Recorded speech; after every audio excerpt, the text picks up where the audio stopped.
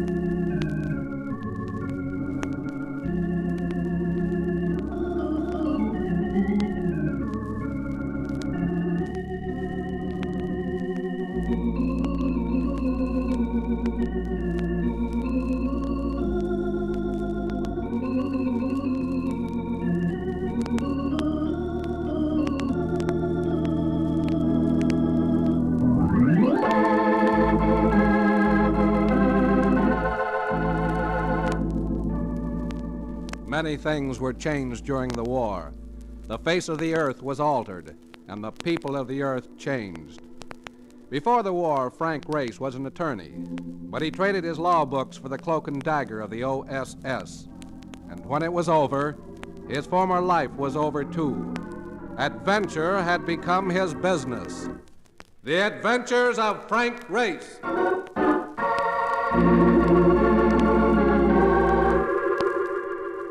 New York in the spring, just after a rain, with the sun sneaking a look at you now and then.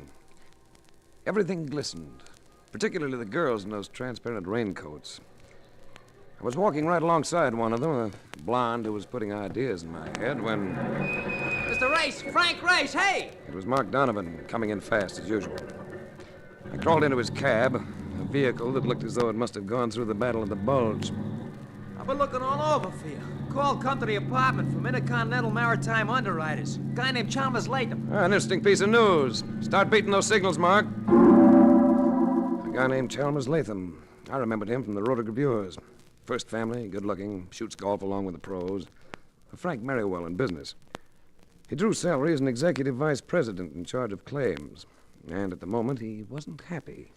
I don't believe we've met before, Race. I don't believe so. I heard of you through McCormick, our chief adjuster. Attorney, aren't you? That's right. The OSS during the war, quite a lot of foreign service, decorated several times. You've got me. Might I ask why you prefer not to practice your profession? Well, I got fidgety in courtrooms. It's a handicap, irritates the judges. I'd like to point out, Race, that the function of this office is to adjust claims, not to investigate them. But you've had one come along that looks fuzzy. Not one, two. Two freighters operated by the same firm.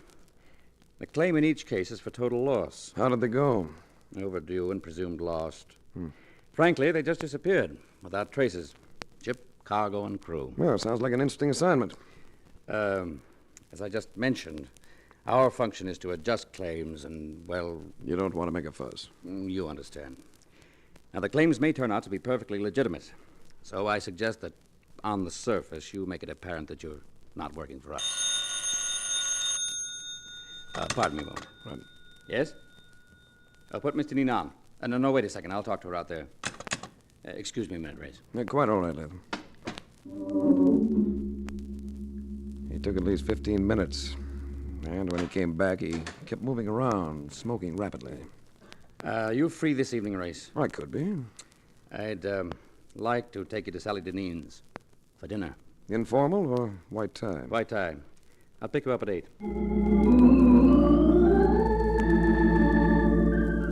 I left Latham's office and headed for the elevator, but I never quite got to it. The interception came in the shape of a paunchy personality with a pair of eyes that reminded you of grapes. Peeled grapes. His face was round and without guile, and he spoke with the voice of a choir boy. We're taking the stairs. Well, I'm not seeking exercise. You know, that's a long way down. I said we're taking the stairs. You go moving your flippers and you'll pick up a crop of bruises.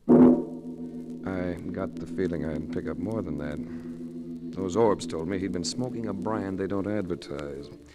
We took the stairs. Stay close to the buildings. And remember, one phony move and I'll plant a slug in there.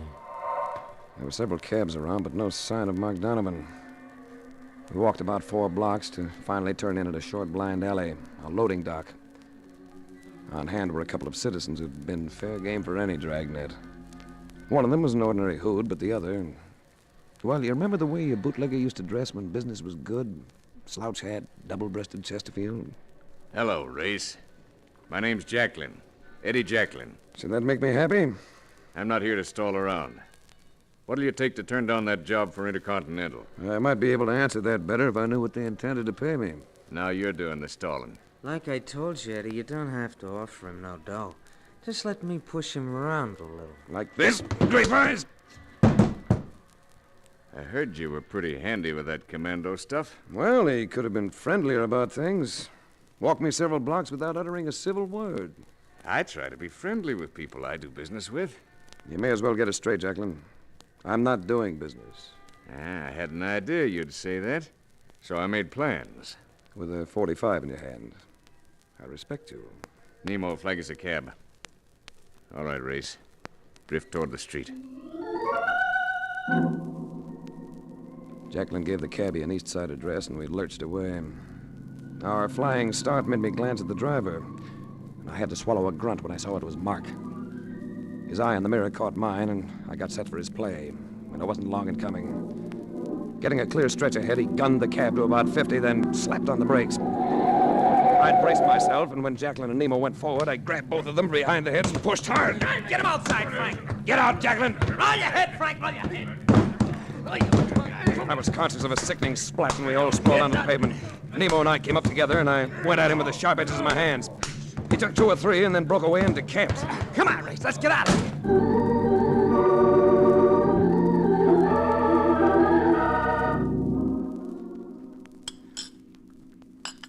Fine fare you turn out to be.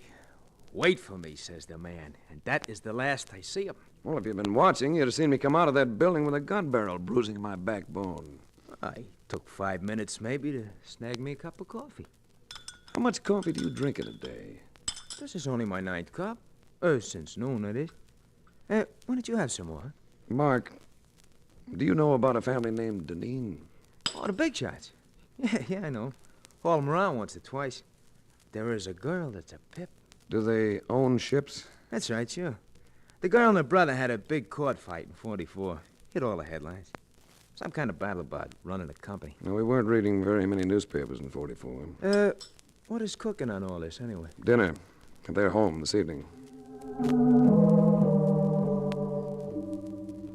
On the way over, Latham had briefed me on the family, but at that, I wasn't quite prepared for the militant aunt who presided over the household. Miss Deneen's aunt, Carrie Farrell, must have been about 45. Her complexion had the look of freshly stirred oatmeal. She spoke in tones that seemed to be directed at someone behind you, about 50 feet behind you. Carrie's Mr. Farrell always seemed to be smiling, apologetically, as though he felt himself to be a traitor to his sex because of being her husband. Race? Well, that's an odd name, isn't it? Has anyone ever told you that the race doesn't always go to the fleetest? I'm afraid that doesn't quite make sense, Carrie. Does to me. I'm sure it does to Mr. Race. Come along. Sally isn't here yet, but we won't wait for her. We were dabbling with a chocolate souffle, and I was wondering why Latham had bothered to set this up when she appeared in the doorway. You know, the loveliness of some women affects you gently, like the sampling of fine wine. With Sally Deneen, it reached out and took you by the lapels and said, "Look at me." She wasn't a blonde. She didn't need to be, not with that coloring, not with that thick, dusky hair. Her eyes were large and sultry. When they settled on me, I wasn't conscious of where I was. Sorry I'm late, everybody. Hello, Chalmers. What have you been doing lately? Fretting about your ships? Oh, bother the ships. Yeah, that simply amazes me, the way you all accept the situation so resignedly. What else can we do, Chalmers? None of us here knows a thing about shipping. Bob does, or should. By the way, Sally, where is your brother? I thought he'd be here tonight. With me here? Don't be silly, darling. Well, I wanted to see him because, well, I'm going to be frank with you. I hate to have to do it, but I'm forced to investigate the loss of those 2 vessels. What? And we'll keep it as quiet as possible. And I gather that Mr. Race will do the investigating. Yes. Well, whatever you think best, darling. As Uncle Matt said, we know very little about shipping.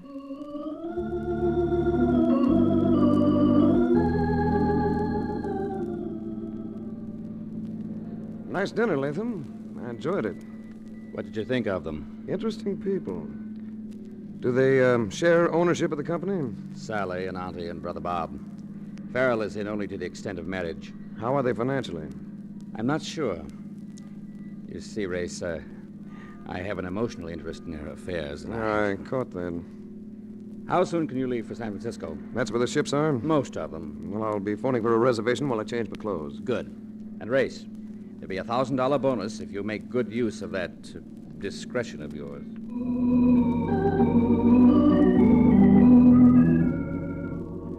Frisco and fog. According to all reports, they like bread and butter, particularly in the spring. So the sun was a newly minted gold piece. The only cloudiness visible was in my taxi driver's face as the car in front of us made a left turn from a right-hand lane. The cabbie dropped me at a hotel that matched the weather, the Mark Hopkins. And while I was smudging the register, I heard myself being paged. I signaled the bellhop, and he led me to the bar. Sally was there. Surprised, Mr. Race? Frankly, yes. What will you have to drink? A bourbon and soda, please. Since you'd like to know, I wheedled your destination out of Chalmers, Latham. What did you use to get out here? A rocket? Well, I imagine I caught an earlier plane. I trust I don't look travel-worn. You look... Well, if you don't know how you look, you're not the girl I think you are. As a compliment, I'm afraid that one is tinged with cynicism. No, I'm not being cynical. I may get that way later, but I'm not now. I like you, Race. You mind? What about Latham? Will you believe me? If you level. I'm leveling, Race. Chalmers doesn't know I'm not interested. It isn't my fault. That's good enough for me. Let's drink to the new cities, new acquaintances. Let's drink to Oz.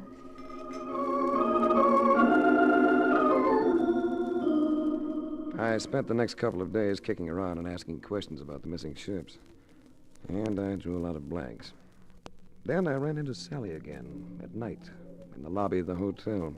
Tell me, Race, have you been avoiding me? I've been circulating around. That's the way I earn a living. Aunt Carrie and Uncle Matt flew out. I'm having dinner with them. Why don't you join us? Here at the hotel? No. And we have a house out here that we keep open the year round. St. Francis Wood. How about dinner? Oh, well, I'll enjoy that. But I'm afraid I'll be a little late. See, there's a ship in the harbor I want to have a look at. The Hackensack Victory. Oh, that's one of ours. I know. Maybe you'd like to go along. Couldn't we make it tomorrow? Let's make it tonight. Think of what it'll do for your appetite. You're a very persistent man. The Hackensack Victory is an exact counterpart of the 2 ships that disappeared. You don't have to come if you don't want to. I'll come.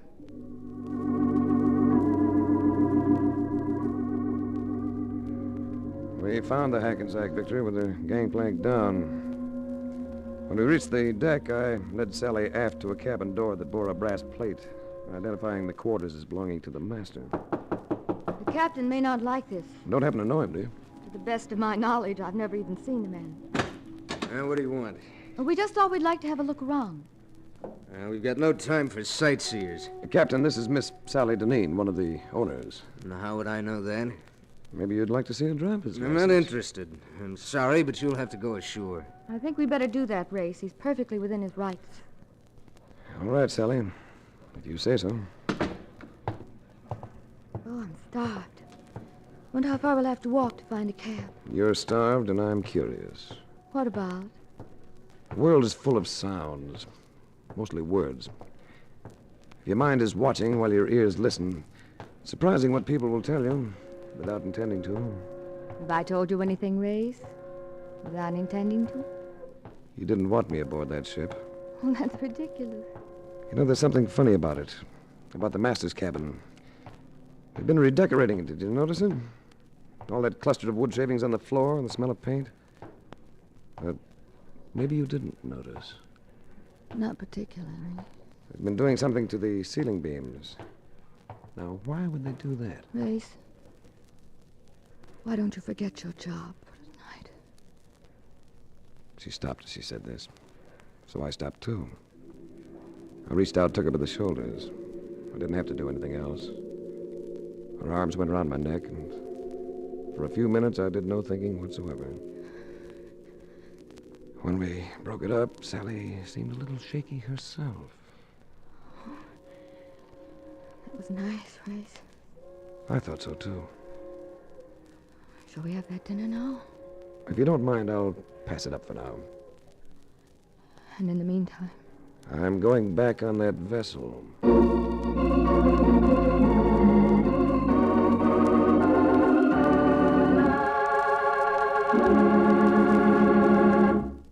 We'll return to the adventures of Frank Race in just about 1 minute.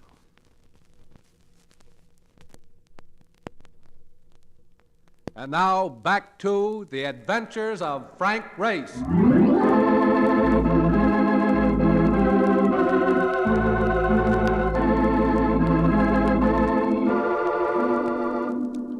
There was something wrong with the Hackensack victory. I was sure of that. And I couldn't drop the feeling that Sally Deneen was in on it. The gangplank of the ship was up, so I picked a mooring line and managed a hand-over-hand passage that put me aboard. No one seemed to be around, but the master's cabin was unlocked, and I pushed my way in. It was the same lad, and he started to be trucking it again until he glimpsed the Smith & Wesson in my hand. Well, what do you want now? Just a little talk. Why don't you sit down? First, I'd like to know why the remodeling job. The beam up there. I don't know what you mean. That beam has just been cased with another piece of wood. Very skillfully, too. Why would anyone want to do that? This vessel carries a serial number. It's to be found on her engines, on her compass, on her keel. And it's usually carved into the main beam of the master's cabin. Who'd want to be changing all that? I thought maybe you'd like to tell me. I'm not saying a word about anything. Maybe you'll talk at police headquarters. Put on your coat. You can't arrest me. Where's your authority? In my hand. Get that coat on. He was right. I had no authority. But somehow I was going to get him inside a police precinct. We left the cabin and went to the waist. We got halfway down the gangplank. That you, Kennedy? Yeah, but watch out for this fella. He's hijacking me. Well, well, if it isn't Race. Going somewhere, Race? They were at the foot of the gangway, all of them. Jacqueline, Grape Eyes, and Nemo. Take it carefully. He's got a gun on my side. We got rods, too. 3 of them. Why don't you try coming by, Race? Listen, Jacqueline. Listen carefully. I'm coming down with Kennedy in front of me. And you lads are going to back away to the left. Make any bad moves and I start blasting. I've forgotten that Grape Eyes wasn't exactly the rational type. I never cared for high dives, but it was either Jacqueline or a jackknife.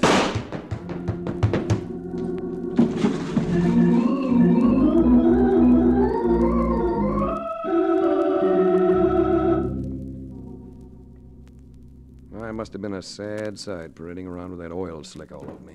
But I paraded. At police headquarters, I wrote a description of Captain Kennedy and swore out a warrant for his arrest. Then I went to the hotel and scrubbed myself for about an hour and crawled into bed. I slept hard until... Yes? Good afternoon. Oh, hello, you. I'm sorry about last night. Adventure reared its delaying head. All is forgiven. As a matter of fact, we're getting together tonight. Aunt Carrie, Uncle Matt, you and I. If you aren't too busy. Ooh. Is this for dinner? In your honor.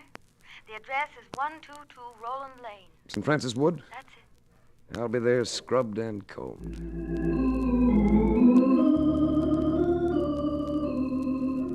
122 Roland Lane turned out to be an attractive sort of place. Monterey style, not unusually large.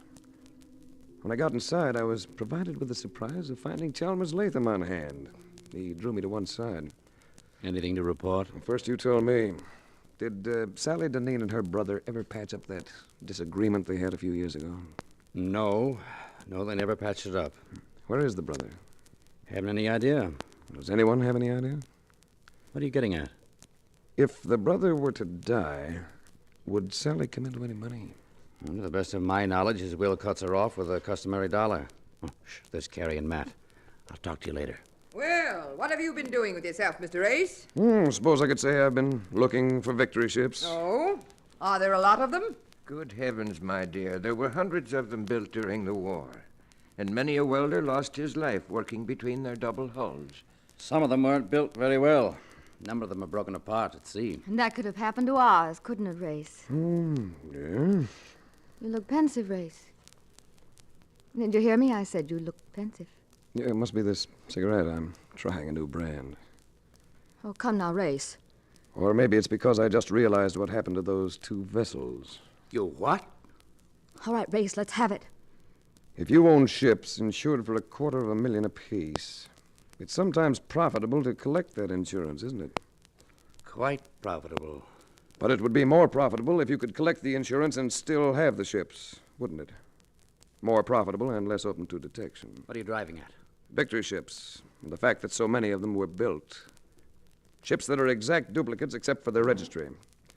Some of them are worth $250,000, others you can pick up as salvage for a few thousand. Please come to the point, Mr. Ace. The Hackensack Victory was originally bought for a salvage price, wasn't it? I think so. I believe our company had it refitted. And that happens to be my point.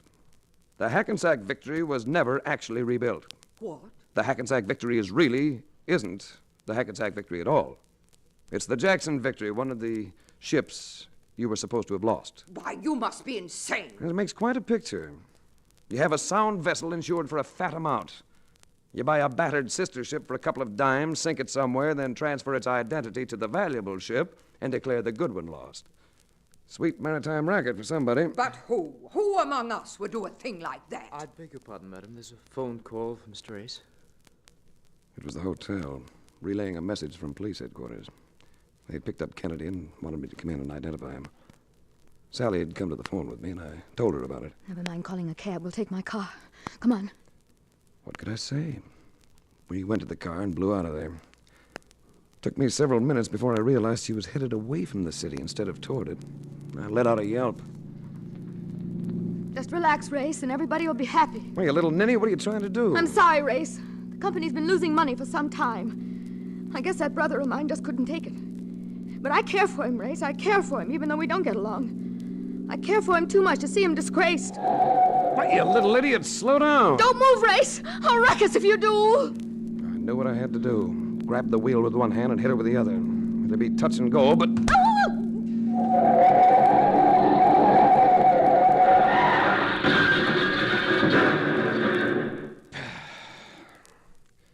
Well, have you ever tried to stop a speeding car with an unconscious girl flopping all over you? I took time out to make sure she wasn't too badly hurt. Then I swung the bus around and headed it back. She came around pretty soon, but didn't say anything. Just sat there letting me make the plays.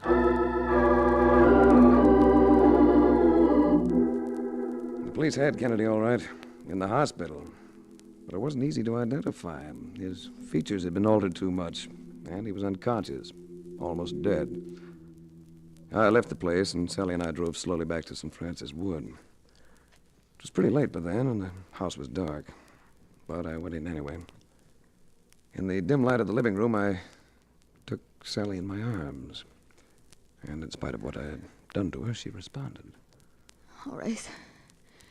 When we care for each other the way we do, is it necessary for you to be so hard about things? Can't you work for me instead of the insurance company? Sally, what do you think happened to the crews of those 2 ships? Oh, I don't know. It hadn't occurred to me. It occurred to me. I believe they were murdered. And, Sally... Yes? I think your brother has been murdered, too. Oh. I'll take it, Race. I let her. She needed something to Yes? concentrate on after a Isn't it wallop strange? like that. Quite a lot of conversation seemed to he come from the other end. That's good. Finally, still holding the phone, Yes, Sally turned to me. It's the police. Captain Kennedy has regained consciousness, but they don't expect it will be for long. They want to know if you have any suggestions. Here, let me have him. Hello. See if you can get a statement from him, will you, Inspector? And keep driving at him with one name. Matthew Farrell. Keep repeating it to him, and I think you'll blow the whole thing wide open. Oh, that's funny. What's the matter, Race? The line seems to have gone dead. It's been dead for several seconds, Race. I cut it just before you offered my name to the police. Uncle Matt! He stood there fully dressed, and he was gripping what seemed to be a Luger, gripping it steadily. What made you suspicious, Race? In New York, you said you knew nothing about shipping. Tonight, you spoke of welding double hulls. And then I imagine there's a will, isn't there? Bob Deneen's will, leaving his share of the company to you and your wife. My wife had nothing to do with it. No, I can believe that. And you're going to have nothing to do with it. Either of you. I'm sorry, Sally.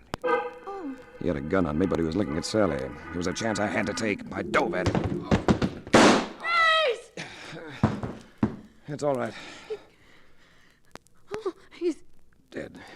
Yes. Had to be him or us. Oh, Race! Yes, Sally. I know.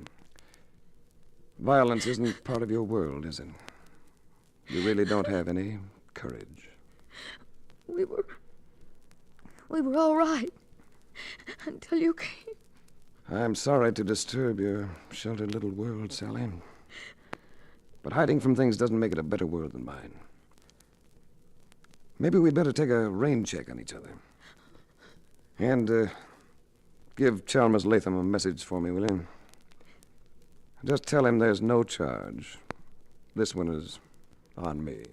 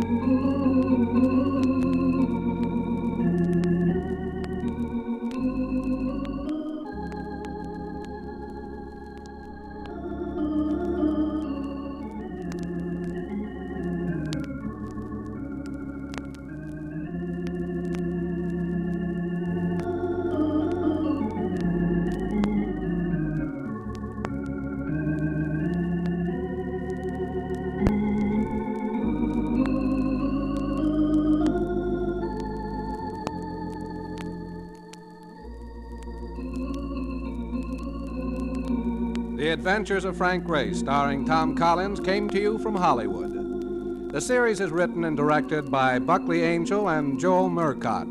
The music is composed and played by Ivan Ditmars. Be sure to be with us again this time 1 week from today for another dramatic chapter in The Adventures of Frank Race. This is a Bruce Ells production.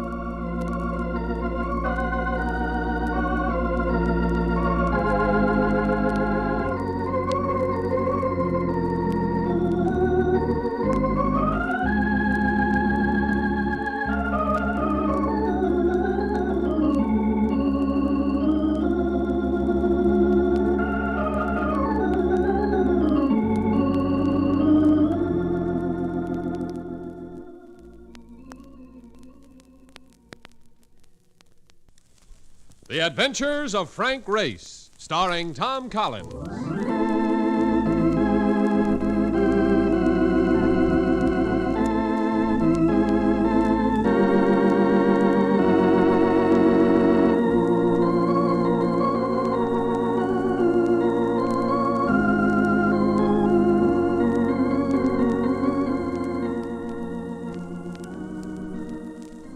The war changed many things, the face of the earth and the people on it. Before the war, Frank Race worked as an attorney, but he traded his law books for the cloak and dagger of the OSS. And when it was over, his former life was over too. Adventure had become his business. The Adventures of Frank Race.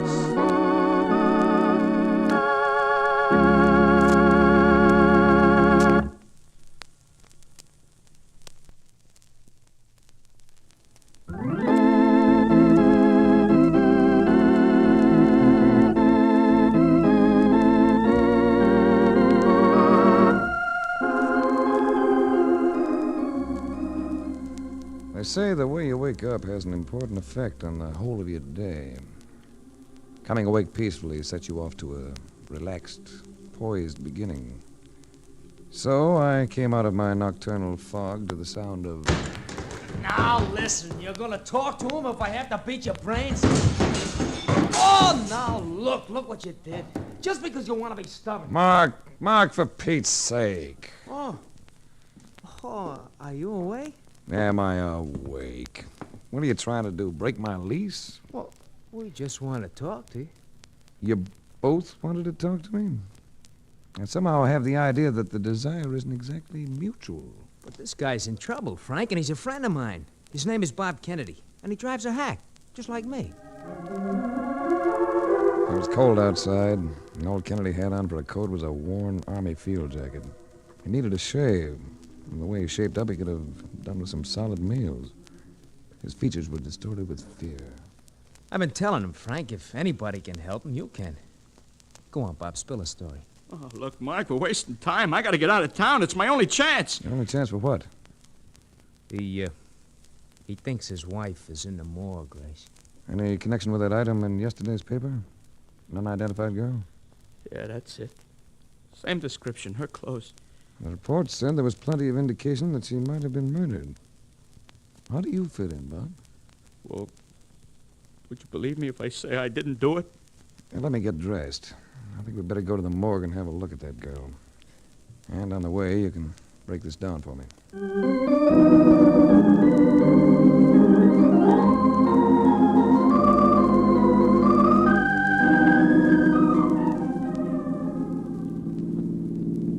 He was an ex-GI, studying architecture on a BA program. His wife had been an English war bride. He told me about it as we drove. I didn't marry into the royal family or anything like that. She worked in the factory during the war making ammunition. But she was pretty. No guy could have a better wife. Yet you had a fight. Yeah. We picked a great place to pull it off. In a cafeteria with 1 million people around. She left me there. That's all I know. Where might she have gone, Bob? Oh, I don't know. Unless it was to look for a job. Ah, this is it. And, I know the boys in here, so you might let me do the talking.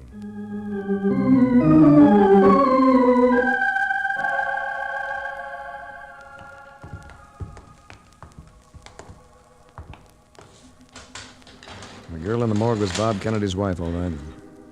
She still looked pretty and young, even lying there. Bob's stricken eyes came up to meet mine, staring at me. I shrugged at the attendant, and he replaced the sheet. I think you ought to go to the police, Bob. No, after that fight, you know what else? We had insurance policies on each other. Double indemnity endowments. Yeah, they were her idea.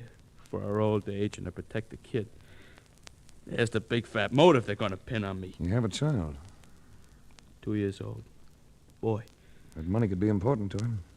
Sure it could. He'll never use a quarter of it if the court declares you guilty of murdering his mother. And hiding out now is going to look bad. You turn yourself in... Not a chance. I haven't got a prayer, and I know it. I'm going to say thanks and get lost.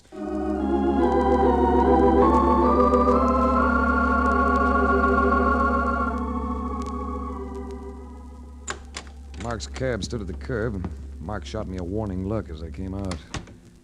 There was reason for his attitude. On the sidewalk waited a couple of gentlemen who might have been ward heelers just for getting out the vote. The smaller of the pair intercepted me at the bottom of the steps. You're Frank Race, ain't you? That's right. And you? What's the idea case in the morgue? Maybe I'll live here. You don't, but you might. What's the story? Sorry. Saving that for my biography. Yeah? Well, we'll see how long you save it. Okay, get in the cab. He had his argument in his hand, a snub-nosed automatic. So I shrugged and moved toward the taxi. At the same time, Mark slid across the seat and stepped out as though to open the door for us, and immediately pinwheeled into action with a 14-inch end wrench. Take the big guy, Frank! Watch it, Mark! Hey, miss me. Get on this, Eddie! It is washed up as of now. And you too, Marlowe! Oh, brother, that wraps him up. Come on, Frank, let's get out of here before that shot brings the boys in blue. Yeah, as soon as I unload this gun. What's the story on that Milo personality? You seem to know him. Milo Morgan? Certainly. He belongs to Larry Carmichael, the racket boss. Why? Yeah, Larry Carmichael. Good lad, Marcus. You've steered me into the lead I've been looking for.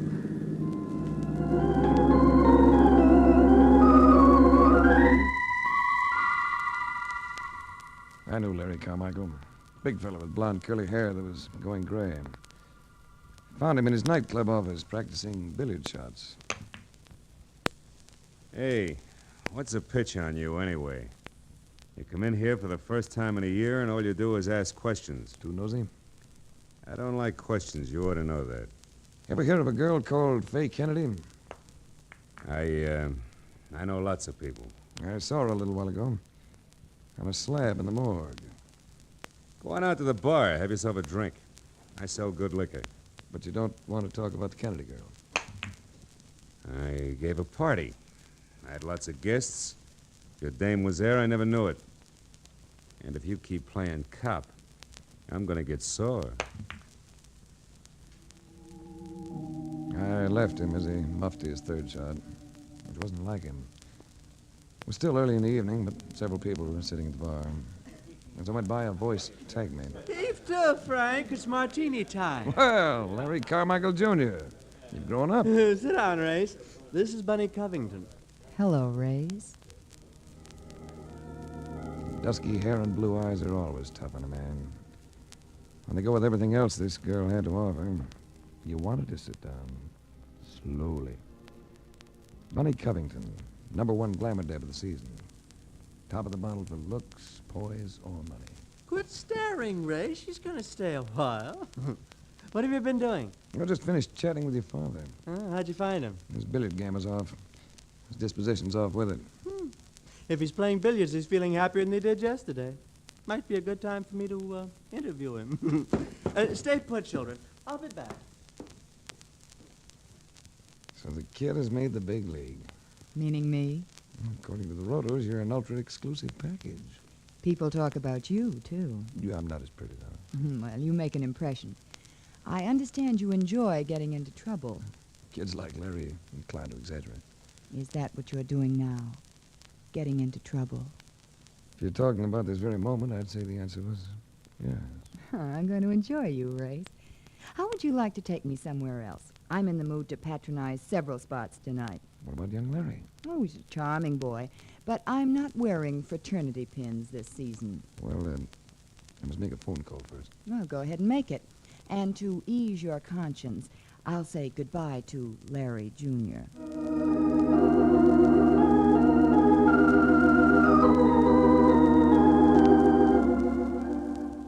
My call was to the Homicide Bureau, to a friend by the name of Lieutenant Vander.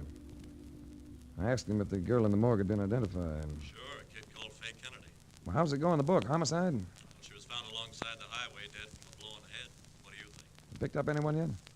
What's your interest in this, Frank? Oh, just curiosity. You and your curiosity. I'd still like to know if you've made an arrest. Well, we brought in the girl's husband about an hour ago. You calling it open and shut? Oh, no, not this early. But the guy was skipping town when we took him. I don't think he did it. Does that mean you know something, Frank? I'll keep you posted, Lieutenant. Listen, Frank. You ready to go now?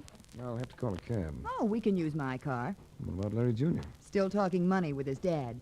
The child has to live, you know.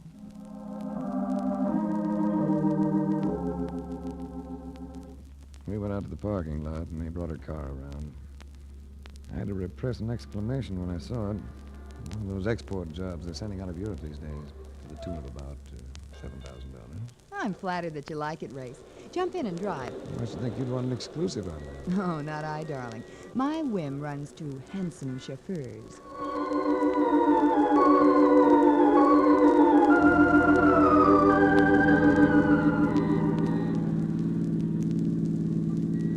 You know something? What?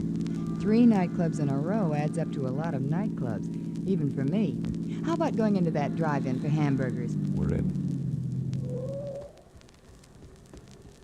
Oh, I'm starved.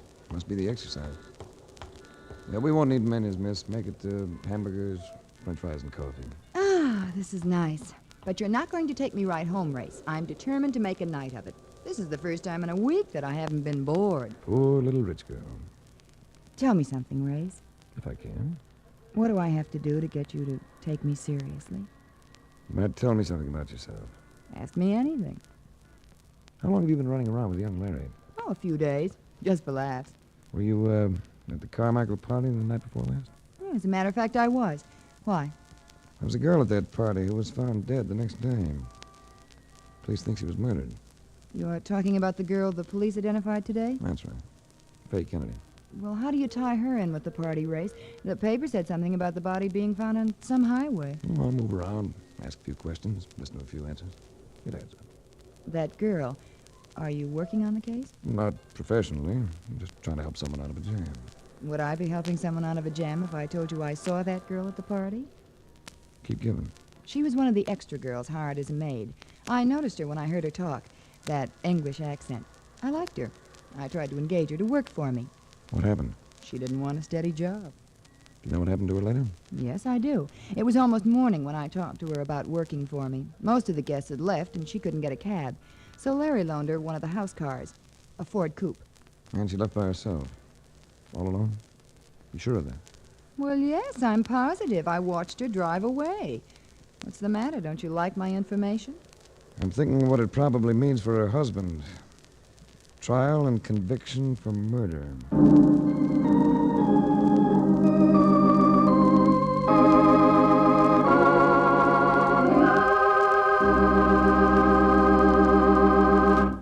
We'll return to the adventures of Frank Race in just about 1 minute.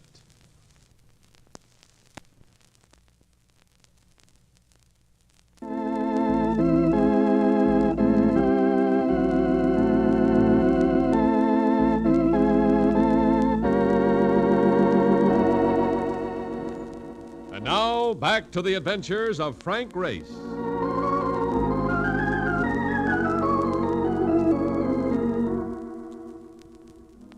I've had cases that have been failures, plenty of them.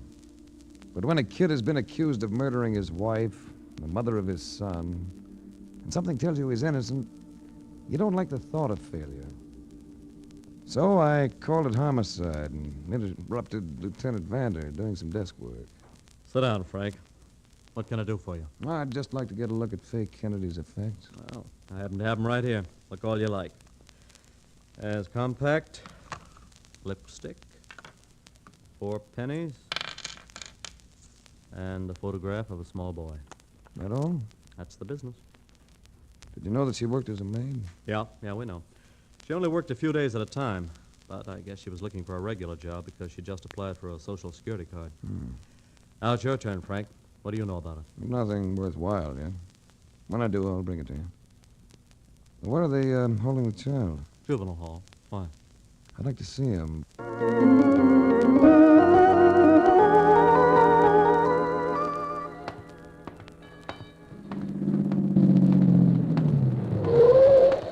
Hey, mister, can you use a cab? A good man, that's against the law. You know it. Stop making with the funnies, Frank. Come on, get in here and I'll give you a lift. I was going over to Juvenile Hall to see Bob Kennedy's kid. What were you doing around here? I was going to see if I get a pass to go in and see Bob. I'll make it later. Brief me on something, Mark. Sorry. What do you know about Larry Carmichael, Jr.? Crazy kid. Always getting into jams. What kind of jams? Dames, mostly. They're always taking them for dough. I guess that's why the old man tightened up on a bankroll. Why? I've sort of had him on my mind. What about Larry Sr.? Has he ever been arrested? Oh, yeah. But they never proved nothing against him. He was indicted by the grand jury about 8 years ago, but he beats the rap. What was he charged with? They hooked him as head of a ring that had been clouting hot shorts. Doing what? Clouting hot shorts. You know, stealing cars. Didn't they have enough on him? He was too clever. By the time he got finished repainting them and everything, even the insurance companies couldn't identify him. Where did he do all this painting and changing? Garage he's got, over on State Street. Does he still have it?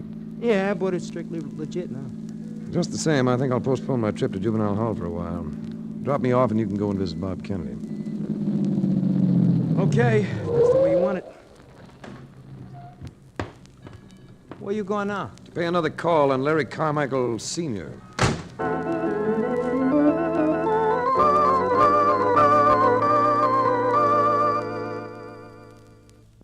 Hello, Race. You back again? Oh, I just thought you might want to talk to me now. I might. Care for a drink? You can owe me one. Hey, I thought you and me were friends. We are, aren't we? The way you mauled a couple of my boys yesterday. Oh, come now. They wanted to prod me around with pistols. So they thought you were somebody else. They knew me. I still think they made a mistake. Why don't you call them in here? You could ask them a few questions. Well, they're not around right now. Why were they casing the morgue, Larry? Would you believe me if I told you I didn't know? I might. Go ahead and tell me. Who are you working for, Frank? What are you so busy about? Now you're making sounds that don't mean anything. You know the story. Kennedy girl? Didn't want to talk about it yesterday. Well, I didn't know I was going to have you breathing down the back of my neck. What are you trying to prove? I don't want to see her husband go to the block for something he didn't do. You got ideas I'm the one that tripped him up, huh? Did you, Larry? Look, Race, I thought you worked for insurance companies. That's right. Well, go back to work for them. You'll be happier. Tell me something, Larry. You own a big garage, don't you? One of those open all-night affairs? I own a service station. So what? Oh, just a casual question.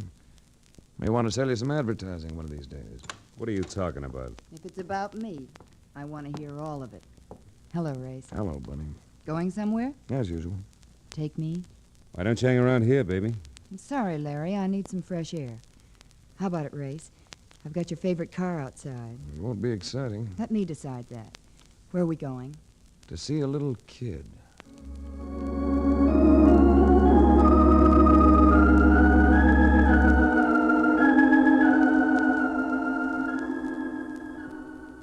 He was tiny and tow-headed. It looked as though he'd usually have a cute, ready grin.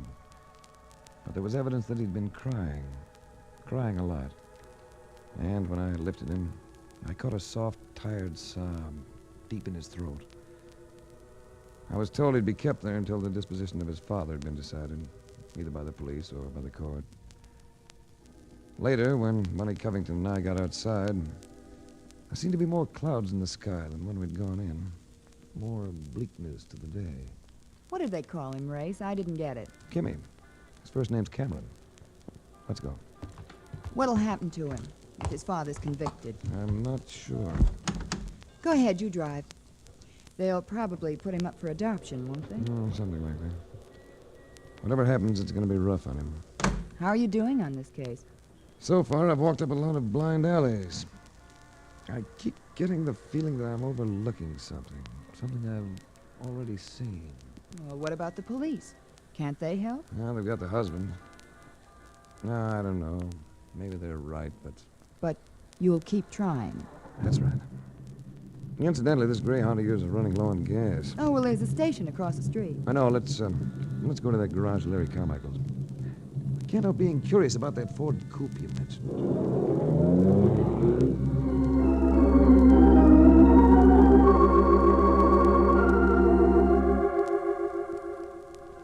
The service station was one of Larry Carmichael's pet enterprises, one of those super service subdivisions that peddle everything from windshield wipers to body and fender work. It was toward the body and fender building that I made my inquisitive way while the car took time out for gas and Bunny took time out to pretty up. There's no activity going on, but the Dent and Scratch Emporium was open, so I prowled in. I'd been peering around for about 5 minutes when someone switched on a light. It was one of those uniformed private police boys. And the moment I caught his malevolent grin, I knew something ugly had turned up. While I was thinking this, he leveled a .38 at me. I dove behind a Buick station wagon, crawled as far as the rear wheels of a Dodge truck, where I jumped up and tore for an open door at the far end. What's the matter, Race? Come on, let's get out of here. Oh, whatever happened? Some lad set me up for a clay pigeon. He almost won the Cupid dog. Oh, there's never a dull moment with you, Race. Shall we drop in somewhere for a drink? Yeah, sounds enticing, but on the way I'd like to Patronize the first public telephone we see. More cops and robbers? Yeah, getting shot at seems to have blown the fog from my brain. I just caught the idea that might wrap up this package. Good. Then maybe you'll have a little time for thinking about me.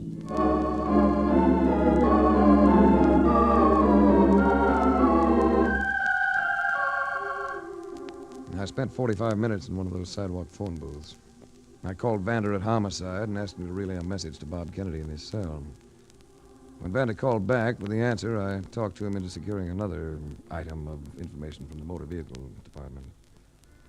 And when I got back to Bunny, everything had finally gelled. You know, I've discovered what makes you so attractive to me, Race. It's because I'm always having to wait for you. Do you know that you're the first person I've ever waited for in my life? Drive on, Duchess. Now you take the wheel. You know, I've been thinking about that. About what? The fact that you never want to drive. Well, I told you the reason. I like handsome chauffeurs. Want me to tell you the real reason? Go ahead. Your driver's license has been revoked. Too many convictions for speeding, for reckless driving. All right, so I'm a good little girl. I let others drive for me. You drove the other night, though. You drove and you had an accident with this car. Race, you're upset. You haven't been getting enough sleep. You bought the car new, didn't you, Duchess? How long have you had it? 6 weeks. Both the front fenders have been refinished. I can tell because the rubber fittings are coated with paint. That's always the tip-off to a repaint job. Do you read palms, too, Race? It all ties in with what happened to Fay Kennedy. You see, when you offered her that maid's job, she didn't turn you down. She accepted it. She'd been looking for a job, so you took her home with you when you left the party. Which would have been all right, except that on the way, you couldn't resist showing off the speed of this rocket. And you ran it off the road into some brush. You didn't hurt yourself, and the car was still drivable. But you fractured that girl's skull. So you pushed her out and left her there, alongside the road. Because you knew that with your record, you'd face a charge of manslaughter. Darling, you are upset. Let's go and have that drink. Sorry, Duchess. No drinks. Oh, Race, you can't really believe all this. Oh, I admit I cracked up the car, but the rest of it... Oh, you're letting your imagination run away with you. No. I'm sure of it. I'm sure of it because you lied. You lied when you said you saw that girl drive a Ford away from the party. I did see her, Race. I can prove it. No, Duchess. Fay Kennedy was born in England into a poor family. Poor families, they don't have cars. She didn't have a driver's license either because she never learned how to drive a car. All right, Race. You've put it together. But you're not going to be difficult about it, are you? After all, manslaughter isn't murder. You'd have turned it into murder. You'd have let that girl's husband go to the chair. Oh, they wouldn't have given him the chair, Race. Life imprisonment, maybe, not the chair. Just life imprisonment. You have no trouble being casual with other people's lives, do you, Duchess? Tell me, how much did you have to pay Larry's private cop to shoot me for a trespasser? Race, I was in a jam. Race, give me a chance. Give me a chance to show you my real inner feeling for you. I had a look at your inner feeling, Duchess, when we saw that baby. You were about as sympathetic as a poleaxe. Where are we going, Race? To Center Street, Homicide Bureau. Last year, debutante, you came out. This year, you're going in.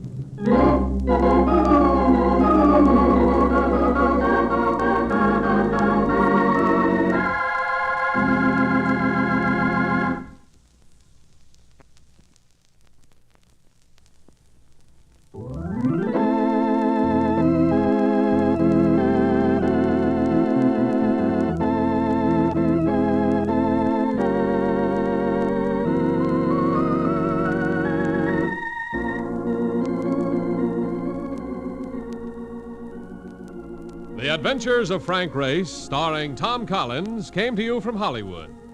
The series is written and directed by Joel Murcott and Buckley Angel. The music is composed and played by Ivan Ditmars. Be sure to be with us again this time, 1 week from today, for another dramatic chapter in The Adventures of Frank Race. Art Gilmore speaking. This is a Bruce Ells production.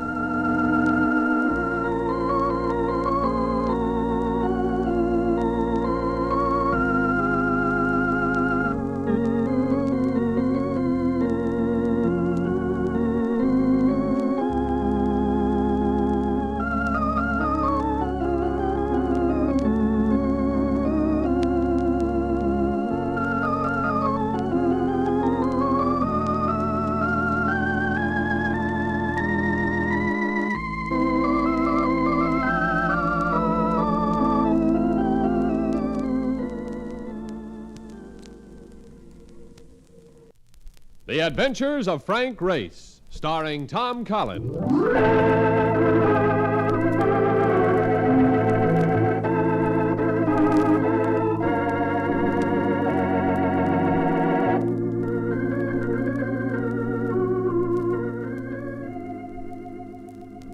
The war changed many things, the face of the earth and the people on it. Before the war, Frank Race worked as an attorney, but he traded his law books for the cloak and dagger of the OSS. And when it was over, his former life was over too. Adventure had become his business. The Adventures of Frank Race.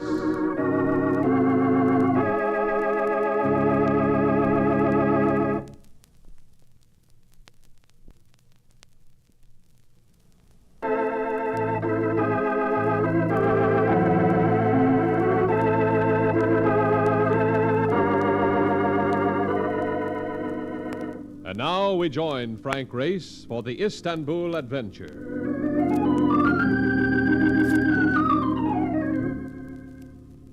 There are men who'll tell you they've seen the city die, and it's hard to find argument for their words. Our population has dwindled to half between the wars. Our trade has dried to a trickle, but somehow, with a wet night engulfing crooked streets and shadowy bazaars, I was feeling the old exhilaration and expectant sense of violence. There's always Istanbul. Here, this doorway.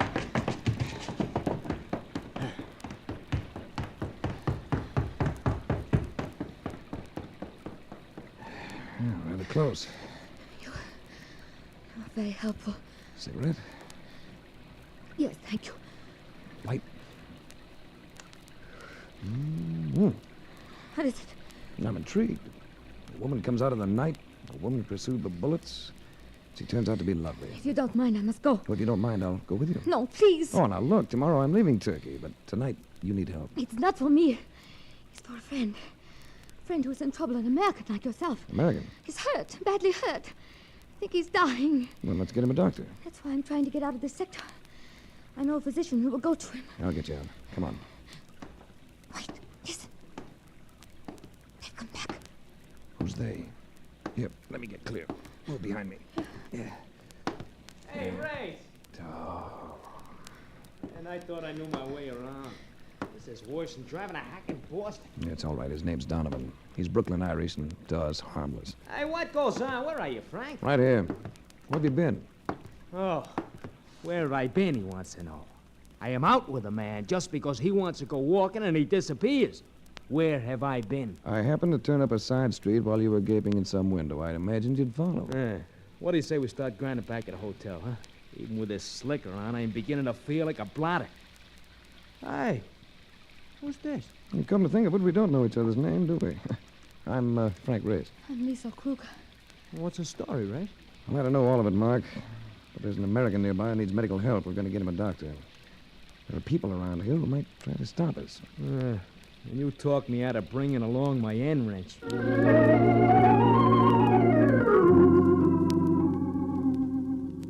another section of the city, Liesel made a phone call. Within 15 minutes, we were joined with a physician. He was young and tall and dark, with a face you felt you could believe in. Liesel introduced him as Dr. Amarand. Gentlemen, I want to thank you for helping Liesel. I believe we shall manage all right now. It might be harder getting back into that sector than it was getting out. We'd better stick with you. The rain had stopped, and with it had gone the freshness of the night. With no wind stirring, the street smelled fetid, oppressive. There was no lift to the blackness, and you got the feeling of continually being about to walk into something.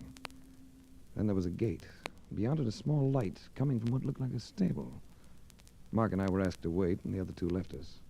You know, I wonder if we're going to get a chance to cancel them reservations. What reservations? On the boat. Why should we want to cancel them? Race, I got to look at that girl. You won't be taking no boat tomorrow. Which, to me, is kind of sad. Here she comes. Come, Race. You want your friend? I told the American about you, Race. He wants to talk to you. He is too weak to say much, Mr. Race.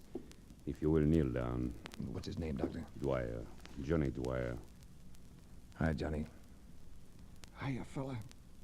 Where you from? I work out of New York. I was born in Indiana. Hey, sounds like home. I'm from Dayton, Ohio. Who hurt you, Johnny? Some bad ones, fella. Pulling a bad deal. Liesel and Doc will tell you they're great people. He'd better not speak anymore. Someone, he's coming. On the candle.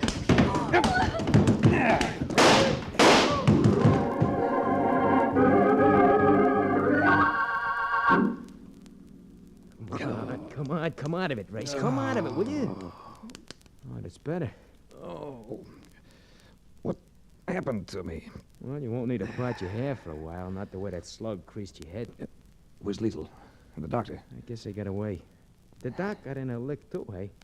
One of them visitors is as dead as a smoked herring. What about Johnny? Johnny Dwyer? He's dead, too, Frank. I don't know what these people are playing, but it ain't post office, Frank. It ain't post office.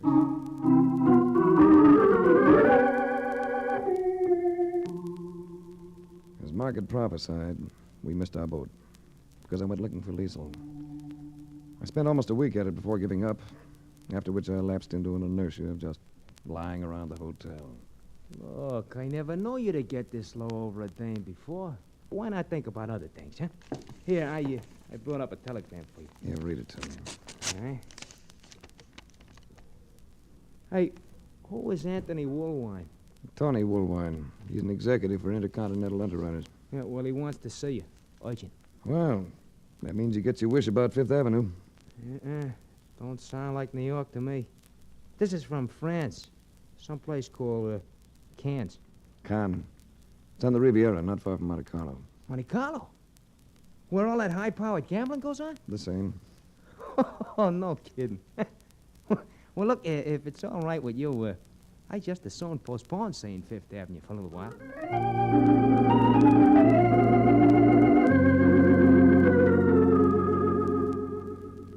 Tony Woolwine. A nice guy who always seemed to be where there was sunshine. At Cannes, he had everything to go with the climate. Rambling villa, lots of ground around it, lots of swimming pool taking up the ground. He greeted me in bathing trunks and a tan that made everything about him seem brown but his grin. It may look like a holiday, Frank, but I'm not over here just for laughs. I've been wondering why you sent for me. Tomorrow you embark on a dirty job. Well, that's fair warning. Thanks. Do you mind if I make a personal observation? Go ahead. You got me under your spell. You don't seem to have your usual eye out for the ladies. And here I've been thinking that this crop I gathered was unusually bounteous. Yeah, with your usual discernment, you've provided both quantity and quality. I've noticed. Particularly that bit of symmetry near the diving board. In the black suit? Ah, that's better. Now I'll stop fretting. Oh, there's somebody I want you to meet. Chuck? Yeah? Come on over here. It's a flyer I'd like to have you know. You like him. He's offered to help us out on this task I mentioned. Hi. Chuck, I want you to know Frank Race. Chuck Farrell, Frank Race. Oh, how do you do? How are you? And I am Liesel Kruger. She stood there quietly, utterly composed. An exquisite figure in a black bathing suit. She had been the one who'd drawn my comment, the one by the diving board. She looked young, younger than she had in Istanbul. And her loveliness in the stare of the sun was something to take the breath out of you. Where, oh, where did we find this? Woolwine, you've been holding out on us. Hey, look beautiful. We thought you were dead, Race, when we saw you go down with the blood all over your face. Blood all over your face? You got away all right? You and the doctor? Hammeran's arm was broken by a bullet. We got away. We couldn't have done it had not you and your friend been there to confuse him. I realize this must be some sort of a reunion, Is but... Race the man you were telling me of, Tony? Well, yes, Race is the man. You mean there's a tie-up here somewhere? Well, my side of it is purely insurance. The companies had to pay off claims on 3 large shipments of food, clothing, and medical supplies coming to Europe from the United States. We don't want to have to refuse insurance on future shipments, but naturally we can't keep that up. So we've got to solve the problem. I take it these shipments weren't lost at sea. Liesel, now it's your turn. Well, it's the same thing that has been choking Europe to death for so long, Race. Black market. The last year it seems to have come under the control of one organization, all over the continent. Is this what you've been fighting? You and Dr. Amaran? Yes. To Americans, the black market might seem vicious, but I'm sure it seems impersonal, a blight that doesn't really touch. But with us, well, I had a brother, all I had left of my family, and a year ago he became ill of pneumonia. I was assured that if he received penicillin, he would live. It's usually effective. I got him the penicillin, Race, at a price very hard for me to pay. I got him the penicillin, but he died at the age of 19. Oh, I'm sorry, Liesl. He died because the drug was worthless. What happened to those shipments that were lost? Destroyed. Cargo, train, and crew. Nothing left each time but smoldering ashes. I don't get it. What happened to them? The black market would have stolen those shipments, but they knew it would be too difficult. So they destroyed them. Nobody knows how, because the train crews are always killed. And then the black marketeers get their high prices with shoddy clothes and bad food and synthetic medicine. Sounds like a rough bunch. Race knows how rough they can be. He saw some of their work in Istanbul. There'll be 2 more trains going through this month. One on the 19th, the other on the 27th. They must not be destroyed, Race. Listen to me. There is an epidemic of diphtheria breaking out through the western portion of France. Unless those trains get through with diphtheria toxides, thousands of children are going to die.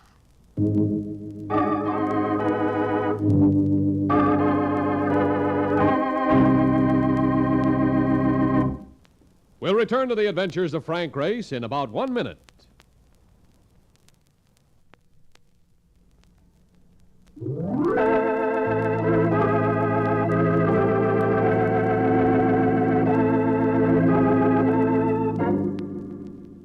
And now, back to the adventures of Frank Race.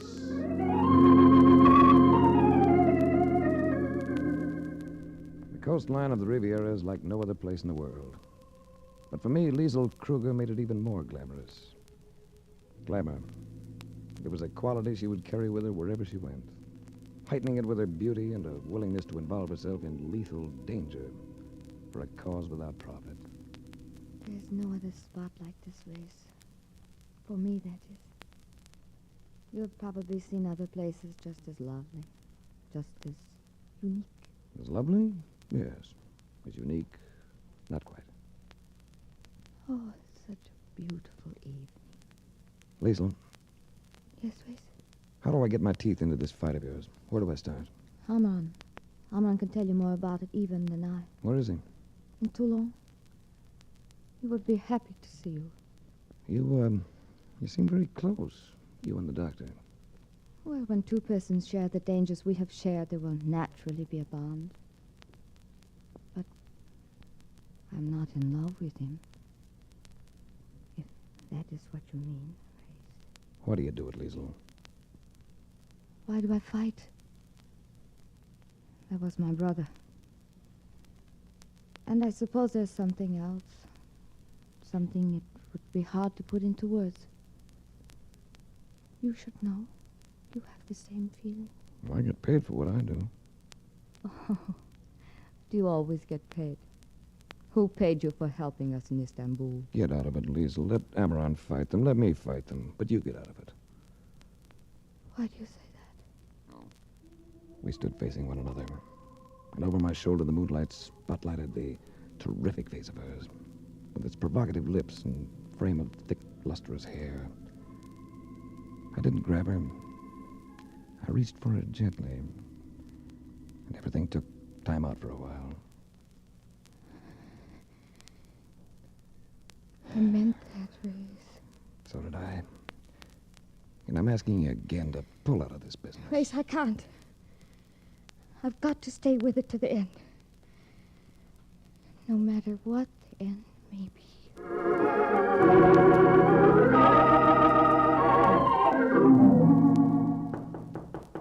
You awake yet, Frank? Yeah, come in.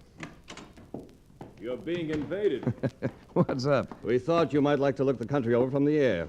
How long will it take you to dress? A quarter of an hour. Where's the plane? Oh, not more than 20 minutes from here. Oh, what have you got? A salvage job I picked up. A P-47. Some ship, Frank. Chuck thought he was getting a bargain when he bought that ice wagon. Lots of power, and he bought it for dimes. The payoff is that operating it will keep him in hock for the rest of his life. P-47 adds up to a lot of planes. I wouldn't have anything else. She pays her way. Say, what's wrong with your hand, Chuck? When'd you do that? Oh, I nicked it as I was gassing up the other day. It's a little swollen. A little swollen? You'd better do something about it, Chuck. Tomorrow. Today I want to fly. Chuck, since this is just a tour of duty with no destination, would you like to drop me in Toulon for a couple of hours? Toulon? Why, sure. I'll be calling on a doctor there. We'll get him to take a look at that hand of yours.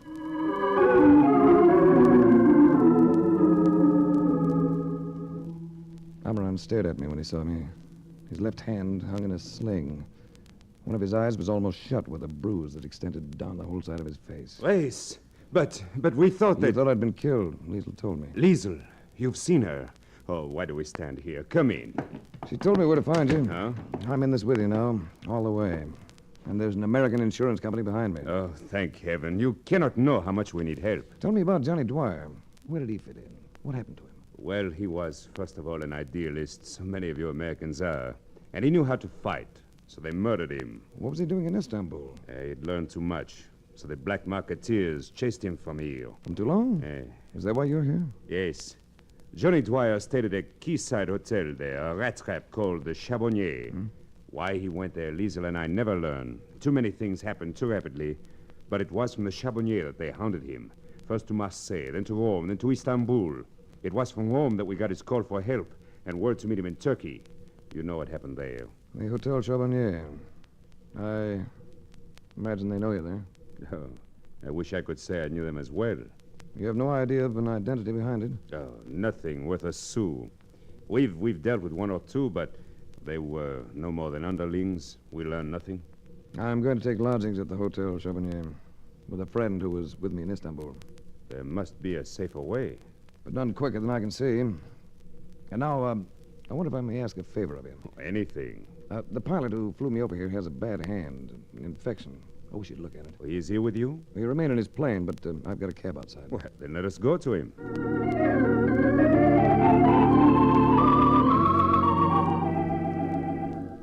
We found Chuck Farrell leaning against the fuselage of his P-47.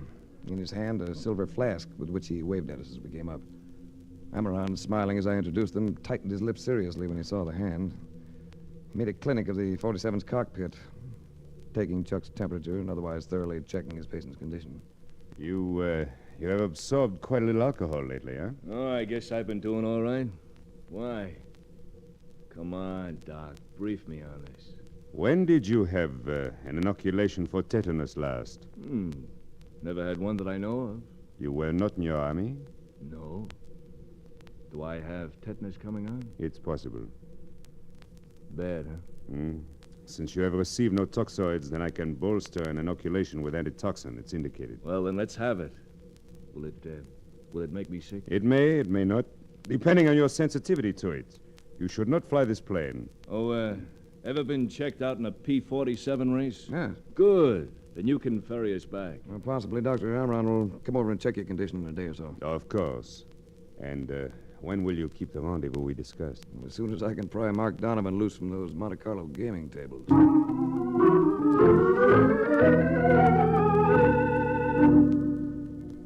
There are parks and promenades in Toulon, all handsome. There's the view of the sea. There's the cathedral, and other old churches, and a fine town hall. And not far from its docks, on a crooked street, forgotten by all but the police, and a few citizens who would prefer that the police also forgot it, stands the Hotel Charbonnier, as dubious a hostel as you'll find anywhere along the Mediterranean. I will say just one thing. If I'd have known I was leaving Monte Carlo for this, on this race, I think I'd have run out on you. Now, cheer up, Mark. You'll find after a while the place grows on you. Something's been growing on me, and it ain't my disposition. If I could only get me a cup of coffee. Why don't you look around? I've been looking around. There's wine everywhere. You can wade in this stuff, but not one drop of coffee. I gotta find some somewhere. Hey, a note under the door. Let me have it. Where's it from? Dr. Amaron. He wants me to go to him at once. Something urgent. You wait here.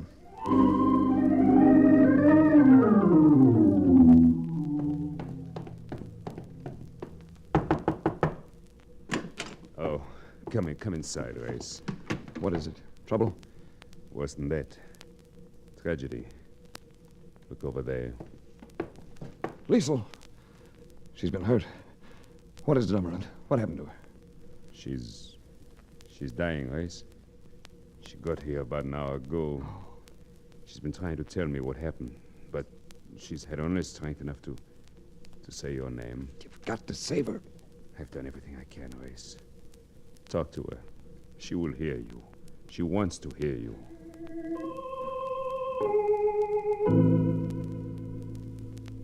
I had a lot of things to say to her, but if she ever heard any of them, there was no sign.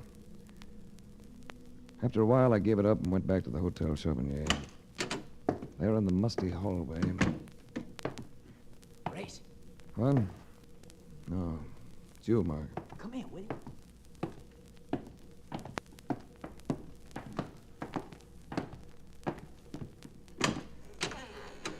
Gotta have a look in here.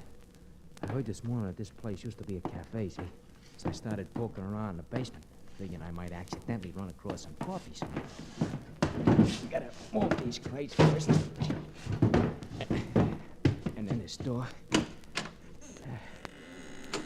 Can you squeeze through? Yeah. What have you got? Take a look at what I got. An arsenal. Rifles, pistols, submachine guns, even shells. Look at this one, will you? Shell. That's no shell, Mark. That's a rocket. What's the matter? Oh, what a fool I've been. Chuck Farrell and his P-47. What are you talking about? P-47's Thunderbolts. Along with the British Typhoons, they were the top rocket-firing planes of the war. Rockets for knocking out tanks and trains. Trains, Mark, do you hear that? Certainly I hear it, but Chuck Farrell, he destroyed the supply trains. And I've been eating with him, drinking with him, flying with him. Wait a second. What is it? So now you must have found out what we're doing. Here, then. Load this pistol. You're going out through that window up there. When you get clear, fire 2 shots, you understand? Then head for Woolwine. Tell him about this whole setup. Now, wait a minute. You can boost me up to that window, but what about you? How you gonna get out of it? Give me a foot and get going. Here. Okay, I'm up.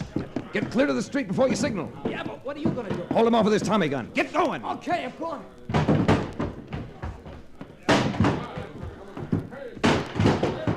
Okay, one more rush to get that door open.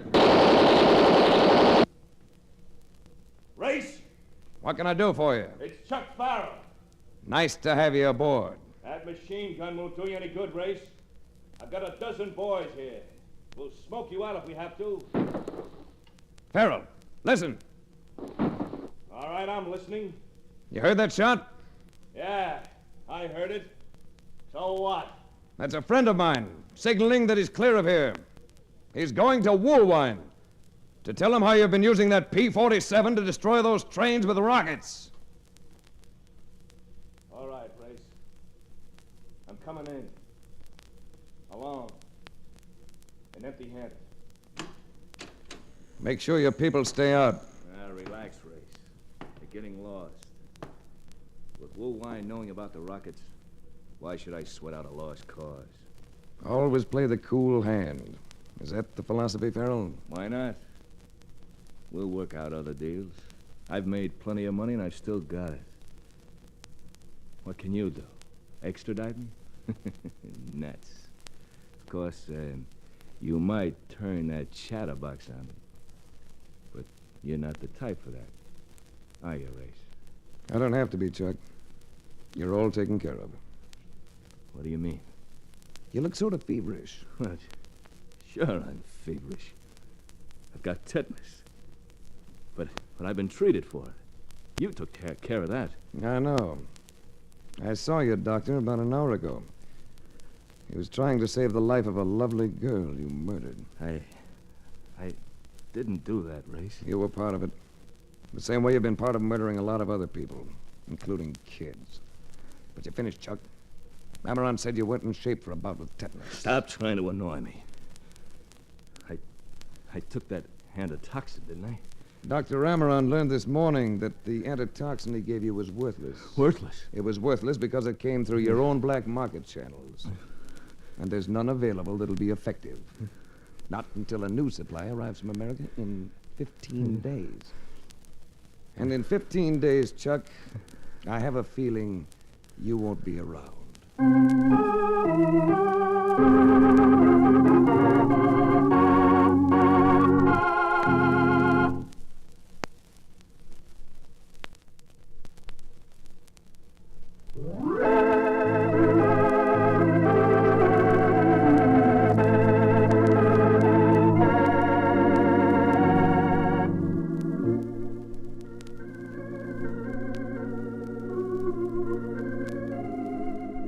The Adventures of Frank Race, starring Tom Collins, came to you from Hollywood. The series is written and directed by Buckley Angel and Joel Murcott. The music is composed and played by Ivan Ditmars. Be sure to be with us again this time, 1 week from today, for another dramatic chapter in The Adventures of Frank Race. Art Gilmore speaking. This is a Bruce Ells production.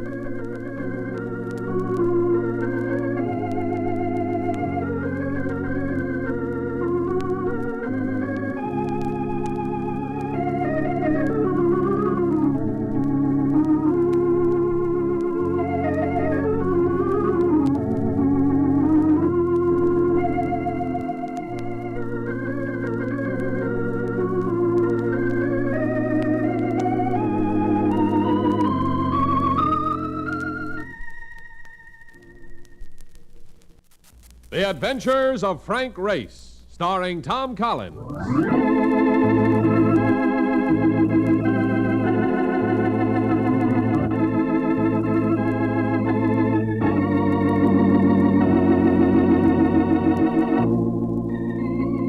The war changed many things, the face of the earth and the people on it. Before the war, Frank Race worked as an attorney, but he traded his law books for the cloak and dagger of the OSS.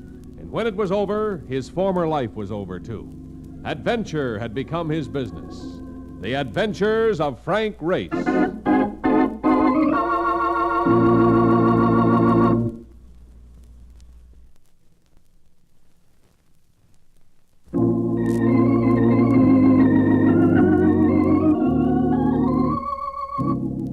now we join Frank Race for The Adventure of 17 Black.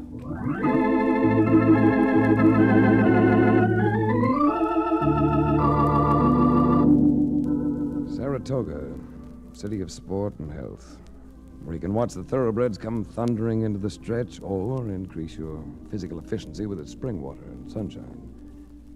But my sport of the moment wasn't taking place in the sunshine.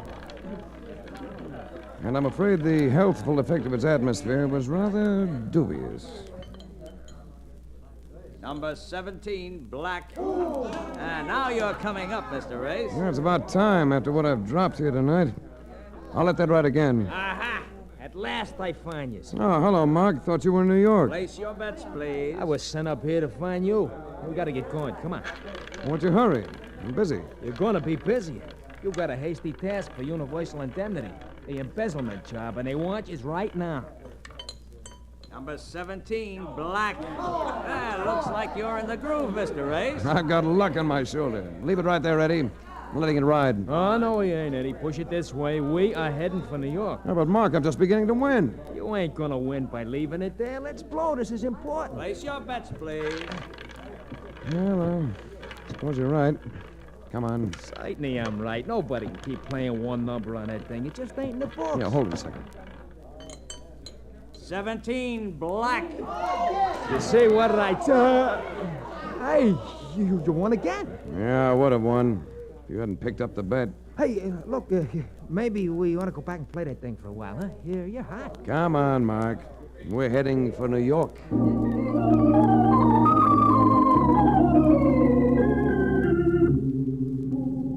Who talked to you from the insurance company, Reed? Yeah, Chester A. Reed. I told him you wanted a little time to yourself, but he said I was to get you anyway. He told me all about it, see, so I could brief you. What's the story? Some guy keeping books for a construction outfit took 70 G's of the company's money. He was bonded with Universal. Reed wants me to go after him, No, not the guy. He's dead. Suicide.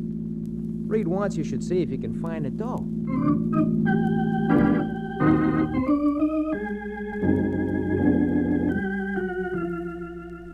huh? personal indemnity, I ain't got the details. The alleged embezzler had been a man named O'Connor with a home in Yonkers.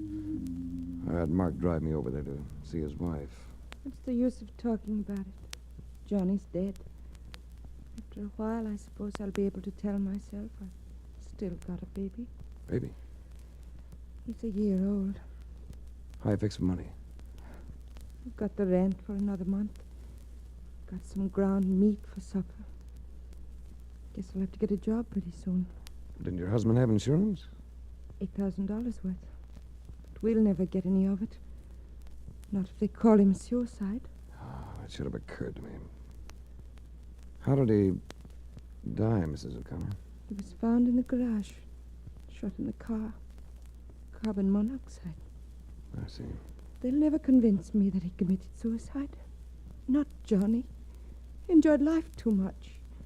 Why, he was right in the middle of making a crib for the baby. And if he stole that money, where is it? I understand there was a confession. A fake.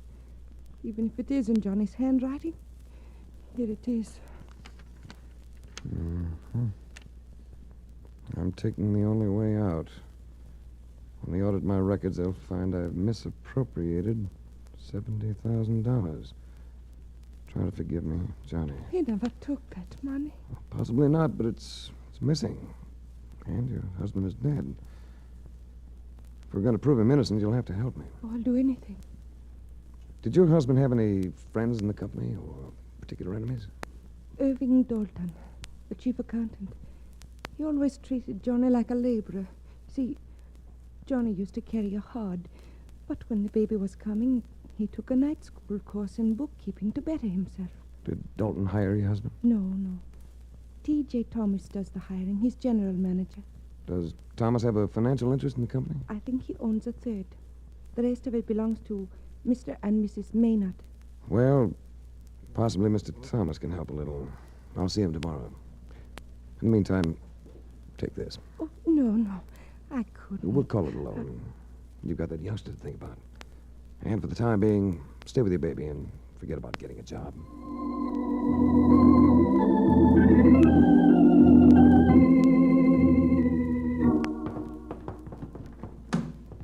Take me back to the city, Mark.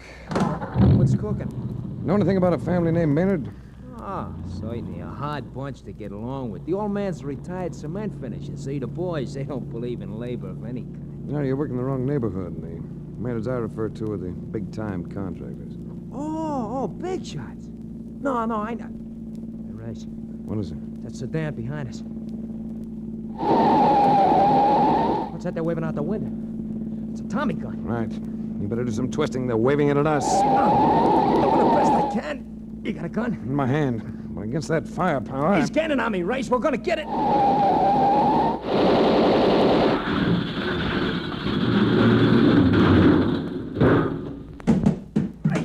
Race, you okay? Let me get my arm free. Let me help. He's coming up with that machine gun. He's lining us up, Race. He's gonna... You got him. The other guy's running. Watch out. I didn't kill that one. Just hit him in the leg. Yeah, but he lost the chatterbox. We're okay. Yeah, let me help you out. Yeah. Easy now. Take it easy.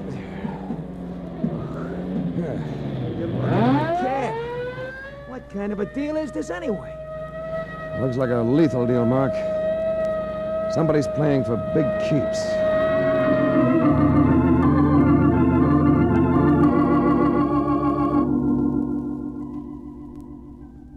You didn't go to an ordinary lumber yard to find the offices of the Maynard Construction Company.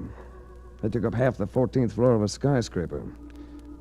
I was impressed by the handsome paneling, the ancestral portraits, and the cocktail party that was going on. Well, the place was rocking. It was only after quite a bit of elbow fencing I was able to force my way to a waiter. He promised to locate T.J. Thomas for me, but it was at least 15 minutes before I got a reaction. Mr. Race? That's right. I'm Irving Dalton, chief accountant of the firm. You've been moving around so you're a little dazed. You didn't come here on business, I hope, not this afternoon. What are you celebrating? Lifting of a mortgage? Just a little party in honor of State Senator Humphreys. All this for a state senator? What would you do for a governor? I understand you want to see Mr. Thomas. Yes, T.J. Thomas. General manager, isn't he? That's correct, but you see... And it says general manager on this door. It also says private, Mr. Race, and if you don't mind... That's a long elevator ride up here. I'd like to conclude my business this time. So, if you ask me, I don't think it's a good idea. Really, darling, no one asked you. Hold it a second. If you don't mind, this is rather private. Sort of board meeting. No, I don't mind at all. I'm most anxious to talk to the board. Now, wait a minute. My name's Race. I represent the Universal Indemnity Company. I'm here concerning the claim on your bookkeeper, O'Connor. Oh. Well, in that case... Come right in, Mr. Race. I'm Sandra Maynard. This is Mr. Thomas, our general manager, and my husband, Arthur Maynard. What do you want to know, Race? Several things. But first, I'd like to express a personal opinion. Your bookkeeper didn't steal anything, and he didn't commit suicide. He was murdered. Dear me. Headlines. Headlines. Sandra, my darling, your Welfare League group will buzz about this one. Oh, Arthur, shut up. This is very interesting. Are you ready to prove that someone else misappropriated the money, Mr. Race? Not yet. But that much money doesn't just disappear. There's an outright case of embezzlement. The books speak for themselves. I should think so. Oh, of course. You know all about the records, don't you, darling? I don't know what keeps me from clawing your face off. And I'm warning you, Arthur, if you don't stop... Witnessing marital Donna Brooks has never been to my liking, so I eased out of the room. And bumped into as delectable a bit of fabric as I'd encountered in several days. A tawny blonde with a benign eye. You look sort of grim. You know those people in there? Sandra and Arthur Maynard? Sure, I know them. What's the pitch on the relationship? You sound like someone sent out to watch the silver. And I've run into a defendant of the family honor. Oh, not me. I know them, but I don't play in their yard. And never will. They don't get along. It's embarrassing. Well, that's because they're going to be divorced. He used to be her teacher at college. I guess they never straightened it out. Make quite a clatter out of it, don't they? This whole party has turned into a clatter. I think I'll go home. You care to come along? Most encouraging invitation I've had in weeks. Lead on, fair lady. Lead on.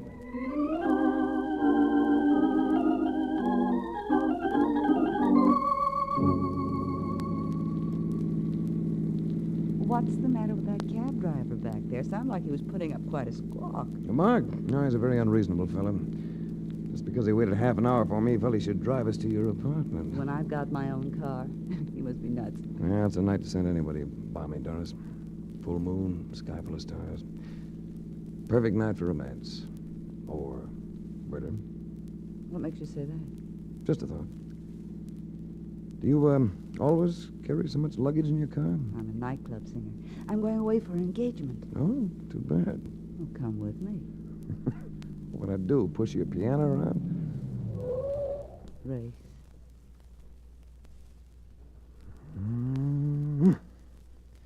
Yeah, maybe I should come along and push your piano around. Come inside.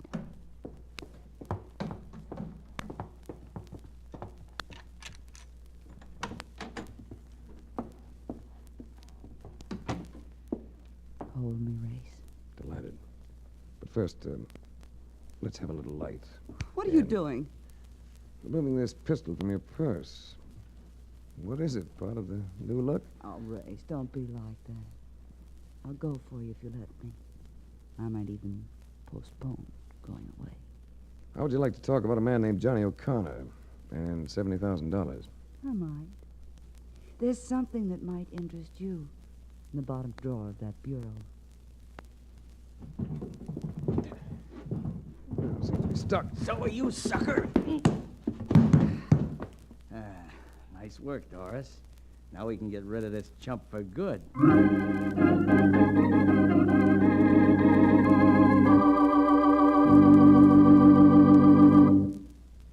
We'll return to the adventures of Frank Race in just about 1 minute.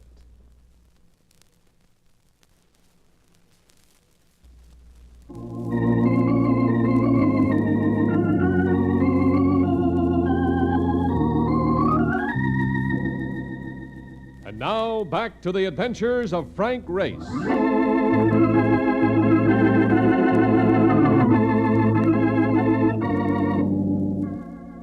I came alive regretfully. The hazy conviction that my head had grown at least double and was still trying to expand. I told myself irritably this was no procedure for establishing Johnny O'Connor's innocence, nor securing his insurance for his wife and child. Then I caught voices, and I knew my best bet would be to play dead.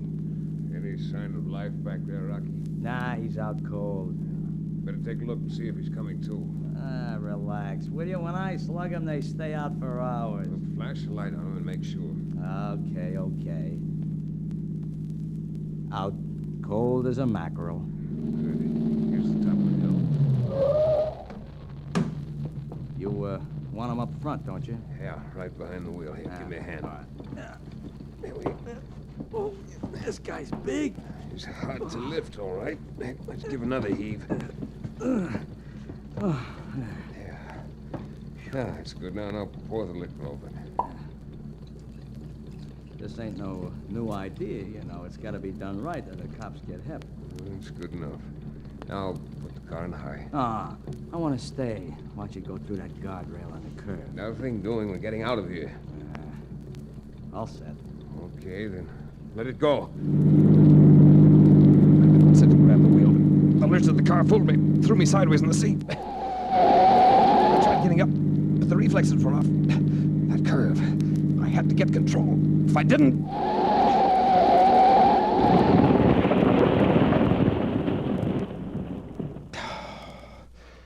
Don't ever do that to yourself. I just sat there for a few seconds. Then I staggered to a phone booth and asked Mark to come out and meet me.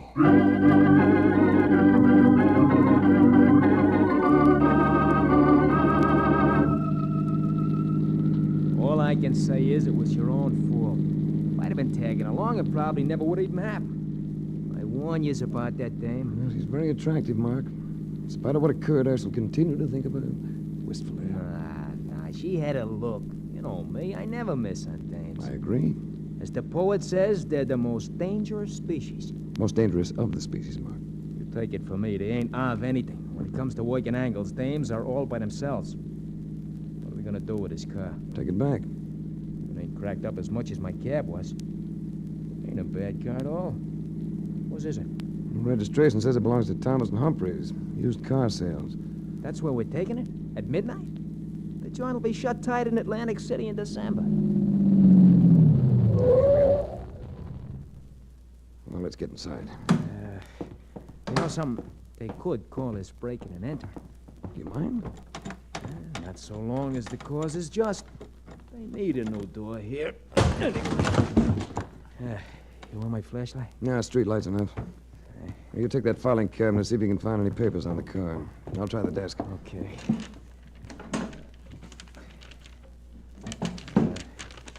How do they file these things? By license number, make a car, what? I ain't having no lucky. Never mind. Take a look at this. What do you got? Here's a registration application for the car. Made out in my name. According to this, I own it. Then unload it as soon as you can. It needs new rings and a rebore. A tight little arrangement.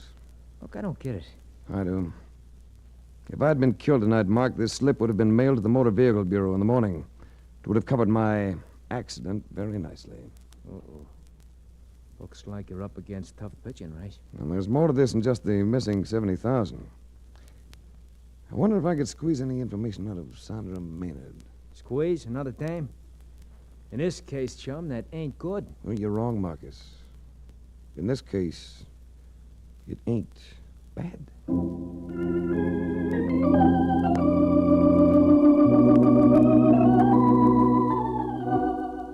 The home of Sandra Maynard turned out to be one of those structures that a locksmith and a couple of carpenters could turn into a hotel over a weekend. The lady of the house greeted me in a sequence, something that gave almost as much flash as she did. I instantly recognized one quality in her that I tabbed as dynamite. While you were with her, she'd make you forget all the other women you'd ever known. After our scrambled meeting last night, this is rather unexpected. But it's nice. Cigarette? Thanks. There'll be drinks along the moment. Manhattans and martinis. I'm sure you must like one or the other. There have been occasions when I've gone for both, to my eventual distress. You're attractive, Race. But then I suppose you already know that. You're rather direct, Mrs. Maynard. And I'm sure you make good use of the trade. It saves time. Oh, don't say Mrs. Maynard. I hate the name. Call me Sandra. Everyone does. Even my chauffeur. I'm flattered. I wonder. Have I stepped off on the wrong foot? With your facade, why worry? Suddenly I do find myself worrying. Do you mind if I try to impress you, Race? I think I'd enjoy it. Why did you come to see me? To talk business. Can't it wait? I don't think it should. Race, I have a feeling that you might be crusading. Did you know Johnny O'Connor? Do I look the type to know anything about a construction company?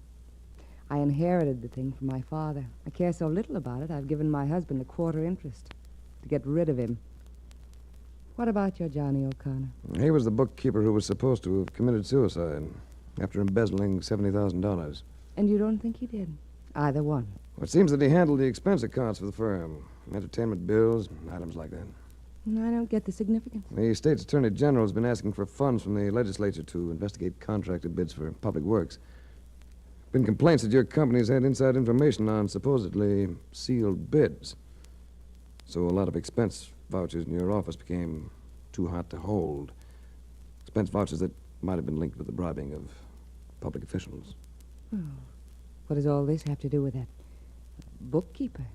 Well, shall we say that with all those vouchers missing, say, $70,000 worth, O'Connor would be the patsy with nothing to back up the entries in his books, especially if he weren't around to offer excuses. I'm afraid you've lost me, Race. I let Thomas run the company. And you know nothing about this? Nothing. But I do know one thing. What's that? I'm glad you came into the picture. Thanks. I'm gratified. Oh, stop looking at your watch. You don't have to rush off, Ray. No, it's getting late, and I've another call to make. On another woman? On your chief accountant, Irving Dalton. I want to see you again. If you'd care for my case history, I'm 26 and rather wealthy. In about 60 days, I shall no longer be encumbered with a husband. An interesting deposition. Don't worry. You'll never be lonely.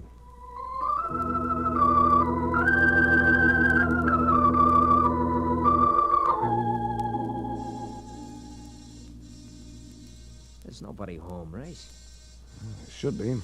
This hour. Yeah, why don't you try to knock? There's nothing like the direct approach. Should have learned that earlier this evening from Sandra Maynard. There's going to be a light switch here somewhere. That's better. Now, wait. Hey, Race. Yes. It's Dalton. Look at his throat. Somebody must have choked the wadding out of him. He must have been showing signs of weakening. Let's get going, huh? No, let's look around. Uh-oh. Open the door, but keep behind it. Okay. Didn't know if it'd find your wig, Dalton. Take a better look, Thomas. You'll notice he isn't awake. Say, what is this? Well, I know some inquisitive gentlemen who'd call it homicide. Where do you think you're going? I'm getting out of here. Not yet. I had nothing to do with this. Possibly not. But I have a hunch we can tie you in with Johnny O'Connor's murder. I had nothing to do with it. Oh, then you know it wasn't a suicide. No, I... Mark, dial the Homicide Bureau. Now, wait a minute. Why can't we sort of talk this over? We can. Why don't you start in? In the first Race, place... look outside the window!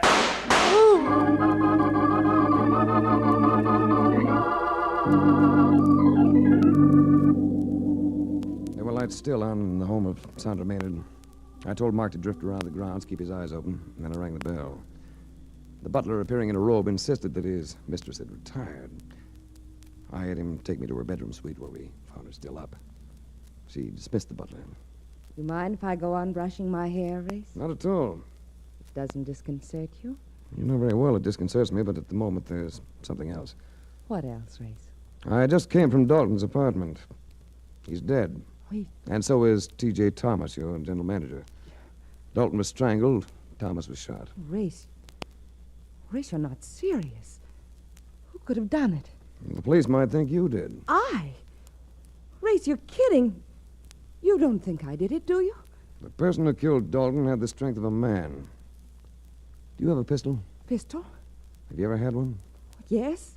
Yes, of course, but my husband's had it for some time. You can prove that? Well, I think so. The butler knows that Arthur has had it. But the permit was issued in your name. Yes, it was, but... There's a bullet in Dalton's apartment. The bullet that killed Thomas. The police are going to find it. When they check it in ballistics, your butler's testimony isn't going to be much good if they find that gun here in your room. But I told you I don't have the gun. I have a feeling that your husband is going to plant it here. Oh, Race, I'm all upset. Why would he do that? First, to cover himself. When you gave him that interest in the firm, he decided to make it pay off in a big way. He got Thomas and Dalton on the hook, and they started the bribery pattern for big profits. But you're the principal owner, so he's going to try to tag you with the guilt. Another thing, if you were to be executed for murder, he'd get another big chunk of your estate, since he's still your husband. Race, what am I going to do? Well, we can wait for him. Then, when he gets here... I'm already here, Miss Race. What's the matter, my darling? Lost your poise? Emulate Mr. Race. He's quite controlled. That your gun he's holding, Sandra? Yes, that's it. You've caused me a great deal of trouble, Mr. Race. The obvious suicide of O'Connor satisfied the police. Why didn't it satisfy you? Johnny O'Connor didn't have your educational background, Maynard. He'd never have used a word such as misappropriated. Not even in a suicide note. He used the same word when I interrupted that office meeting. Even Thomas was satisfied with embezzle. You smelled murder in one word? 2 words. It was a simpler one. O'Connor would have said books. Thomas called them books. You used records. The note said records. I admire superior intelligence, Mr. Race, but I'm afraid I'm going to have to dispose of you. Be a bit involved, won't it? Not at all. You came here to charge Sandra with crimes. She shoots you with the same gun that killed Thomas. Her gun, as you pointed out. She then commits suicide. Mr. Race, stop looking behind me as though there was someone there. Ah, but there is. What? I'll take care of Race. Yeah. I tell you, Race, you just can't beat an end wrench in a pinch. All you need is the right guy to flip it. Marcus, never have I been so happy to see your ugly face.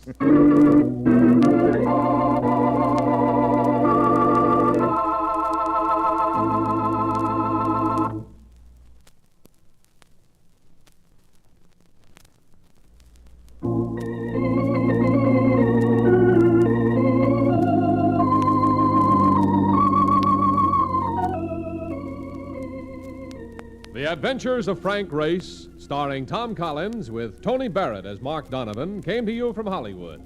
The series is written and directed by Joel Murcott and Buckley Angel. The music is composed and played by Ivan Ditmars. Be sure to be with us again this time 1 week from today for another dramatic chapter in The Adventures of Frank Race. Art Gilmore speaking. This is a Bruce Ells production.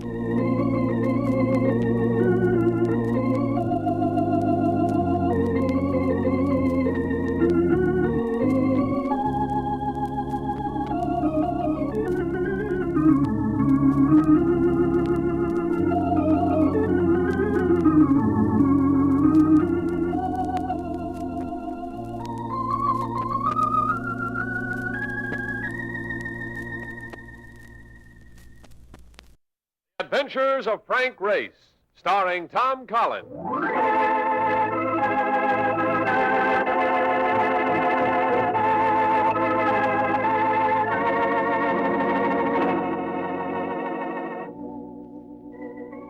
The war changed many things, the face of the earth and the people on it. Before the war, Frank Race worked as an attorney, but he traded his law books for the cloak and dagger of the OSS. And when it was over, his former life was over, too. Adventure had become his business. The Adventures of Frank Race.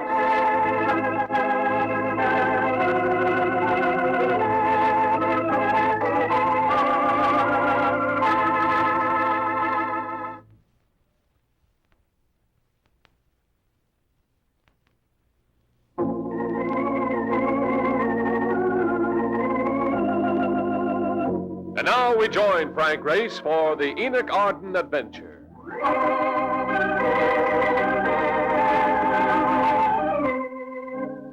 It was one of those places that features music, not only for atmosphere, but also to drown out the cries of the patrons when they get their checks.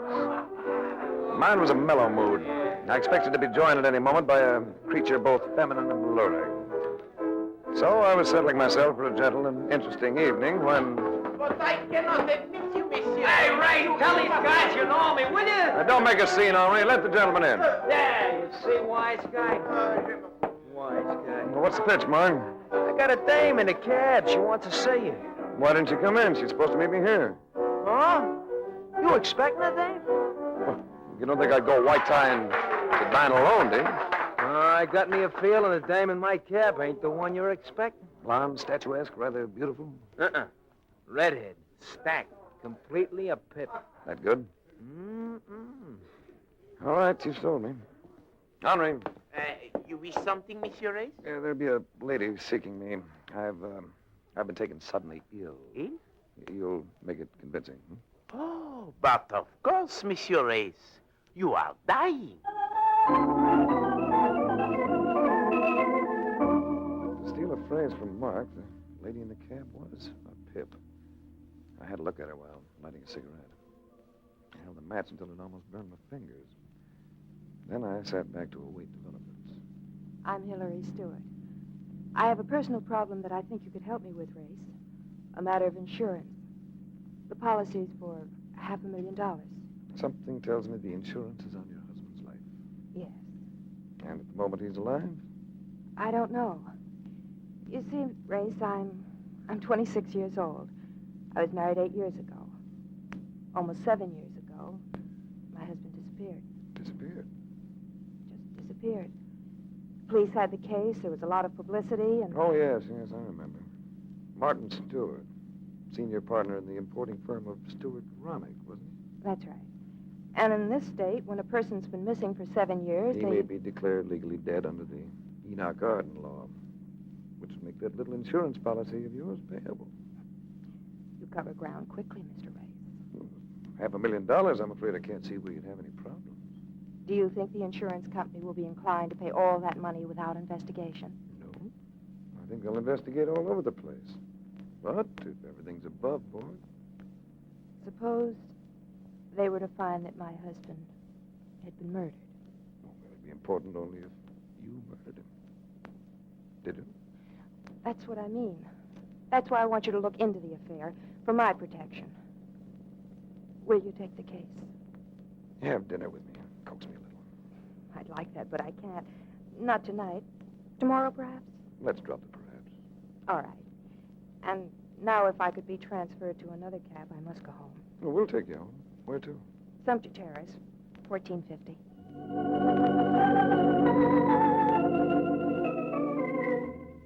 Sumter Terrace is an exclusive district. One of those streets where tall, thin trees line the curbs and short, fat women parade their dogs. There was a man standing before the entrance to number 1450 as I escorted Hillary Stewart up the steps. She spoke to him. Hello, Gary. I'm sorry I'm late. I've been waiting an hour. I'm truly sorry. I'll go in and get ready right away. Thanks a lot, Mr. Race. If you'll call for me... Tomorrow. I'll remember. I watched her go into the building, then I turned toward Mark in the cab. But I didn't go toward them. Gary was there on the steps, blocking the way to the street. Stay away from her, understand? Now you're making me very sad. It's practically an engraved invitation to come back. Yeah? And what's this? Punch nailed me to the wall of the building. His outline danced in front of me as I fought to breathe, to stay upright. I was conscious of his grinning at me, an ugly grin. Then he pulled the door open and went inside. Hey, what went on there? What goes on, Ray? You hurt? Well, just embarrassed, Mark. Yeah, I'll be all right. A second. I thought I saw him throw a snake punch at dirty low-down. No good. Where'd he slug it? When I digest my food. He went inside. I'll go in and beat his brains. No, not now, Mark. I can take care of myself.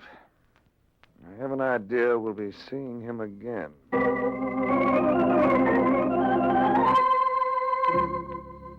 enforced soup diet that Gary had thrust upon me was wearing on my nerves for the next evening. My appetite was back in working order, and my spirits were high, but the housekeeper who answered the door at the residence of Hillary Stewart sent them into a nosedive. I don't understand it, sir. She left no messages. You have no idea where she can be reached, huh? Well, she took a plane last night to Europe. To Europe? Last night? Yes, sir. To Zurich, Switzerland. Perhaps you could write to her there at the Hotel Metropole. Sorry. I don't suppose you have any idea of why she went there. Well, Mr. Stewart, God rest him, used to have a branch of his company there. I think Mr. Romick, his partner, works from there now. I take it you've been with Mrs. Stewart for some time? Oh, yes, sir. I was Mr. Stewart's housekeeper for 10 years before he married her. I understand he disappeared not long after the wedding. Yes. Happened right here in this very room. It was a Sunday afternoon. I was listening to the radio. And then the news came over that Pearl Harbor had been bombed. Mr. Stewart, he didn't say a word. Got up and walked out of the house, and we never saw him or heard of him again. Well, thank you. Thank you very much.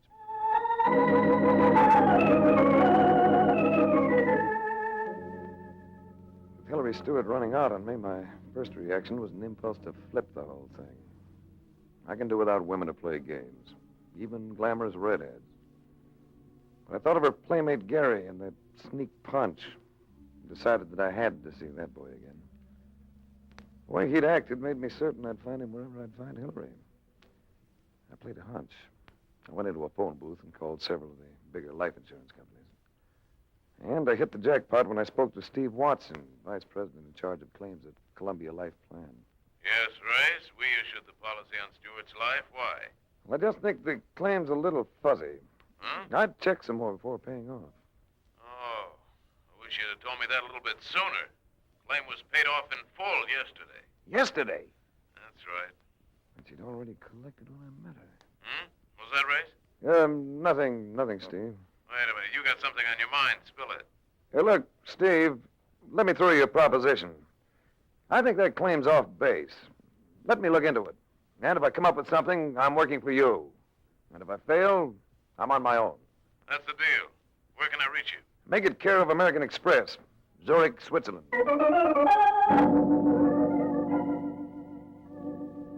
Switzerland, land of peace and comparative plenty, nestling in the heart of a war-torn and starving continent. Setting down on the runway of the Zurich airport was different from most European landings. There were no bomb-shattered buildings, no rubble-choked streets. Mark and I smudged the register at the Hotel Metropole. I found Hillary Stewart's name in the book, but she wasn't in, so I left Mark at the hotel and located the office of Stewart Romick.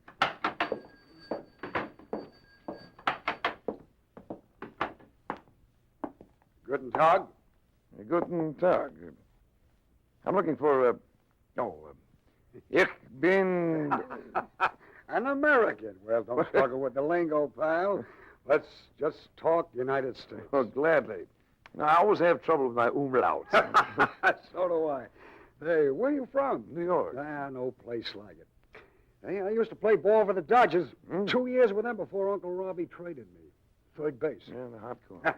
Yeah, that was a long time ago. What'd you say your name was? Frank Race. And I'm looking for a young lady I think you may know. Hillary Stewart? Why, sure I do. I was her husband's partner. I'm Pete Romick, and you're in luck. Hillary's in the other office. Came in a few minutes ago. Come on. Hillary was sitting beside her desk, sipping hot chocolate. There was no flicker of surprise in her eyes when she saw me. We were still playing a game, and she was winning, because I could see that she had been expecting me. Behind the desk sat a dark-skinned man who might have been from the Mediterranean area. I had a feeling that at home he'd have been wearing a turban. He was introduced as Sutra Heyman, manager of the office. You have just arrived in Switzerland, Mr. Rice? A few hours ago. Enjoy a pleasant voyage? Enjoyed a fast flight. You must have, Race. Faster than I expected. Ah, but you did expect. You know, we never quite finished that chat we started in New York. And our dinner dates might result in a case of malnutrition for me. Forgive me, Race, and I'll make it up to you this very evening. There's a quaint place just on the outskirts of town, the Dorth. Let's meet there, say at 8. Fine. 8 o'clock it is.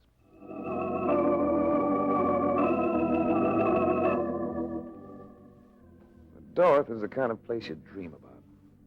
It had all the old world charm, along with candlelight, and exquisite linen, and fine old silver. The place did something extra for Hillary's eyes. And it was difficult not to forget that this lovely creature was a very dangerous companion. Oh, I'm enjoying this enormously, Ray.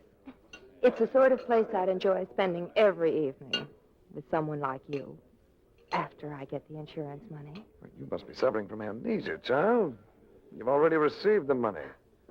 You can put away that fetching stare, Ducky. Got my information from the insurance company. All right, Ray. I guess I should have given you my confidence in the first place. I'm listening. I engaged you, Race, because I'm afraid. Of what? Being murdered? By whom? Gary? Romick? Heyman? I don't know. Perhaps my husband. Perhaps he really isn't dead. Oh, Race, I'm a coward, and the money only gives me more to fear. You're not silly enough to be carting $500,000 around with you. No. No, I cashed the check, but I put the money in one of those rental lockers that look out of your field before I came over. Here. Here's the key that opens that locker, Race. I want you to keep it for me. You want me to keep it? I don't know why, but I'm convinced that getting rid of this key is my only chance of staying alive. Yeah, it's a very sweet thought. Now we can stop worrying about you, but what about me?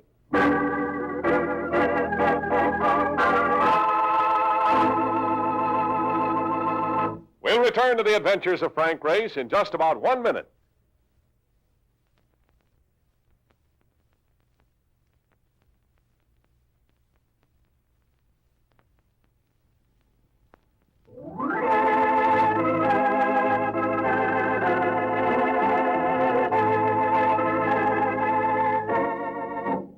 And now, back to the adventures of Frank Race.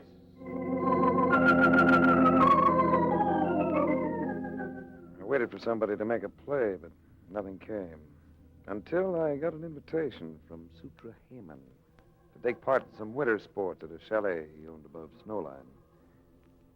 Inside the chalet, there was a roaring fire in every room. Romick was there, and so was Gary and a few other people I didn't know. But Heyman didn't bother with introductions. He showed me up to my room, and he came in, too. Closed the door. There is a small balcony outside the window, Mr. Race. But do not become overly enthusiastic about the view. There is a sheer drop of almost 1,000 feet. You didn't come in to tell me that.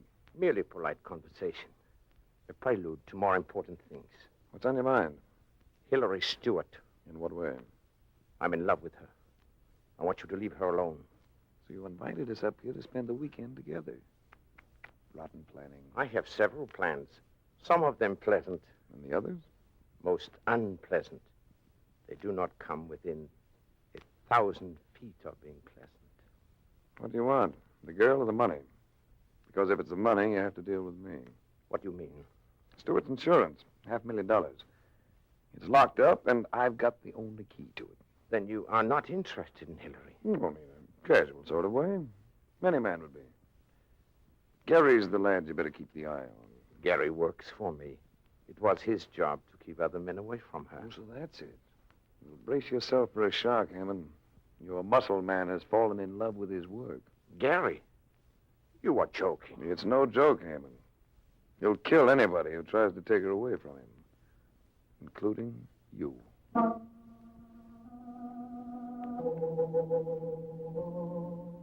After planting the seed of doubt within Heyman, I went to bed. But I was restive. With that 1,000-foot drop outside the window, I felt like a flagpole sitter the day before he breaks the record. It was with sleepy delight that I found myself alive in the morning. But the sleepiness wore off with tobogganing and skiing and the inevitable snow fight. Ouch! Watch him, Race. He's putting chunks of rice on them. When I was a kid, we used to use coal. I'll even it up with you. With this one. Oh, nice work, Romy. Why do you want to get on my right side, will you? You're blocking my swing. Oh, sorry. Forgot you were a southpaw. Oh, there's Heyman in the open. Let him have it. Yeah. Me too. I'm the only undamaged target left. Oh, just when I was getting the range. Oh, well. Look, there's a car coming up the road. Yes, I think it's a friend of mine. Oh. I'll go meet him. Oh. It was Mark, all right, in a battered cab that a New York hacky wouldn't have taken into the Catskills. I told the cab driver to wait, and I dragged the protesting Mark up to my room. What's the matter with you? What'd you tell him to wait for? Because he's going right back with him. How about the cables? Oh, yeah. Bad news. The insurance company got in touch with the police, like you said, and they opened that lock at LaGuardia, but the loot was gone. Gone? Are you sure, Mark? Empty as a horse player's pocket. Here, read it yourself. How about Romick? 2 years with the Dodgers, all right. Third base, like you told you. Batted a lousy 212, but he was okay in the field. Still, a southpaw third baseman is a bit unusual. What are you talking about? Romick ain't no southpaw. Just says he was a right-hander. Good boy, Mark. That's what I wanted. Then I don't have to go back down with that nut? Oh, more than ever. You're going to Paris. Paris?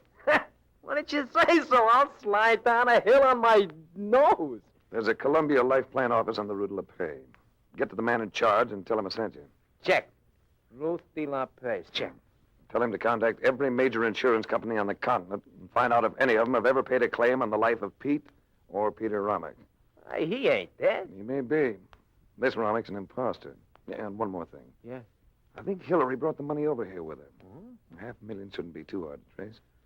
Have all the foreign exchange branches of the banks check to see if any private individual has had large sums of American currency exchanged for francs or British pounds, any European currency. Consider that I have done it. And we'll be back with the info in a couple of days. Well, wait a couple of days. I'll be as cold as yon mountain peak. Heyman has a phone hidden in his den. I spotted the wires. Now, you stay at the Columbia Life Plan office when you get that information. Make them keep the place open all night if you have to. And I'll slip down during the night and phone you from here. I will persuade them to stay open with me and wrench.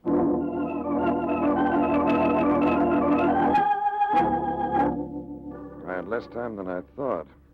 It was in their eyes at lunch. There was a lot of nervous tension around that table. Another very obvious thing was that all the other guests, with the exception of Hillary, Romick, Gary, and, of course, Heyman, had suddenly left for other places and other company. You are not eating well, Race.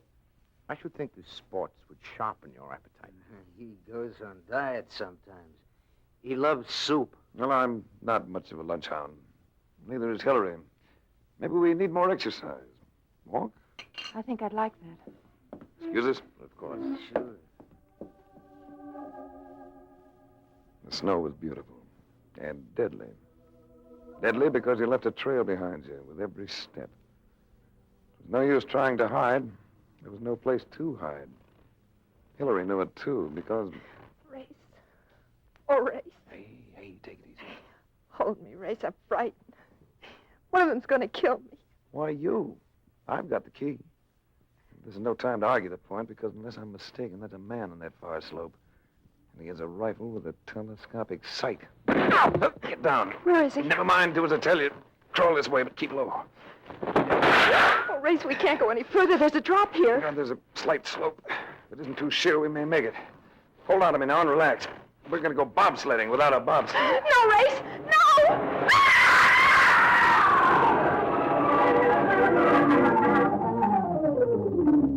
We hit the bottom.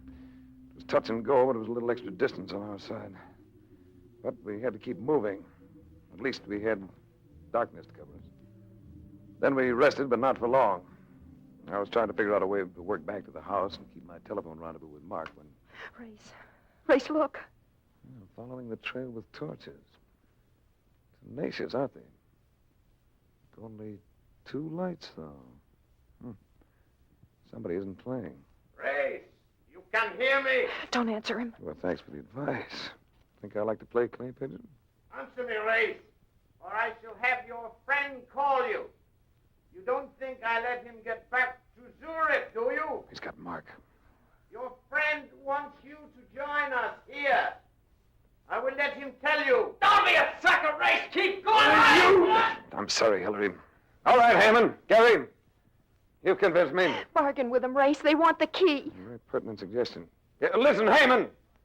Before I make a target of myself, remember, I'm the only one who knows where that key is.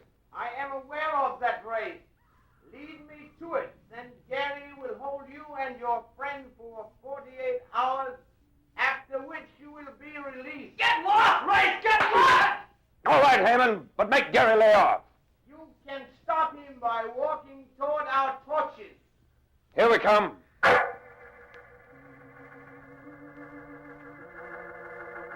walked to the lights. Poor Mark. Looked like he'd gone 40 rounds with Dempsey. His eyes swollen, half closed. What'd you have to give up for? Perhaps to fight another day, boy. All right, Heyman. Shall we march? An excellent suggestion. The scout troop seems to be short a member of the Eager Beaver Patrol. Rummick? No, the man who posed as Rummick. Oh, you are very clever, Race. The real Rummick is dead, of course, as you surmise. How about the fake Rummick? He is dead too, Race. You see, he went up to search your room, and he found part of the cablegram you tried to burn. The information about the real Rummick. He was very excited. He wanted to find you and confide in you, I think. But in his excitement, he fell from the balcony. Well, that's convenient. Only two of you to split the money now. How are you going to split Hillary? What do you mean, Race? Well, Heyman was in a tender and confiding mood yesterday. He loves the lady. That makes you rivals, doesn't it? Heyman? He's needling you, you fool. If you can convince him of that, Heyman, you're dumber than I thought. I'm smart enough to make sure. Drop your gun, Heyman, and walk with the rest. This is earlier than I had planned to scare you. But you had to be eliminated sooner or later. Oh, careful, Ray. Now, I knew you'd be a sucker, Gabe. Leave go of me. Now, I'll take that. Don't shoot, Race. Please. Don't worry. I'm not the type. How do you feel, Mark? Oh, rocky. That's too bad. I thought you might want to tie the score with Gary. Huh? Oh. I get it. For that, I'm in a pink. I got one good round in me, and that's just about all it's going to take. Now, listen. No, you listen. You're a very lucky guy that I ain't got my ambulance.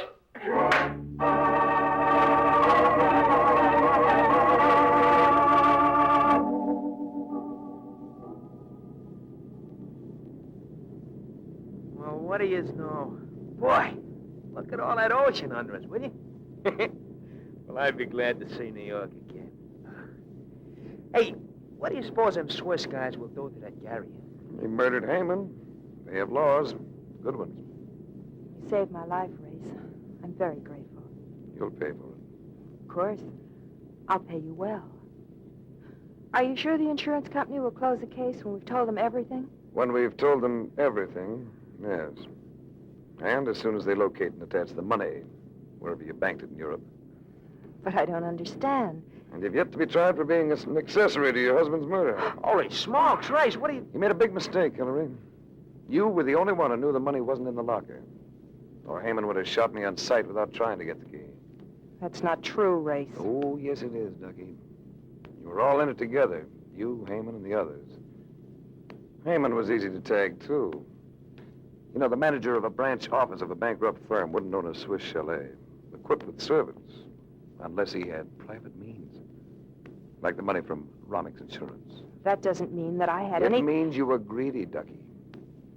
You didn't want Heyman to cut in on your $500,000.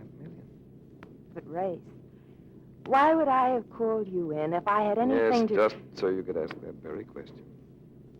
You knew that I would be the perfect alibi in the eyes of the insurance company. It would have worked, too, beautifully, if you hadn't taken that money out of the locker. You're not going to send me to prison, Race. Never! Never! Race, he's getting away. 20,000 feet with all that ocean down there? Relax, Mark. She isn't going far.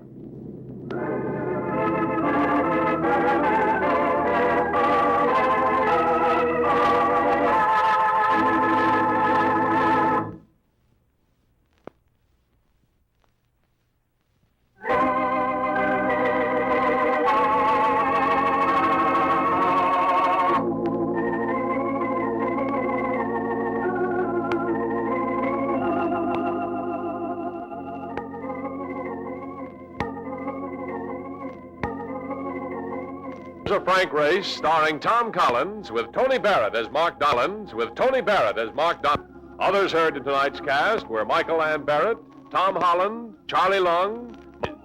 This series is written and directed by Joel Murcott and Buckley Angel. The music is composed and played by Ivan Ditmars. Be sure to be with us again this same time next week for another dramatic chapter in The Adventures of Frank Race. Art Gilmore speaking. This is a Bruce Ells production.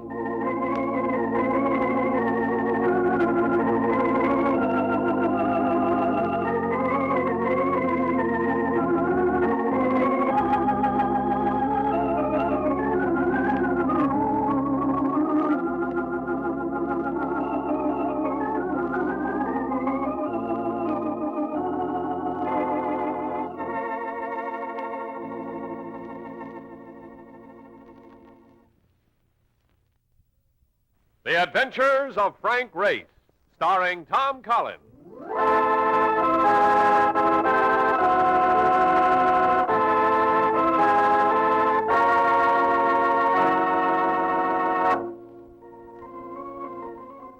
The war changed many things, the face of the earth and the people on it. Before the war, Frank Race worked as an attorney, but he traded his law books for the cloak and dagger of the OSS. When it was over, his former life was over, too. Adventure had become his business. The Adventures of Frank Race.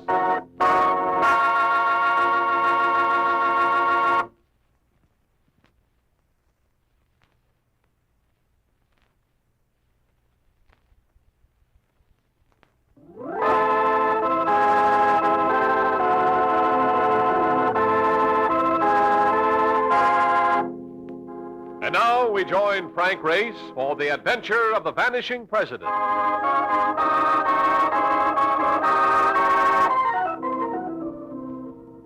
was the first of the seventh at Polo Grounds.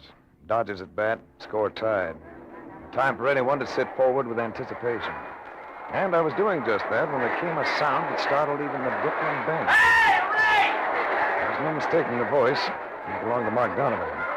I watched him work toward me through the crowd, using a combat technique that reminded you of the way he drove a taxi.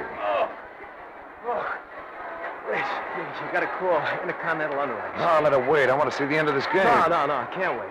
A guy named Jules said they had to see us right away. Some kind of a crisis.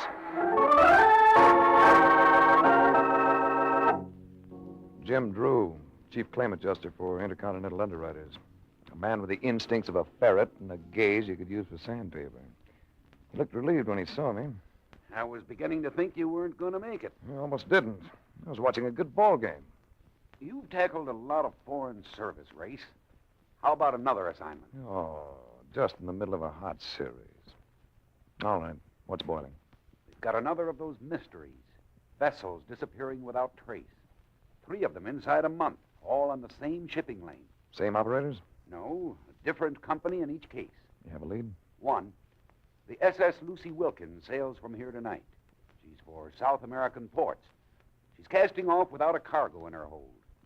Each of the others sailed the same way, empty. I see. I want to emphasize something, Race. Those vessels disappeared completely, ship and crew. It may have been piracy, it may have been mutiny. We can be pretty sure it included murder. So? So, when the Lucy Wilkins sails for South America tomorrow, we'd like to have you aboard.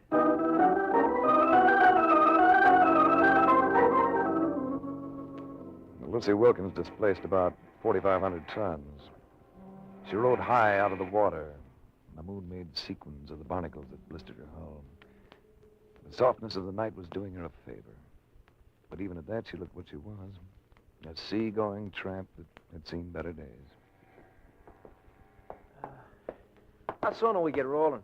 And from the looks of this scow, I would say rolling is the right word. The tickets say the 14th. They don't mention the hour. That's tomorrow. If we're going to sail tomorrow, what do we there.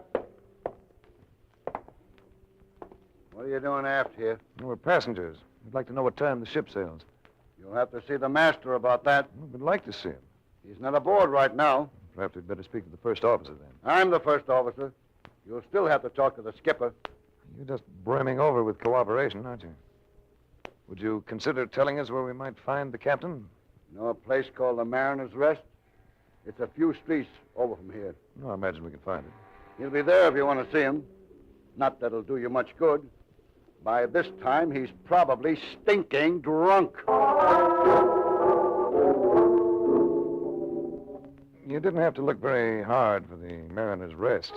You could hear it for blocks. Wow, the joint is throbbing. What are we going to use to get in? A shoehorn? There's always room for more. Come on. Now, this is the way to spend your last evening ashore. You want to lean against the bar, do we grab a table? Take a look, my boy. If you get even close to that bar, call for a bulldozer. And as for the tables... Is there a spot to sit down? Here, we'll make room for you. Well, thanks, but we don't want to intrude. If you don't, someone else will. I'll settle for you, fellas. Yeah, much obliged. I'm Frank Race. My friend's name's Donovan. I'm Ken Hanlon. This is Tamara DeCorda. Hello, Ray. And you too, Donovan. Black eyes and yellow hair. Real yellow hair. You see that combination once in a lifetime. A blonde Latin's always arresting. This one was enough to start a ringing in your ears. Yes, she's real race. Spanish father and a Russian mother. Should happen often, shouldn't it? Spanish father, Russian mother. Well, that accounts for your name. Your name intrigues me, Race. Do you manage to live up to it? Once in a while, if I'm lucky. Hey, look, they're dancing. Dancing to that music, it would be fun. Well, it'd be a little like establishing a beachhead, but if you'll take a chance, I'd be delighted. Good. Come on, Race. In my arms, she felt the way she looked. And that was money for candy. But we didn't do much dancing. In a jam near the door, I was suddenly strong-armed free of her and swept out into the street. You gonna come with us quietly, chum, or would you like to do it unconscious? There were three of them. The one who'd spoken and a pair of silent partners. Moving casually, they herded me half a block to a waiting sedan. A few minutes later, I was pushed into the office of a warehouse, aromatic with the smell of coffee. Well, here he is, Rosario. Just like you wanted. Good work, Barnes. Stick around. Rosario bulked about 250. He seemed to have hair everywhere, except on the top of a skull that gleamed beneath the glare of a single hanging light bulb. Why did you want to take that boat? Boat? Do not fool with me. I would not like it. And, of course, you have the advantage. Let's start all over. Ask me again. Sure, I ask you. Why did you want to take that boat? You're speaking of the SS Lucy Wilkins? You know what one. Well, I'm reluctant to admit it, but I've been a little run down lately. My physician thought I could use a rest. Sea voyage seemed to be the answer. People like you don't travel on slow freighters. Well, the doctor said I could use a long rest. Sure. You need a long rest, eh? We could give you one without much trouble, could we not, Burns? Sure, without no trouble at all. So what do you say you start talking, Race? He was ready to turn it into a rough party. And I could assure myself of only one effective move. He had me standing under the hanging electric bulb, the only one in the room. So I eased a hand up as if to scratch my chin, shot it higher, and yanked. Light! Hey, somebody get a light on! Somebody... Oh! Watch the door! Watch the door! There's nothing like confusion when you're in the minority, whether it concerns politics or a brawl. While they groped, I ducked and got clear. A little while later, I elbowed my way back into the Mariner's Rest. Race, where you been? I was looking for you, so was Tamara. I took a walk around the block for a breath of fresh air. Are you kidding? We'll get all the air we want on this trip. And, Race, I got some news for you. Guess who's sailing on the ship with us? Tamara de Cordova. How do you like them apples?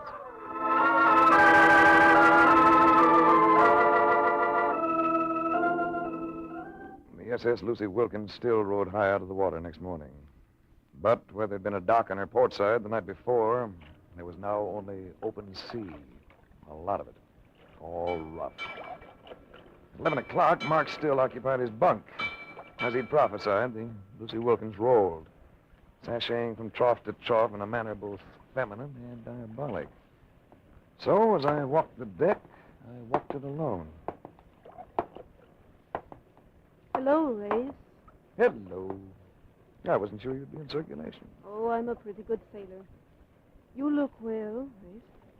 You look unbelievable. Thank you. A woman usually needs the dim lights of evening to draw a compliment like that. You don't need anything.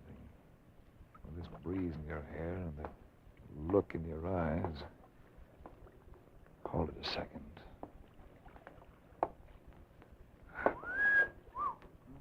Right out in broad daylight, too. Y'all go away, Hanlon. Go away. Oh, no, Race, let him stay. After all, we're going to have a long voyage together.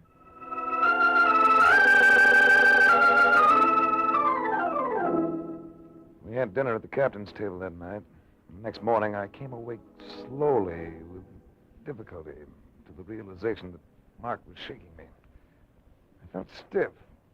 Stretching didn't help any. The body seemed full of pulses, all of them throbbing. Come on. You just don't want to wake up at all, do you? No. You know, I feel like 4 nights in a Turkish bath. You must have got a worse night. Got what? You kidding? Don't you know the feel of a Mickey when you've had one? Mickey. So that's it. I've been drunk. Both of us. I'm as fluttery as an old maid at a wedding. But I figure we better get moving around, huh? They must have put it in our food. Why would they do it, Ray? So they could take on a cargo at sea. A cargo they didn't want us to know about. Oh? Well, we need a little exercise to snap us out of this fog. Why don't we get down to the hold and make a little inspection?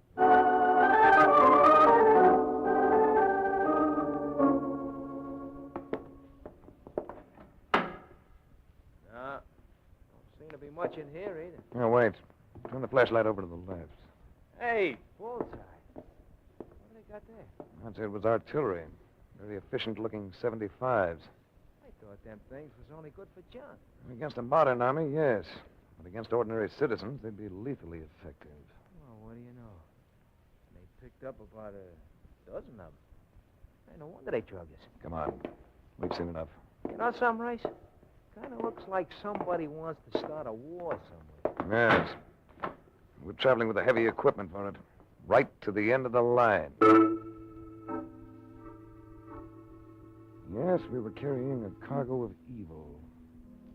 Just 4 days later, shortly after nightfall, the Lucy Wilkins drew into her first South American port of call. Mark and I were sweating it out when... Oh, I'll get it. May I come in, Ray? Of course.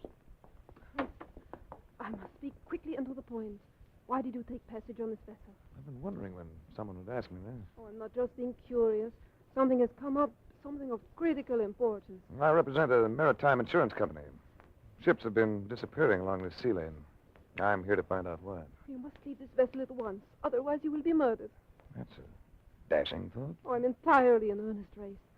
The ship is carrying arms for the start of a revolution in my country. And they can't afford to try landing them with us still alive. Ken Hannon overheard them making the plan. A machine gun has been set up on the bridge. They intend to murder most of the crew as well. Tomorrow, we've got to make it fast. We're only 4 miles offshore. Oh, Ken, tell Race how serious it is. I think I already know. How do we leave the ship? It's a black night. We'll lower a boat. Well, you'll never get away with it. Not unless someone creates a diversion. I can make enough noise to satisfy that requirement. No, Mark, I've got a better idea. I'll go forward and let the crew in on the picture. That ought to stir up plenty of diversion. You'll be taking a big risk, Race. That machine gun is trained right on the forecastle bulkhead. I couldn't leave this ship knowing those men were to be murdered. You 3 go to the boat. And as soon as the scramble starts, lower it. Topside, I slowly and carefully worked my way forward. Thankful for a cloud formation that switched off the moon. Everything was quiet. Too quiet. I had just reached a point beyond the bridge when... What's up, mate? Who are you? Hawkins. Able seaman. Either ruddy whispering. All right, Hawkins. Listen. You've got to be murdered tonight if you don't leave this ship. You and the rest of the crew. Blimey. I'm not just talking. The ship's going to land arms tonight. Contraband. And dead men tell no tales. You don't have to say no more, mate. We know about the guns. Blimey, they've turned the light on us.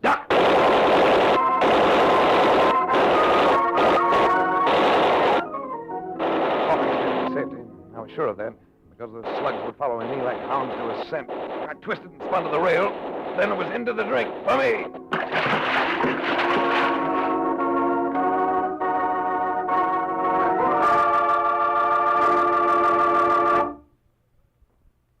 We'll return to the adventures of Frank Race in just about 1 minute.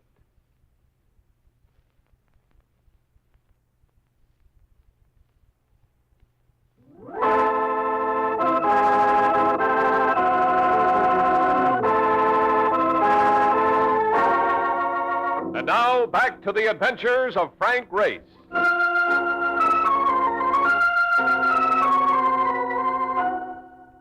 I came ashore dripping wet and without shoes. Yet I attracted little attention. The city was bright with lights, but few people walked its streets. I turned into the first hotel I came to, confronting a clerk who stared at me with what seemed to be genuine concern. Americano, you get all wet. I get wet is about the size of it. I need a room and the location of a shop where I can buy a pair of shoes. The room we have, and with the bath. The shoes will have to wait until mañana. Senor came on a ship. Well, let's say I came most of the way on a ship. Ships. They bring trouble to my country. I remember being here once before, several years ago. At that time, the city always seemed gay, far into the night. And now there is no gaiety. The reason? Any moment it may come, the revolution. And always that is bad. A man may lose his life, or his wife, his child. Who knows? Some revolutions turn out all right. My country had one that worked out fine. Not this one, senor. This one will bring only bad. This one will bring... Go ahead. I have talked too much. I've always talked too much. If the senor will come, I will show him to his room.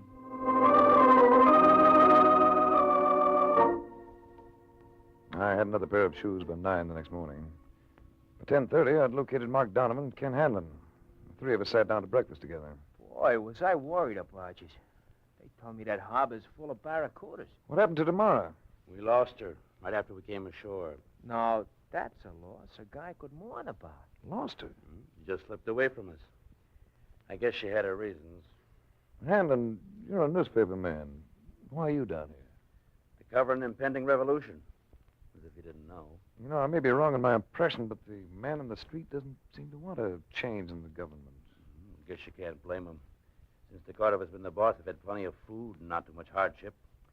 They're happy with things the way they are. Wait a minute. Did you say T. Cordova? El Presidente. That's Tamara's name. He's a father. Who's leading the opposition, Hanlon? Might be a lad called Kizarro, but nobody seems to know for sure. Everything's been kept beautifully undercover. How soon do you think it's coming? I filed a story on that this morning. I told him it could start any minute. What do you plan on doing today, Race? Why don't you kick around with us? Why don't we all separate, see what we can find out? We can meet for dinner.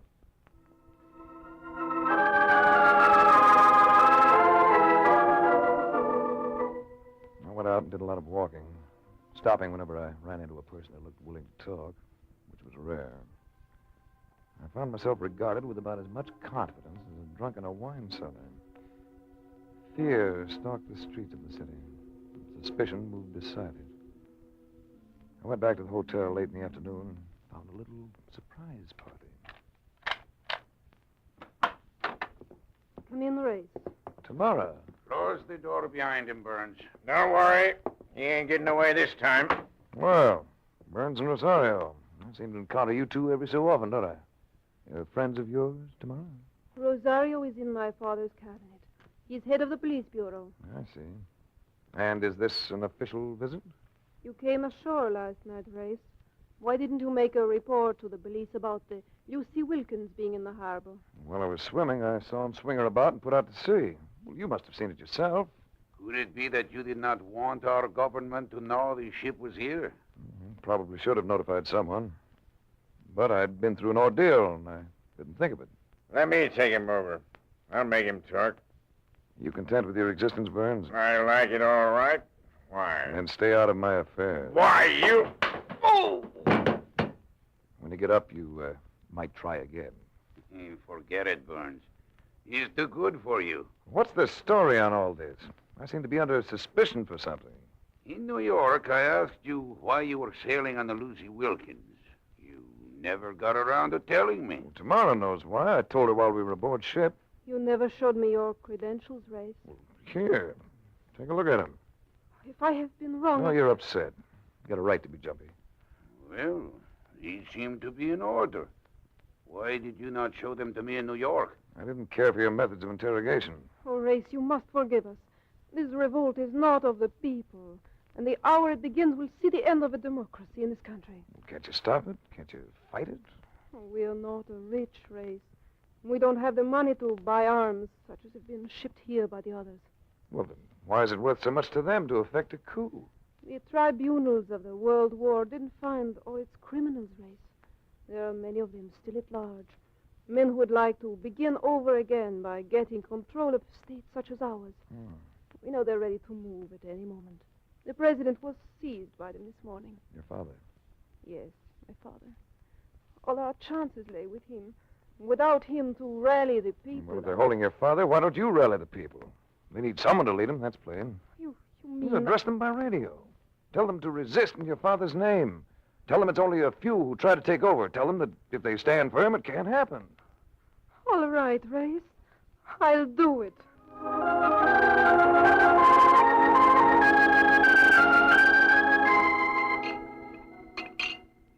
How about taking in the sights tonight, huh? This town looks dead on the outside, but there must be one or two joints that know how to get up steam. Cafe del Toro. I'll meet you lads there later. I have a report to make out to the company. Who knows where the local cable office is located? Not me. Hanlon? The desk clerk can probably tell you. Or we can look it up in the phone book. Look, fellas, I think you guys are going overboard about this revolution deal. This country's too sleepy to break out in a rash like that. Calm before the storm, Mark. I've seen it before. When those things start, they're pretty vicious.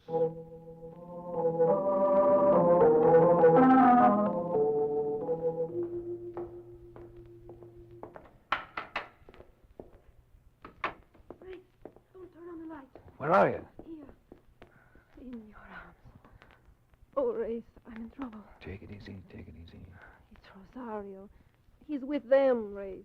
He showed his hand when I tried to follow your suggestion about addressing the people. I got away only because of the servant's loyalty to my father. They may have followed me, Race. Well, we won't stay. Shouldn't have come. It only puts you in danger. There's a clerk here who'll help us get away. Come along.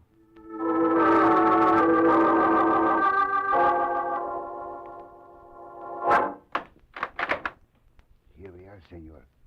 You go almost to the end of the alley. And there, you will see a door that goes down into a cellar. And from the cellar, you can go upstairs to the Cafe del Toro. And there will be people there. And you will find safety in the crowd. Oh, gracias, amigo. Go with God, senorita. And you too, senor.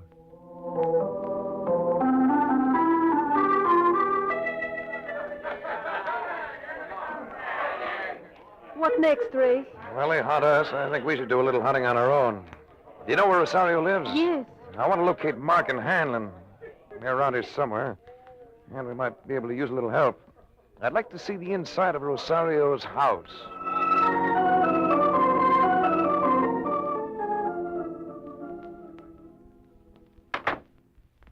So this is the house of the chief of police, huh? What a stack of masonry. Makes them Hollywood movie mansions look like a Third Avenue boarding house. Did you notice that aerial on the roof? I noticed it. High-powered transmitting type. Now that we're here, what's the program? And we'll go through the place. You and Tamara take the lower floors, Mark. Hanlon and I'll comb the upper section. Let's meet here in the living room in 30 minutes.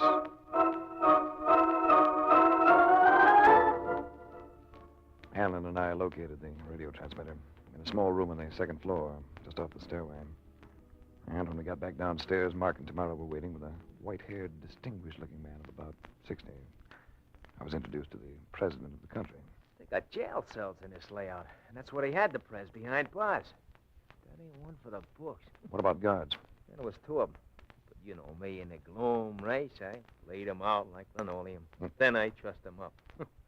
Do I rate your approval? You do. Race, my father insists that in that drawer, in the desk, there is some kind of plan for the revolt. The desk is locked, but... Yeah, I'll get it.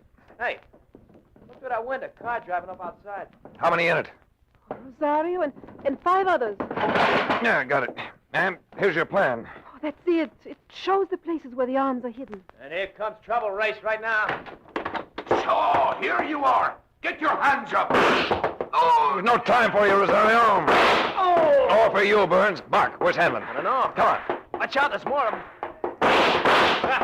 Bolt down, you and that OSS shooting. No, just winged him. Let's get up those stairs. All right, where goes with Hanlon? He's at that transmitter. It only needs his signal to touch off the revolt. Hanlon, the newspaper guy? There's Hanlon. Now, here's the door. Lock. Stand back, Mark. I'm going to blast it. Get away from that table, Hanlon. I'm going to send a signal if it's the last thing I do. Throw that gun, Race. Throw it. Hit. Bullseye. Nice pitch, Race. Yeah, pick up my gun, will you, Mark? Yeah. Well, that takes care of Hanlon. Race, are you all right? Yeah, I'm all right. There's your kingpin on the floor tomorrow. He's just about to signal the start of hostilities. And if your father works quickly with that plan, he can round up those arms in a hurry. Hanlon, I can't believe it. How'd you know he'd be up here, Race? He claimed to be a newspaper man, a correspondent. He mentioned filing stories to American newspapers. But earlier tonight, when I asked for the location of the cable office, he didn't know where it was. Well, what do you know? You stopped them just in time. Oh, Race, you saved everything. I'll never be able to thank you enough. Oh, yes, you will, baby. Yeah, but we can talk about that later.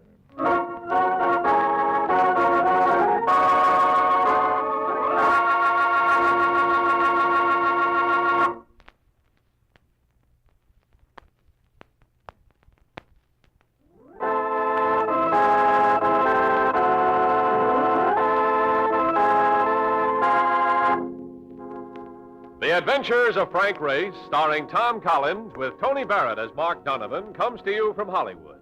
Others heard in tonight's cast were Naomi Scher, Theodore Bonelts, Wilms Herbert, Joe Duvall, and Harry Lang. This series is written and directed by Buckley Angel and Joel Murcott. The music is composed and played by Ivan Ditmars. Be sure to be with us again this same time next week for another dramatic chapter in The Adventures of Frank Race. Art Gilmore speaking. This is a Bruce Ells production.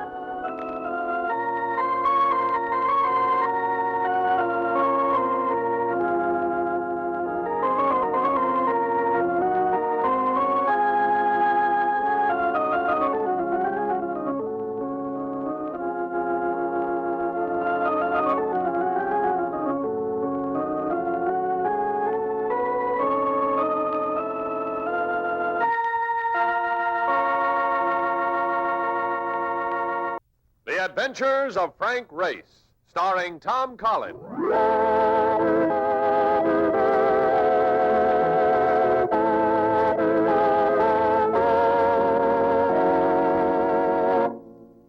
The war changed many things, the face of the earth and the people on it. Before the war, Frank Race worked as an attorney, but he traded his law books for the cloak and dagger of the OSS. When it was over, his former life was over, too. Adventure had become his business. The Adventures of Frank Race.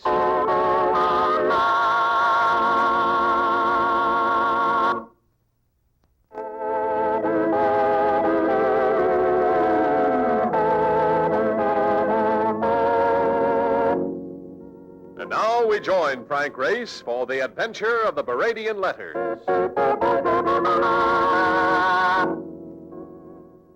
Paris. At the end of a windy day.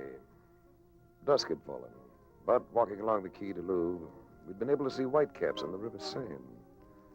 And now, waiting to cross the Rue de Rivoli, we caught the Eiffel Tower looking as though it might take a bow any minute. Everything seemed to be going places, particularly masculine hats and feminine skirts. Mark and I were on a holiday after finishing an investigation in Holland.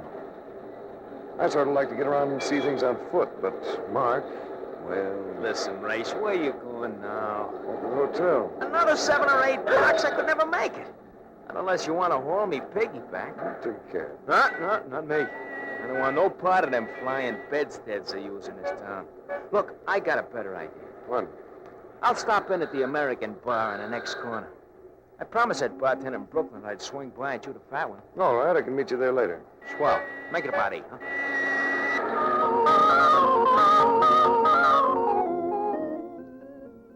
All hotel was on the Rue Montmartre. A fairly big place. It was one of those open-work elevators that whiz you up and down with all the speed of a truck in compound low. Our room was on the 5th floor. As I got here, a man leaning against the wall eyed me with the friendly gaze of a bartender inspecting a dubious check. Farther down the hall stood another of the same ilk, an amiable citizen who blew cigarette smoke in my face as I passed. Hello, Race. We have been thinking you'd never come. There were two of them, both brunettes, both beautiful. The one who had spoken might have been 30, the kind of 30 to make a 16-year-old regret his youth. The other was younger, maybe about 22. I was sure I'd never seen either of them in my life. You don't remember me, do you, Race? Can't say I do, but you're nice to have around. Both of you. September 14th, 1943, in St. Calais. Does that mean anything to you? Yes, it does. Means a lot. 2 days before, on September the 12th, you had parachuted down near Le Mans for a rendezvous with other OSS operators. But something went wrong. So I went on the run and ended up at a farmhouse near St. Calais, where a certain lady... Wait a minute. You couldn't be Paulette Dubrac. But of course. Paulette Dubrac. How did you know I was here? Oh, I saw a little squib in the newspaper. So I came. Well. I came, Race, because I am in trouble. But before I say more, I want you to know my friend, Amy Kenter. American? Cleveland, Ohio. Hello, Race. As I came in just now, I passed a couple of men in a hall. One was pockmarked, with a small mustache. The other one had a ring in his left ear. Would they have anything to do with this trouble you mentioned? Oh, so they followed me here. Who are they? Oh, they've been stalking Paulette for days. There seems to be a gang of them. Last night she was fired upon. Not a hangover from the underground, is it, Paulette? I don't know, Race. I only know that I am not as carefree as I used to be. I'm afraid. Oh, they're here. Don't open that door, Race. I have the adjoining room. Slip in there, both of you. Here. Thanks. When you hear me let them in, leave. Where can I find you later? Across the Seine. First off the Boulevard Saint-Michel. There's a small orphanage, Saint Martin's. You'll find us there. Yeah, I'll come. We'll talk this over. Well, come in. It's always nice to have company. Where is the woman? You're the boy I saw in the hall, aren't you? The one who blew smoke in my face. I ask, get away from the door to that other room, monsieur. Sit down, make yourselves at home. I'll order drinks. You have had your warning, monsieur. Now I act. I rarely use a right-hand punch for an opener. This lad had come in chin first. His pal gaped down at him, as though looking at a freshly hooked haddock. Then, staring at me, the pal backed out and highballed down the hall. I relieved my conscious caller of the blackjack, which he'd tried to brain me with, and then frisked him for anything else of interest. He had a wallet containing several 5-franc notes, and a letter scrawled in undecipherable French, and a card bearing the embossed name of one Charles Berradian. While I was doing the checking up, my visitor stirred, came out of it. You'll be all right in a few minutes. Pierre. Where is Pierre? Your friend left for greener pastures. Here's your wallet and its contents. Who's Charles Berradian? I do not know. All right. Suppose I have a right to retain some self-respect. I'm going out. I suggest that you get yourself a drink, lie down for a while. Just don't be here when I get back. The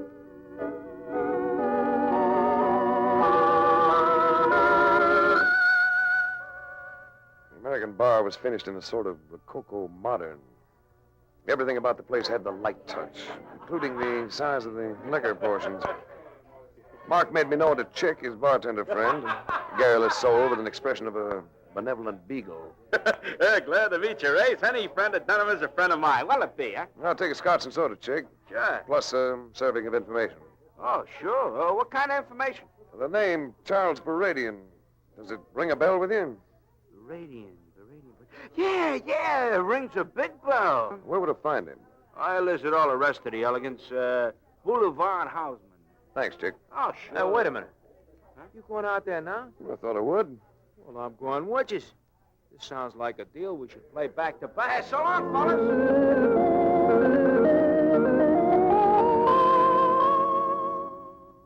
Getting across the threshold of the Beradian mansion was like trying to pry your way into the Chase National Safety Deposit Room without proper credentials. My particular obstacle was personalized in one Terry Meglin, a brawny specimen with the title of private secretary, the instincts of a barroom bouncer. You can understand, Mr. Race, it isn't only a question of looking after Mr. Bradian. There's his collection to protect. Almost $1 million worth of rare violins and objects of art. In that case, I can appreciate your sense of responsibility. Don't ever expect Mark Donovan's vote if you run for public office. He would have preferred to wait for me in here. Incidentally, I must limit your interview to 20 minutes. That's a rule we never break. Here we are. Charles Beradian must have been about 45. A gray-haired man who toyed with the violin as he talked, while watching it with the stare of a hawk circling above a chicken run. Know anything about violins, Mr. Race? Not as much as I'd like to. There is nothing quite like a fine violin. It looks beautiful, feels beautiful, makes beautiful sounds. Very few women have all those attributes, am I not right? Meglin tells me you came to talk about Paulette Dubroc. Yes. Are you a friend of hers, or is it that you represent her? I'm groping a little, so I'm going to be frank with you. I suspect that you have something against Paulette. I don't know what or why, but I thought you might be willing to tell me. Yes. Yes, I will tell you. Several years ago, I allowed myself to become infatuated with Paulette. She was the only woman to whom I ever wrote letters. Lately, I have been getting those letters back, one a week. Each letter cost me quite a sum of money. Why do you feel you must pay for them? In a few weeks, I am to be married. Also, I am in the process of embarking on an important business venture. Shall we say I feel I cannot afford the publicity? Frankly, Mr. Race, I've grown tired of it. Of course, if Paulette is willing to accept this, a lump sum. After all, I was once very fond of her. I see. Suppose I talk to her. Return tomorrow. I have no objection. There is just one thing. You might tell Paulette I don't mind buying anything that will keep me happy, so long as I pay for it just once.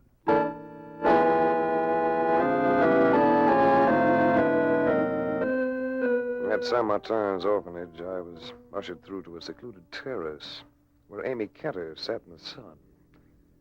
A delectable figure in sweater and shorts. She got up to greet me. Hello, Race. Paulette hasn't come in yet. She should be here soon, though. Are those freckles I see on your nose? Oh, yes. Darn it. Count them among your assets. They go with the rest of you. And the rest of him. And the rest of me? She stood there looking up at me with half-parted lips. So I kissed her. And it was everything fresh and delightful. Oh, gosh. That's having your prayers answered. I wanted you to do that, Race. Do my fingers feel rough on your face? Here. This other hand's smooth. What have you been doing? Gardening? You got a blister under your chin, too.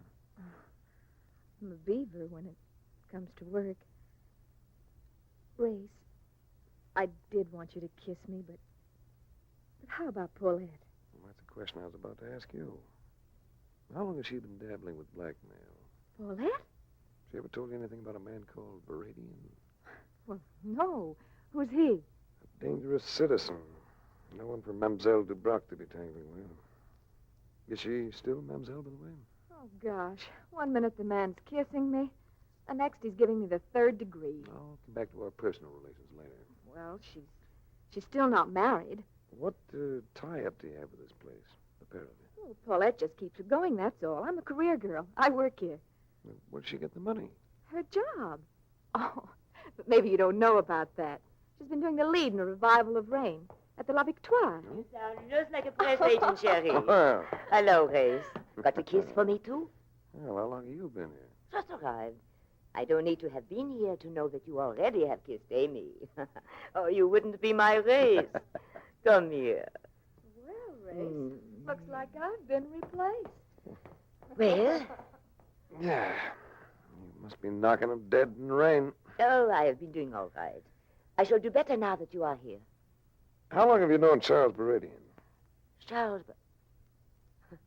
there's a name out of the past. He thinks you're blackmailing him. Blackmailing him? Right? Well, Race, what is all this about? Matter of some letters he wrote you several years ago. In 1940, I knew Charles Baradian just before the fall of France. He was very attentive, but to me it was not important. He's been getting a letter a week in the mail for a price. He'd like to buy all of them from you in one package. But I don't have these letters, Race. I have not had them for years. Why, you don't appear to believe me. Guess I have to believe you. But you'd better let me break that news to Baradian. By myself.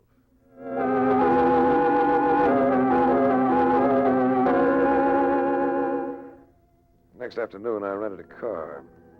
Mark and I then drove out to the Baradian mansion. I told Mark to cruise around the block till I came out. This time I had no trouble getting in. Meglin answered the door himself, and I was led to a drawing room smothered in draperies. Here, a stranger leaned against the ornate mantel. He looked capable of breaking up a dark strike, and the cut of him spelled cop in any language. This is Mr. Race. Oh, I am Benoit, monsieur, of the Sûreté. So our little matter of blackmail becomes official, does it? I am concerned with blackmail, monsieur. But more than that, I am concerned with the murder committed in this house last night. The murder of Monsieur Charles Baradien.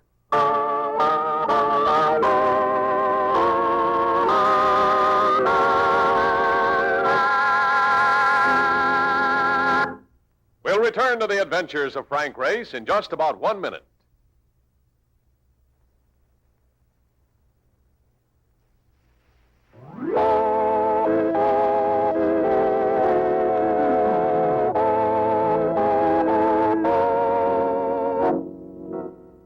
And now, back to the adventures of Frank Race. I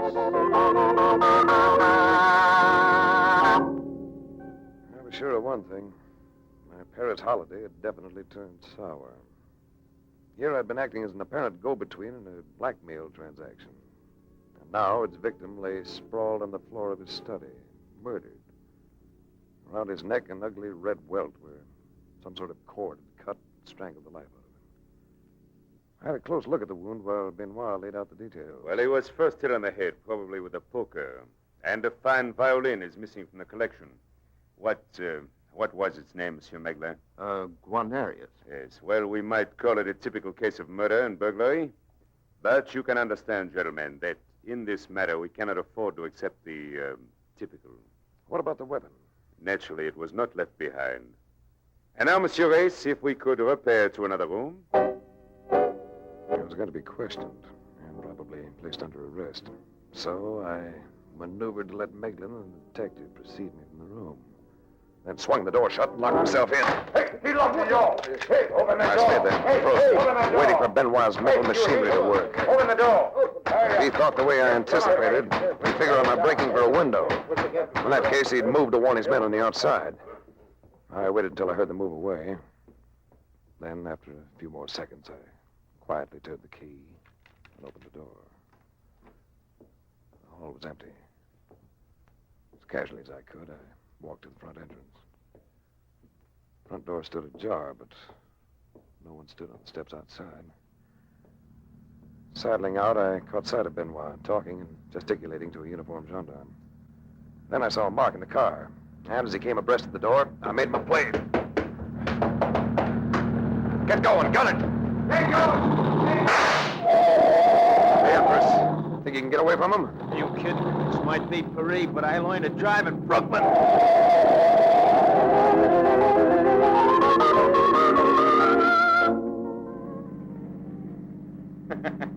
Told you I'd get away from him. All right, what do we do now? I'm going to look up the location of Paulette Dubrock's apartment. You can drop me there. Then I'd like you to run down as much information as you can on the Baradian household. Check. When'll I see you? And where? It's a little after 4. I have a call to make. Meet me at 7 at St. Martin's orphanage.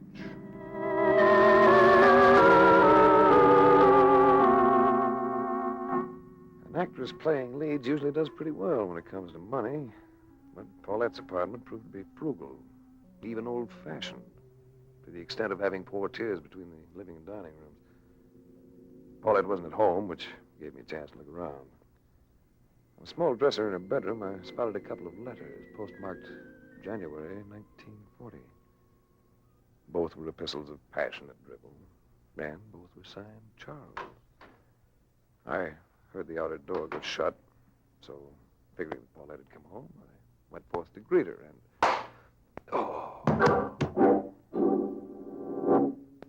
I came conscious again with the realization that my head was resting in a feminine lap. I looked up and saw Paulette. How do you feel, Grace? You're very attractive, you know? Even with your face upside down. Oh, Shaggy. What made you slug me? Name of my mother.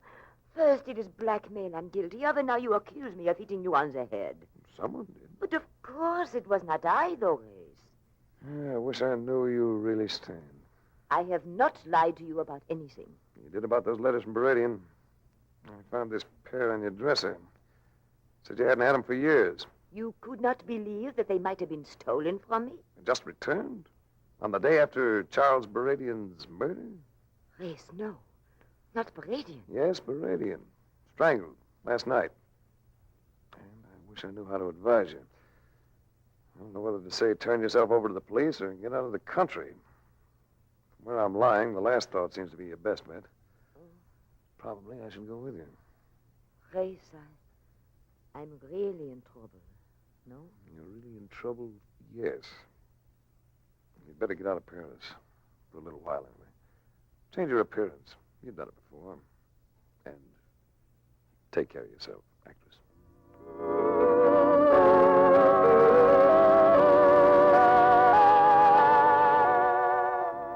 In front of the orphanage, I found Amy sitting in our rented car with Mark. Oh, want to take me for a ride, Race? Such a luxury over here. Why not? Oh, fine. Just let me drop these packages inside the door. I'm a hoarder. Did you know that? You've been doing all right with her, ain't you? Maybe you ought to slow down. Why? Well, she's just a freckle-faced kid a long way from home, and Don't tell me you're picking up a set of ideals. Nuts. Any information on Meglin? Well, in 2 hours, I didn't put together no Gallup report, but I did find out he keeps a room at a hotel called a Platonaire. Uh-huh. And, he used to run a kind of theatrical agency in the U.S., booking second-rate concert violinists. Didn't take long, did I? Violinist. Oh, that's interesting. Now what are you talking about? Oh, violinists and violins. And a lad named Meglin. I wonder what a fine denarius is worth. Denarius? What's that? I always thought it was a kind of spaghetti dish. It's a make of violin. One of the old-timers. Well, where'll I drive you people? We'll find that Hotel Platonaire. I'd like to see a man about a violin.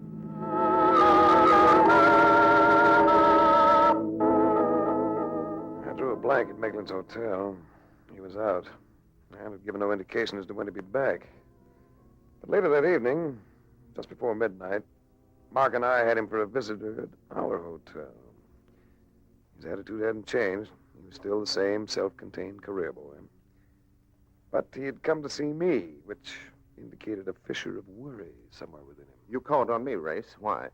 I think you're involved in Beradian's murder. Blunt, aren't you? Well, it won't work with me. I have an unbreakable alibi for last night. I'm sure of that, or you wouldn't be loose. But do the police know of your interest in violins? I don't know what you're talking about. You do, but I won't press it. I'd rather emphasize another point. I found 2 of Beradian's letters today, with fingerprints on one of the envelopes. Ah, that's tripe, and you know it. Paper doesn't produce a good enough impression. In this case, the impression doesn't depend on the paper. It happens to be on the glaze formed by the glue. You're lying. It would have been a shot in the dark, but it registered. Meglin had turned ashen. He walked to a chair and slumped into it, trying to ignite a cigarette with shaking fingers. What's your stake in this, Race? You got all my credentials yesterday. I'm an investigator. I have a client's interest to protect. What are you going to do with those letters?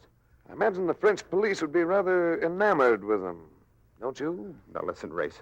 You can tag me with the blackmail end of this, but not with Baradian's murder. Baradian...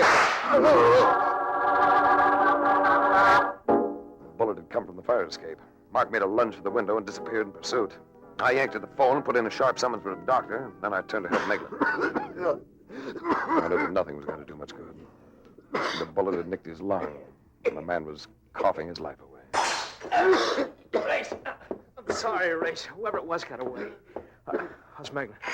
You might adjust that towel for him. Hello? Race? Yes. This is Amy Kenner. Can you hear me? Yes. Where are you? At the orphanage. Oh, Race, I'm worried. The police are here and Paulette's coming in at any minute. Paulette? Well, I advised her to get out of Paris. Well, she called me about an hour ago. Said she wanted to pick up some things and... Well, I'll be there as soon as I can. Tell her not to say anything. Mark, Yeah. how is he? We ain't got nothing to keep us here, Race. This boy's dead.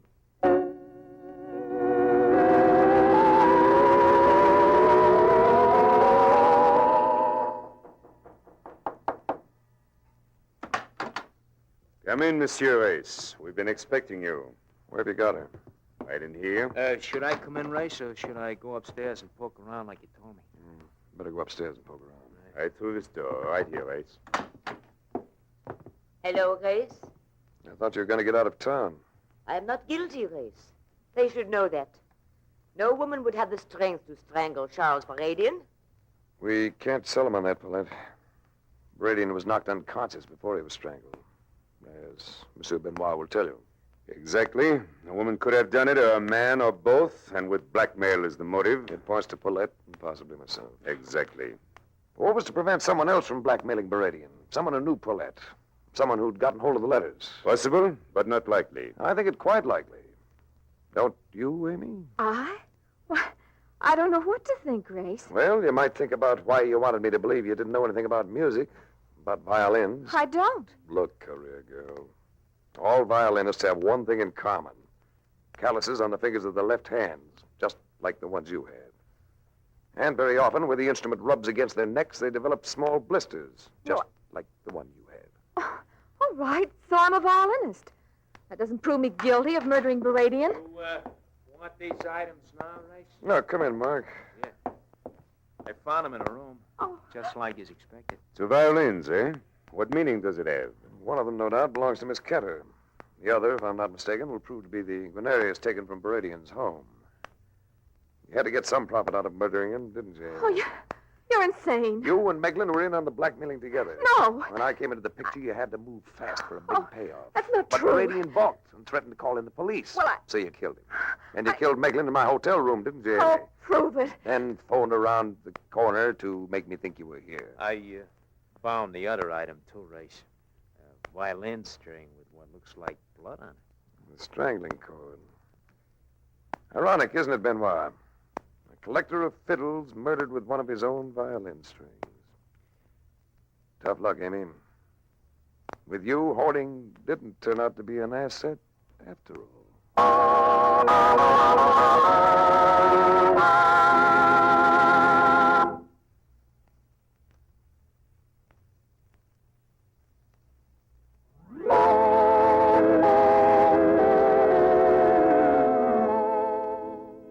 The Adventures of Frank Race, starring Tom Collins with Tony Barrett as Mark Donovan, comes to you from Hollywood.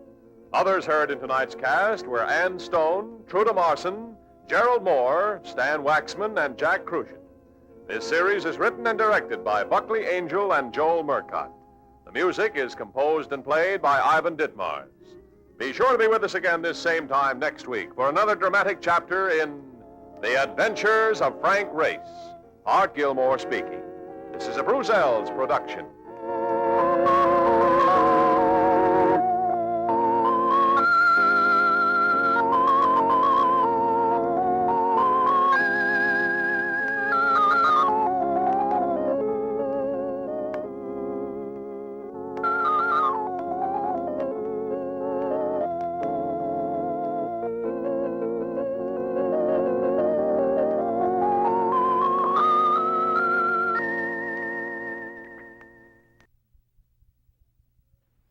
The Adventures of Frank Race, starring Tom Collins.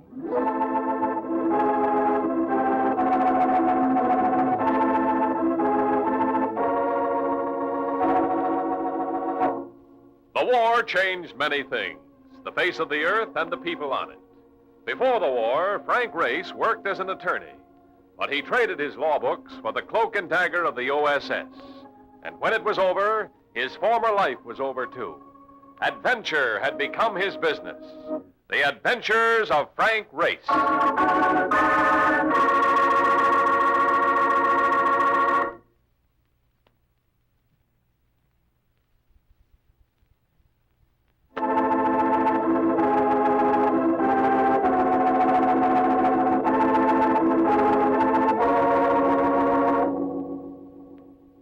And now we join Frank Race for the airborne adventure. At the wheel of a taxi, Mark Donovan's idea of safety is to miss an oncoming truck by the depth of a paint job.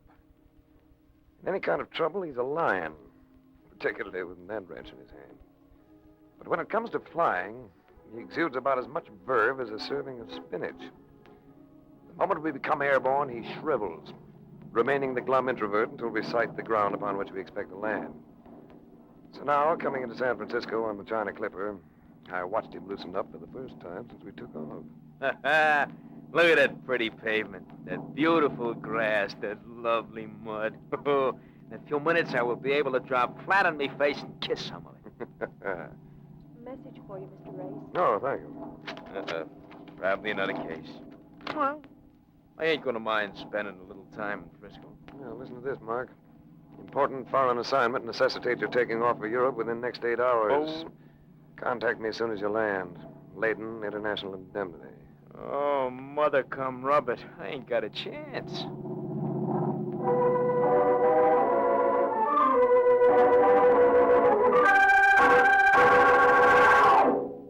The personality of James Layton was a lot like that of the city in which he lived. Poised, cultured, friendly. It was the first time we'd ever met. Sit down, Race. Cigarette? Thanks. We're insuring the delivery of a set of plans for $1 million. Must be some plans. Drawings for a new type of plane. They're scheduled to be carried from Trieste to London, from London to New York. Like courier? Right. And you will be the courier. My fee's going to seem like a lot of money for a messenger boy. We'll consider it a sound investment. We want those plans delivered. And now I'd like you to know Mrs. Jefferson. She's head of the aircraft company that bought the policy. Let's step into this other office. She's waiting to meet you. Mrs. Jefferson must have been about 60. She was big, had a face that reminded me of an evaporated apple, and wore clothes that would have served better as paint rags. I liked her at once. Glad to have you in on this race. Did you tell him about it, Layton? Only about the plans and the fact that we want them delivered. Know anything about flying, Race? He's a pilot, Mrs. Jefferson. I noticed that on his file. Good. As a pilot, what would you say is needed most to develop private flying in this country on a mass production basis? A fairly safe family plane that'll sell for $1,000. Exactly. Up to now, it has been considered an impossibility, but not any longer. My company has found just such a plane. A non-spinnable four-passenger job that'll do 150 miles an hour at 8,000 feet. Just bought the plans for it. And you could build it to price? Definitely. Then you'll revolutionize flying. That's our aim. That and the profit that'll go with it. I can't help being curious about one thing. What's that? Trieste seems an odd place to be finding aircraft designs. Well, we didn't find them there, Race. We found them in Budapest. But other parties seem to want them as much as we do. Getting them far as Trieste costs 3 lives. That's why we finally thought of insurance. The plans are hidden now, and safe. When they start traveling again, it's going to be another story. You see, Race, your fee isn't going to seem excessive after all. Mrs. Jefferson and I left Layton's office together. She had a car waiting and insisted on giving me a lift. You fly to New York, and from there to Trieste. I'll meet you later in London, where I'll be using the name Allison for reasons of security. Mm-hmm. I'm going to give you a New York address. You'll find a man there who supply you with plane reservations and information about your destination to Trieste. Hasn't been transmitted to me, also for reasons of security. Now, why don't you have dinner with me? You have 5 hours yet before you leave. Well, I'd enjoy that, Mrs. Jefferson, but I have a friend. If it's a woman, the best of luck. If it's a man, have him join us. I have just stolen a cook who can do lobster thermidor in a manner... Say no more. For dinner, you're having a pair of male guests.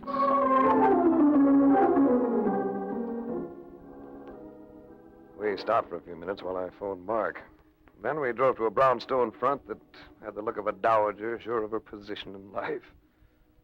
Mrs. Jefferson rang the bell, but instead of a butler answering the door, it was opened by a man gripping a pistol. He was dressed conservatively, in a well-cut suit. But if he had any interest in public relations, his attitude didn't indicate it. Come on in. Just don't make no phony moves, either of you, or I'll slap you clear out of shape, which might be an improvement for you, sister. All right, you don't have to be so obnoxious about it. Lippy dames. How I love lippy dames. Especially battle axes like you. Come on, move. Oh! I gave her a push that sent her reeling, and treated me to 1 inch of pistol barrel between my ribs. A stab that left me thoroughly inarticulate for the moment. In the living room sat 2 more of them. One was an ordinary strong-arm boy. The other could have been a businessman. He looked smooth enough to sell underwater lots by mail. Nicely done, Venner. Move them away from the door. Charlie, go and take care of that chauffeur, and then stay out front and keep your eyes open. Don't get the idea that you'll pry anything out of me. You won't. I wouldn't make up my mind so definitely if I were you. We've ways and means, you know. Very convincing ways and means. You wouldn't dare. Oh, wouldn't we? Venner, take over. Venner pulled several neckties from my pocket. Whirling Mrs. Jefferson round by the shoulder, he grabbed her arms, twisted them behind her, began lacing her wrists together. For an instant, this put him between me and the pistol held by Lanford. I stepped in and shoved Venner toward Lanford. It did no good. Lanford simply sidestepped and... That was a silly move, Race. My reflexes are a bit too quick for that sort of thing. I'm gonna kick his teeth out for poking me like that. See? That's enough, Venner. Let's concentrate on the lady. I'd managed to take Lanford's pistol slap on the top side of my head, and I've absorbed kicks before. But for the moment, I couldn't have qualified as a gay and laughing boy. Nevertheless, I had to get up. I had to get up because of what they were about to do to the lady of the house. Hey, she's trussed up like a sack of spuds. All right. Here's a cigarette. You'll notice that it's lighted, Mrs. Jefferson. Now, if you're still determined to be stubborn... Yes, Charlie. Must be trouble. What's he trying to say? Cops. He says it's cops. We'll go out the window. What about the dame? Never mind. Come on. Reese, get me free of these things, will you? Where are you, Ray? In here. Who on earth is that? The other man who came to dinner. Hey, you all right, Race? Yeah, I will be. Now, how did you spot this setup, Mark? Oh, I got hep when I saw that creep patrolling out in front. So I went and I called the cops. Can you imagine me calling the cops? The act of a solid tax-paying citizen. Hey, what do we eat? Here, Race. Hold this compact while I tidy myself. And as for you, Mark, you'll dine tonight. That I promise. You'll dine, and in style.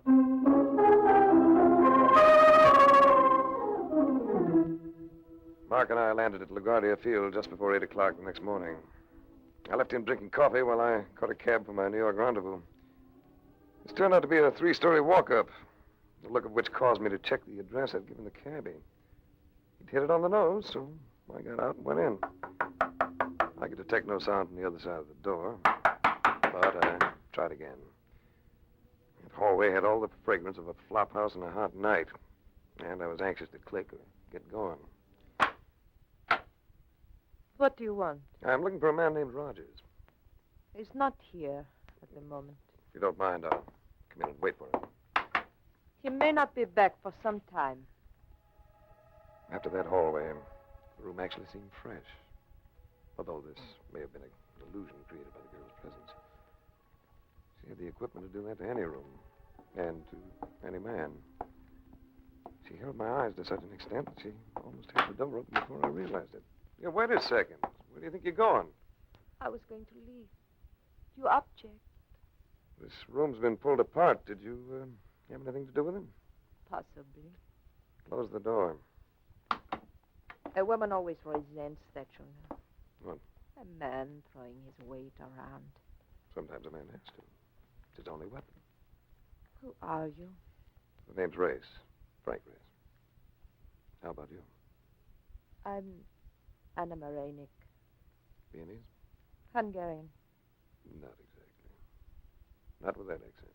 I lived in London all during the war with my brother. We were refugees.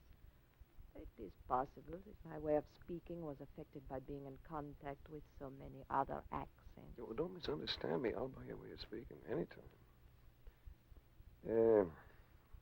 No use walking around each other like a couple of club fighters, is there? No use at all.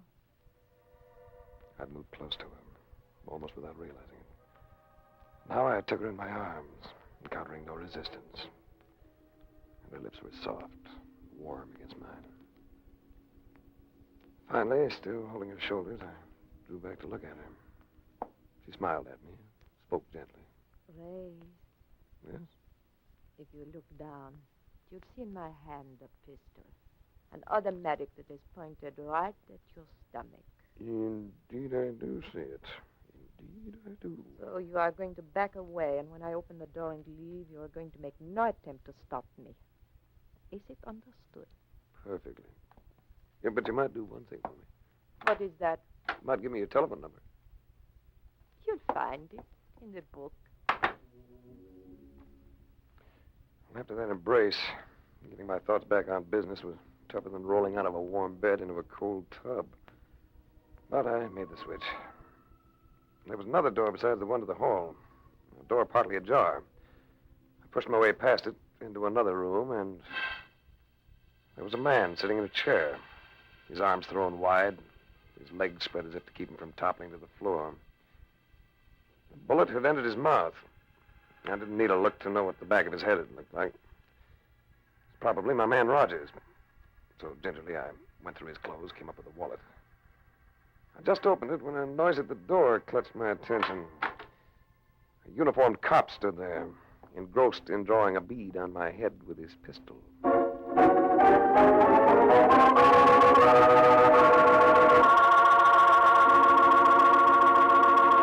We'll return to the adventures of Frank Race in just about 1 minute.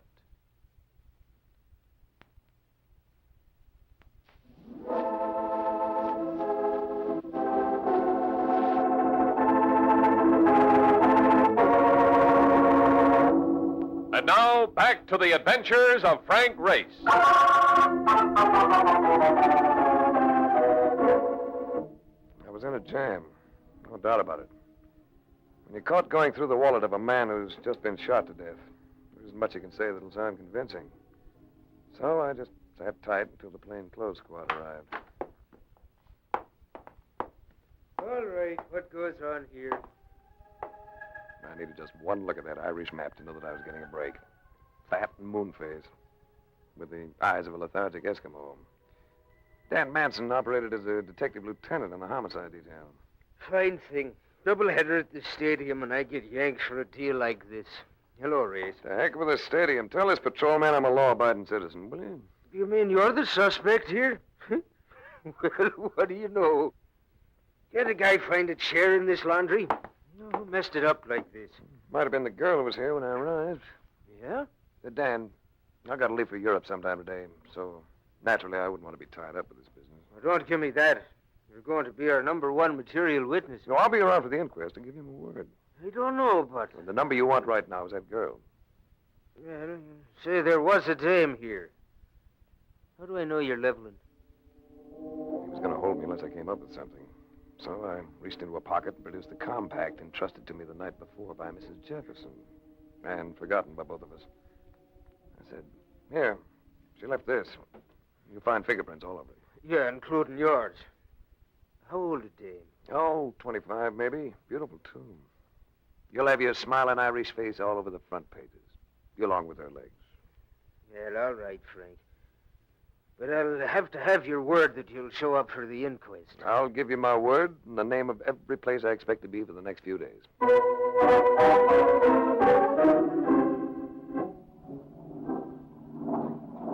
Well, here we are again, flying. I'm up in the air so much lately, I'm beginning to feel like a pigeon. You'll get used to it. Nah, not me. I'll never get used to any part of flying. It just ain't natural. Possibly that's the answer. If you knew why it is that a plane flies, you might be more relaxed about it. Sit back, boy, while I brief you on the principles of flight. All right. I just as soon settle for a good stiff drink.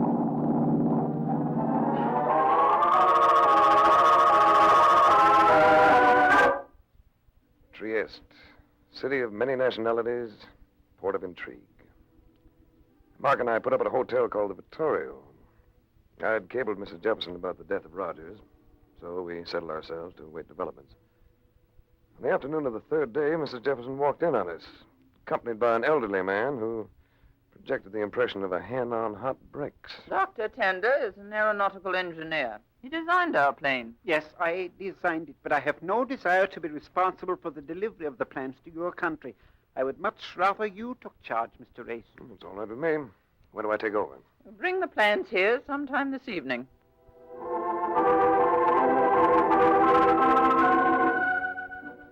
By 9 o'clock, Mark and I had become restless and hungry. Deciding they could wait for us if they arrived while we were absent, we started out for a bite to eat. But in the lobby, the sight of a girl talking to the night clerk stopped me short. Hey, chum, what goes? At the desk. It's the femme fatale I encountered in New York. And you want to call her a killer? What a lovely way to die. Something tells me this is going to be an interesting evening. I'm going to talk to her, Mark. Wherever we go, shadow us. That's Donovan. Always on the edge of things. Look, maybe she's got a friend. Then I could protect you on the spot. Get out of sight. Here she comes. Good evening, Miss Marinick. Oh, it's you. You couldn't be surprised. What do you want? Yeah, thought you might like to have dinner with me. You are a strange person. You'll learn a lot more about me while we dine. Shall we? All right, Grace.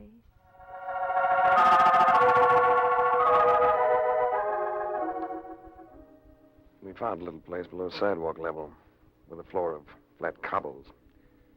We sat at a table of scrubbed oak and looked at each other by the light of a candle jammed in a bottle that had once held Hennessy's five-star cognac. Why'd you stare at me? You're so beautiful. And so lethal. I didn't kill that man, Race. He was dead when I arrived. Why were you there? Later, perhaps I may be able to tell you. You're going to give me trouble, baby. I'm sure of that. You're going to give me trouble because of the look of him. The touch of him. Remember that kiss we had a few nights ago? Yes, I remember, Race. I remember. A little too well. But such things are not for me. Not yet. All right, baby. Let's have it. So you can mock me with your doubt? I can see that you and I are... What is it, Race? We're going to have company. A threesome just came in. Perhaps you know them. Those men? I've never seen them before. They spotted us. They're coming over. They move slightly to one side. Who are they? The first one in front calls him Lanford. You can classify him as a very sinister personality. Good evening, Mr. Reyes. Don't sit down, Lanford. Just keep standing there. All three of you. Ah, you have a pistol. Another excellent Luger. One that could put slugs into all of you in less time than I need to take a breath. You won't get away from us, Race, any more than Rogers did in New York. So you were the authors of that little act. Thanks for the information. Now you can listen to some news from me. I'm going out of this place while you stay behind. The young lady will probably want to stay with you. No, Race. I'll go with you. My sense of discretion said, go along. But the tone of her voice swayed me, and I nodded. Outside, the street lamps had been turned off, leaving the streets dim, shadowy. They'll follow, won't they? Yes. So we'll duck in here. There's a stable, ramshackle and with gaping holes in its boarding. We moved to the back of it, crowded into an empty stall. What is it they want? Same thing you do, I imagine. I hear something. Well, of course you hear something. You didn't really believe you could get away from us, did you, Race? That was by sound, Lanford. The next one won't just cripple, it'll kill.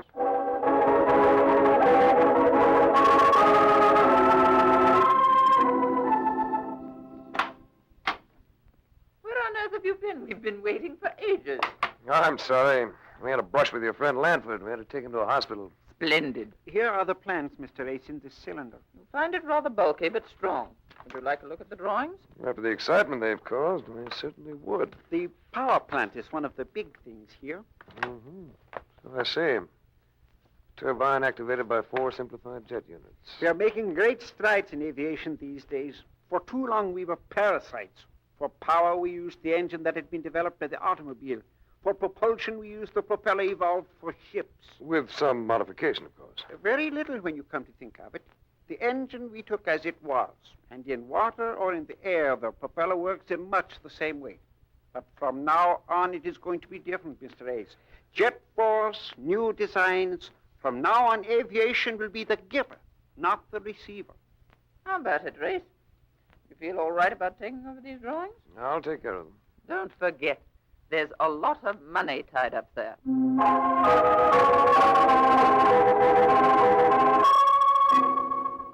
When they left, I rumpled the bed and slipped the cylinder holding the plans under the covers.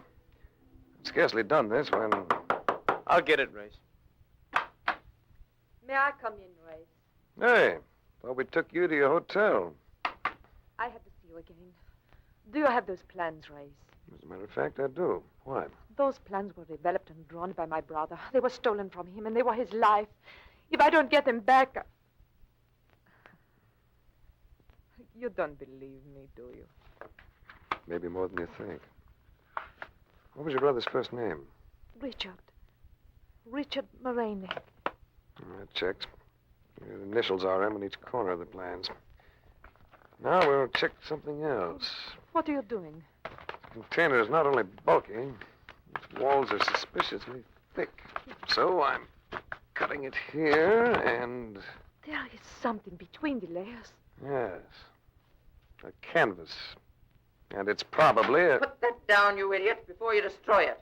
And you wouldn't want me to destroy an old master, would you, Mrs. Jefferson? So this is what Lanford's been after. He didn't miss a trick, did you? Big insurance for a smoke screen so he could move the painting without suspicion. With me as the clay pigeon. Pick up that cylinder, Tender. Still going to move it, Race. I know a gentleman who'll pay me $500,000 for that painting. Just tell me one thing. How did you spot us? Your Dr. Tanner, such an obvious fake. No aeronautical engineer would ever make the statement that the propeller of a ship and the propeller of a plane work the same way. Would he, Mark? Nah. An airplane prop makes a vacuum, which sucks the plane into it. You see, Race, I remember. While the propeller of a surface vessel literally screws its way through water, which is practically a solid. So we muffed it. We didn't miss when we saw this girl come up to your room. So long, Race. Better investigating next time. And don't try to follow me. I know how to handle this pistol right well. I don't have to follow you, Mrs. Jefferson. When you hear this cablegram, you'll be following me. Cablegram? When the police found me with Rogers in New York, they wanted to hold me as a material witness. I staved that off by telling them that a woman had been there. To prove it, I gave them that compact of yours. My compact? Yes, and it seemed it had a mess of fingerprints on it. Most of them yours. I didn't kill Rogers. I was on my way to London. But you traveled under another name, you remember? Which makes me your only alibi. You're bluffing. Am I? Listen to the cablegram. Your young dame turned out to be a Mrs. Leah Jefferson, age 54. Where is she? Signed Manson, Homicide Bureau, New York Police Department. Pay no attention to him, Leah. Let us go. I have to pay attention to him. You think I'm going to spend the rest of my life running from a murder rap? You're crazy. What are your terms, Race? I'll take the plane drawings to the States, as per your insurance contract. The canvas will turn over to the proper authorities here in Europe. We'll say we found it. All right. It's a deal. It is no deal. I, too, have an interest in this affair. No, don't lift that pistol, Leah, or I'll put a bullet in you from this gun of mine. Now, just stand quietly, all of you. And now... I was justified in doing that, wasn't I, Race? After all, he was attempting to break the law. I'm afraid I'll have to leave that decision to the local police. What about my brother, Race? Those drawings belong to him. You might get in touch with him. Tell him to come along with us. I imagine he might be able to make quite a deal for himself over there. Besides, I'd kind of like to have you along, too.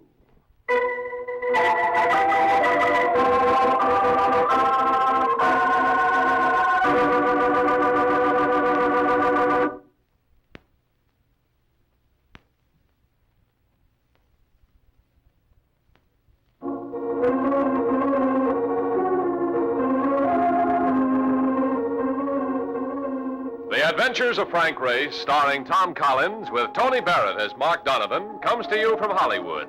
Others heard in tonight's cast were Gene Bates, D.J. Thompson, Tom Holland, Frank Lovejoy, and Parley Bear. This series is written and directed by Joel Murcott and Buckley Angel. The music is composed and played by Ivan Ditmars. Be sure to be with us again this same time next week for another dramatic chapter in The Adventures of Frank Race. Art Gilmore speaking. This is a Bruce Ells production.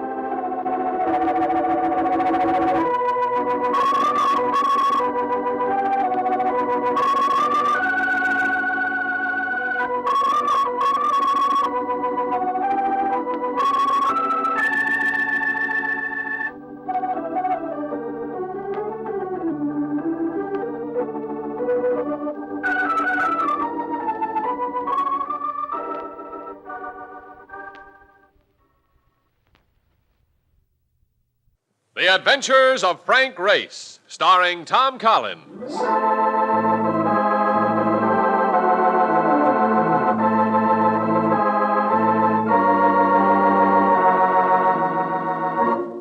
The war changed many things, the face of the earth and the people on it. Before the war, Frank Race worked as an attorney, but he traded his law books for the cloak and dagger of the OSS. When it was over, his former life was over, too. Adventure had become his business. The Adventures of Frank Race.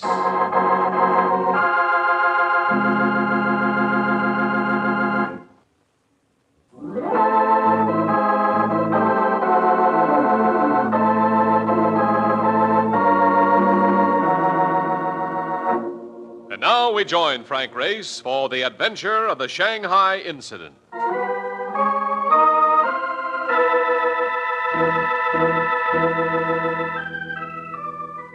My seat was a park bench that overlooked the oil-scummed waters of the East River. Everything considered, it wasn't what you'd call a glamorous atmosphere. But I was drowsy. The sun felt warm in my back. I didn't want to move. Hey, Race! I flinched. The voice belonged to Mark Donovan. Never exactly a soothing influence. I hunched my shoulders and closed my eyes. Hey, I've got a guy who wants to see you. I'll tell him I'm out. He's waiting in the cab. He said to tell you his name is Breslin. That brought my eyes open. Matt Breslin, one of the best blocking backs that ever scythed his way through a broken field. I know him. I carried the ball behind him on more than one of his jaunts. Hadn't seen him for years. I got up and we went to the cab. Well, it's good to see you, boy. Been a long time. Too long, Matt. What are you doing for yourself? Well, I guess you can say I'm in the same racket that you are. Insurance. I'm running the American branch of Gloyd's. And when you say insurance, you mean insurance. Underwrite everything from weather to the possibility of triplet. That's us. And we've got a job for you. I was after you about a month ago, but you were in Europe. Matt, I promised myself I wouldn't do a thing for a month. I've still got 3 weeks to go. You remember Chuck Howard, don't you? Chuck Howard? Oh, of course. Very decent guy. When we couldn't get you, we turned our assignment over to Chuck. He did all right. He's a good operator. He's a dead operator, Race. He was murdered on the job 3 days ago. You're ribbing me, Matt. I wish I were. Chuck Howard had 3 kids. I keep thinking of that. How did it happen? Why? We thought you might want to find that out for us. What was the assignment? Did you ever hear of South China Transport? Yeah, it's an airline. I know some of the boys that fly the freight. We indemnify them against cargo loss. And lately, there have been nothing but losses. They've been strewing valuable cargoes all over the countryside. Well, it's a great countryside for such goings on. Who shall I contact over there? A lad by the name of Jack Stacy. He handles operations. Used to be in the Navy. You'll probably find him pretty sick. He was badly wounded in the fracas that killed Chuck Howard. Where will he be? In Shanghai. It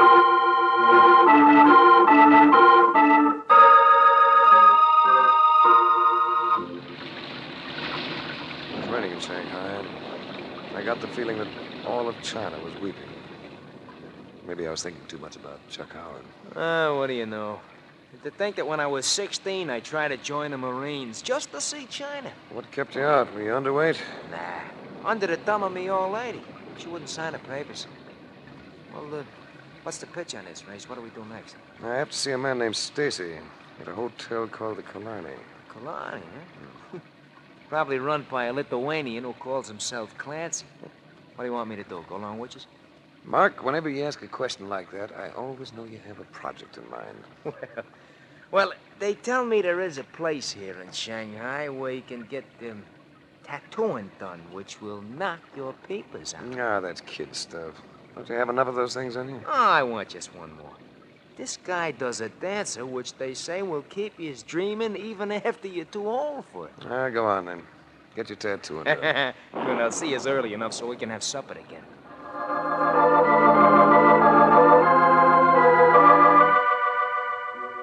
The lobby of the Hotel Killarney looked like the breakup of a Rose Bowl crowd.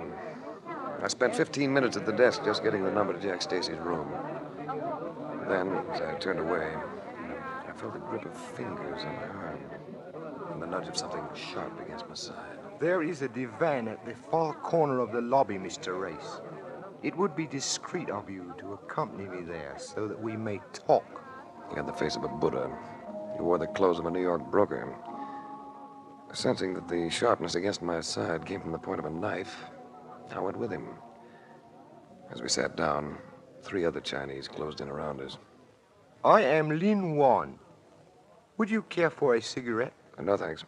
You are naturally wondering why I took such pains to converse with you. Naturally. It is because I wish to give you a warning and at the same time offer you a sum of money. Oh, that's interesting. I am going to ask you to forget your assignment, Mr. Race, and to accept from us an amount that will soothe any abrasion to your pride. Just like that. On the other hand, should you choose to be difficult, I can promise you trouble of that exquisite nature for which we Chinese are noted. Besides, what can you really accomplish, Mr. Race? Your investigation will take you into the open country of China, where you will find no worthwhile law enforcement authority. We've run across that problem before, Mr. Lin. Indeed. When we lack local means of breaking up a racket, if you're familiar with the term. I am thoroughly familiar with it. We break it up ourselves. Mr. Race, I still have the point of a sharp blade pressed against the most vulnerable part of your person.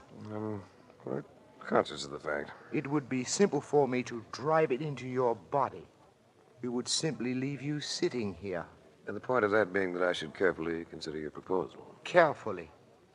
I shall give you until this evening to assure me that you will efface yourself.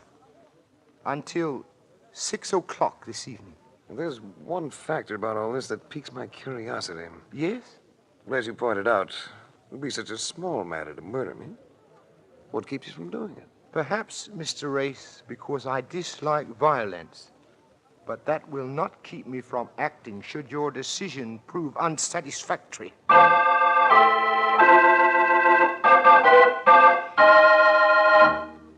I found Jack Stacy propped up on a couch in his room, his arm in a sling. His disposition a match for the weather. It's a mess, Race. Somebody's trying to force us out. That's the size of it. We've been doing well. Too well, I guess. So now they're moving in. You've no idea who killed Chuck Howard and crippled you, huh? The only thing I know about it is the bullet they took out of my arm. I really knew about that. They were short on anesthetic. That's it? The slug in the mantle? That's it. 38. But over here, that won't mean much. How do they know when you're going to fly those cargoes? Can't you keep it quiet? I've done everything but make my people wear muzzles. Gets out somehow. They never miss. What about your pilots? Could I talk to one of them? Well, there's one of them in the hotel right now. I'll get him here for you in a few minutes. Pilot showed up in about half an hour. Tall, weathered-looking Westerner. Yeah, sure. They try to pump us. Try it all the time. They're cute about it, too. They use women. Mighty nice-looking women. Chinese? Not the one I ran into. Might have been Russian. I'm not sure. Whatever she is, it's an awful exclusive pattern. What's her name? Lisha Vronsa. I don't suppose you know where she stays. Mister, the day I slip up on finding out a lady's address, I'm gonna be ready for that old rocking chair. All right, Brand. You just relieve yourself of that information right now.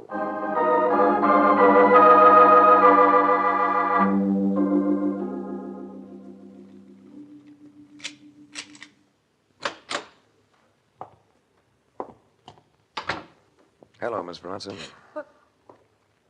Who is it? The name is Race. How did you get in here? The practice of bribery will do wonders in any part of the world. May I suggest that you turn up the lamp? What is it you want? I couldn't answer for a moment. In the greater light, she was, as Brand had said, of an exclusive pattern. Tawny of skin and hair. The look of her gave me that odd feeling in my chest, one reminiscent of my first deep drag in a cigarette. You stare at me. Why? You must be used to it. What do you want? Last week, a friend of mine was murdered in Shanghai. I thought you might be able to tell me something about it. I'm sorry. I can tell you nothing. Who was your friend? A man called Charles Howard. You knew him, didn't you? Yes. Yes, I knew him. A nice person, gentle and kind.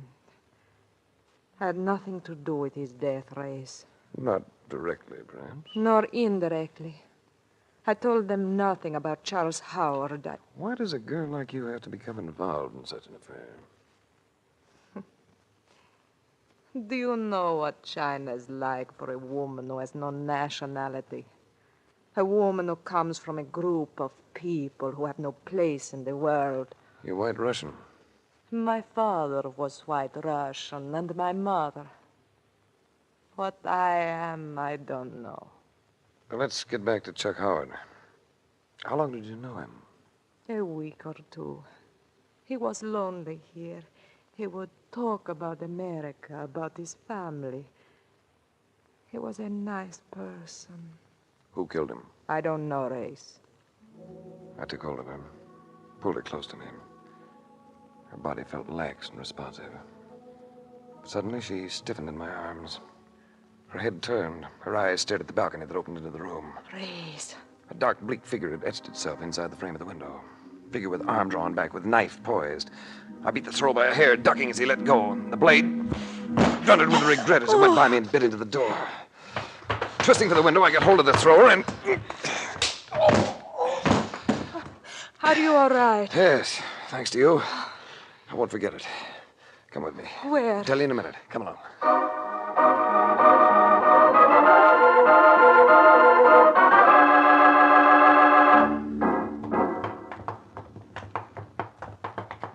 Hold it. What are we doing, Race?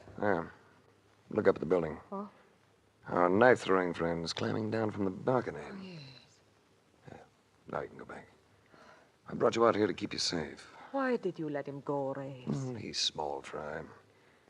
I want to follow him to where the big ones are biting.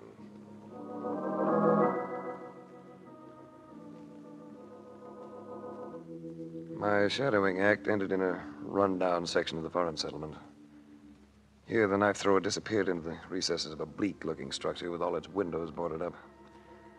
I strolled casually alongside the place, giving the heavy timbered door the once-over, when I became conscious of shadowy figures around me. A familiar voice spoke out of the night. Good evening, Mr. Race. Lin Wan, this your place? For you, Mr. Race, that can have no importance. I warned you that your time would be up by 6 o'clock this evening. It is now 9.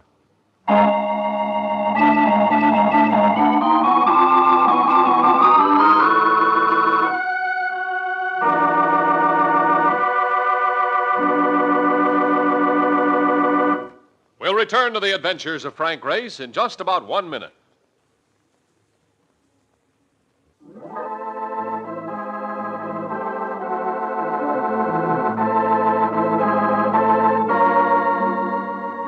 And now, back to the adventures of Frank Race. There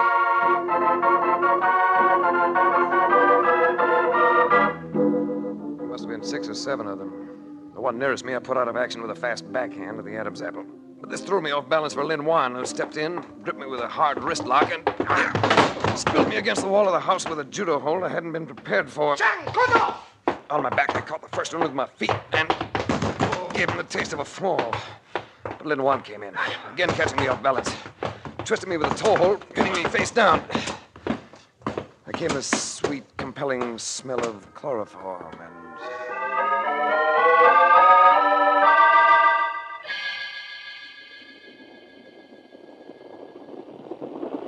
I got back my senses, of all places, on a train. A Chinese train, no mistaking that. From the position of the sun, I knew we were heading north.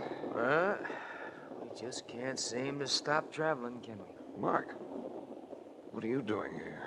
It's what I get for knocking around with you. How do you feel? Like a first-class case of suspended animation. Yeah. Must have had me out for quite a while. All night? I think they give you some kind of a shot. Oh, we seem to have this compartment to ourselves. They got a guy outside the door. And there's a glad boy who drops in on us every once in a while. Tell me, how'd they take you? With a sash weight from the feel of it. I am right now thanking me old man and me old lady for giving me this thick Irish skull. How'd you get your tattooing done? Did I? Well, you see. Wait a minute. Let me get my sleeve up. Yeah. A remarkable piece of art. Yeah, wait. Now, look, see? A wiggly old muscle like this. Ain't that terrific, Ray? Just like Minsky's Burlesque on Broadway.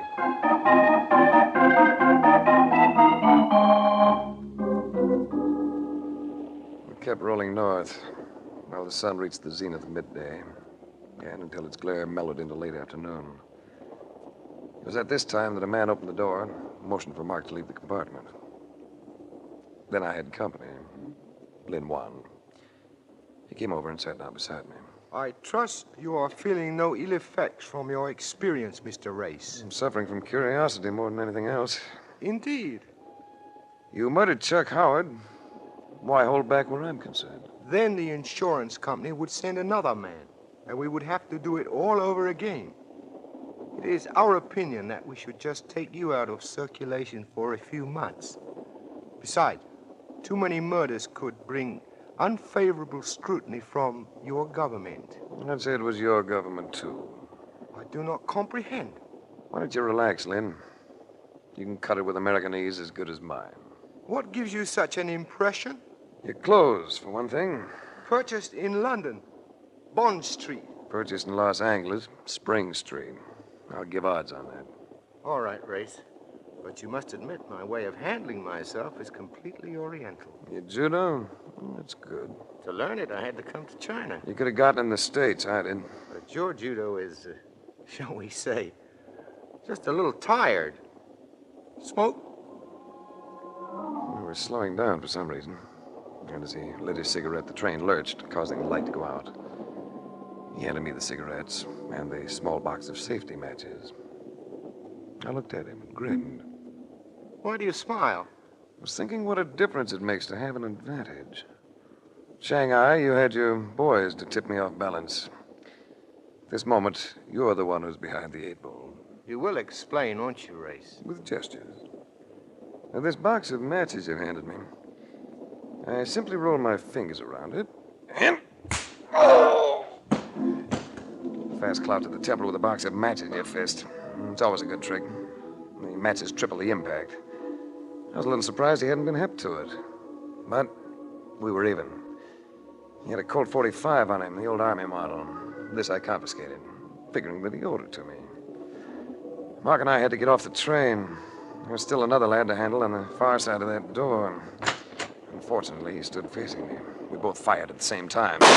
Race! I'm all right. I'm all right. Get his gun. You're bleeding. It's all over your face. Crease me. Get that gun. Hey, there's more of them coming. Yeah, get back in the compartment. Hey, they're gonna break in. Yeah, we'll have to jump for it. Break the window. We're moving too fast. We'll have to try it. Break the window. All right. Let's go.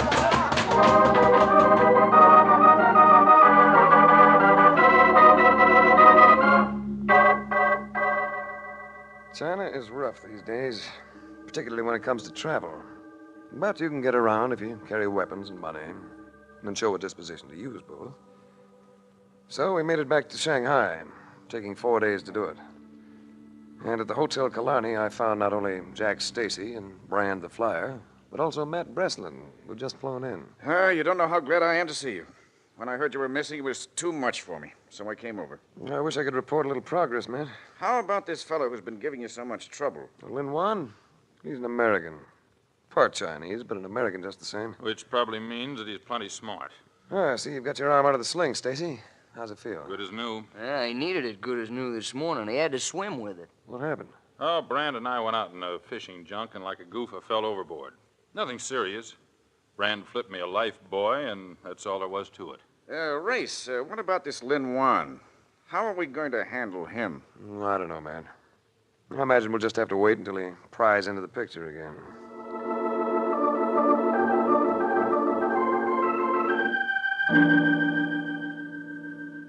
Late that evening, just after market, slipped out for a nightcap. I had a visitor. Hello, Race. Come in. I've been afraid for you, Race. That is the reason I cabled your company in America. You did what? I cabled So you brought Matt Breslin over here. Matt Breslin? You're a friend of mine. It doesn't matter. Oh, I'm glad to see you back, Race. Are you?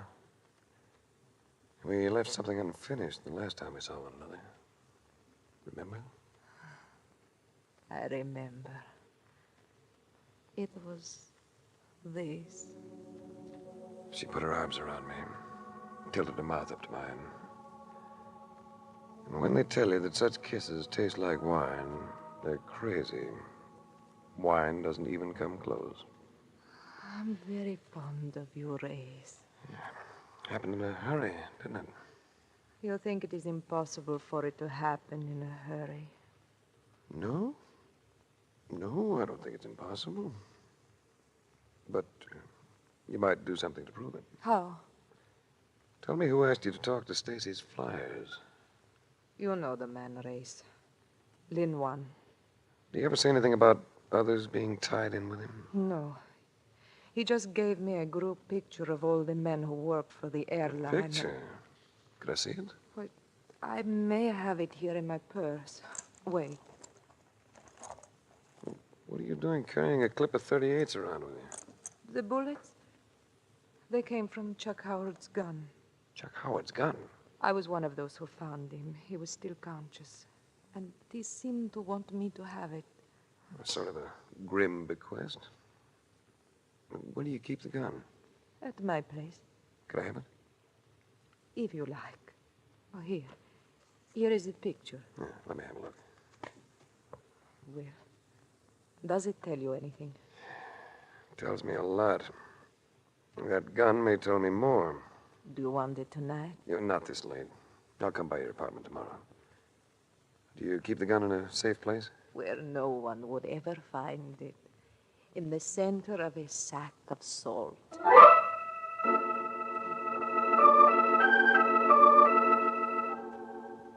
I went there next morning. And as soon as I got to her door, I knew that something was wrong. The door stood half ajar. Inside the room, everything was chaos. Chairs overturned, broken, tables on the sides. I found the gun all right, where Alicia had said it would be. But Alicia was gone.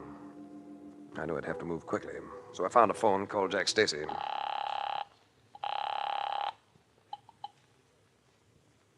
Stacy speaking. This is Race. Gonna need your help. Sure, Race. Do you know where to find Matt Breslin and that pilot of yours, Brand? No, not right now, but I can probably locate him. I told him to let it ride. We couldn't afford to wait. Gave him the location of the place in the foreign settlement. The house where I'd bumped into Lin Juan and company. Stacy promised to be there in an hour, and was good as his word. He looked curiously at Mark and me as we met him in front of the heavy door of the structure. This the headquarters? It seems to be. And I think they're holding a girl here. Girl has been helping us. You willing to go in? Well, sure, if you'll show me how. I thought we might go in by way of this door here. With that lock to open, we'll need TNT. I thought possibly you might have a key for it. You thought that... I don't get it. Neither did I. Till I remembered that you were supposed to have been in the Navy. Well, I was in the Navy. No, Stacy. Or whatever your name really is. No Navy man would ever say life boy. Pronunciation's optional, but you call them buoys in the Navy. Always. Move ahead of us and open the door.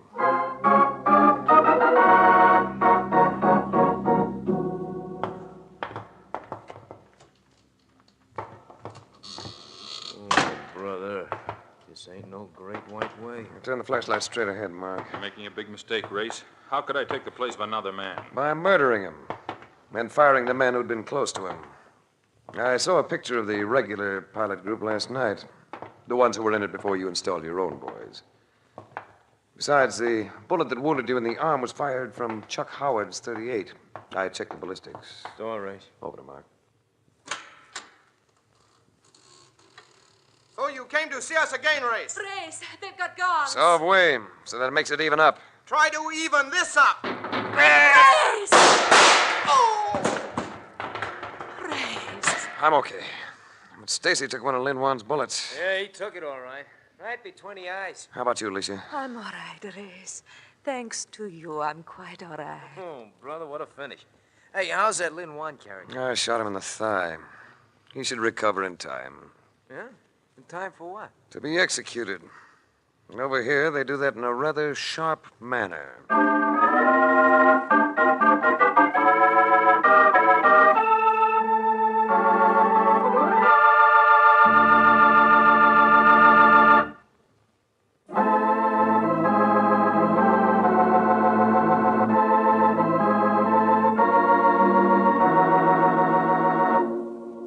The Adventures of Frank Race, starring Tom Collins with Tony Barrett as Mark Donovan, comes to you from Hollywood. Others heard in tonight's cast were Gene Bates, Ted Von Eltz, Bert Holland, Barney Phillips, and Charlie Lung. This series is written and directed by Buckley Angel and Joel Murcott. The music is composed and played by Ivan Ditmars. Be sure to be with us again this same time next week for another dramatic chapter in The Adventures of Frank Race. Art Gilmore speaking. This is a Bruce Ells production.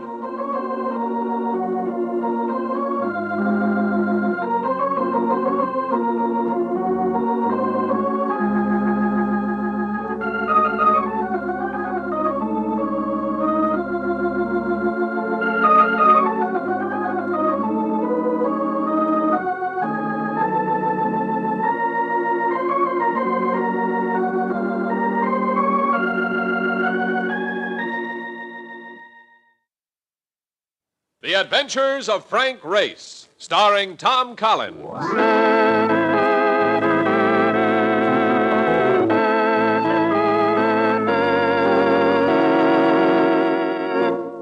The war changed many things, the face of the earth and the people on it. Before the war, Frank Race worked as an attorney, but he traded his law books for the cloak and dagger of the OSS. And when it was over, his former life was over, too. Adventure had become his business. The Adventures of Frank Race. And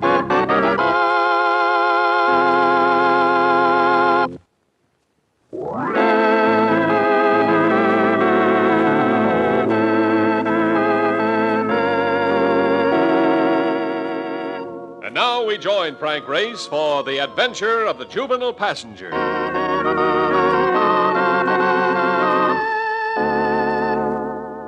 The evening had been a turkey. Following a dull dinner, I'd been collared by my hostess, a woman with about as much depth as a wading pool. The conversation had been a 3-hour filibuster, with me effecting my escape only after a farewell scene that would have odorized any little theater in the land. So now I was settling into bed with a sigh of relief. The windows were open, the light was out. I could call it a... No. Yes. Well, about time you got home. Where you been? Let's not talk about that. What do you want?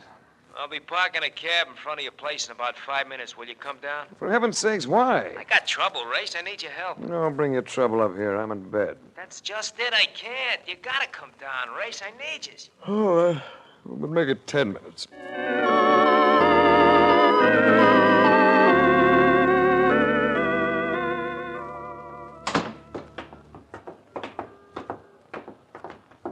This had better be good. So take a gander back there. Oh, it's a girl. Yeah. And how old would you say she was? 14, possibly. All right. She's 14 and riding around in my cab at 1 o'clock in the morning. She ain't got the dough to pay her fare, and she says she'll kill herself if I don't keep driving her. That ain't a ladle of trouble I'll put in, which is... It'll do. What's your name, dear? I don't care to say. How long's she been riding with you, Ma? Since 11 o'clock. How'd you happen to pick her up? I didn't. I step into a cafe for a few minutes to lap up a cup of coffee. When I come out, there she is, already in the cab. I tried to head for a precinct house once, but she put the nix on it. She knows New York as well as I do. Well, let's all go for a ride. Drive around, Mark. I'll talk to her.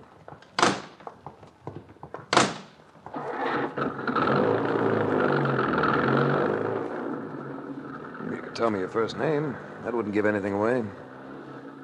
It's Mary. Look, no use being mad at me. I'm a stranger. I'm not mad. It's... Trouble at home? I don't live at home. Relatives? I stay at an orphanage. Nothing wrong with that. No, there's nothing wrong with it except... Well, how would you like it if someone were trying to send you to jail? Someone at the orphanage? Just the head of it, that's all. No one can send you to jail if you haven't done anything wrong. She claims I steal things. I don't, but...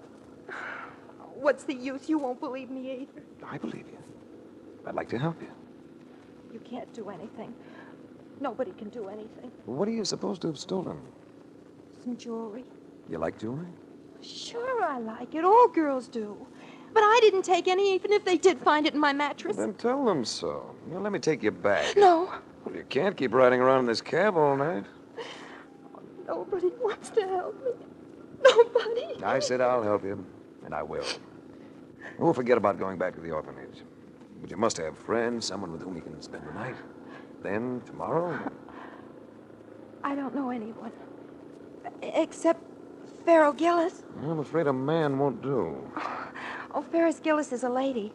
She's swell. She came to the orphanage a couple of times and told me to come and see her anytime I wanted to. You know where she lives? We could find it in the phone book.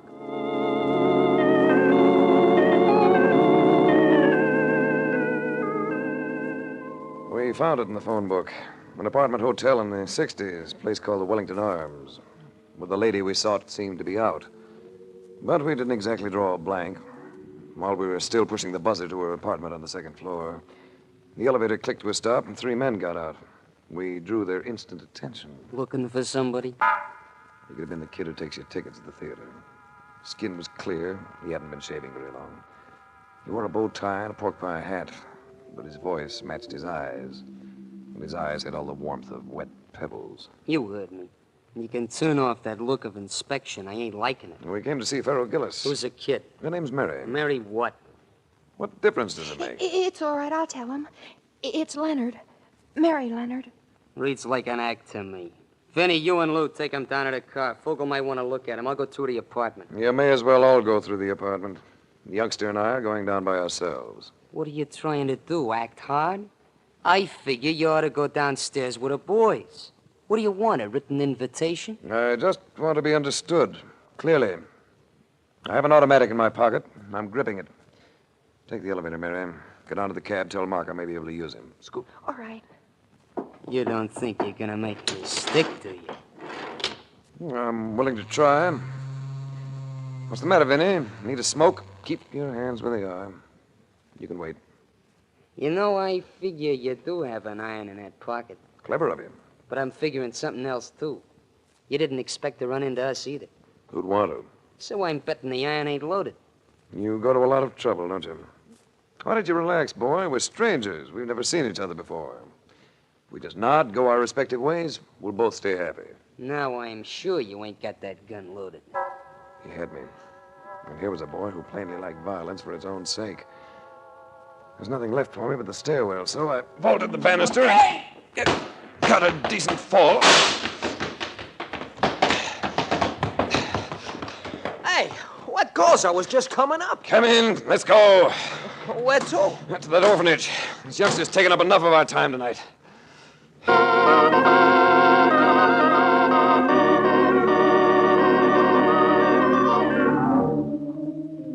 There were cars parked in front of the orphanage, and lights still on inside. In the office, a sort of conference seemed to have taken place. But we got an instantaneous reaction from a woman of about 50, a woman whose face suggested that she wanted no fun out of life and resented anyone else trying for it. Well, just where have you been, young lady? Who is this, Mary? Mrs. Barkley. She's head matron. Good evening, Mrs. Barkley. Well? My name's Race. I'm a private investigator. I'm acting on this young lady's behalf. Gosh. You are you? Well, I'll have you know... Pardon me, Mrs. Barkley.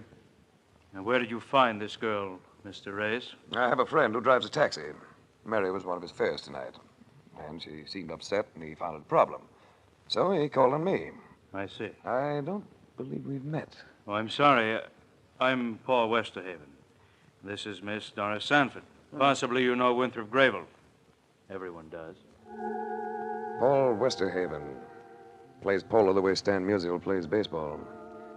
Horses and money. Plenty of both. Doris Sanford I'd never seen before.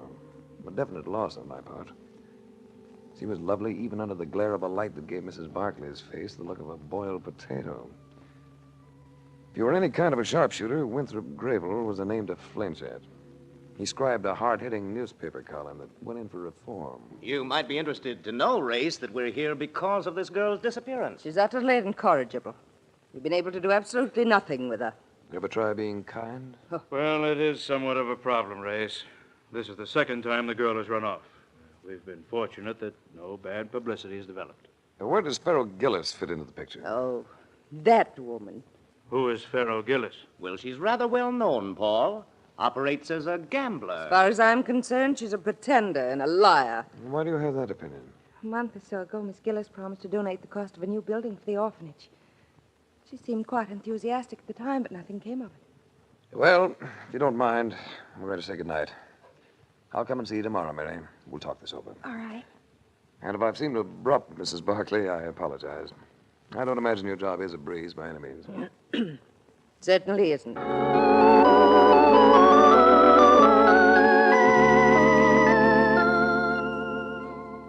Next morning, I went back to the apartment hotel that housed Farrell Gillis. The manager, a pink-skinned man with a mouth that puckered as he talked, was still agog over the shot that had been fired the night before, but didn't connect me with it. When I mentioned Farrell Gillis, he puckered and shook his head. No, she hasn't been here for a week. She often goes away like that, but never tells us where. Or know anyone else who might know where she is? No one. She's a very strange woman. Gambles, you know. How about her lawyer? I don't believe she has one. Know where she banks? She doesn't. I know that for a fact. Everything in cash with Miss Gillis. It's an idiosyncrasy of hers. Always carries cash. Pays us in cash, pays everyone in cash. It must be a gambling instinct. Yeah, quite likely. Well, thanks. Oh, that's all right, Mr. Racer. Didn't you say you were an investigator? Yes. Well, I'm always willing to help investigators. Always.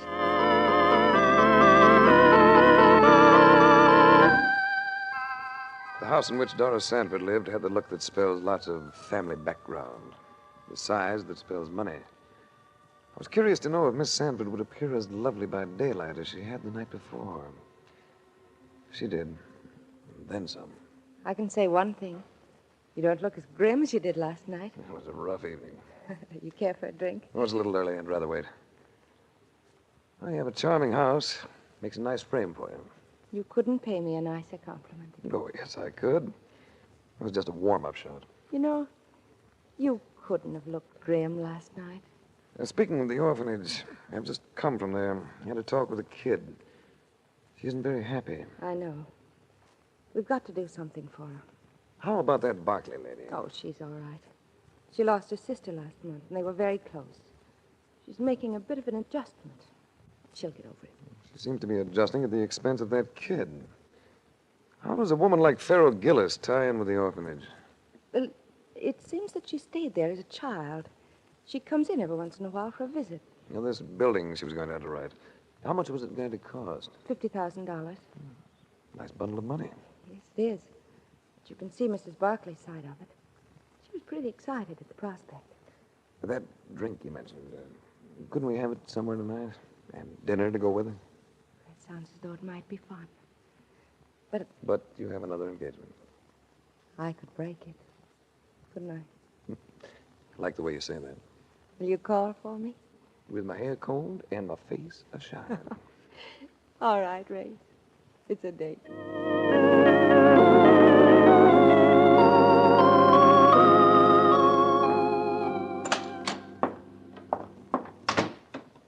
What have you been doing, shopping? Oh, hello, Mark. I didn't know you were here. Well, after last night, I thought you'd be home early, so I came up.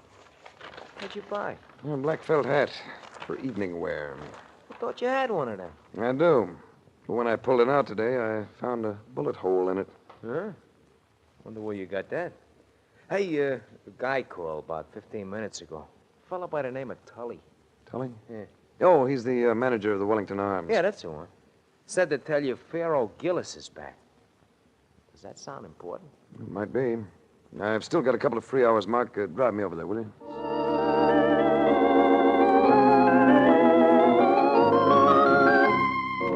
I found the door to the apartment slightly ajar, so I knocked. I thought I heard a voice say, "Come in," so I did. She was reclining on a divan, a woman of perhaps 60. She had a theatrical look. Her skin was heavy with makeup, her hair tinted a flamboyant red. She was smiling at me, and the set of her features indicated that she was used to smiling. There was only one thing wrong with the picture. Someone had stabbed a knife into her chest. She was dead.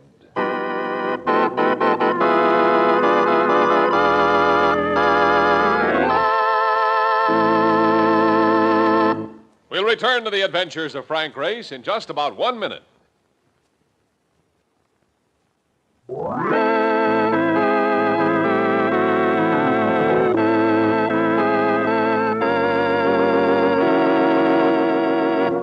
And now, back to the adventures of Frank Race.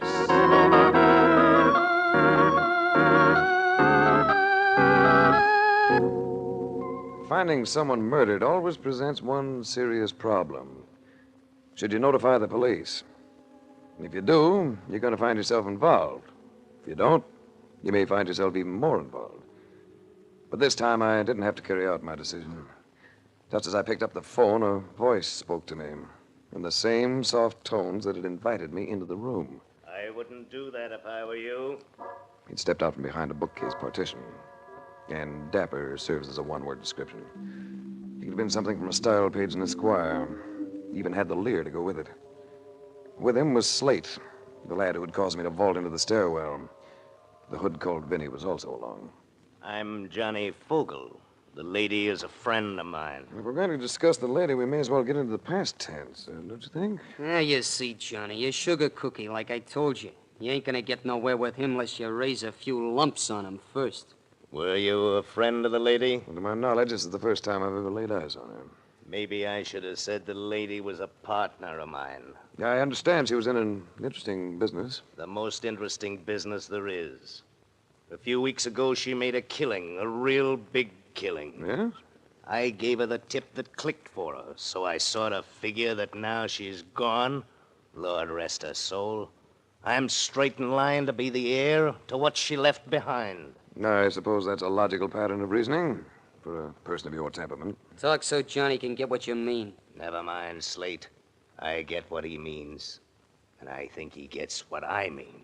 Let's not waste each other's time, Fogel. Don't reach for that phone, pal. You ain't gonna call nobody. Frisk him, Slate. I wouldn't worry none, Johnny. He's got a gun, but it's never loaded. I'd take it just the same and keep it for you, chum. You see, Race? It's like this. You coming in here made it kind of embarrassing. A little embarrassing for us, more embarrassing for you.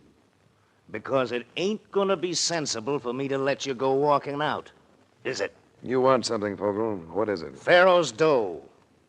I happen to know she was healed with better than 50 grand. And with the way every drawer in the apartment seems to have been so neatly emptied, I'd say you'd been looking for it. Pharaoh wouldn't have been keeping the dough here. She wasn't that kind. I haven't the slightest idea what Pharaoh Gillis was like. You may as well know that I can't tell you a thing about her money. That's the trouble with you guys. You always want to play a lone hand. Let's get him out of here, Slate. Start moving, Race. And this time you ain't getting away with no phony moves. As Slate pushed me past the door, Fogel lingered for a last look at Pharaoh Gillis, which meant that Slate and I started downstairs by ourselves. He insisted on walking right behind me, so after about 6 steps, I simply sat down in front of him. He instantly went over me and crashed on the landing below. I leaped after him, but there was only time to regain my pistol before Fogel appeared at the top of the stairs. Drop that gun, Race!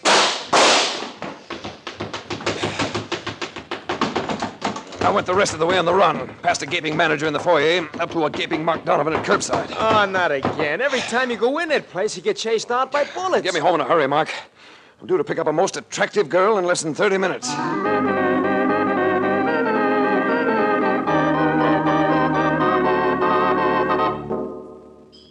Candlelight. Wine.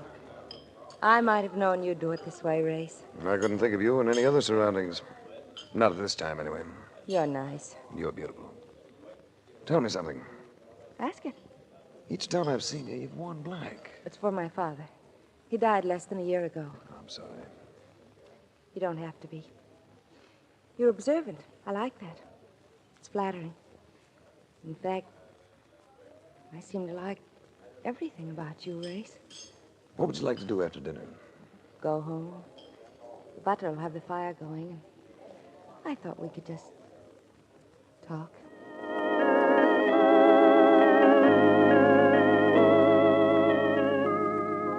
The fire was going, as she'd promised.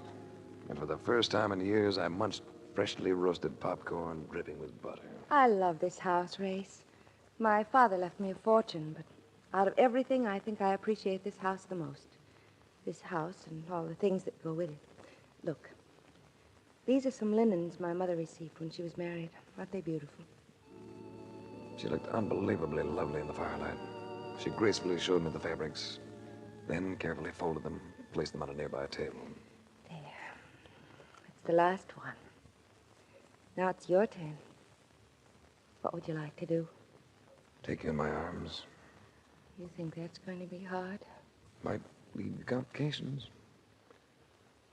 You know, you show signs of being a very domestic young lady. Why don't you kiss me? You'll find I have other qualities, too. I beg pardon, Miss Sanford. Mr. Grayville to see you. I'm just going to barge in, Doris. Oh, I didn't know you had company. It's Mr. Race. You remember Winthrop. You met him last night. Oh, yes. Of course I remember. I came to see you about that youngster. She's been arrested, Doris. Arrested? Mary Leonard? Well, it seems that Mrs. Barkley made a report to the police about the missing jewelry. Oh, no. We'll have to run down and get the child out. Well, I'm afraid they don't grant bail on a murder charge. Murder? Murder? One of the items the police recovered from the girl was a diamond earring. The mate to it was found today in the apartment of Pharaoh Gillis, along with Miss Gillis's body. So it seems that the orphanage has been harboring a juvenile murderess.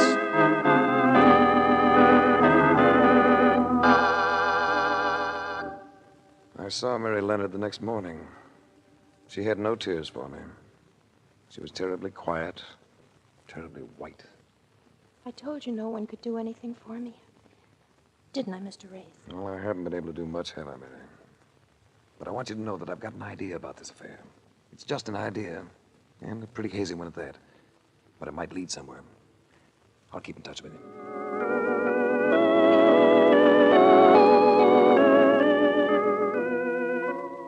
For the rest of the day, I had Mark out gathering information, while I busied myself doing the same thing. We got together at 5 o'clock. You know something? You were right about that Gillis dame. She flipped though around like nothing. And the moolah she give away, I should have known that lady. Did you visit Mary Leonard? Yeah, I saw the kid. Yeah, Ray, she's scared. She's really scared. They're going to have to let the newspapers in on a deal, unless you turn up some.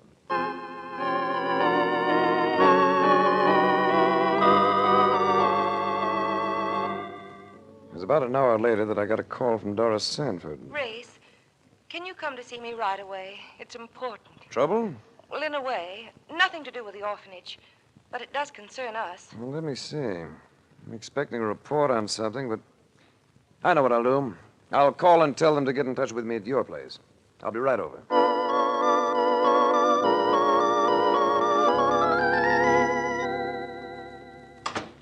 It's Winthrop Grable, Race. He thinks he's in love with me, and he's become insanely jealous of you. Can't help that, can we? After all, he's a big boy now. But he can hurt you with that column of his. There's a phone call for Mr. Race, Miss Sanford. I took it in the library. It was the report I'd been waiting for. When I got back to Doris, I found Winthrop Grable with her. He greeted me with a frigid nod. His face was flushed, and his eyes had a too bright look. Was it the call you've been expecting, Race? Yes. It seems that Pharaoh Gillis not only made a promise to give $50,000 to the orphanage, but she actually delivered the money. What are you talking about? Pharaoh Gillis always did everything with cash, and that's the way it was handed over. $50,000 in United States currency. I guess it was too much for the party who accepted it, because nothing was ever said about it. And that's why Pharaoh Gillis was murdered. So where do we go from there? To the fact that Pharaoh Gillis wasn't murdered just to keep her silent. Drawers and cupboards had been emptied in the apartment. She'd evidently obtained a receipt for the money, which the killer wanted, and got, I believe. And I suppose you know all about the killer's identity, eh? I do know. Who did it, Race? You did, darling. I got my lead on that from the way you folded those linens last night. The way I folded the linens. So carefully, so meticulously. The same way everything was handled in Pharaoh Gillis's apartment. You were disturbed before you could put the things back, but you left everything so neatly piled. You're being ridiculous, Race. I just inherited a fortune from my father. I know. But this afternoon I learned that it wasn't a very liquid fortune. Not much money. So inheritance taxes were going to cripple you, make you sacrifice a big slice of your holdings. I think the courts will accept that as a pretty good motive. You're wrong, Race. No, I'm not. The item I particularly don't like is the way you set that little girl up for a patsy. Framing her with some frowsy jewelry. Planting the stuff so she'd not only be suspected of thievery, but of murder as well. Win, this man is trying to frame me. Yes, but he's not going to get away with it. Put that gun away, Grable. She's making a fool of you. No, you've been trying to make a fool of me. Making passes at her when you knew she was engaged to me. But it's the last pass you'll make at any woman. Why, you... Sorry, Grable. I can only allow you one miss. Oh! Race, Yes, dear. I've been thinking of taking a trip to Lake Louise. Why don't you come with me? After all, you can't prove I did anything. That receipt is no longer in existence, nor the duplicate. I know. But you wrote pretty heavily when you made it out. Heavily enough to mark up the blank underneath. That was what my report was about. The police lab was able to show it all up. The amount and your signature. And you can put down that poker, darling, before I forget I'm a gentleman.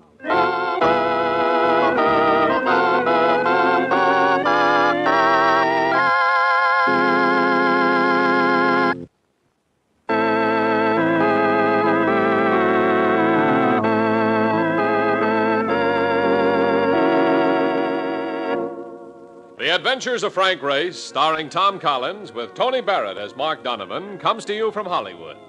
Others heard in tonight's cast were Virginia Gregg, Michael Ann Barrett, Jack Crucian, Jack Carrington, and Bert Holland. This series is written and directed by Joel Murcott and Buckley Angel.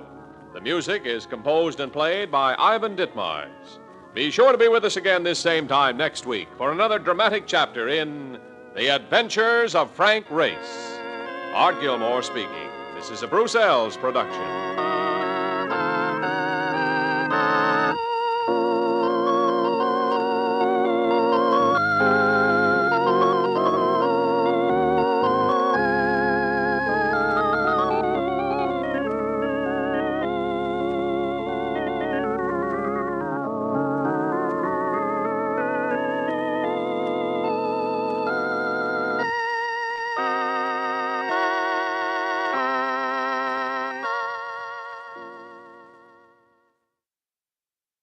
The Adventures of Frank Race, starring Tom Collins.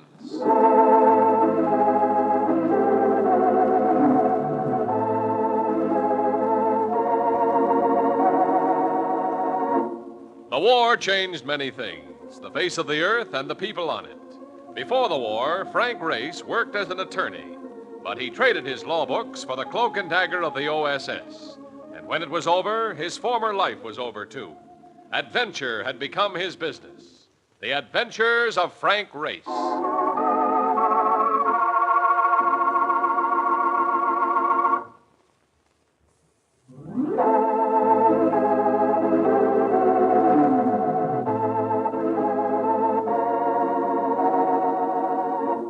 And now we join Frank Race for The Adventure of the Reckless Daughter.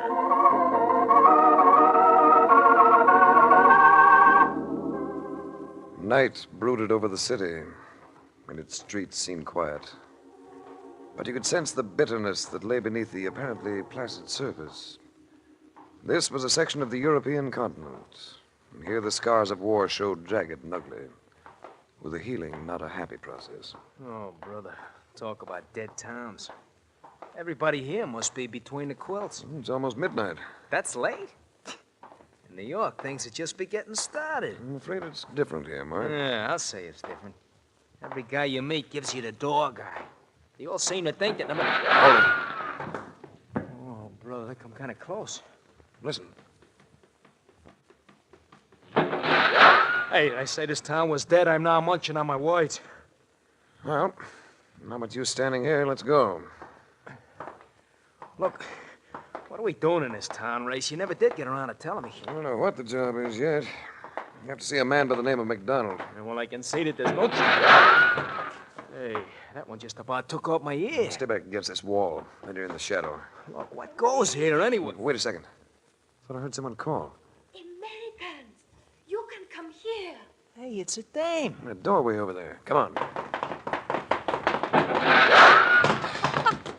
You made it. Yes. And thanks for the suggestion. Oh, I could not leave you there, could I?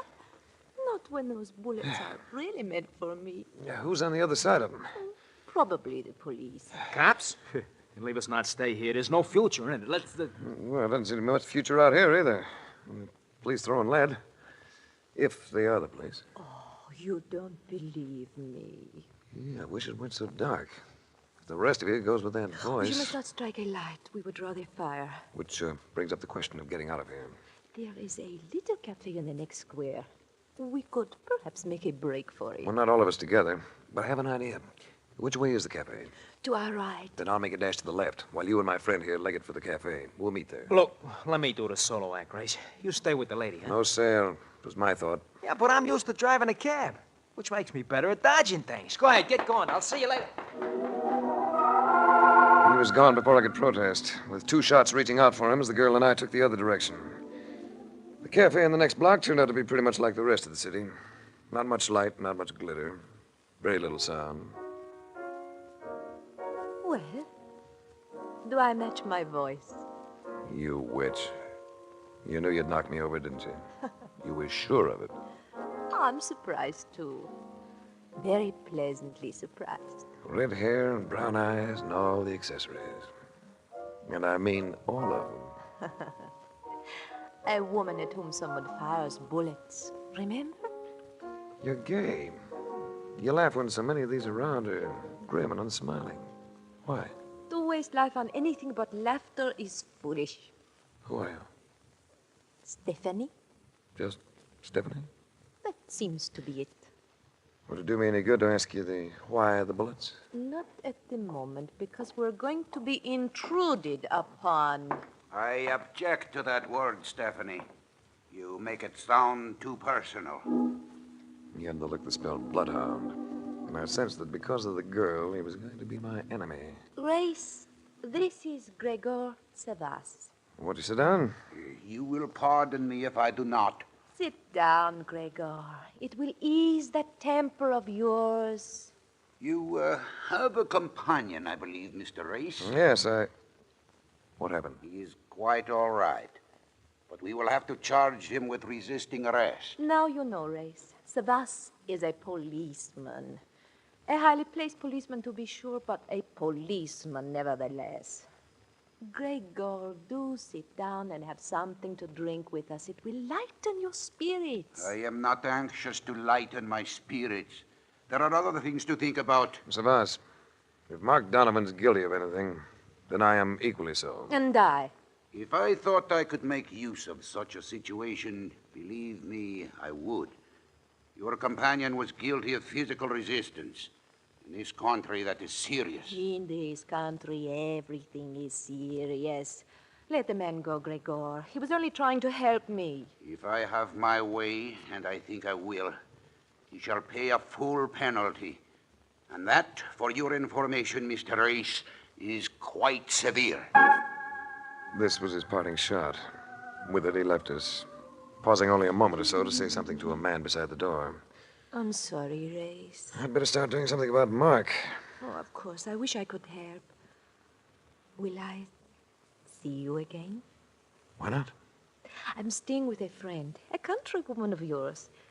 Find the church of San Sebastian and walk through its graveyard. Unusual directions. Geraldine Carr is an unusual woman.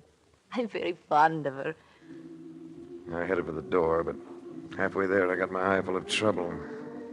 The lad to whom Savas had spoken had a knife in his hand.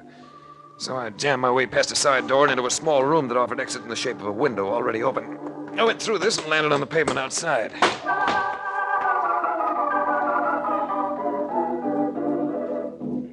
I told Mark that we'd come to the city to see a man by the name of MacDonald, and it was to this person that I went now. It was after midnight, but I found him still up, reading the latest blurb on the condition of Europe. Oh, I never seem to sleep well in a hotel. Silly, isn't it?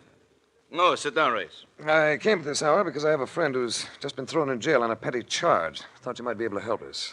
How long is it since you arrived? About 9 hours. 9 hours, and you already have a problem. Problems. This country is full of them. I know I'm in business here. I could probably do something for your friend. I'm wondering if you can do something for me. I'll try. I want to trigger a big expansion program here, Race. My syndicate is willing to spend millions because we know the industrial record of this nation. It's great. Naturally, to keep such a development sound, we must have insurance. But the underwriters are balking. Too much instability of government, too many factions, cross purposes. I can imagine that. You sense it just from walking the streets of the city. There's one man who ties the nation together. He's done it before. He can do it again. Anton Vendine. Yes, you know him. It's largely because you know him that you're here. Now, if we can persuade Vendine to again become prime minister, the insurance companies are willing to restore protection to business. That's the most important thing that can happen to this country. I want you to talk to Vendine, Race. I want you to persuade him to accept the post the people want him to take. If he'll say yes, President Lator will appoint him tomorrow. I'm surprised that he hasn't already accepted. What's the impasse? Well, for some reason, he's become a recluse. Won't talk to anyone. That's why your name was mentioned. You know, I understand you once held a cellar with him, kept a full detachment of Nazis at bay for almost 2 days. Yes. Yeah, he's a lion, that Vendine. Ah, yes. Say nothing of yourself. Will you see him? Yeah, as early as possible, tomorrow.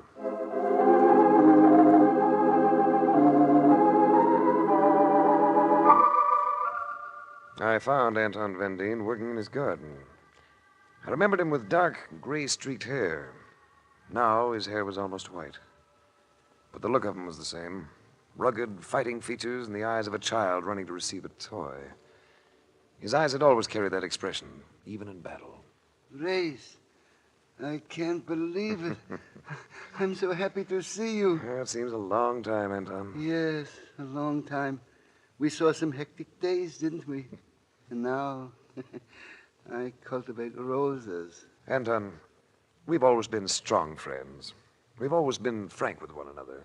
I can recall that with pleasure. So you can understand why I'm puzzled. The people of this country want you for their prime minister. The post has been vacant for weeks, waiting for your acceptance. Politics.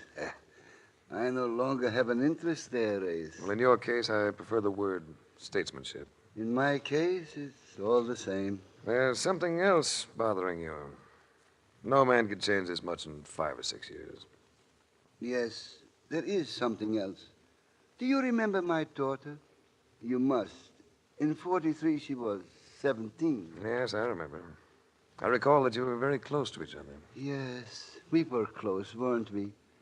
She was not only a daughter, she was a companion in arms, a child to make a man proud of himself. Anton, has something happened to her? I thought I had done all the proper things with my daughter. Psychologically, educationally.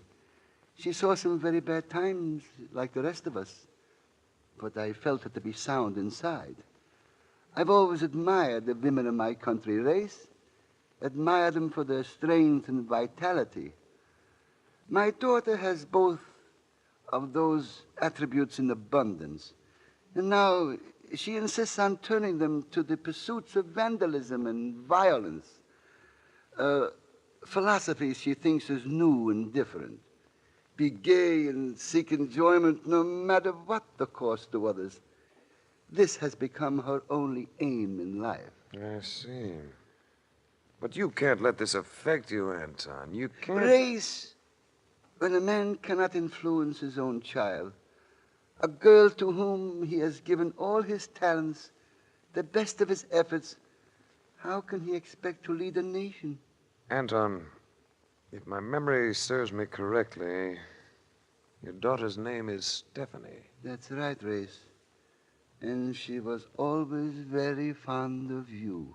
And if my memory serves me still further, Stephanie has red hair.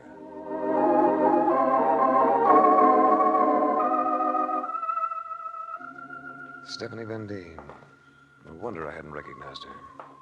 I remember what she'd been like 5 years before, thin from lack of nutrition.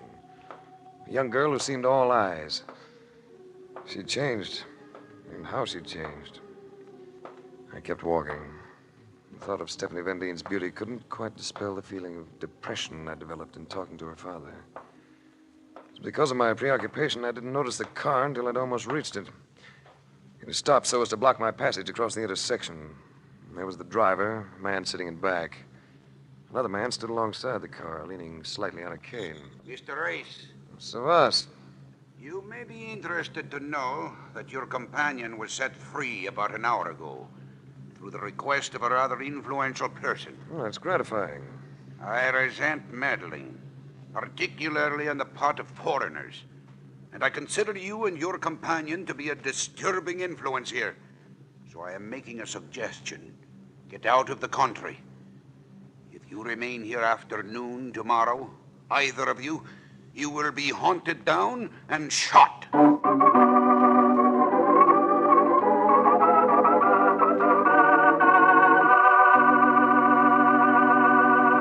We'll return to the adventures of Frank Race in just about 1 minute.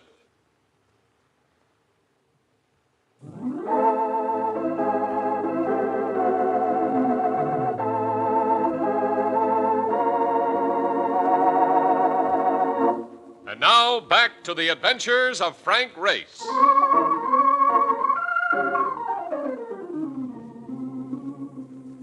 The overall picture had become clearer now.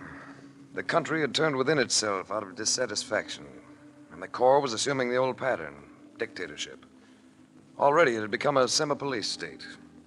And there was a possibility that Savas had the drive to make it his party, the flame that would twist the country into his grip. There was only one remedy. Anton Van Deen must return to the post of Prime Minister, which meant that I had to see his daughter. I think we could have got here a little faster. We could have done a looking by daylight. This must be it. You said a church on one side and a graveyard on the other, didn't you? Now, this is it, all right. And we go through the graveyard in the dark. I'm proud of our routine. The girl is living with Bohemians. I thought you said she was staying with an American then. By Bohemian, Mark, I mean arty. They like to do things in an unusual way. Well, they're doing it. What's the matter with that flashlight? Seems to be getting dim. When you go walking through a graveyard at night, you were... Hey, Mark, where are you? There I am, Race. The bottom of this pit. Well, his light went out. Must be the batteries. Wait a second. Ah, there it is. Ah. Well, I'll be darned. What are you laughing at? It's a lucky thing I didn't break my neck. What is this, anyhow? Marcus, you're in a grave. I'm in a what? You're kidding? An open grave. Yes, me, that's Russian things a little. Yeah, let me help you out, huh? You have to reach way in. They bury him deep in this country. Here, grab. I got it. All right, now dig in with your feet. Yeah, that's it. There we go. Yeah. Oh, that does it. Yeah. Yeah. Well, let's see if we can find those women without any more mishaps. Huh?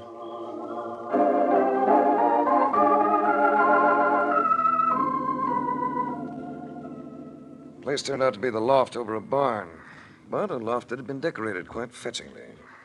We found no one there, but a note had been tacked at the door. A note asking any callers to go in and wait. Very cozy. I never would have thought it.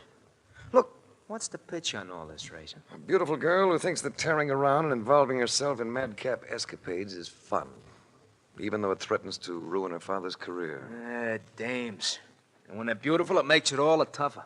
Oh, What? you sound so cynical, the pair of you. Well, hello, Stephanie. Hey, where'd you come from? Oh, we have a back door, too. Hello, Race. Why didn't you tell me who you really were? Oh. You've seen my father. Yes, I saw him. I couldn't resist it, Race. I was so mad about you when you were here before. I was only 16 then. Remember? I remember a girl who could think of nothing but her country's freedom. A girl who adored her father. I adored you too, Race. I think I could still adore you. With a little encouragement. Yeah. Maybe I ought to stroll down by the graveyard and commune with the spirits. Not on my account, Mark. Meaning you have no such romantic inclination. Is that it, Race? Stephanie, why do you insist on placing your father in such a bad position? You mean because I refuse to wave the flag any longer? Maybe I suffered from war nerves, too? Maybe I want a little fun. From what I gather, your fun gets pretty rough. Vandalism. Be quite a crowd you're traveling with. I like them. They know how to live. All I ever really knew before I met them was how to die. Ah, this is probably Geraldine now. And Ted. Well, darling, we missed you. I thought... Oh, I'm sorry. Why? Because she's got another man here? Well, I'm not sorry. He's too good looking. This must be your other American, Stephanie. Oh, not as much my American as I had hoped. Race, this is Geraldine Carr and Ted Lamson. Ted Lamson looked like all America in 1948. His slacks and shoes had been yellowed by mud, but his attitude was completely casual. Geraldine Carr had the look of a nightclub hostess, and the attitude to go with it. You mean he's giving you trouble, Ducky? Oh, he thinks I'm being a silly, willful female. Why, Race? Because she refuses to moan about the probability of the next war? Because she's sensible enough to know that having fun's the most important thing in life? It's quite a breezy philosophy. Good thing it hasn't been the creed of all mankind. And why not? We'd still be peering out of caves. It's our idea that you could be happy and still do things, Race. Oh, I understand you do things, all right. Not very constructive, though, are they? Do come in, Gregor, even without knocking. I am not here socially, Stephanie. This time my visit is official. Then I'm sure it concerns me. I am sure it concerns you, my dear. The Church of San Sebastian has just been robbed, and the custodian murdered. Murdered? His body is lying in the graveyard at this moment with a knife in its side. What was taken, Savas? A gold statue worth a lot of money. Gregor, if you think I had anything to do with this... What else can I think? The way you have been acting, the things you have been The doing... things I've been doing have never included thievery or murder. I'm sorry, Stephanie. I must place you under arrest. Race. Mr. Race is leaving the country. He has less than 24 hours. I trust he is keeping that in mind.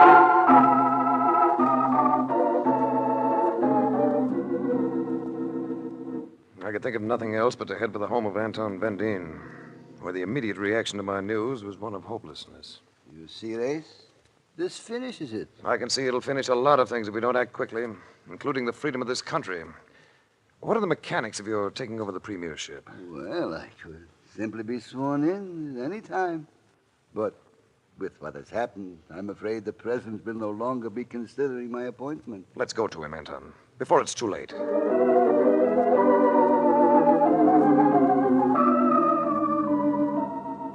President Lator, a gray little man with furrows of trouble etched across his forehead, shook his head dubiously. The papers all have it by now, Anton. I am afraid the feeling is going to run high. Yesterday, you were the hero of the people. Tomorrow, they may think of you only as the father of a murderess. Under the circumstances... I understand. Will you excuse me, gentlemen? He left us to answer his phone. When he came back, his expression looked even more troubled than before. What is it, Nikolai? Gregor Savas. He insists that I summon him to the post of Prime Minister. If you do, Mr. President, it'll be a move you'll gravely regret.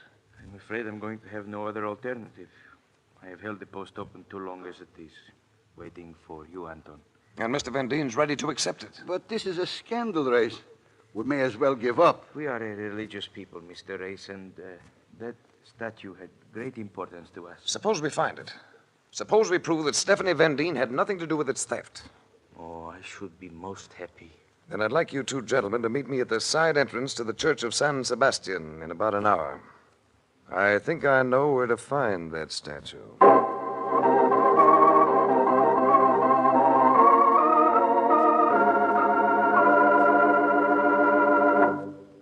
See anyone yet, Mark? Nah, nobody. But it's a good thing that moon come out, and behind those clouds, they wouldn't be able to see nothing. You want the president and Mr. Van Dien to come first, don't you? Yes. And if I've timed it right, that's the way it'll work. If I've timed it right. There's so much that can go wrong with this, Mark. Hey, here comes a couple of guys now, right? Here, let me look. The ones you want? Yes. It's the president, Anton Van Dien. We're in this doorway, gentlemen. All right, Race. Oh, Mr. Race, whatever you are going to do, you must do it quickly. I have only a short time in which to make a decision. If I've timed it right, Mr. President, you shouldn't have too long to wait. In fact, there's someone now. Where? Coming through the graveyard. Who is it, Race? A countryman of mine, I'm ashamed to say. Oh, but something's wrong. He should have had company. He's gone. One moment he was there, and now he's gone. Come on.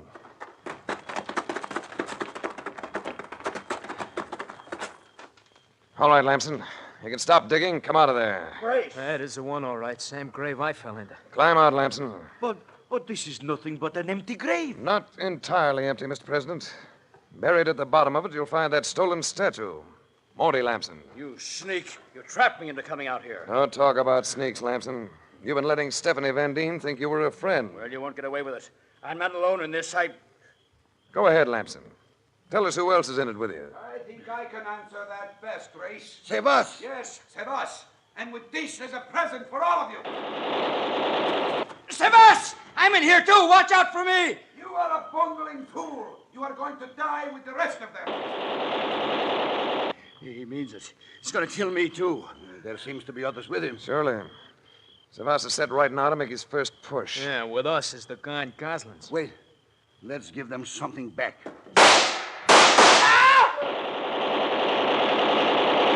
Mr. Race, what is going on here? I'm afraid our friend Savas intends to assume control of this country.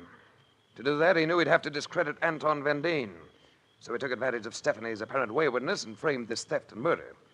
That's the way of it, isn't it, Lamson? Yes. Yes, that's the way of it. Yeah, he'd have made it stick, too. If Mark Donovan hadn't fallen into this grave. Oh, it looks as though he may win, even so. Yeah, they're pinning us down while they come closer. It's just a matter of time. Just a matter of time. Let them come closer. I welcome it. You know, I still can't see how you figured this one out, Race. You notice this grave now, Mark?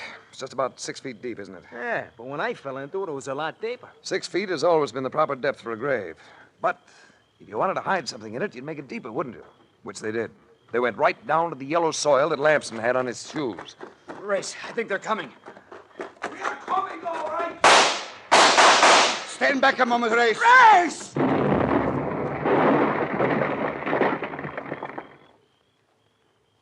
Oh, brother. What was that? Anton, you wiped them out with a hand grenade. We did it once before, Race. Remember? against the same kind of people. Let's get out of here, Anton. So we can have you sworn in as Prime Minister. For the second time, you've earned it.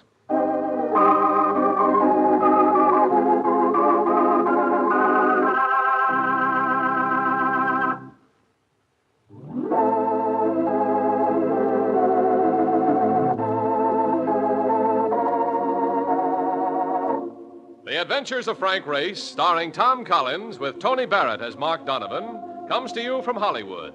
Others heard in tonight's cast were Gene Bates, Evelyn Scott, Jack Crucian, Wilms Herbert, Joe Duvall, and Harry Lang. This series is written and directed by Buckley Angel and Joel Murcott. The music is composed and played by Ivan Ditmars. Be sure to be with us again this same time next week for another dramatic chapter in The Adventures of Frank Race. Art Gilmore speaking. This is a Bruce Ells production.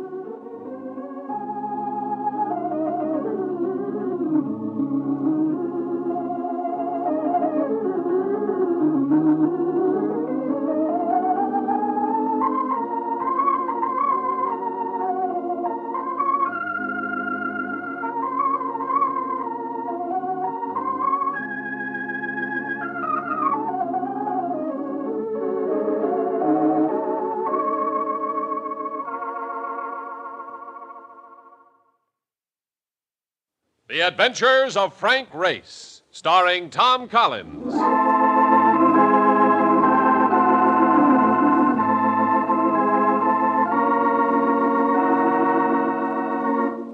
The war changed many things, the face of the earth and the people on it.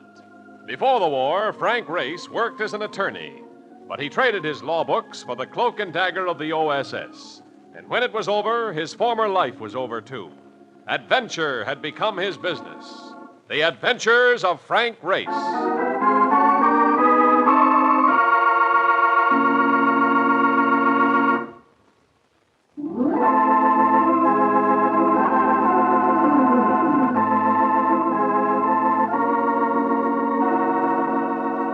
And now we join Frank Race for The Adventure of the Silent Heart.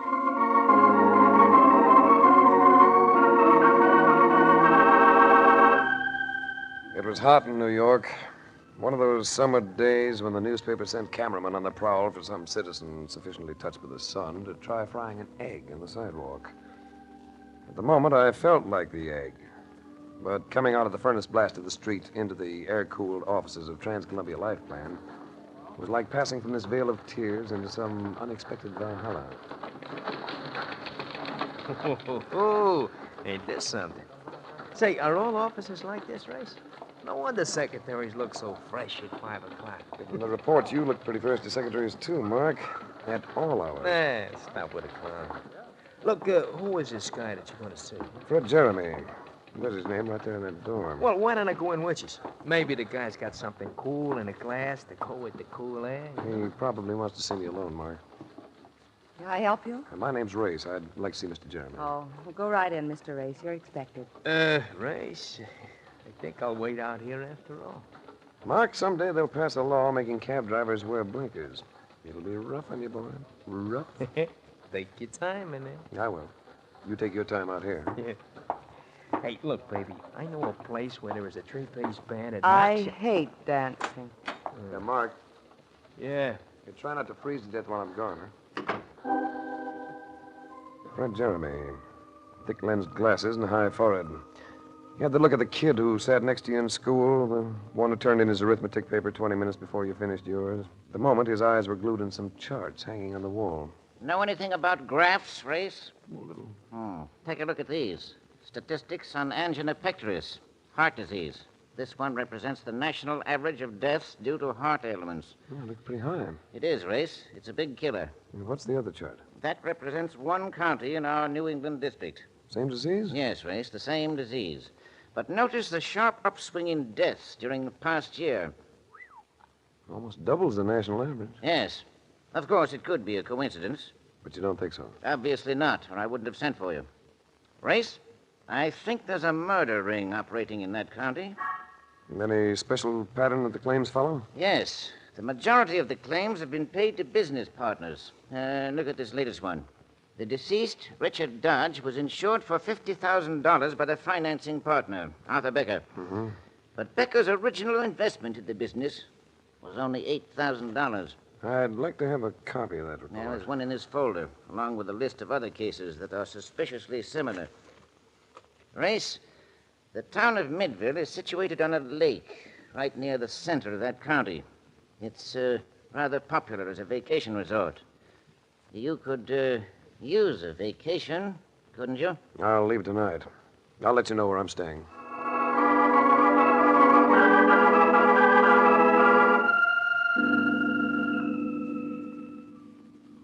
Oh, brother, what a layout. Now, this is living, Race. And did you see those gorgeous chicks down by the lake? I am gonna like it here. Yeah, be careful of your heart, Mark. This place is becoming noted for angina pectoris. Yeah? You know anybody who can introduce us to the dame? Now, this is one you wouldn't enjoy meeting. Come on, let's climb into some swim trunks, huh? That is exactly what I had in mind. Come in. Mr. Race? That's right. My name is Arthur Becker. He was a fat man. But the way he carried himself told me that muscles were hidden under those layers of flesh. Muscles that would respond viciously if ever he was cornered. His eyes were those of a hunter. Light blue and cold. Very cold. Too cold for this to be vacation. My business partner, Richard Dodge, passed away a short time ago. I had him insured to protect my investment. I understand you're investigating the claim. Who sells you your information, Becker? This is a small town race. You sent a wire reporting your arrival to the insurance company. The boy who took the wire has rather a poor sense of ethics. He reads things. What do you want, Becker? What do you want, Race? I might help you to find it quickly and save us both a lot of time. You insured Richard Dodge for $50,000, but you only invested $8,000 in the garage he opened. It doesn't add up. I like Dodge. He was a competent mechanic with a good reputation. And according to the medical report, when the insurance examination was made, he was a very healthy mechanic with a very good heart. People have been known to take sick quite suddenly. Yeah, well, this is a bit too convenient, especially with the money involved. Well, I can see you haven't a very trusting nature, Race. I thought I might be helpful. After all, none of us know when the old pump might give out, Race. Could happen to anybody. It might even happen to you.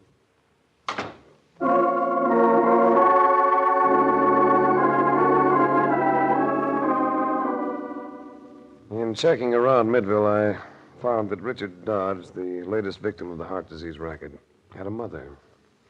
I went to see her. I can't understand what happened to my boy, Mr. Race. He was so big and strong. He played football when he was in high school, you know. Did he have any insurance? Any payable to you, I mean? Well, he did before he went into the business with Mr. Becker. But then Richard increased his old policy and made it over to Becker so that the premiums wouldn't cost too much. You mean Richard paid the premiums himself? No, I paid them. I had a little money left over from my husband's pension. I see. I have some pictures of my son in his football uniform and when he was a soldier. Would you like to see them, Mr. Race? No, I'd... Yes. Yes, Mrs. Dodge. I'd like to see them.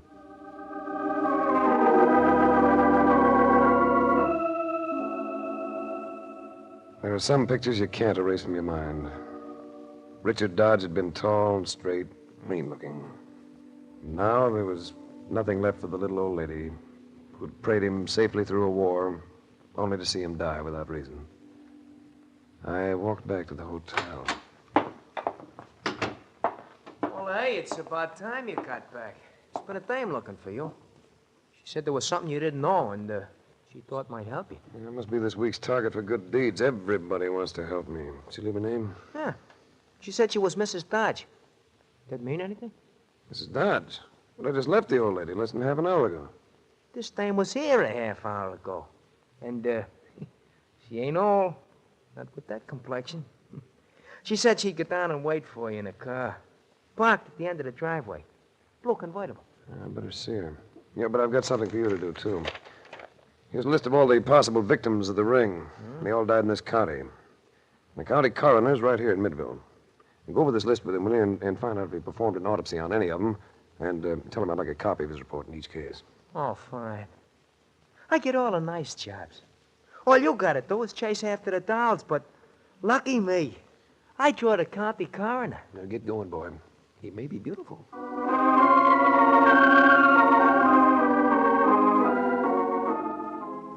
The blue convertible was at the end of the driveway, all right. The girl behind the wheel steered to the highway. I saw her face in the last glow of the sun. It was lovely. Lovely enough to make me forget for a moment why I was here. Finally, she turned into a small country lane and stopped. Got a cigarette? Here. Thanks. You didn't know Richard Dodge was married, did you? That's something I still don't know. We were married secretly more than a year ago. I don't want to sound like a house detective, but I suppose you have a license. No, Richard kept it. Well, that was an odd choice. Most men keep the bride. Especially when she looks like you, Mrs. Dodge. Call me Rain. Rain. That's an unusual name. Not really. It stands for Lorraine. And when I was a child, it was too much to handle all at once. Why did you bring me out here? Not just to tell me that Richard Dodge had a wife. Our marriage was secret. I didn't know what would come out in your investigation. You're safe. His insurance wasn't made out to you. Richard and I never announced our marriage because I was sorry I ever got into it. It wasn't until later that he told me about his heart. Told you what about his heart? He was sick. He was always afraid that he was going to die. The insurance examiner doesn't agree with him. Neither did the doctors in the United States Army. They could be wrong, couldn't they, Ray? You believe me, don't you? She leaned toward me, and her eyes were blue in the dusk. But blue and smoky as a Harlem band at midnight. Her hair brushed the side of my face, and her arms went around my neck. A man who gets kissed like that needs a strong heart. I could grow very fond of you, Race, if you'd let me. I shouldn't object, should I? After all, you recover quickly. The last man you were found of has been dead almost 2 weeks. I told you that Richard was a mistake. Whoever killed him made a mistake, too. You have no right to say he was killed, not unless you have some proof. Race. All right, Race. Pile out of the car. Get your hands up. Race, it's a holdup. Save that for the Midville Little Theater, baby. You'll never make Broadway. You keep your lip buttoned, wise guy. Tell the dame to start the car and get out of here. Why don't you tell her? You know her name as well as you knew mine. Go ahead, sister. Beat it. Night had fallen. She had to put her lights on to turn the car on the narrow road. My back was to her, and the lights hit the man with the gun square in the face. And I dove at him. I'm turning this gun into your stomach. Why don't you pull the trigger now? Let me pull you. Sure, with pleasure. Oh, Race. Race, I was so frightened. Yeah, you're so sincere. Come on, drive me back to my hotel. Well, what about Carson? Oh. So his name's Carson. Thanks. Let's leave him there. The dew will bring him around.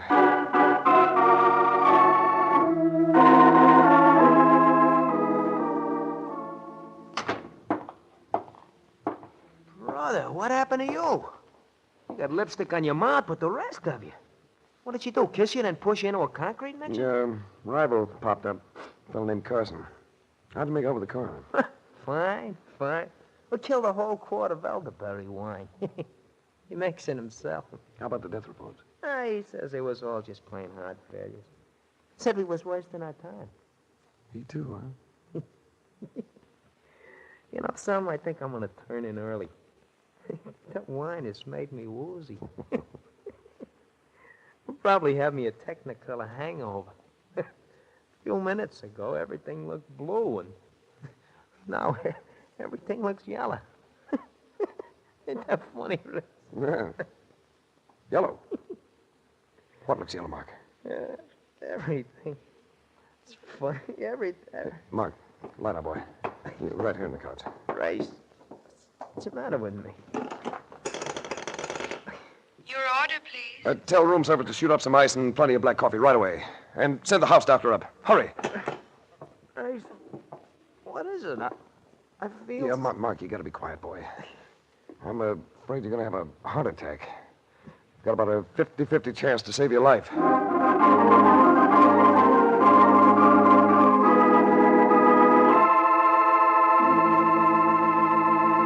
We'll return to the adventures of Frank Race in just about 1 minute.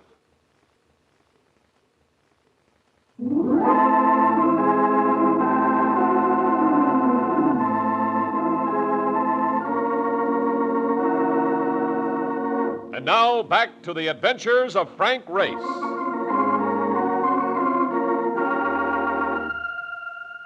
I stayed at the hotel waiting for the doctor to get finished with Mark. It was touch and go. I knew he was having a rough time of it, but while he was conscious, he never lost that grin. It made me want to go out after Becker and his mom. But you operate off cue when you get like that. I knew better. How is he, Doctor? He's sleeping now. I think he'll come out of it all right. The coffee you poured into him probably saved his life. I was right about the drug, then. Yes, an overdose of digitalis. Administered orally. If he'd gotten a bit more of it, nothing would have helped. How did you spot it? He had yellow vision. I know that color distortion's often the result of a heart depressant. Yeah, it could be caused by something else.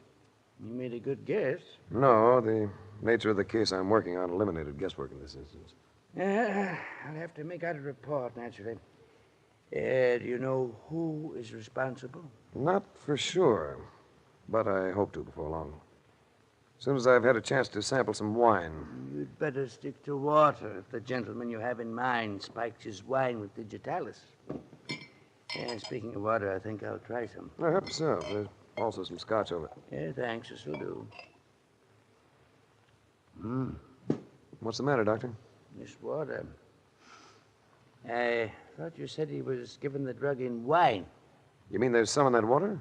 Enough to kill a mule, I'd say. I'd better have this analyzed. Yes. I'd better start shopping around for a new suspect. For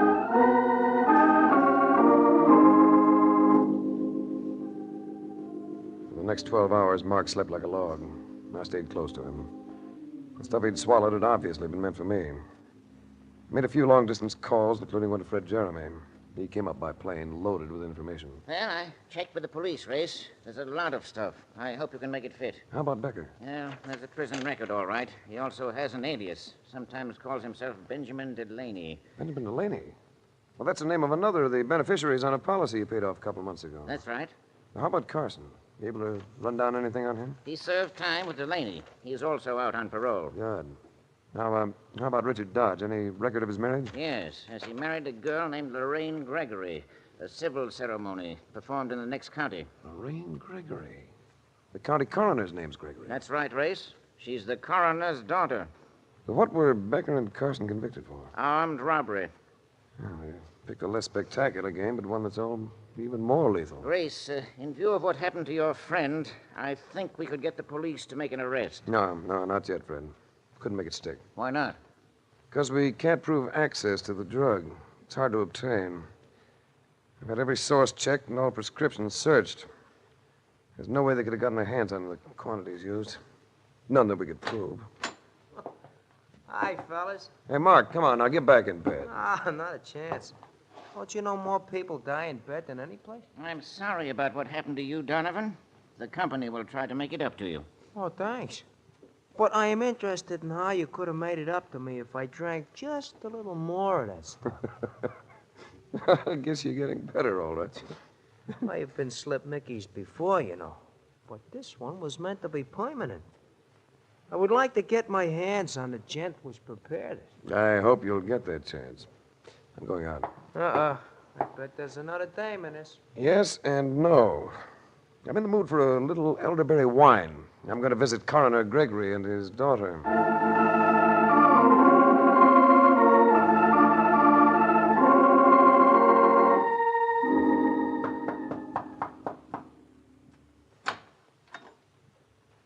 Well, hello. Hello yourself. Is your father home? Come to ask for my hand, Race? When I ask for your hand, baby, I'll be carrying handcuffs in mine. Who's out there, Rain? A man named Race. He wants to see Father. Well, bring him in, girl. Enter, Mr. Race. Mother, Dad, this is Mr. Race. I'd like to talk to the coroner officially and alone. Well, I can always wash my hair. But you'll find that Mother and Dad are hard to separate. You may leave us, Margaret. I'll stay right here. You had too much wine to be left by yourself. You mean he might say things I shouldn't hear? What I mean is my business. Gregory, you almost had another heart failure case in your hands. Friend of mine. That's so. If he had died, your report might have been interesting. I wonder what it would have said.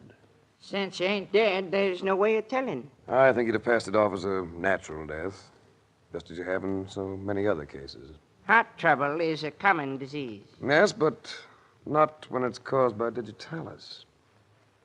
Why didn't you do an autopsy on Richard Dodge? I know how to run my job. Well, it might not be a job for much longer. I'm going to ask the state's attorney to appoint a grand jury to investigate these deaths. Go ahead. You ain't getting me out of this job. Margaret will see to that, won't you? Shut up. Why should I? These city fellas are so smart. We don't like outsiders around here, mister. You can't like your own people too well, either. They're dying off too easily. On that cue, I left. I'd uncovered one small point. Wherever Gregory's local political strength came from, it came through his wife. I checked around and found that he'd held some minor political office or other for years. But the key was Margaret Gregory. And it wasn't long before I could fit her into the jigsaw. I went back to Fred Jeremy and Mark. Well, what's the answer, Race? Who tried to do away with me? Well, we're getting close. The coroner? Only part of a setup. I know now why Becker and Carson and probably quite a few others are wandering around loose. They were paroled. Yes, but they shouldn't have been. Not if the parole board had been given the full facts. But who could hide the facts? Only one person. The secretary who prepared the reports. And when they were released, that secretary happened to be the coroner's wife, Margaret Gregory. Well, that ties it up, doesn't it, Race? All but the digitalis. But I think that I know where that comes from. Well, it must have come from someplace. They got gallons of it. There was a third man in that holdup with Becker and Carson. A man named Otto Rodman. Yes, but Rodman was never paroled. It was his third offense, and he got a stiff sentence.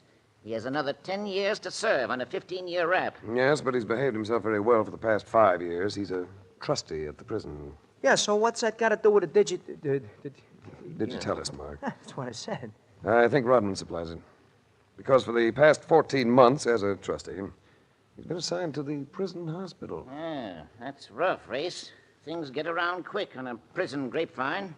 If we went in to investigate, he'd know it before we got to him. Not the way we're going to do it, Fred.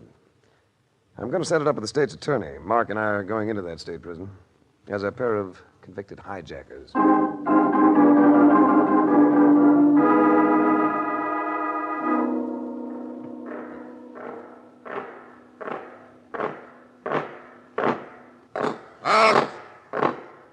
All right, now, which two go to the infirmary? We do. Get in there. Here are two guys for sick call, Rodman. Probably faking. I'll see him on the way back after the doctor gets in. Okay, Mr. Seward.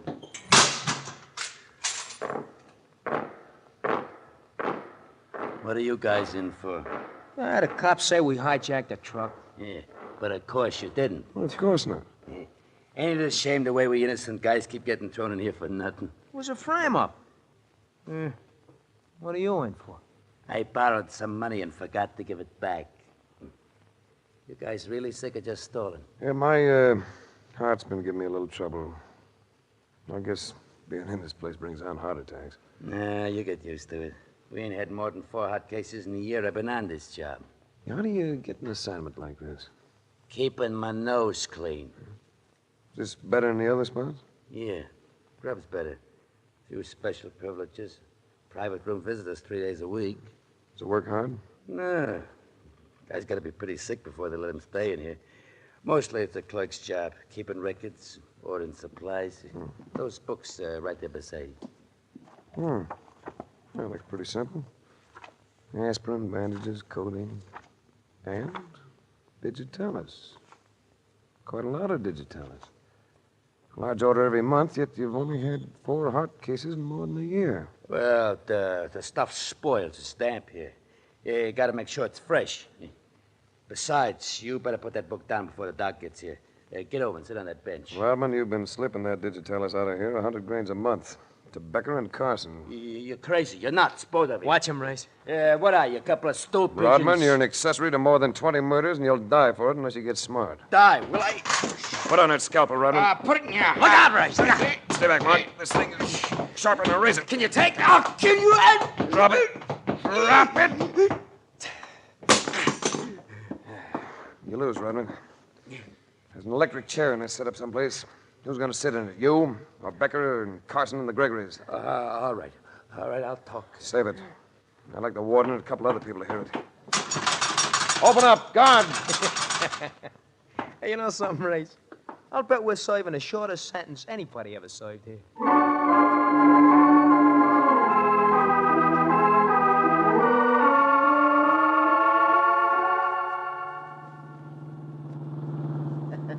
Well, Race, can you think of any reason why we should pay your fee after treating you to such a fine vacation? A vacation? Are you kidding? I almost become a corpus delicious. Oh. Mark, Latin and you do not make a team.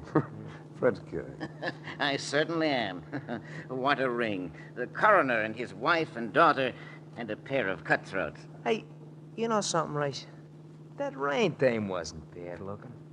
I don't think she was so bad. Maybe her family just roped her into it, huh? She working on your heart for the second time? What do you mean the second time? Who do you think poured that stuff into your drinking water? You mean she did it?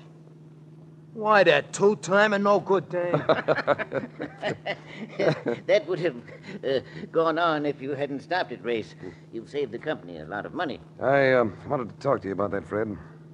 You never paid Becker for the death of Richard Dodge, did you? No, and we won't have to now. Well, those premiums were paid by Dodge's mother, Fred. Sweet old lady. She's the real victim of this. Oh, I see what you're driving at, Race. I think I can arrange to have the claim paid to her. Ah, thanks, Fred. You're a decent guy.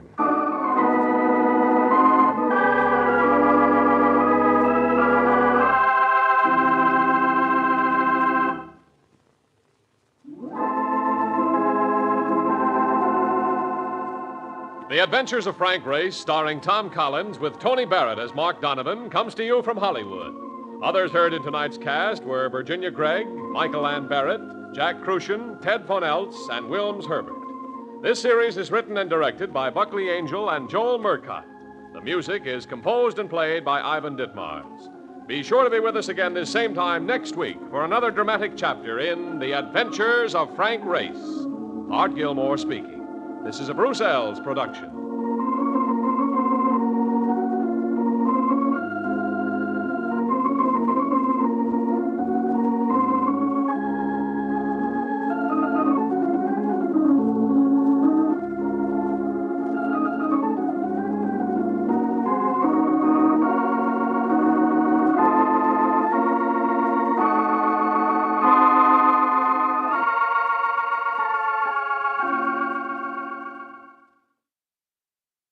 The Adventures of Frank Race, starring Tom Collins.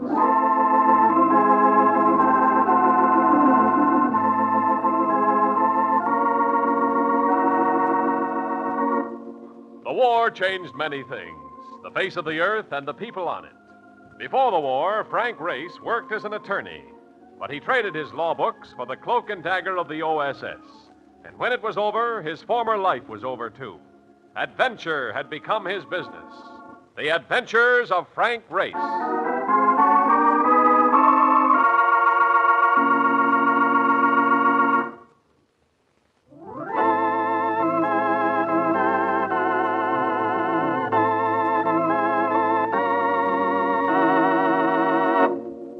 And now we join Frank Race for The Adventure of the Garrulous Bartender.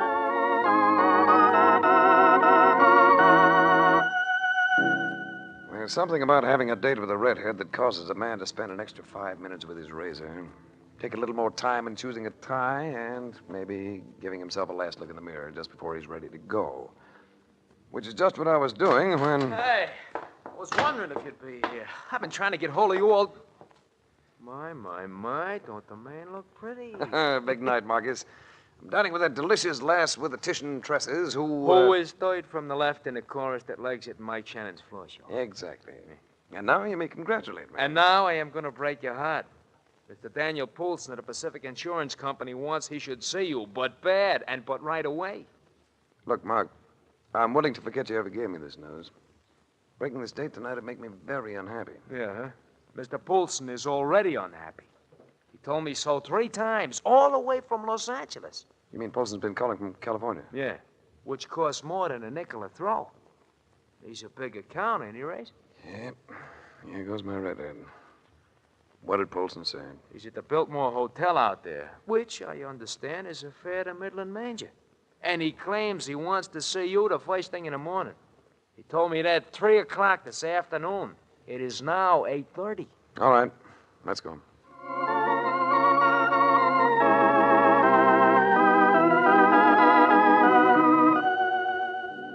Los Angeles was having one of those days her Chamber of Commerce doesn't like to discuss. Cloudy. And the weather matched the expression of Dan Poulsen as he greeted me in his suite at Biltmore. I'm glad you got here. You've got to move fast on this thing. What is it? An embezzlement job. $100,000, and you know what that means.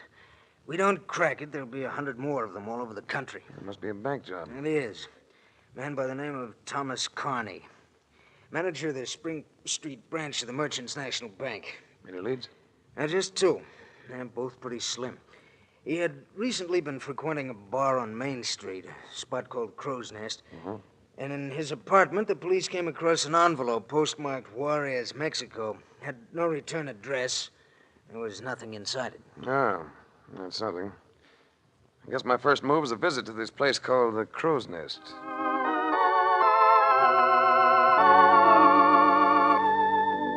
Skid Row with music. That's Main Street, Los Angeles. Here you'll find plenty of drifters. The lads that don't seem to have a knack for what's known as making a living. But the barkeep at the Crow's Nest looked affluent enough. He had a pendulous paunch, cheeks that could have doubled for dewlaps, and a pair of pop eyes that indicated thyroid trouble. Sure, I know Connie. Not a bad guy. You never can tell, can you? You ever hear him say he'd been in Juarez? Juarez? You know, I think he did say something like that once. Yeah, but why? I'd like to talk to him. I thought he might be there. Don't kid yourself, mister. You ain't got a chance of talking to Connie. He might want to talk to me. Might even have changed his mind about keeping that money. $100,000? Yeah, why would a guy want to change his mind about $100,000? Because he finds that he's afraid of what he's done. Because he finds that if he had it to do over, he wouldn't. Yeah, well, you got something there. Come to think of it, Connie was kind of scared, little guy. Might change his mind at that, if you could put it to him that way. What way, Benny? Remember the kid you knew in school who enjoyed pulling the wings off live flies? Well, he was one grown up.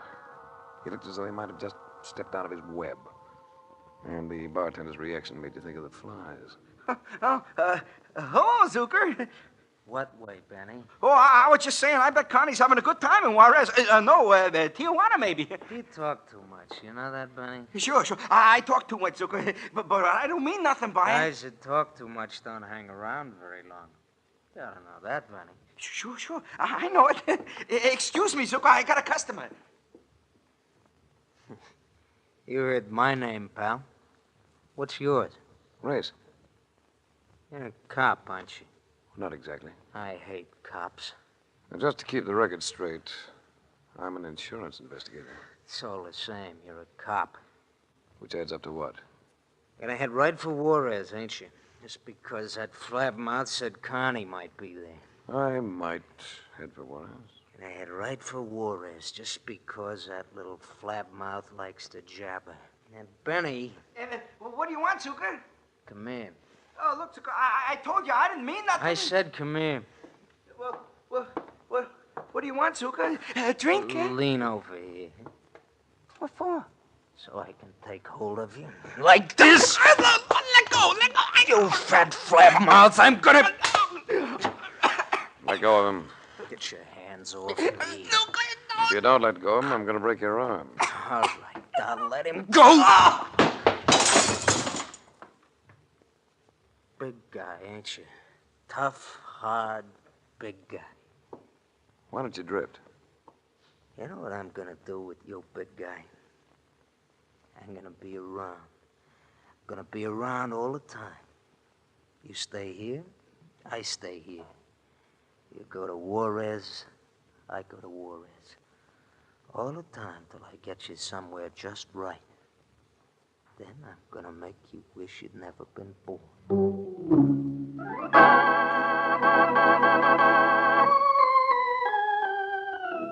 Hey, that character wasn't kidding, Race. He's a bad one. We've had bad ones before. Sure. He always made a play, and we took care of him. This guy's gonna hang back. That ain't good. But I got an idea. Why don't we go to work on him first? It's probably a good idea. Fairly sound. But it isn't the way we operate, is it? Ethics. What good are ethics? Me, I'll take an end wrench anytime. Yeah. What do you make of this setup, anyway? A little bank manager rubs shoulders with the underworld. And lets himself get talked into embezzling $100 grand. He'll be lucky if they let him keep a nickel of it. That's a pretty sound observation. Know anything about Juarez, Mark? I was there during the war. It's the toughest town on the North American continent. Well, Juarez is where we're going, as of now.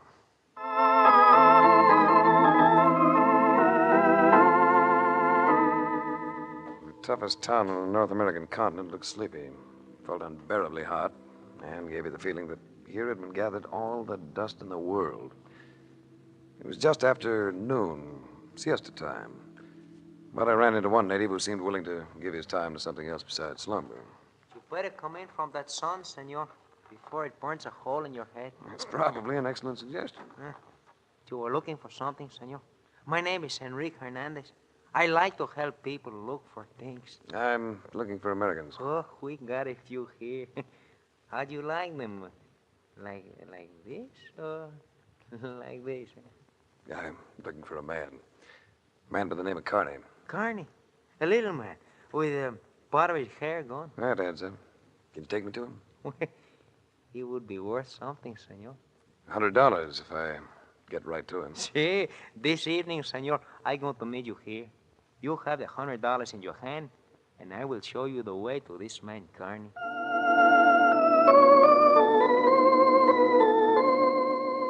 I had sent Mark Donovan looking for information. I found him seated at a table in the bar of our so-called hotel, sipping drinks with three people who were obviously Americans. There was a man and two women. Mark saw me as I came in, excused himself, and came over to me. Hey, have any luck, Race? Oh, a little. You look as though you're doing all right. Yeah. I kind of stumble into this.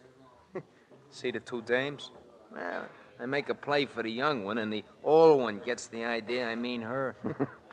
Well, look up it. She didn't exactly slap your face. Yeah, not Emma. In 15 minutes, I am the thrill of her life. May not be important, but they're a lot of fun. Come on over, I'll introduce you. Mark introduced the man at the table as Jack Kemp. The women as Peggy Dana and Emma Tellifer. Kemp must have been about 30. Nice-looking person with a pleasant manner. Peggy Dana reminded me of a girl I'd once fallen for in high school. She wore slacks and a sweater, and I felt I could do the falling all over again. Emma Tellifer was wearing slacks, too. And she shouldn't have been. A red splash of bandana had been tied around her head and face that would have looked better in a football helmet. Suppose you're wondering what we're doing down here, Mr. Race. As a matter of fact, I'm wondering myself. What are we doing, Peggy? Why, darling, you said you wanted to do something different, something exciting. Didn't she, Jack? That's the way I heard it. As Mark had said, it wasn't important, but it was fun. So much so I remembered my appointment with Enrique Hernandez just in time. I made my excuses, left Mark behind, went out to find Enrique waiting impatiently. He had me follow him to an alley that led to what appeared to be an abandoned cafe. Here you are, senor. And now the $100, please. After I've seen my man. Where is he? You just open the door, senor. Where you see the light. You're going to find him inside. All right. I find him, then you get your 100. Who's that? The man on the other side of the room was staring at me with the cool, clear, all-seeing gaze of a drunk peering through a wet window. But he wasn't drunk. He was frightened. little and bald-headed and frightened. Didn't you hear me? I said, who is it? Someone who wants to talk to you. Who are you? I don't know you. And if you let me, I'm going to help you. I don't need any help. Help me. How? I can make it possible for you to go back to the States. I don't want to go back to the States. Yeah. How would you make it possible? I can arrange a deal. What kind of a deal? You turn back the money you embezzled, and I think I can get you off with a light sentence. No, I couldn't do that. You'd rather sweat it out like this, would you? Terror-stricken, wondering what's going to happen next. I know, but I couldn't return the money now. They wouldn't let me. Who wouldn't let you? Never mind, I can't say. You'd rather keep eating your heart out, would you? All I have to do is telegraph. We'd get a reply back in a matter of hours. A light sentence, Carney. Then you're free again. I don't know. I could see I had him going, so I kept talking until he finally gave in. I was to wire Los Angeles. If the deal could be made, if he could get off with a light sentence, he was willing to turn over the money. I left him and found a telegraph office, but it wasn't until the next morning that I got my reply. Then I went back to see him. Connie, you here? Yeah, he's here, Ray. Why don't you shut the door? It was Zucker, looking as though he just pulled a wing off of one of those flies. He was sitting in a rocking chair, rocking gently. Sit down. Or, I'm afraid you'd get your clothes dirty. Where's Connie? He's here, in the other room. Go take a look. I will.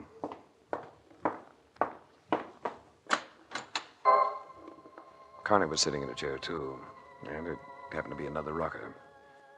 But Connie wasn't rocking. Someone had beaten the life out of him with a blunt and heavy instrument.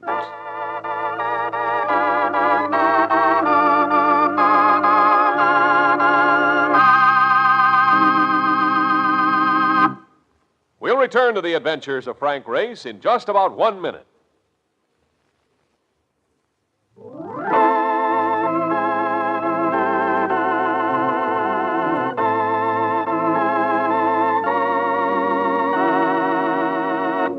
And now, back to the adventures of Frank Race. It all seemed so pat. My scared fugitive with his $100,000 hidden away somewhere, and I'd needed only a talk with him to break the case. So I'd been telling myself, or should I say kidding myself. When a man has no breath in him, he does no talking. And this was now the permanent condition of Thomas Carney, embezzler. I turned back to Zucker to find he'd been joined by a couple of dubious-looking companions. Kind of a mess, ain't he? Carney? Yeah, he's a mess, all right. Somebody must have really had a grudge against that boy. Somebody who wanted that money he was carrying. Yeah, that's the way I figure it, too. You didn't want it, of course. Me? I was Connie's pal. That's right. You were his protector, weren't you? So you let someone murder him. Go ahead. Needle me. See what it gets you. Of course, you weren't with him when it happened. That's right, I wasn't with him. Or it wouldn't have happened. Not right now, anyway. But somebody was with him. It might have been you. Sure, yeah. That's the way I make my living. By murdering the one man who can break the case for me. Well, it's been done before. That's right. You don't like cops, do you? You don't think they're honest. That's right. I don't think they're honest. I told you I wasn't a cop. You're a cop, all right. I suppose you've been looking for that money. I hate cops. If you had the money, you wouldn't be here. And you wouldn't have killed Carney unless you were sure of the money. So that lets you out. I'm much obliged.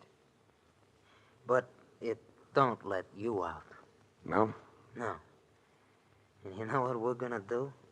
We're gonna tease you. Tease you till you tell us a story on that dough. You're overlooking something, aren't you? Yeah?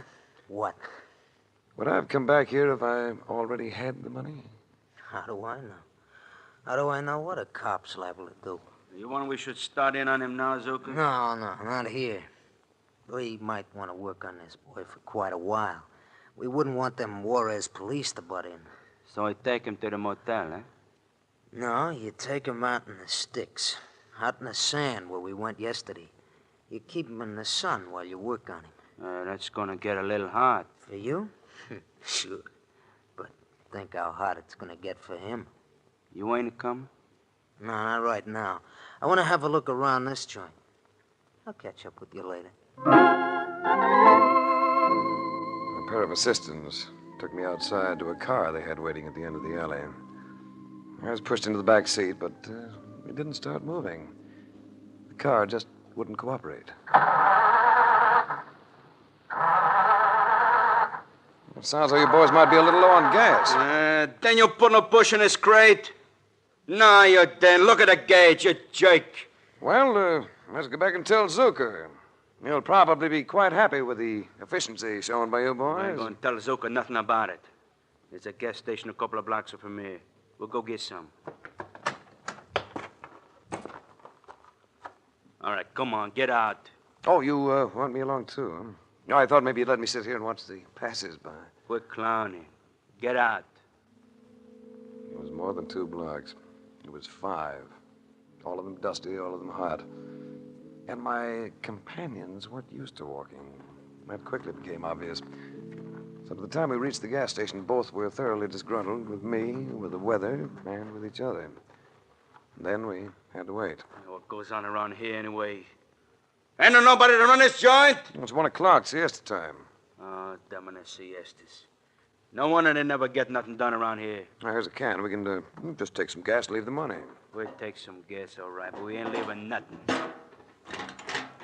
Here, I'll fill it for you. Here. Okay, where do you want it? In a can, you creep. Where else? I was thinking a good spot might be your face. I let them both have it right in the teeth. Then I dropped the thing and ran. I didn't slow up until I felt purple and reasonably assured that I'd lost them. It was then that a familiar voice spoke to me. You better come in from that sun, senor. It's not good for running like that. Oh, it's you, Hernandez. And you're so right. Only an idiot would run in heat like this. See. You had not forget my $100, have you, senor? No, Enrique, I have not forgot. Yeah. Oh, gracias, senor. Muchas gracias. I was a little surprised you weren't waiting for me when I came out of that place last night. I would have waited, senor, but I was afraid. While you were in that place, there was someone else who came. Someone else? Who? What'd they look like? I could only hear, senor. It was too dark to see. But they stood outside while you were there, and that $100, it was for telling about Carney, not for fighting about him. You have sound logic, Enrique. It should carry you a long way. Is there anything else for which the senor would like to employ me? There may be, Enrique. We'll see.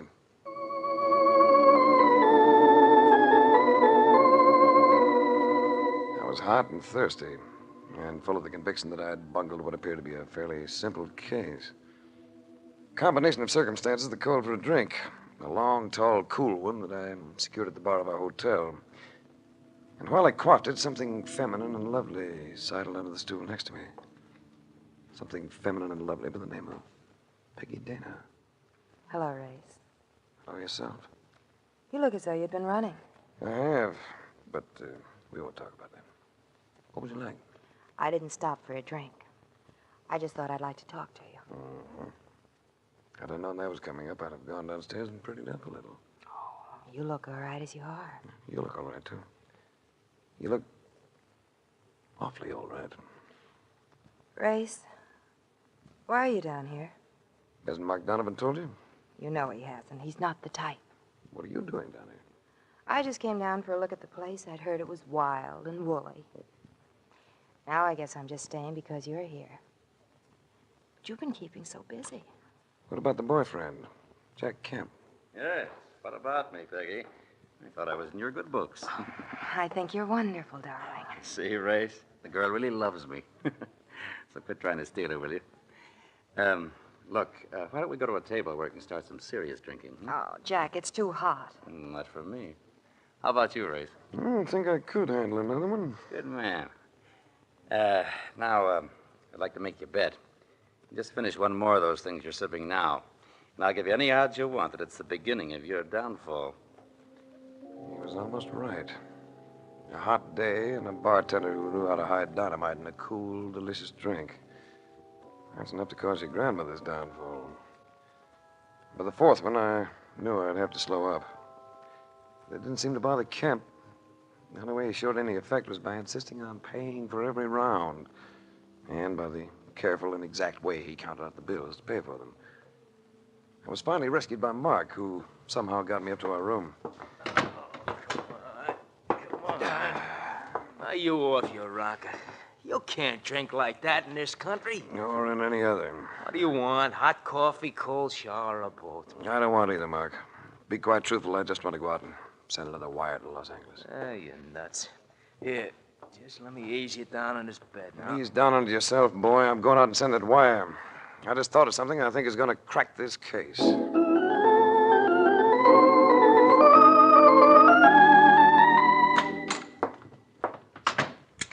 That you, Race? Yeah, It's almost midnight.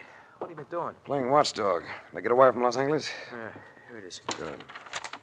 What? So what you wanted? Right on the button. Oh. Come on, Mark. So now what? We're going to have a look at a room 3 doors down the hall. Is there anyone in the room? No. Now, here we are. Key and everything, huh? Yeah, I got friendly with the night clerk. Made him a loan he doesn't have to pay back. Look, tell me, what are we looking for? $100,000. Or most of it, anyway. Oh, brother, $100,000. Listen, if we find that, you're going to have to worry about me. But what makes you think it might be here? Because this is the room of the... Hey, what is this? Good evening, Mr. Kemp. Hey, Race, what goes? You ain't tagging Jack for this deal, are you? Jack's a nice guy. Kemp just seems to be a nice guy, Mark. He also seems to be a wealthy playboy, but he isn't. He's a bank teller who followed Carney down here and murdered him. What? You drank too much today, Race. A bank teller? I think you're missing on this one, Race. Jack just ain't the type. Yeah, but he acts the type in one very peculiar way. What are you talking about? I'm talking about the way you counted out the money this afternoon when you were paying for those drinks. Meticulously, carefully. You laid out each bill with just the proper snap of your thumb. Just the way you've been doing it for 11 years at the Merchants National on Spring Street in Los Angeles. Start looking for that money, Mark. Right. The bank has nothing on me. I quit legitimately, without touching a dime. So they said. But you knew about Carney. He'd been foolish enough to confide in you a little, shall we say?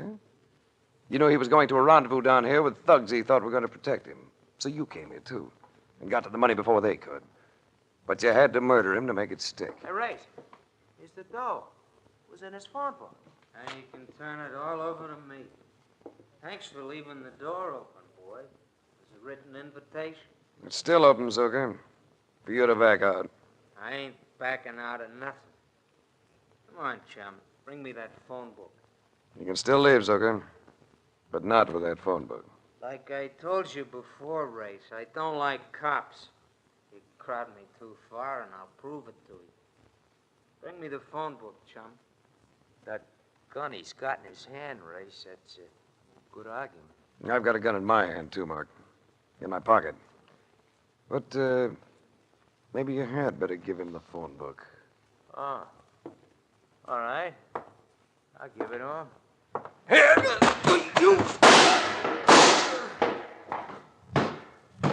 Hey, you did have a rod in your pocket. That's right. There's sometimes when you can't afford to bluff. And this was one of them.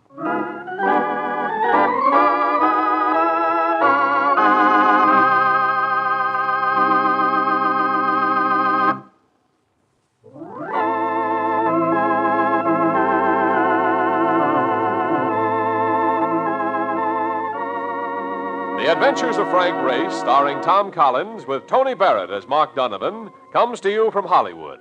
Others heard in tonight's cast were Michael Ann Barrett, D.J. Thompson, Wilms Herbert, Tom Holland, and Jack Crucian. This series is written and directed by Buckley Angel and Joel Murcott. The music is composed and played by Ivan Ditmars. Be sure to be with us again this same time next week for another dramatic chapter in The Adventures of Frank Race. Art Gilmore speaking. This is a Bruce Ells production.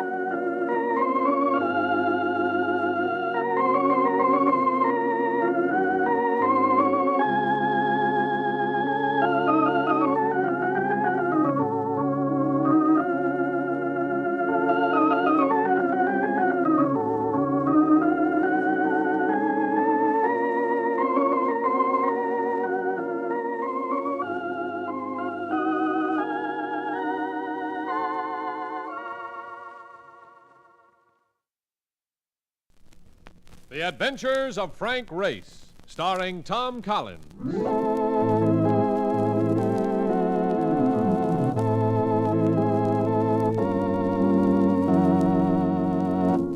The war changed many things, the face of the earth and the people on it. Before the war, Frank Race worked as an attorney, but he traded his law books for the cloak and dagger of the OSS.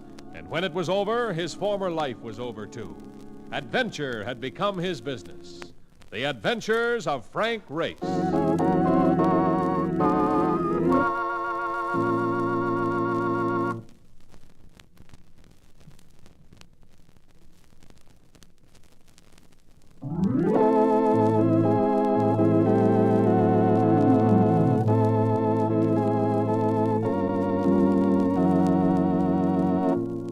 We join Frank Race for the adventure of the vanishing favorite.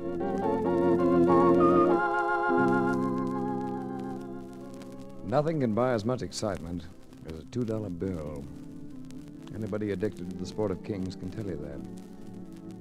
It was a soft, balmy afternoon, and I was lined up with the other balmy $2 bettors at one of the mutual windows of my favorite race course on Long Island, intent on wagering a deuce on my 40-to-1 shot selection that he could beat 9 other 2-year-olds to the wire in the opening gallop of 5 furlongs. Race! Hey, Frank! Wait a minute! Oh, brother, what a mob. I thought you weren't going to bet on the first, Mark. And I still ain't. Anybody which would bet on 2-year-olds must be off of his stick. I come down to find you. Why'd you wait by the finish line where I left you? Think I wouldn't come back? Well, maybe I should have said I was sent down to find you. There's a guy in the clubhouse wants to see us. He wants we should sit in his box with him. Seats in this crowd? Yeah. Mark, you're a man of miracles. Who is the benevolent gentleman? His name is, wait a minute, wait. It's right here on the passes he gave me for the box. Robert J. Sherwood. What? He's the racing secretary. Nah, he ain't no secretary. He's a big shot. You ought to see the ushers clear a path for him. And, speaking of paths, he wants you to beat one to him pronto. All right, Mark.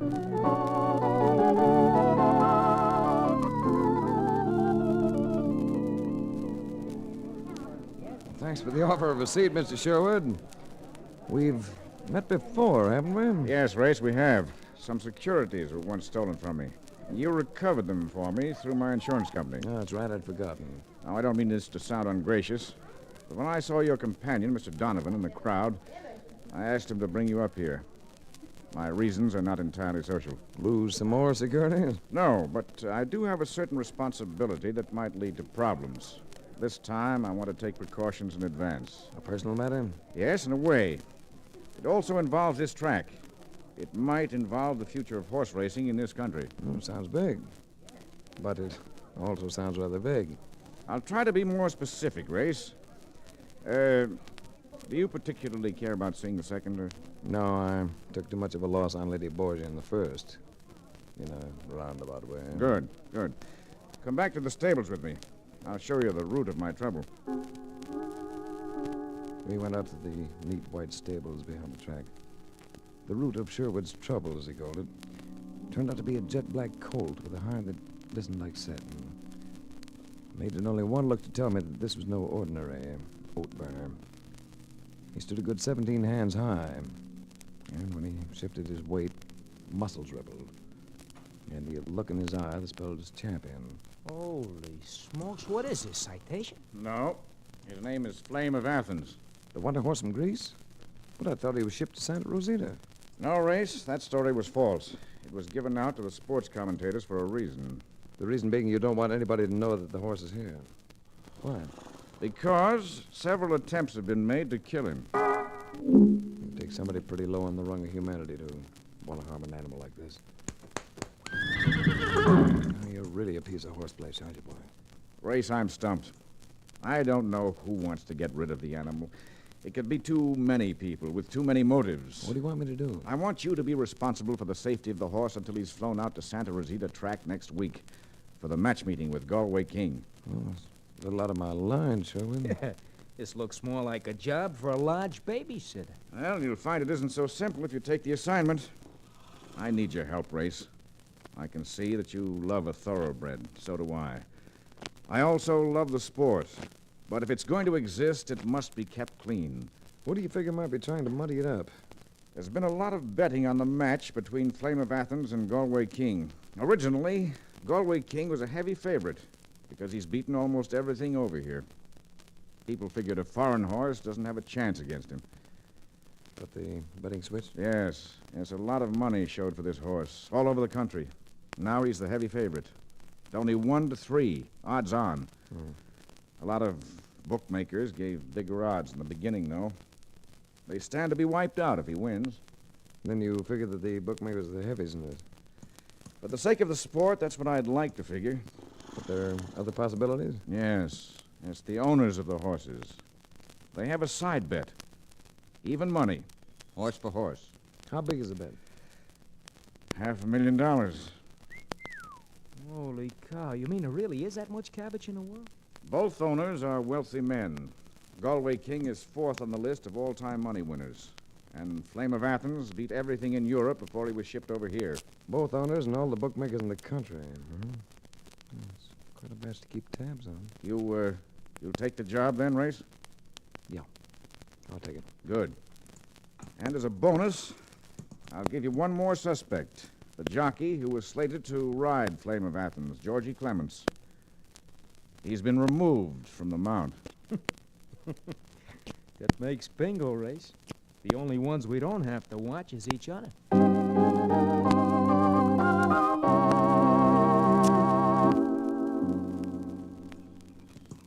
That's a fine thing playing nursemaid to a horse. Hey, Race. Race! Race! You awake? Yeah, the answer is yes. Since you twisted my arm. I can't sleep on this cot. Feel like I'm back in the Army. Keep dreaming of that sergeant who always put me on KP. I peeled 4 barrels of potatoes since the first time I closed my eyes. Oh, go back to sleep. I can't. If I do any more work in my sleep, I'll be too tired to wake up. Quiet, Mark. What is it? Somebody outside. The nocturnal prowler stood framed in the doorway. There was no moon outside, but whatever dim light there was cast a blurred shadow into the stall. My cot was next to the outside wall. I gathered my knees under me and made a lunge. That's get him, Race. Yeah. Turn on the flashlight, Mark. Yeah, sure. Uh-oh. Oh, I was right. No wonder one punch was enough. It's a girl. Yeah. And a honey. Hope you haven't put her out of commission for good. Kids like this make the world nicer to look at. Yeah, she'll come around in a minute. Get some water in a towel, will you? Yeah. Come on, wake up. Wake up. It's a funny thing. I get to wake you up, but you get to wake her up. Am I always going to be water boy in this thing? I wasn't talking to you, wise guy. Come on, you beautiful thing. Wake up. Here, try to sit up. What happened to me? I introduced myself rather crudely. Hangover from ancestors who lived in caves. Oh, why did you hit me with a club? I'm sorry. Truly sorry. You needn't be. I think my father would approve of you. He might even give you a reward. I take it Daddy regrets not using the hairbrush when we were younger. But before we get into that, who is Daddy? Oh, you mean, who am I? I was trying to be more subtle. Oh, from the way my jaw feels, it's too late for subtlety. Don't tell me you don't recognize me. I'm beginning to. Magazine covers, no? Magazine covers, yes. Poor little rich girl turned model. You're Lita Galway, aren't you? That's right. And by whom have I had the pleasure of being knocked unconscious? The name is Frank Race. That's a nice name. But you say it as though you don't like it. I was thinking of something. You're Richard Galway's daughter. Your father owns Galway King. That's right again. You should go on information, please. What were you doing around here? I like horses. Runs in the family. Yes, honey child, but there's only one horse in this stable area. Flame of Athens. Yes, I know. I wanted to see him. The middle of the night. With a match meeting coming up. And a $500,000 bet on the side. Well, wouldn't that make me interested in the horse? Oh, yes, definitely. I see you even went to the trouble of bringing him an apple. It's a good way to make friends. With horses or school teachers. Now I know why you were kicked out of so many colleges. You looked undernourished. Why don't you eat the apple yourself? Why should I? Oh, I see, Mr. Race. You must read detective stories. Well, just to show you how wrong you are. She ate the apple, grinning at me at each bite. Even in the cold glare of the flashlight Margaret placed on the feed box, her face had a special kind of beauty. The boys that grow up with a yen to marry the boss's daughter always hoped the daughter would look like this. Convinced, Race? Completely. In the Garden of Eden, wasn't it Adam who ate the apple? Yes, he also lived to regret it. But this one wasn't poisoned. You just thought it was. Maybe I'm not as poisonous as you think. I'll do some research on it. Someday when I have some spare time. Do you know you're the first man who ever hit me? I said I was sorry. I'm not. Women are strange creatures, aren't they, Race? She leaned toward me. As she came closer, her face blurred out, except for that wonderful, smooth mouth. I reached for her, and she didn't resist. For the next 10 seconds, I felt like a man going over Niagara Falls in a barrel. That was nice. I may have been the first man who ever hit you, but I can see you haven't been neglected in other ways. Make sure you don't neglect me from now on, Race. How about walking me back to my car? All right. Mark should be back in a second. I wonder where he went for that wine. Stop wondering about other people and concentrate on me. I walked Lita to her car, stopping every once in a while to get the Niagara Falls feeling again. We strolled down a path lined with trees, and I helped her into her yellow convertible. She was gone. It was then the weight of responsibility pressed on my mind again. I planned a straight-line shortcut through the brush to get back to the stables again. Hurrying someplace? Who are you? What are you doing here? I'm the inquiring photographer. You just asked the question for today. Why don't you try answering it first? I can't see very well. That's not a camera you're holding. No, it's a Smith & Wesson. It goes bang. It makes holes in things. Now sit down on that stump over there and keep me company for a while. I'm sorry, but I'm going to have to refuse that invitation. It's not an invitation. It's an order. And you'll use the gun to enforce it? Do I look like the type who'd make casual conversation? No. That'd make it rather silly for me to try passing it, wouldn't it? Very silly. Which leaves two other alternatives. To sit down and visit or take that gun! Ooh, my eyes! I'm letting you off easy this time. I don't know how long I lay there after he hit me with the gun, but a shot had been fired along the side of my face. The flash had blinded me temporarily. When I came to, my eyes were still smarting. I seemed to be seeing red. Everything was tinted with color, even in the night. Then I smelled smoke and I jumped up. The glow came from the stables. They were on fire.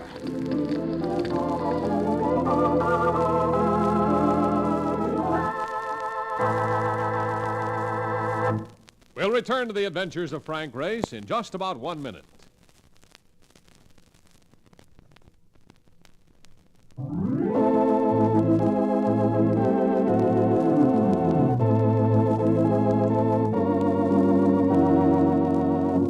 And now, back to the adventures of Frank Race. By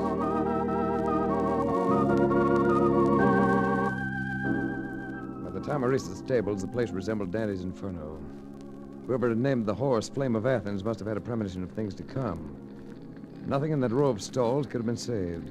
Swipes and grooms and other track personnel had formed a bucket brigade to keep the fire from spreading to another line of stalls. There was nothing to do but join them. Let me get in here, will you, Mac? Let me in. Mark, what happened to you? Tell you later. Oh, that poor animal. I bungled this one, Mark. Got a brilliant guy like me helping you, all your worries are imaginary. You mean the horse is all right? Here comes the red wagons. Get out of here and I will show him. Well, if you got that horse out, you shouldn't have left him. I left him and nobody will be looking for him. He's in the stalls with the white horses. Oh, nice work, Mark. That's good cover. And not only that, but I have spotted a place where they rent trailers. I thought you and me and the horse might go camping for the weekend. A very excellent suggestion.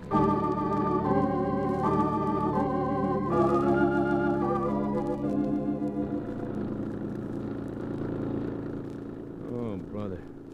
I've hauled many strange characters around in my cab race, but this is the first time I have ever played chauffeur to a horse. I better find some side road soon and get off the highway. Look at this headline in the paper I picked up at our last coffee stop. Match-made favorite vanishes in stable fight. The state police may have been alerted. They know the horse didn't perish in the fire. If he did, that's an awful live ghost back there in that trailer. He almost kicked the sides out of that thing. I better send a couple of wires as soon as possible. Oh, shall we? Yeah. Let him know the horse is safe. We can take him to some isolated training farm. Trainer can come down and get him in shape for the match. Oh, here's a side road, which looks promising. And there's a town up ahead. We'll camp in here. Then you can walk to town and get the messages off. No, there's a spot in that grove of trees. It's not far from the main road, but it's hidden. Yeah, and look. A little pond. Good. It's drinking water for our equine passenger. It sort of resembles the old swimming hole back home. Now, let's take a dip and freshen up, huh? Okay. Last one in is a mutton head. It seemed like a good idea, but it wasn't. When you're a kid with nothing in your mind, the old swimming hole can be fun. But when you're growing up and the responsibility for a couple of fortunes riding with you, the fun gets washed out along with everything else. I left Mark still splashing exuberantly and dressed. Went back to the trailer. I'll put down the ramp, boy. Then you can come out and move around a little. I don't mind if the horse moves, but don't you move. It was the man from the night before. I hadn't seen his face until now. That voice was unmistakable. Another thing that was unmistakable was the gun in his hand. He carried it as though it were standard equipment. Hugo, Yes, sir. take care of the other fish down at the pond. That's a little early in the day for violence, isn't it? It's also too late to turn philosopher. Don't worry about Hugo. He's gentle. As the girl's father might say, what are your intentions? I'm just going to tie you two jokers back to back and relieve you of this horse. I don't think so. Would you like to make a bet? With you acting as bookmaker? That's my business. Your companion called you Sam. That could mean Big Sam Evans. It not only could, it does. And a lot of people have bet a lot of money with you that Flame of Athens could beat Galway King. He won't. Maybe not. But I'm going to see that he gets a chance to try. You tried this last night, remember? Yes, but I forgot to do this. I slipped down with the pond. Hugo also had a gun and was trained on Mark as he slipped into his clothes. Picked up a stone and a heavy piece of deadwood. I tossed the stone into the pond. And as Hugo turned, I let him have the business end of the club, right behind the ear. Nice work, Grace. Come on, Mark, let's get out of here.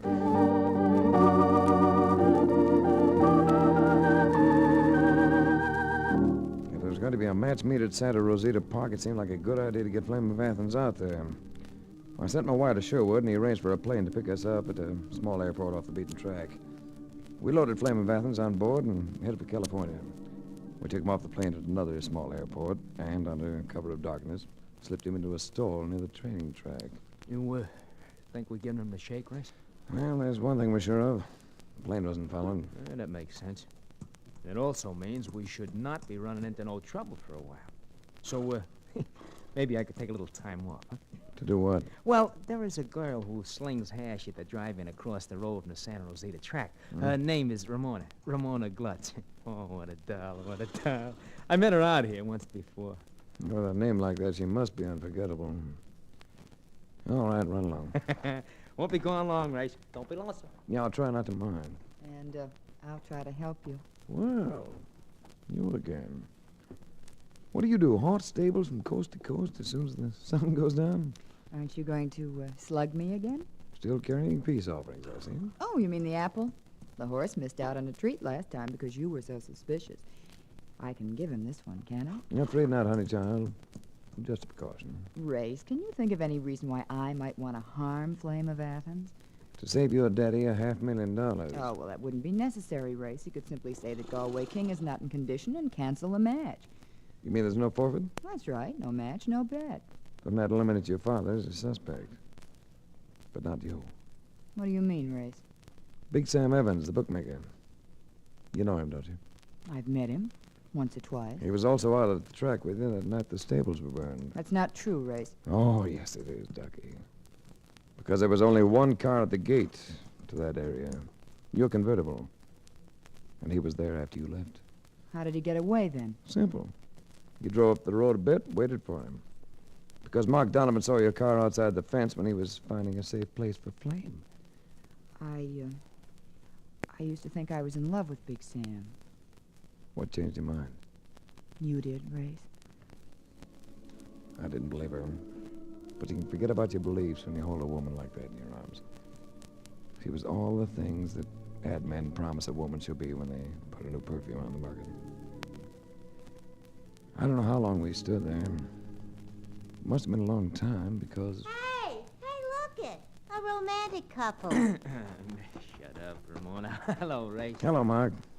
You know Miss Golding? Yeah, but we wasn't introduced the last time because she was unconscious. And this lovely creature with you, I take it, is Ramona Glutz. Yeah. Hey, listen to him. Why don't you ever say things like that? Quiet. Ramona told me a couple of things I figure you ought to know, Race. About that Georgie Clements, the jockey that gave the boot. The boy who was slated to ride the Flame. What about him, Ramona? Oh, it ain't nothing much. But he used to eat at my place a lot, see, and I heard him talking about the match a couple times. Well, that's been a popular subject wherever horsemen gather. Yeah, Race, yeah, but this kid was all set to lose. You mean he was going to pull a horse? It don't mean nothing else but. Tell him, baby. Well, that's why the odds on the horse were so high at first, Mr. Race. The bookies all thought that Galway King was a sure thing, see? So Georgie bet against his own horse. But then when they took him off the horse, that's when the odds dropped and they made Flame of Athens the favorite. Hey, you see, Race? That puts it right in the lap of the books. The trouble started right after. No, Mark. That eliminates the bookmakers. They have nothing to do with it. What do you mean? Mark, if the race doesn't take place, all bets have to be refunded. So that's what they want, ain't it? Then they wouldn't have to pay off. No, they would have stopped the bets altogether. They're taking the odds, but they're gambling on a match.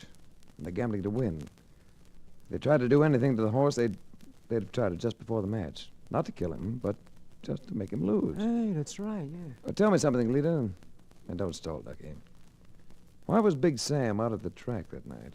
He said he wanted to get the horse away where he could watch it. Keep it safe. But you didn't believe that? No, Race. You should have, baby. He was telling the truth. What? You mean that gorilla Hugo was also playing guardian angel to the horse? As innocent as a babe, Mark. I know the answer now. We can wind this up tonight if Ramona will help us. Oh, gee, I'd do anything to help you, Mr. Race. Good. Mark will take you back to work. Yeah, but I'm off duty until tomorrow. You get back on duty. And just drop the word that Flame of Athens is stable here. Let it circulate. Not only that, but give out that the horse is alone and will be until his trainer gets here tomorrow. You ain't gonna leave him, Race. No, I'll be right in. And I'll be expecting a visitor.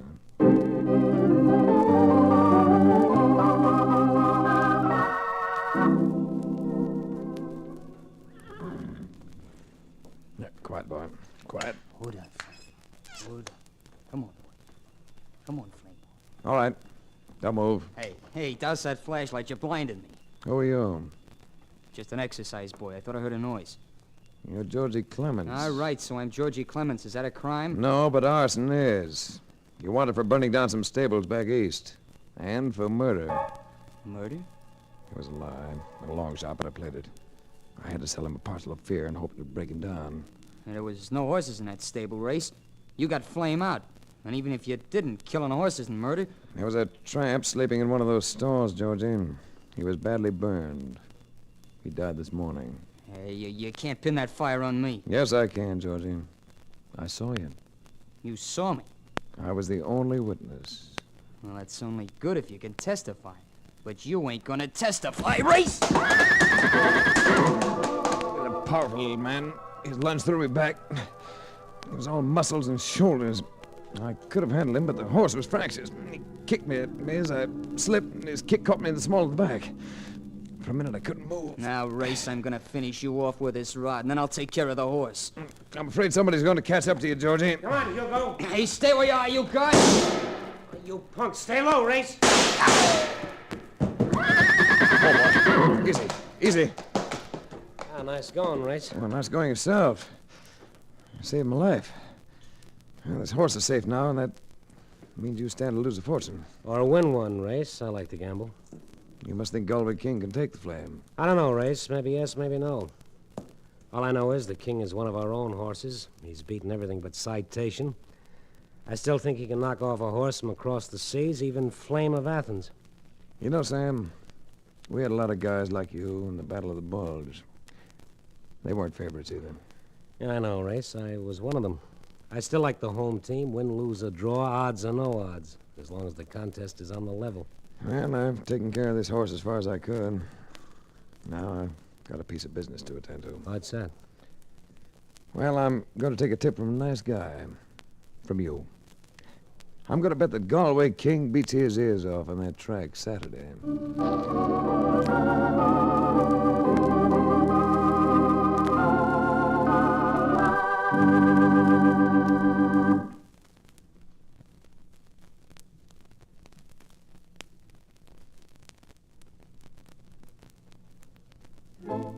The Adventures of Frank Race, starring Tom Collins, with Tony Barrett as Mark Donovan, comes to you from Hollywood. Others heard in tonight's cast were Peggy Knudsen, Florence Hallop, Ted Von Eltz, Frank Lovejoy, and Bert Holland. This series is written and directed by Buckley Angel and Joel Murcott. The music is composed and played by Ivan Ditmars. Be sure to be with us again this same time next week for another dramatic chapter in The Adventures of Frank Race. Art Gilmore speaking. This is a Bruce Ells production.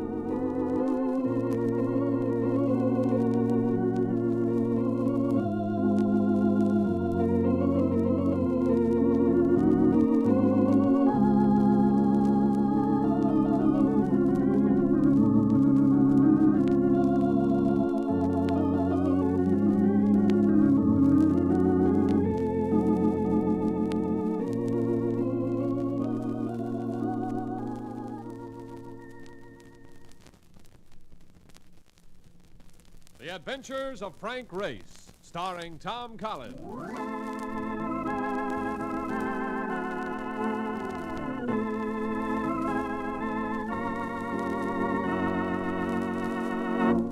The war changed many things, the face of the earth and the people on it. Before the war, Frank Race worked as an attorney, but he traded his law books for the cloak and dagger of the OSS. And when it was over, his former life was over too. Adventure had become his business. The Adventures of Frank Race.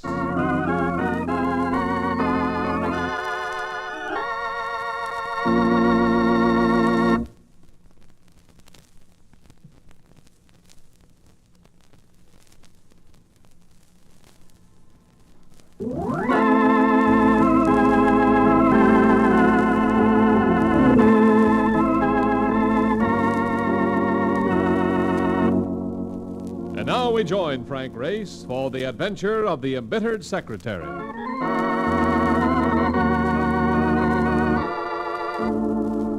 Fifth Avenue and a turtleneck sweater. The avenue was mellow under a mid-afternoon sun, and the sweater was mellowing my sales resistance as I thought of what it would do to a young lady of my acquaintance who happens to be the outdoor type and prefers it in men. I just about made up my mind to step into the shop and make the purchase when a reflection in the window sent my glance to the disapproving face of Mark Donovan. Oh, no. You ain't gonna buy that thing. What thing? That sweater. I was thinking about it. You see, there's a girl I know that... It's yellow. There's nothing like color where this girl's concerned. It'll make you look like a canary, and that ain't good. Even for a guy with your build. You don't think I should, huh? Definitely not. Now, on a dame, if that sweater was a little smaller... Yeah, I know. But for race, it's out. No. Don't be so unhappy about it. Just stick to women that go in for pinstripe suits. It's simpler. What are you doing around here, anyway? Catching up with you? A call? Huh? From Max Fain of the Coastal Life Insurance Company, and since I am parked double, and there might be a cop along any second. We must rush. Yeah. First, you spoil my day by nixing that sweater, then you want to push me headlong into work. Race, I am just trying to be helpful. You know, Marcus, there are times when you're so helpful, I'd gladly sell you into slavery. Let's go.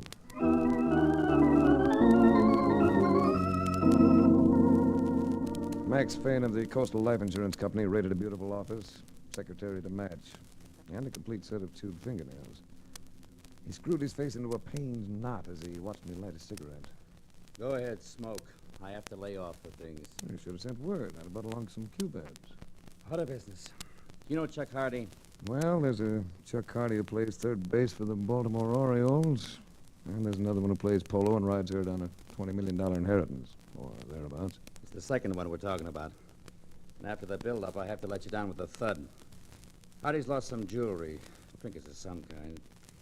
And because he has a big account with us, he insists that we supply an investigator. Our best. Will you do it, Race? Of course, Max. Never can tell where those things will lead.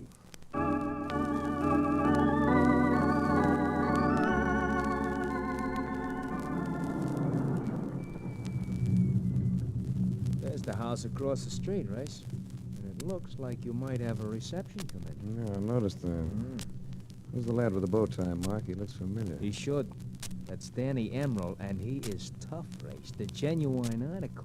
Now stay put. If I need you, I'll give you a nod. Okay. Just don't hold back, huh? There were three of them, standing at the door of the brownstone front as though waiting to get in. As I went up, I got a look from the one with the bow tie, the one Mark had tabbed as Danny Emerald. I knew the name and the reputation that went with it. The bow tie was wide and soft with an artistic droop. But looking into that face, no one was going to comment on it. Where do you think you're going, chum? Oh, I'm here to see a man, and not about a dog. A wise guy, Danny. A lippy character. Sometimes I like wise guys. I may even like this one, if he gets us past this door. Stand back, Trigo. You too, Pete. When that butler looks through the peephole and just sees this guy, maybe we'll all go in. I think I'd rather go in by myself. You don't like company, is that it? You want to be antisocial? I just want to go in by myself. Me, I like company. I ain't antisocial at all. So I'm going with you. Me and the boys. You don't really want to do a thing like that. It'd be in bad taste. What I tell you, Danny. A wise guy.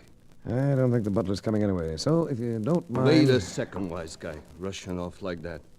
Danny might want to talk to you. Biting you, Danny. You have a strong grip. Sure. I know how to use it, too. Take it off my arm. Don't like it, huh? Too rough for you, is it, wise guy? I said take it off my arm. And if I don't, just what are you gonna do about it, wise guy? Just this. Well, he had it coming, Emerald. Hold it, Trigo. No, Danny. I said hold it. He broke my watch. You can get another one. What's your parlay here, chum? Nothing exciting. I simply came here to see a man, as I told you. And you don't scare. Should I? Sometimes it don't hurt. Sometimes it's smart. I can agree with that. What do you do for a living? I'm an investigator. I had a hunch. You already know this guy, Hardy. No, we've never met. He's a Welcher. He owes me dough and he's trying to crawfish out of Painter. A guy with his money. You wouldn't want to work for a Welcher. I get the feeling you're telling me that, not asking it. Well, would you? Suppose I said yes. Then you're a sucker, both ways. And I think you'll get what I mean. I'd rather have you give it to me straight. All right, I will. Engraved. Hardy and me have got a beef. Stay out of it, or you'll get hurt.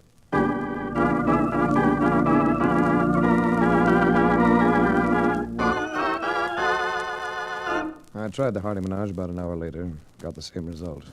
No response. I headed for home after that. Puzzled a little by Danny Emerald's place in the picture, but not particularly intrigued. From where I looked, it seemed pretty much like an uninspiring sort of case. In front of my apartment house, a man got out of a car, moved to intercept me. He was young, blond. His features had been freshly battered by someone's fists. You don't happen to be Mr. Race, do you? That's right. I'm Tom Enders, secretary to Mr. Hardy.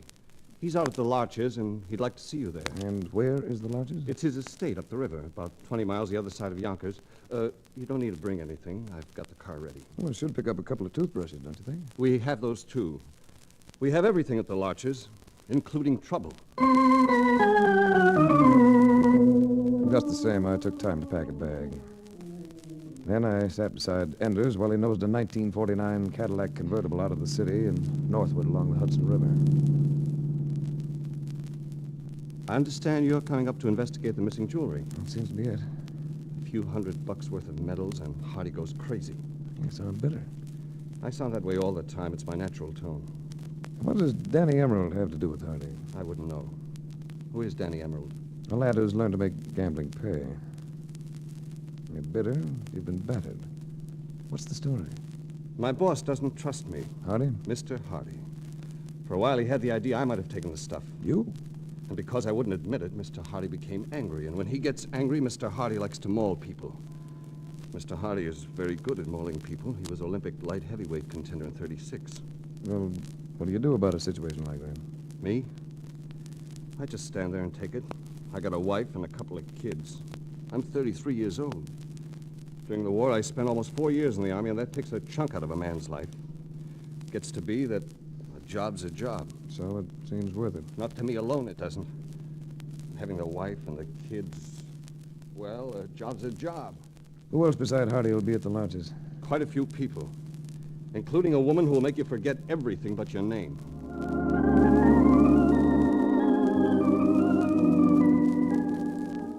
The hallway at the lodges looked like a B-picture nightclub.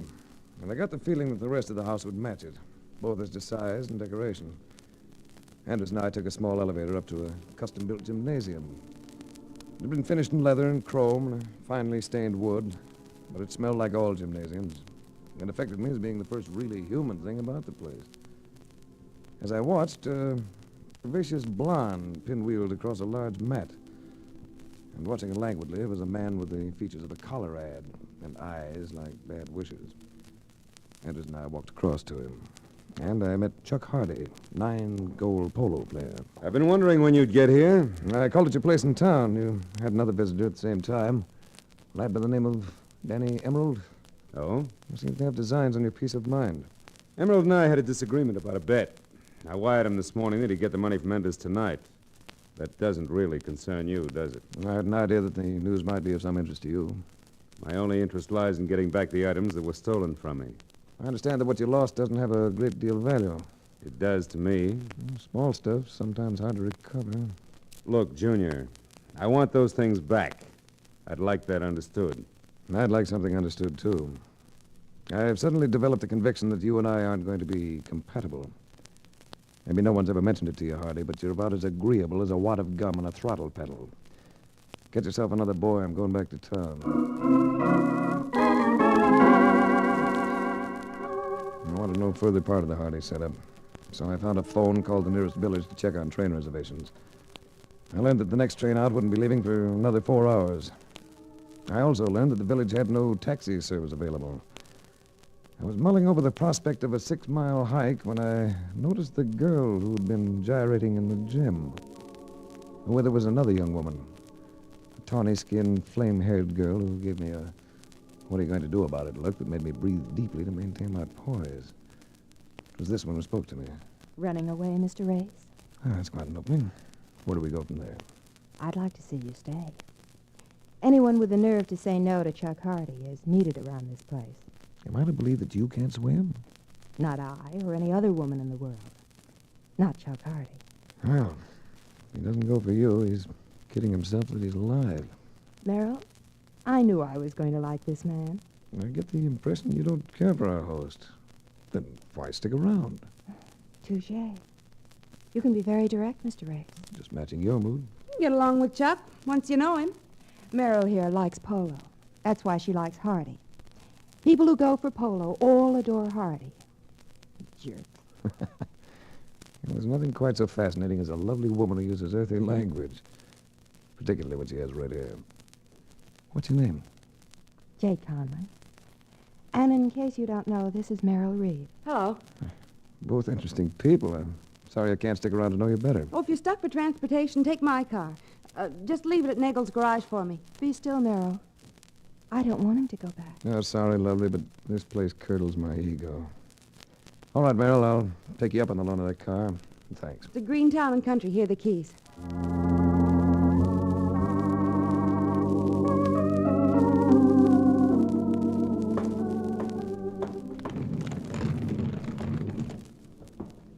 There was no one around as I went to the garage, found Merrill Reed's car, and climbed in. I stuck the key in the ignition lock, was about to stab the starter when a glance at the rearview mirror froze all my actions. There was someone in the seat behind me, a man, sitting grim, silent. I turned very slowly, and in the light of the dashboard panel, I saw that it was Enders. He seemed to be smiling, until I realized that the expression was really a distorted grimace. Enders was dead. Something or someone had broken his neck.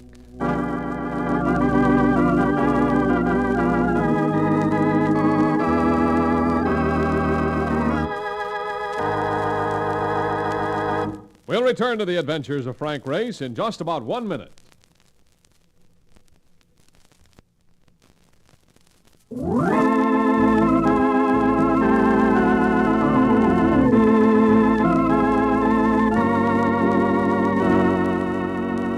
And now, back to the adventures of Frank Race.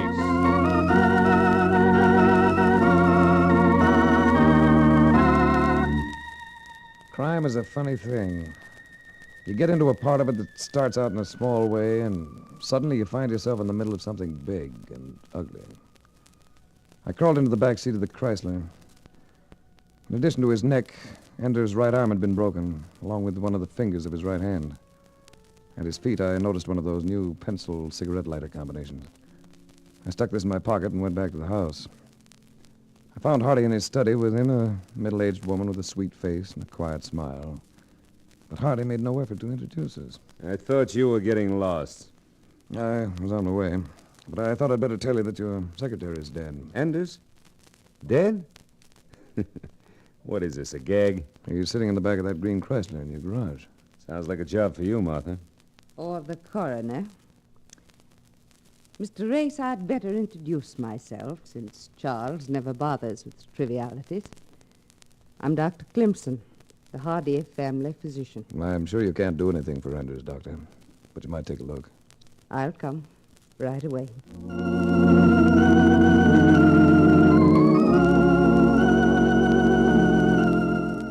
I stuck around another hour till the local peace officer became satisfied I could tell him no more than I already had. Then I talked one of Hardy's chauffeurs into taking me to town. I got to the station with 15 minutes to wait for the outgoing train. It wasn't what you'd call a busy station, but I soon had company. Hiya, chum. Hello, Emerald. What are you doing here? I got some dough coming. 50 grand. Guy would go anywhere for 50 grand. I'll do anything. That sounds rather pointed. It is. You see, I just been talking to Chuck Hardy. He was telling me about Enders. Yeah, that was rough. Funny rough, but understandable. I don't get you. Enders had that 50 grand on him. For me. How do you know? Hardy just told me. We had quite a phone conversation, me and Hardy. What else did he tell you? He told me that so far as he knows, the only other guy that knew about that 50 grand was you. So? So, you could save yourself a lot of grief by ponying up. Right now. What makes you so sure that Hardy was leveling with you? Hardy don't lie. He's a heel and he's stubborn, but he don't lie. You don't have to. Not when it comes to dough. So I go down in your diary as a wrong guy. Not yet, you don't. I don't mind a guy trying to turn a buck. I just don't want to be the loser on the deal. I don't have that kind of money on me. I'll let you look if you like. Suppose I give you an hour. An hour to make up your mind. An hour to show up with it. Out at Hardy's place.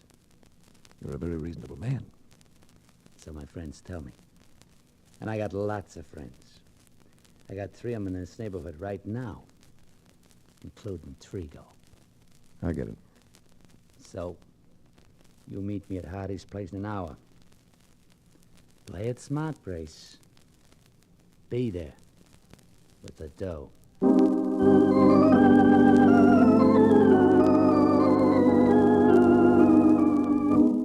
I went to the local drugstore, called New York City, and was lucky enough to get Mark Donovan right away. Hey, what are you doing, Race? Having yourself a time? You're having a wonderful time. Wish you were here. Huh? What's wrong? How soon do you think you could get here? A place called The Larches, 6 miles west of Glenview. Let me see. Oh, maybe like 45 minutes. Well, that'll do. And Mark, Yeah. bring along that end wrench of yours. Back at the Hardy place, I encountered only a couple of servants who eyed me vaguely.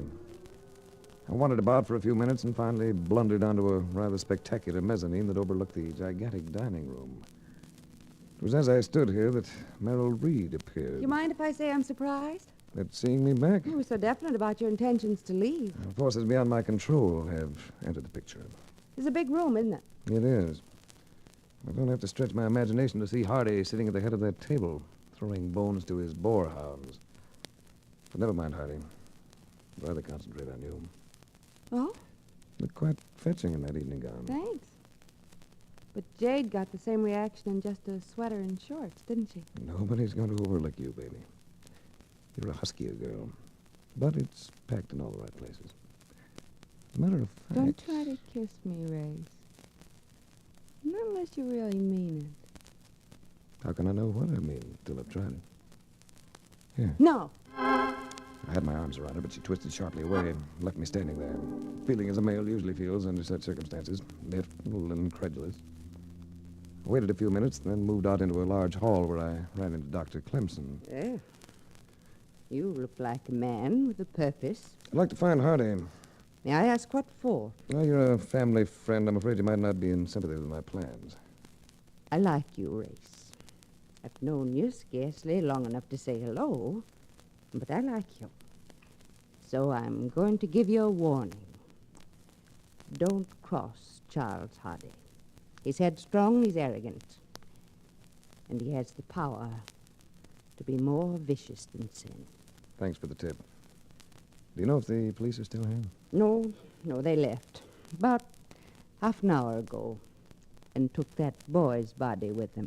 How do they figure this business? They're inclined to believe it was an accident. They think Enders might have fallen, going down those concrete steps inside the garage. And then planted himself in that car? He could have crawled to the car, Race. It's possible. Yes, I suppose it is possible. I'm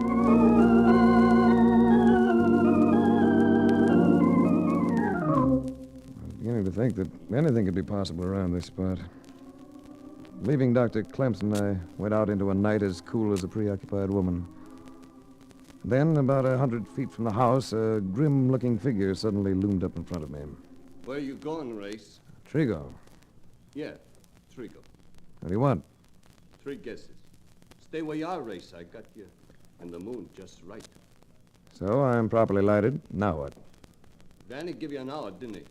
Just 1 hour. I've been keeping track. I still have 8 minutes. 8 minutes. That ain't a very long time, is it, Race? Not when a guy like me is waiting for the payoff. I still don't have the money, Trigo. That's gonna make Danny kind of sad. But it ain't gonna bother me at all. And you know why? I can imagine. You like your pound of flesh, Trigo. And after all, I did break your watch. Yeah, you broke my watch. And I couldn't get it fixed. Know how I got that watch, Race? No comment. I won it in a contest, singing on a stage, and you had to go break it. I'm sorry about the watch, Trigo. You're being sorry don't make no difference. I felt reasonably sure of that. But I thought I'd make the gesture. Incidentally, you're obstructing progress. I was on my way to get that money, but I can't get it standing here, can I? You're lying. I might be, but you can't afford to gamble on it, can you? Danny Emerald isn't interested in watches. He wants that 50 grand. You're stalling. I'm gonna plan up slugging you. But not for several more minutes. If you fire before the time's up, Danny might not like it. I just thought of that, so I really don't need to stick around here, do I? Hey!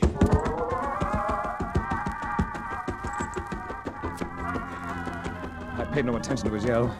Just kept legging it for the house, away from that gun in his hand. I could hear him coming right behind me. Then, from up behind... Right! Over here! Marcus, boy, to say the least. I'm very happy to see you. That guy ain't so tough. He didn't like that slug I sent him. Look, what goes on here? I'm in trouble. Plenty of it. Danny Emerald thinks I'm holding out $50,000 that belongs to him. Oh, Daddy. That ain't good. Not when the guy is Emerald. Everybody says it was Emerald who rubbed out Augie Calder. Emerald's bad. Well, there's no use trying to run away from him. Let's go into the house. Look, ain't you got an out of any kind? Not a thing. I've been wrestling with it every... Wait a minute. There comes a faint flicker of understanding. Yeah? Wrestling. Yes. Come on, Mark. I want you to do something for me.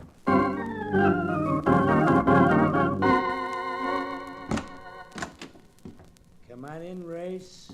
We've been kind of waiting for you. Looked like the gathering of a clan. There was Hardy and his 3 feminine guests. And Emerald had with him 2 of the friends he had mentioned. I told myself I could probably expect Trigo at any second. Race, we thought we heard a shot a moment ago. Oh, nothing important, Dr. Clemson. It missed. Emerald, I may as well give it to you straight. I don't have that money. I've never had it. What are you trying to prove, Race? That you don't scare? You can run that kind of thing into the ground. Race, why didn't you leave? Now you're in trouble. He ain't that kind, honey. Are you, Race? Here, Merrill. Have a smoke and calm down. Try this lighter, Merrill. And you may as well keep it. I believe it's yours anyway. Gosh, yes. Where'd you find it? Alongside Ender's body. What are you talking about? Merrill's a rare girl. She knows judo, or jujitsu, if you like that term better. And that's what she used on Enders as he came down into the garage. A wrist lock, wasn't it, Merrill? A wrist lock often breaks a man's arm, doesn't it? And his neck, too, if he crashes against concrete steps. And I suppose you think you're going to the police with that story? I've already called them. And I think if we hold Miss Reed here, they won't have any trouble finding that 50 grand. I don't care about the money, but I'm not sitting still for the kind of publicity that'll come from this. Merrill. Merrill isn't going anywhere. Is she, Mark? Not while I'm standing here holding this pistol. Now, listen, there's no reason we can't make a deal. I don't know what you can arrange with the others, Hardy, but I'm not going to agree to a cover-up for murder. What do you want me to do, ram your teeth down your throat? I'd been hoping all along you might take that attitude. All right, you've been asking for it. Try this for size. Well, not bad. A little high. Yeah? I felt it, though. And you're going to feel this one. Sorry. My turn. Oh! I felt that one, too. Right up to my wrist. Why don't you get up, Hardy? Then we can both try it again. I'm getting up. Just wait. Oh! Oh, poor Mr. Hardy. Let's all stay put now, till the police get here. And that goes for you, too, Emerald. I ain't making a single move. Race, will you teach me to handle myself like that? Think of the interesting things I could do to all the mourning males I meet. I don't know, Sugar. I've got plans for you, but they don't include boxing lessons.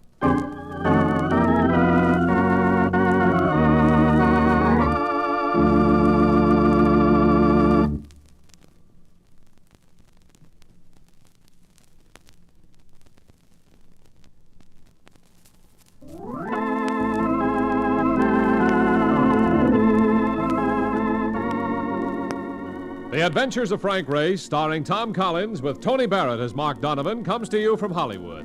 Others heard in tonight's cast were Virginia Gregg, Michael Ann Barrett, Wilms Herbert, Paul Dubov, and Gerald Moore. This series is written and directed by Buckley Angel and Joel Murcott. The music is composed and played by Ivan Ditmars. Be sure to be with us again this same time next week for another dramatic chapter in The Adventures of Frank Race. Art Gilmore speaking. This is a Bruce Ells production.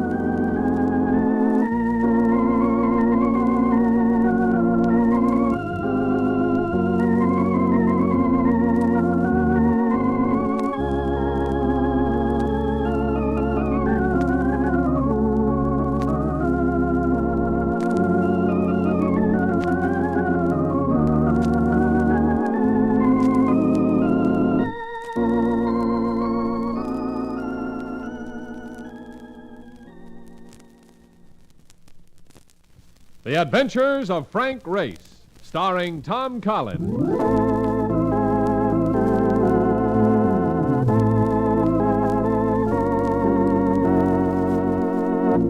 The war changed many things, the face of the earth and the people on it. Before the war, Frank Race worked as an attorney, but he traded his law books for the cloak and dagger of the OSS. And when it was over, his former life was over too. Adventure had become his business. The Adventures of Frank Race. And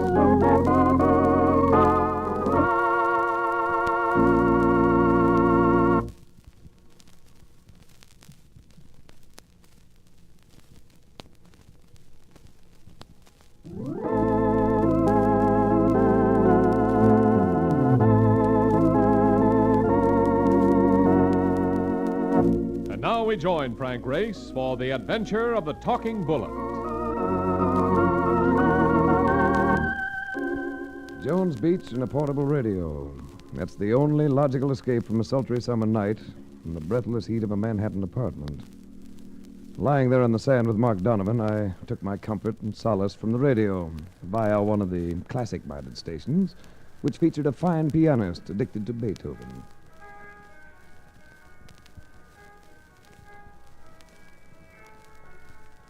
Look, I know it's hard enough for everybody to be dead, but we also gotta listen to this funeral music. Mark, there are times when I think you have no soul. And there are times when I think you got no ears. This long hair stuff won't ever amount to anything. All you gotta do is turn that little dial and get some real music. Cab Calloway. You just touch that dial and I'll break your arm. Okay. But if you don't want people to think you're a square, you better get We with it. interrupt this program for a special news flash. Quiet, Mark. State prison officials who have been keeping the story under wraps have just admitted that Blackie Martin, convicted murderer, made his escape from state prison early this evening, just a few hours before his scheduled execution. Holy cow, Race. You know... Prison officials finally released the story when local police disclosed that Judge Robin Dexter, who presided at Martin's trial and who sentenced the bank hold-up killer to the electric chair, was found dead in his chambers at the courthouse just a few moments ago. At the time of his sentence, Martin swore in the courtroom that he would escape and kill the judge and jurymen and the witnesses who appeared against him. Stay tuned to this station for further development. All right, Mark, turn it off. Oh, brother, that Blackie Martin is sure out to pay off. He ain't wasting no time. No, he isn't. It means a lot of people wouldn't be sleeping tonight even if it was cool. Not with that guy after him. He said he'd get his wife for turning against him, and Graham, the columnist, and holy cow, Race. You! He said he was going to kill you, too, for bringing him in. Yes, Mark. I'm sure I'm right up near the top of Blackie Martin's list. You'd better drive me home.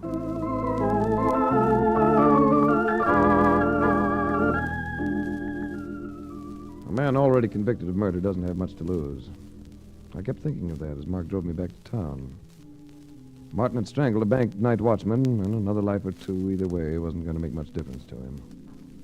But by the time I got home, most of my thoughts concerned the pleasure of sleep. Welcome home, Race. My uninvited guest was seated comfortably in an armchair near an open window. He appeared to be completely relaxed, except for his right hand. It was clasping a .45 very tightly, and I could see the blue veins pulsing in his clenched fist. Surprise, Race? Well, not exactly, Blackie. The radio has been giving your exploits complete coverage. I didn't like it up the river. You shouldn't have been so impatient. You were going out tonight anyhow. I'm the lazy type. I'd want to walk that last mile. It's too warm to be electrocuted. You may find it even warmer here. There's a dragnet out for you, all over town. I'm not in it yet. And stop bedging near that desk. If you want to sit down, sit over there. Where I can watch you. Thanks for the hospitality, even if it is my own home. I want some information, Race. Where's my wife, Lola? I don't know. Haven't seen her since your trial. Now, she isn't singing at any of the clubs around town, not any of the ones she used to play. I've been checking them on the phone while I'm waiting for you. I got something to settle with that dame. I understand she plans to get married again, Blackie, after you're eliminated. Married to someone else? What are you giving me? She's been seen around with Walker Graham, the columnist who covered your trial. Oh, so that's it? That's why she spilled the story of that bank job to the yellow paper he works for. What's that? Don't get jumpy with that gun. It's only the phone. All right. They're used to the sound. There's no phone service at that hotel up the river. All right. Answer it. And be careful. Hello. Hey, Ray. Did you hear the latest news report? Yeah, no, Mark. What is it? Well, I just want to let you know so you could sleep good, see? You don't have to worry about Blackie Martin. That's very interesting, Mark. The cops have got the courthouse district bottled up tight, see? And they're sure he's still in there someplace, so don't you worry, pal. You're safe. Yeah, thanks. I'm feeling a bit faint until you reassured me. But tell me, Mark, did you ever finish that mail order course you were taking on hypnotism? Well, yeah, sure. Why? I was just wondering if you could give me some instructions on how to hypnotize a man with a .45 automatic in his hand. Oh, well, you look him right. I warned you, Race. Then what? Hello, Race. Hello, Race.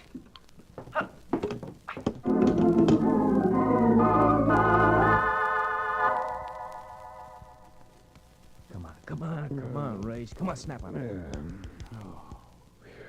You all right? Yeah, I feel as though I have two heads. Yeah, but I'm alive. Oh, what happened? What happened? Blackie Martin. He was here when I got home. Tried to tip you on the phone, and he sandbagged me. Oh, brother. It's a wonder they didn't try to polish you off. That would have made us score 3 for the night. 3? Yeah. You mean there's been a second murder? Yeah, that's right. Just found a step. Heard on the air driving over here. What did he get? Nobody in the list. It's an old lady, Mrs. Chikowski or something like that. I don't know. Scrub woman on the 4th floor of the courthouse. Found her in a broom closet, shot, just like Judge Dexter was. Well, she must have heard the shot in the judge's chambers and went in to investigate. Or she saw the killer in the hall and he knocked her off before she could raise a howl. You, Mark, call one of the news commentators and find out where Mrs. Chikowski lived and if she had any family. Then you can drive me out there. But, Ray, she wasn't connected with the trial. She was just an innocent bystander who got it in the neck. I know, Mark. That's why I'm curious. Very curious.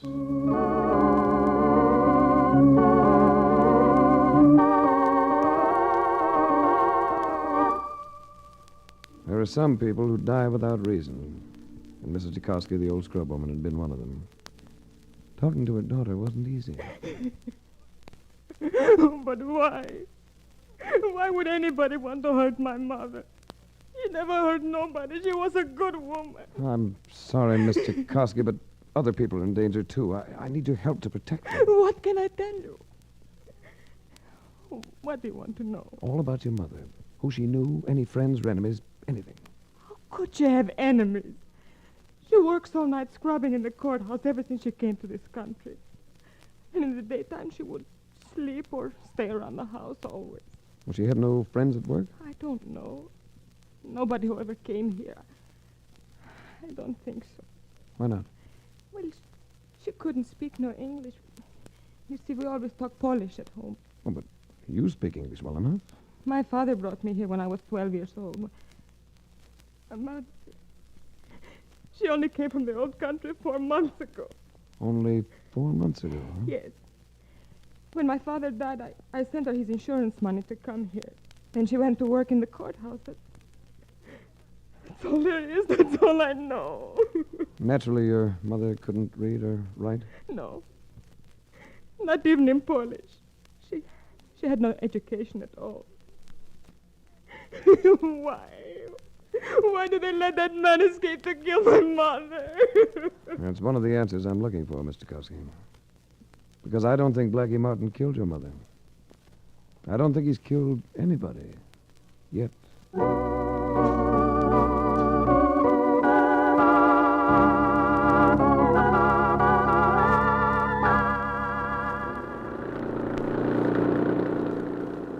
Now, look, Grace, it's all right for you to have a hunch, see? But when you tell me that you don't think Blackie Martin has anything to do with the murders at the courthouse, well, it don't make sense. Well, there are a lot of things about this case that don't make sense, Mark. But, Race, you always told me a murder's gotta have a motive. Now, you tell me, who else had a motive for knocking off the judge? Answer that, huh? I can't answer that at the moment. Right now, I want to make sure that all the possible victims are alerted. No. I made up a list of their names and addresses while you was in there.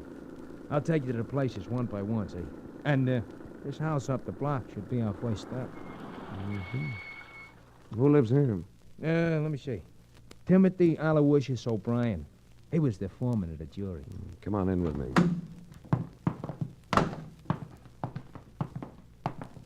The house is dark, Race.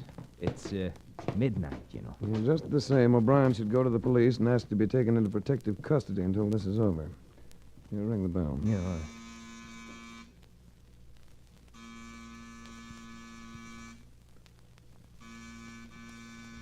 No sign of life. Maybe you already went to the cops. Well, let's make sure. All right.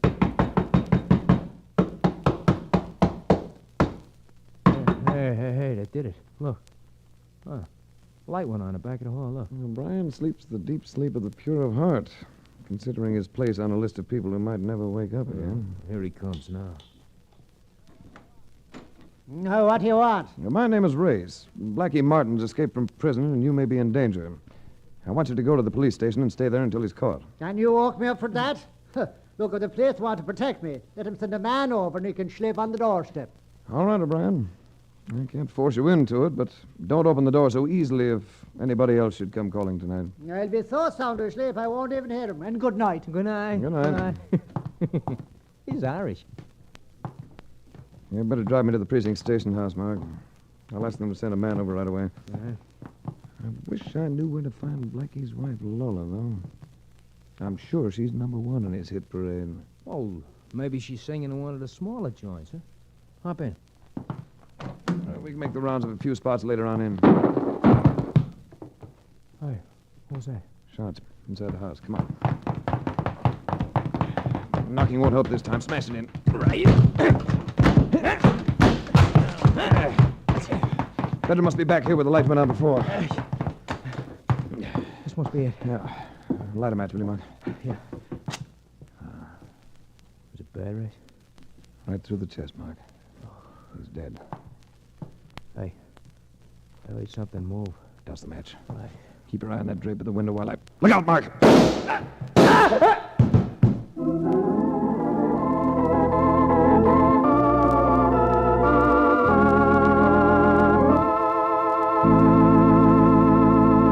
We'll return to the adventures of Frank Race in just about 1 minute.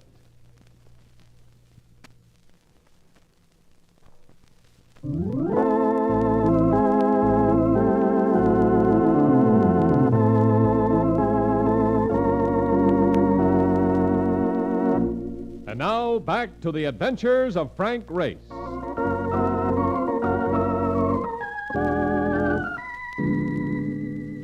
One of the bullets had hit Mark, and he fell in front of me, blocking my dive for the bulge behind the drapes. By the time I recovered, the person responsible for the murder of O'Brien was gone. I picked Mark up, piled him into his cab. My speed picked up a cruising motorcycle cop, and in a matter of seconds, he was transformed into a flying escort for City Emergency Hospital.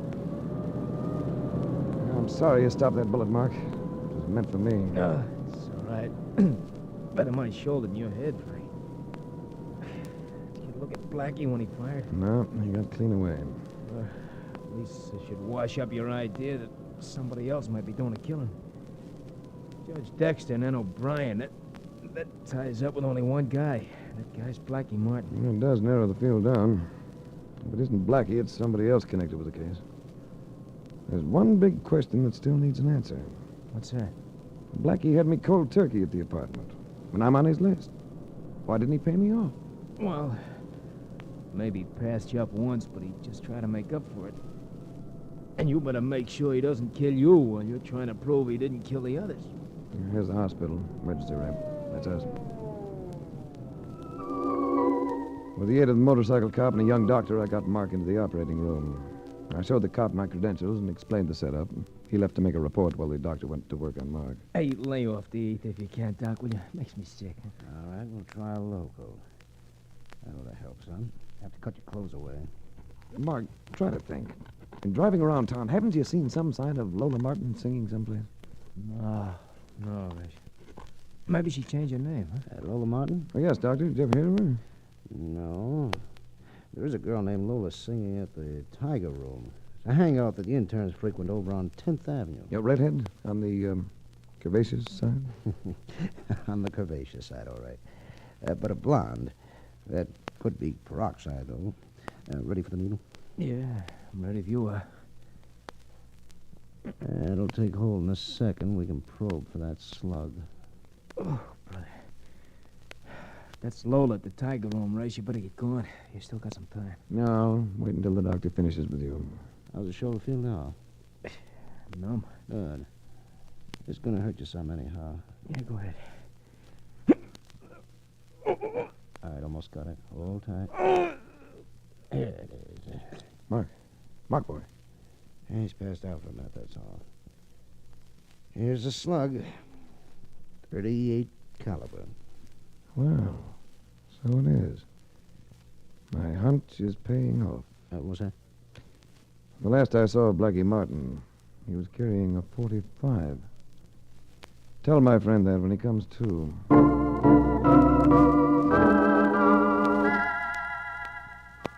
Some of the patrons of the Tiger Room look like interns, but the rest look like they might be in the business of turning decent citizens into ambulance cases. The singer on the floor was Lola Martin, all right. She was just finishing a song, so I took a seat at a corner table. Hello, Race. Well, Walker Graham, the Manhattan Tattler.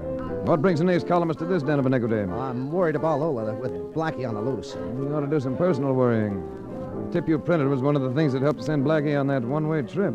At least it was supposed to be one way. I know it, but what about you? You brought him in. Yes, but I didn't start wooing his wife as soon as they threw him in the cooler. Well, I can't leave Lola without protection. I'll see that she gets home safely. Would you, Race? Sure.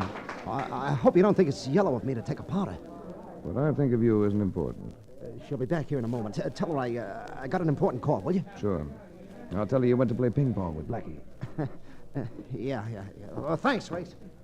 Don't mention it. Wow. Mr. Race, how nice. Where was Walker heading in such a hurry? I think he heard the Grim Reaper swishing his sickle. Won't you sit down? Thanks. Order me a pink lady, will you? Waiter. Pink lady for the lady. And now, a cigarette. Here you are. Light. Would you like my wristwatch? Walker Graham usually takes care of these little things. Not that you aren't a pleasant substitute. You flatter me. Walker became quite attentive after Blackie's trial. But you're the one I was hoping I'd see again. If you want to see anybody again, you'd better take yourself out of circulation until Blackie's taken back into custody. I can't. Want me to tell you why? All right, Race. Why? Because the money that Blackie stole was never recovered. You and Walker Graham have it stashed away someplace. You've got to be out moving around to make sure that neither Blackie or the police get to the money. You're smart, Race. But this town is too hot for Blackie to be on the loose much longer. There are a lot of people he wants to get to. I'll take a chance that he doesn't get to me before he's caught. I've got news for you, Lola. You're Blackie's #1 target. He isn't going to bother with anybody else until he gets to you. That isn't what the news reports tell me. He's kill crazy. If you mean Judge Dexter and O'Brien count Blackie out, he didn't kill him. Who told you that? A murdered scrub woman. Because if Blackie had killed the judge, Mrs. Dukowski would still be alive. Why? Suppose she caught him there. She could be a witness against him. A man already convicted of a murder wouldn't be afraid of a witness to a second murder. Mrs. Dukowski wasn't even in this country when Blackie was convicted. What are you trying to prove? That she wouldn't have been able to even recognize him. She couldn't read, so she couldn't have read about him. So? So whoever she saw leaving the judge's chambers was somebody she'd seen before. Somebody she knew. Like me, for instance. You saw Judge Dexter after the trial. You'd visited him a couple of times, had dinner with him. There's no law against that. No. But you were known around the courthouse. I don't have to listen to you, Race. And only a moment ago you were so happy to see me. I hope Blackie sees you next. I really hope so. Good night, Mr. Race. Lola Martin stalked out of me before I could stop her, so I called Ed Levis, police lieutenant friend of mine who happened to be in charge of the manhunt for Blackie Martin. I told him where he could locate Lola, and I went home and turned in. I slept fitfully until... Come on, Race, wake up, will you? Well, you look happy, my perforated friend. How's your shoulder? Fine. And I am getting a chuckle out of having the laugh on you for a change. Look at this newspaper extra which I just picked up. Oh, you know I can never focus my eyes before breakfast. What's it saying? Says that you are wrong about Blackie Martin. He shot and killed his wife Lola in the Times Square subway station at 2 a.m. this morning in front of 20 eyewitnesses. Let me see that, Mark. Yeah, sure. Have at it. So he finally paid her off. That's what it says, Maestro. And furthermore, there was just a flash on the radio. The police have Blackie staked out in an empty warehouse over by the waterfront. Well, look, let me jump into some clothes and you can drive me over there.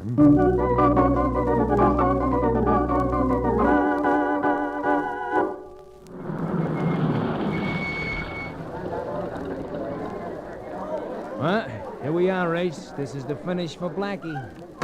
There's Walker Graham. Come on. Hello, Graham. Huh? Oh, hello, Race.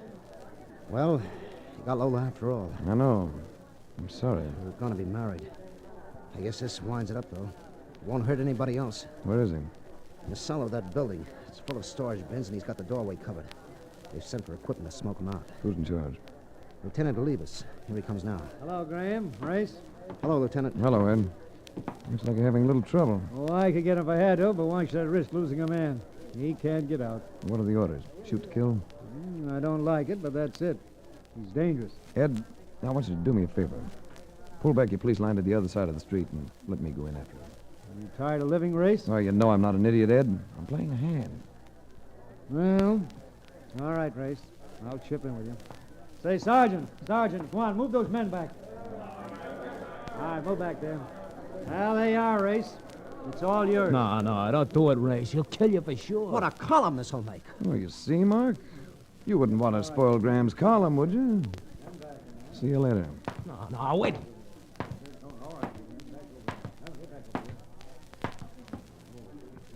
This is Frank Race, Blackie. I'm coming down to talk to you. Come on. Make a wonderful target when you come through that doorway.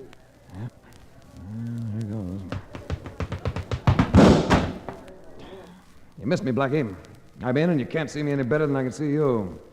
There's no light with that door closed. I'll find you without a light, Race. I'll find you and I'll kill you. Maybe, but you're a cinch to die in here unless you listen to me. All right, Race. I'm listening. Go on, talk. Here's my proposition, Blackie. I want you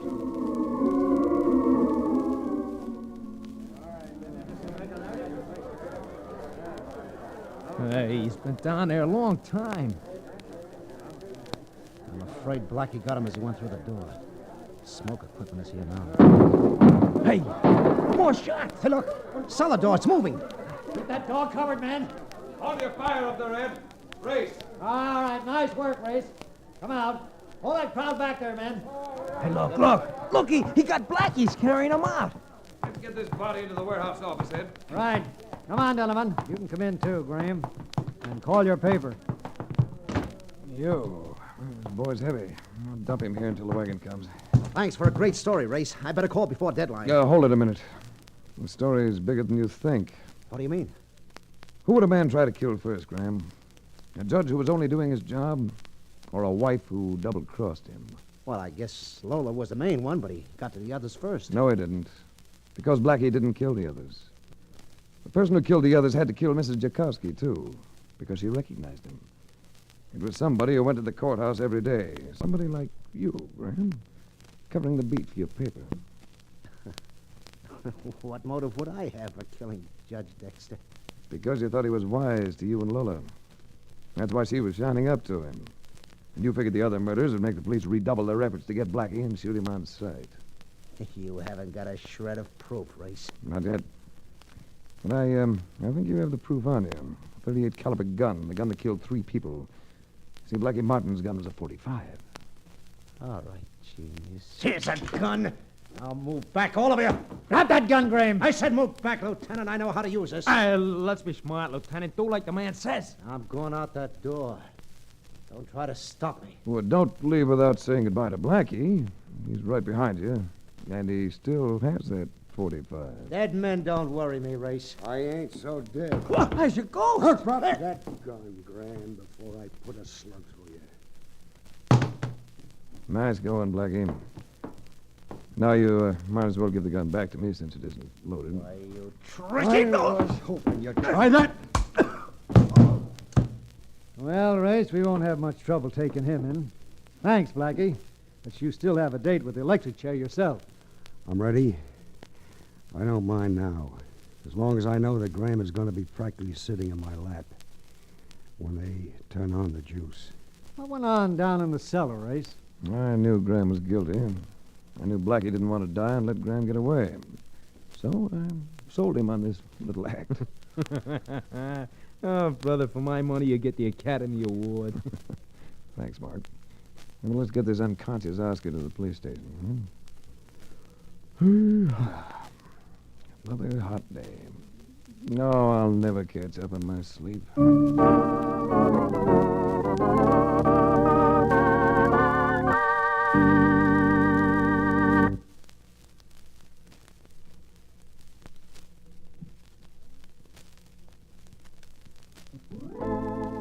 The Adventures of Frank Race, starring Tom Collins with Tony Barrett as Mark Donovan, comes to you from Hollywood. Others heard in tonight's cast were Lillian Baeff, Michael Ann Barrett, Mark Lawrence, Lou Krugman, and Dick Ryan. This series is written and directed by Buckley Angel and Joel Murcott. The music is composed and played by Ivan Ditmars. Be sure to be with us again this time next week for another dramatic chapter in the Adventures of Frank Race.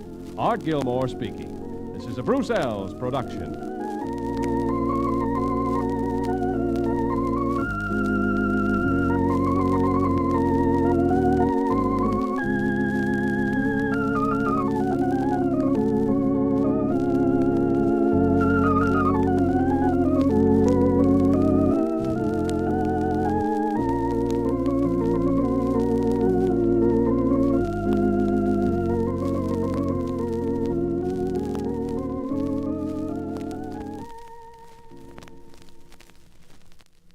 The Adventures of Frank Race, starring Tom Collins.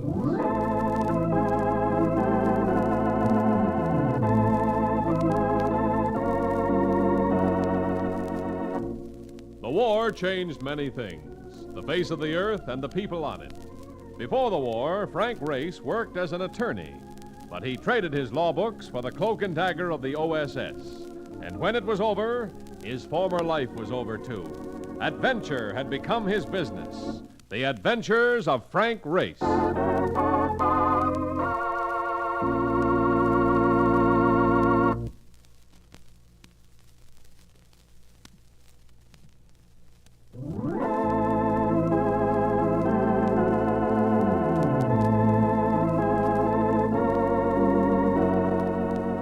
And now we join Frank Race for the adventure of the Fat Man's Loot.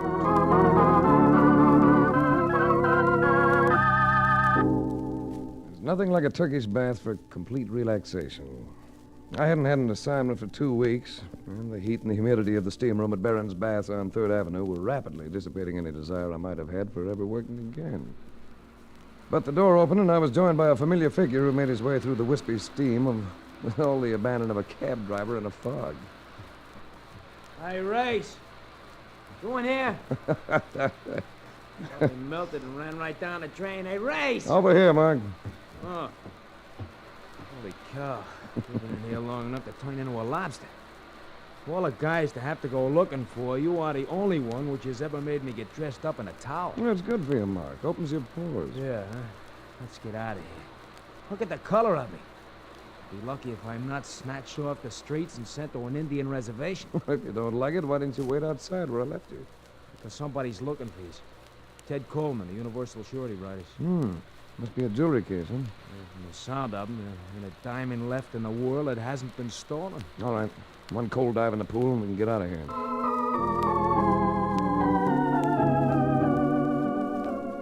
Ted Coleman, insurance company vice president with the eyes of a heavyweight champion. He doesn't talk about it, but one of his souvenirs from the war is the Congressional Medal of Honor. As we came into his office, he got up from behind the desk to shake hands. On the desk were a couple of items of jewelry that would have made whistles come from the Vanderbilts. And on the wall behind the desk hung a map of Europe. Hello, Race.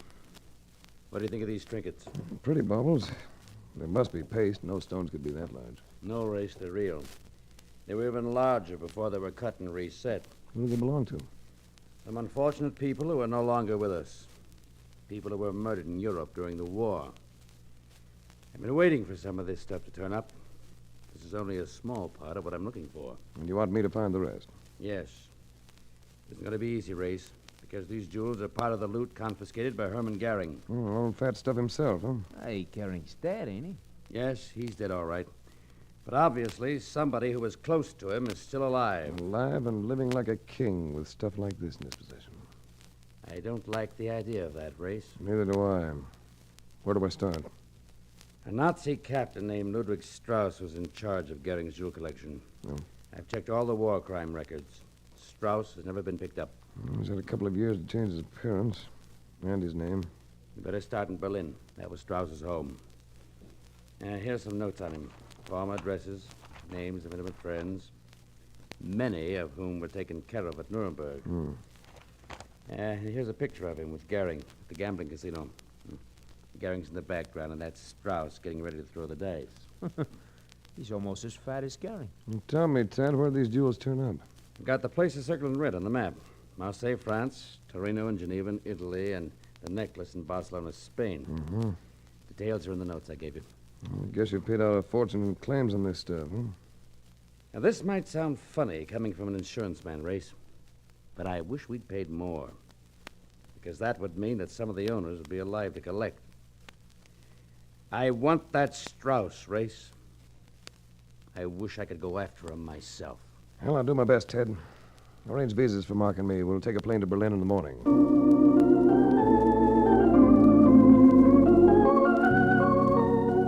Berlin, capital city of the losing team. And yet they didn't act like losers. They seemed better clothed and better fed than the rest of Europe. And the old arrogance was returning. You could feel it behind their thin, careful smiles. The conversation was limited to 2 negative statements. None of them had ever been Nazis, and none of them knew anything about Ludwig Strauss. Hey, listen. Sounds like a party going on someplace, huh? Yeah, right across the street there. Must be a nightclub. Brother, that's for me. I would just love to park me tired carcass and inhale one short beer. All right, Mike. The street had been almost deserted, but the interior of the club wasn't. It was more than a nightclub, and it wasn't for ordinary patrons. There was gambling going on, and it was strictly big time. Wow. Hey, we must have gotten off the wrong plane. This looks like Monte Carlo. Yeah, it looks better than that, Mark. You know, I think we've hit the jackpot. Oh, what do you mean? The croupier at that dice table in the corner. One with the green eye shade. Yeah, but I don't get it. You haven't forgotten this picture Ted Coleman gave me, have you? Hey. The same guy, all right. And a picture with Strauss and Gary. Yeah. What's our play? Let's see if we can't roll a couple of 7s. All right, yeah. Excuse me. Let us through here, will you, please? Hey, all bets, please. I'd like to make a private bet. Please, mein Herr, all bets on the table. Well, you wouldn't really want me to place this photograph on the table, would you? Where did you get it? I'll ask the questions. Where's Ludwig Strauss? He's dead. Want to talk to us in private? If you'll step this way, please. All right. Where is he? I do not know. I could turn this picture over to the denazification authorities. I was not a Nazi. You know I believe you, don't you? Come on. I haven't seen him since just before the occupation. He used to come here every night, and then he disappeared. Keep talking. That is all I can tell you. Carl is right. It is all any of us can tell you. I couldn't help overhearing. I was behind the drape looking out the window. I could not help myself, Mater. They have a picture. Who are you? I am the wife of the man you are seeking. Frau Ludwig Strauss. She puts the statement like a hand grenade, and Mark and I reacted. No picture was going to rattle this woman. She was cold. Cold, but beautiful. Hey, Race. Did you hear what she said? Yeah, I heard. Where is your husband, Frau Strauss? I'm not sure, Norway or Sweden. I wish I could help you. You see, I hated my husband. But you love American investigators, hmm? If somebody like you, that might not be hard to learn. What have you got against Ludwig, baby? I did not share his beliefs. You see, I was not... You were not a Nazi, I thought that was it. You do not believe me? Oh, of course I do, of course I do. If I sound surprised, it's only because I keep thinking of how much damage Adolf managed to do all by himself. Come on, Mark, let's get some fresh air.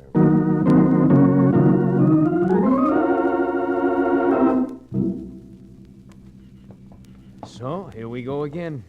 Which we try first, Norway or Sweden? Neither one, Mark. We're being steered.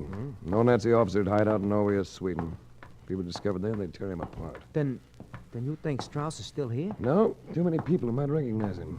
Well, that means we got nothing but the whole wide world Save to it, Mark. search. What's up? Car's been telling us. Quick, this doorway. Herr Race, may I give you a ride to your hotel? Race, it's the guy who was running the crap game.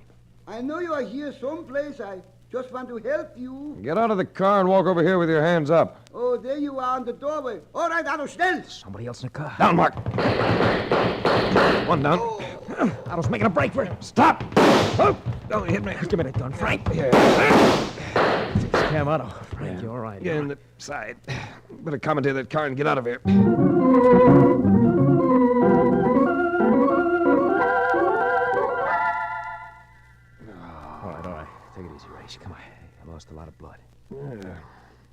did a pretty neat job of bandaging. Oh, that ain't mine. I got a medical over from the American sick. He'll be back to see you tonight. We won't be here tonight. Oh, wait a minute. He said you can't move out of here for a couple of days. Besides, well, what's the use going off on a wild goose chase till we know something? We do know something, Mark. Something that should have been obvious. And something that Frau Strauss made even more obvious. Like what? Like steering us north. That should mean that Strauss is someplace in the south. Yeah, that figures.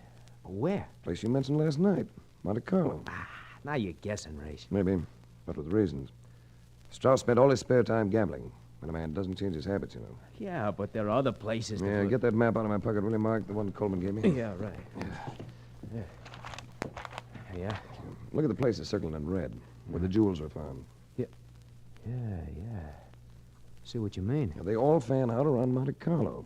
Yeah. He goes to a different place each time he unloads some of the stuff, but it all points to a home base in the middle. This I gotta buy. While you're at it, buy something else. 2 tickets on tonight's Riviera Express to Monte Carlo.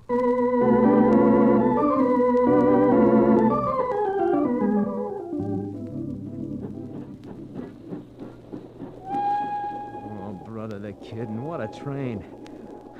Now I know what they do with all American cattle cars when the cows refuse to ride them anymore. Only a few more hours, Mark. Why don't you try to cop a nap? How can I sleep when this guy next to me is using my shoulder for a pillow? Come on, Mike. Wake up, will you?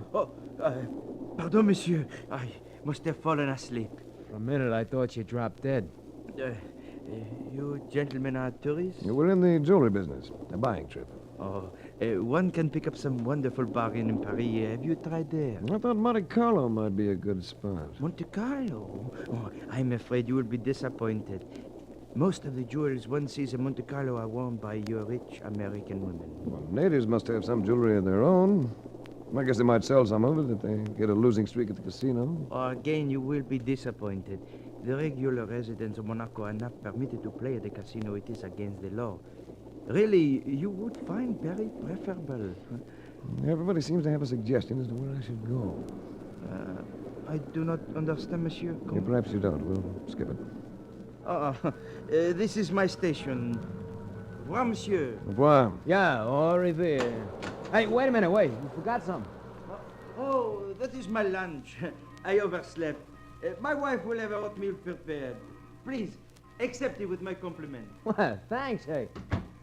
I wouldn't eat that if I were you, Mark. Don't be so suspicious. The guy was just a farm. I'm hungry. You can wait a while. Well, we'll take a look anyhow. Oh, boy. We really wrap things up tight over here. Hey, look, wires. Throw it, Mark, quick. Out the window. But I can't.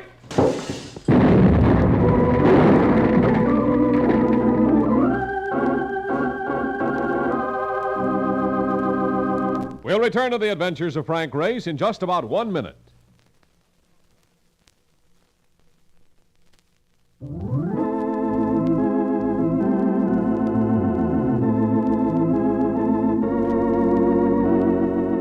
And now, back to the adventures of Frank Race. What that homemade bomb would have done in the close quarters of the compartment, I hate to think about. But I got it away from Mark and made a heave just in time.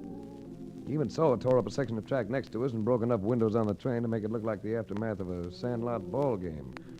The blast couldn't be traced to us, and after the authorities finished their rather confused investigation, we went on to Monte Carlo and settled into the Hotel Crown. Hello. Hello, Mr. Race? Yes. Well, I'm Helen Farragut. You don't know me, but... From the sound of you, I'd like to. Well, that's just what I'm calling about. You see, I'm a fellow American, and I'm lonesome. And your looks don't match your voice. I mean lonesome for company from home. I've been here for 4 years, sort of a self-imposed exile. And every time a new American comes to town, I hear about it, and I invite him up to the villa for tea. What time and where? 4 o'clock. And I'll send a car for you. I'll be waiting.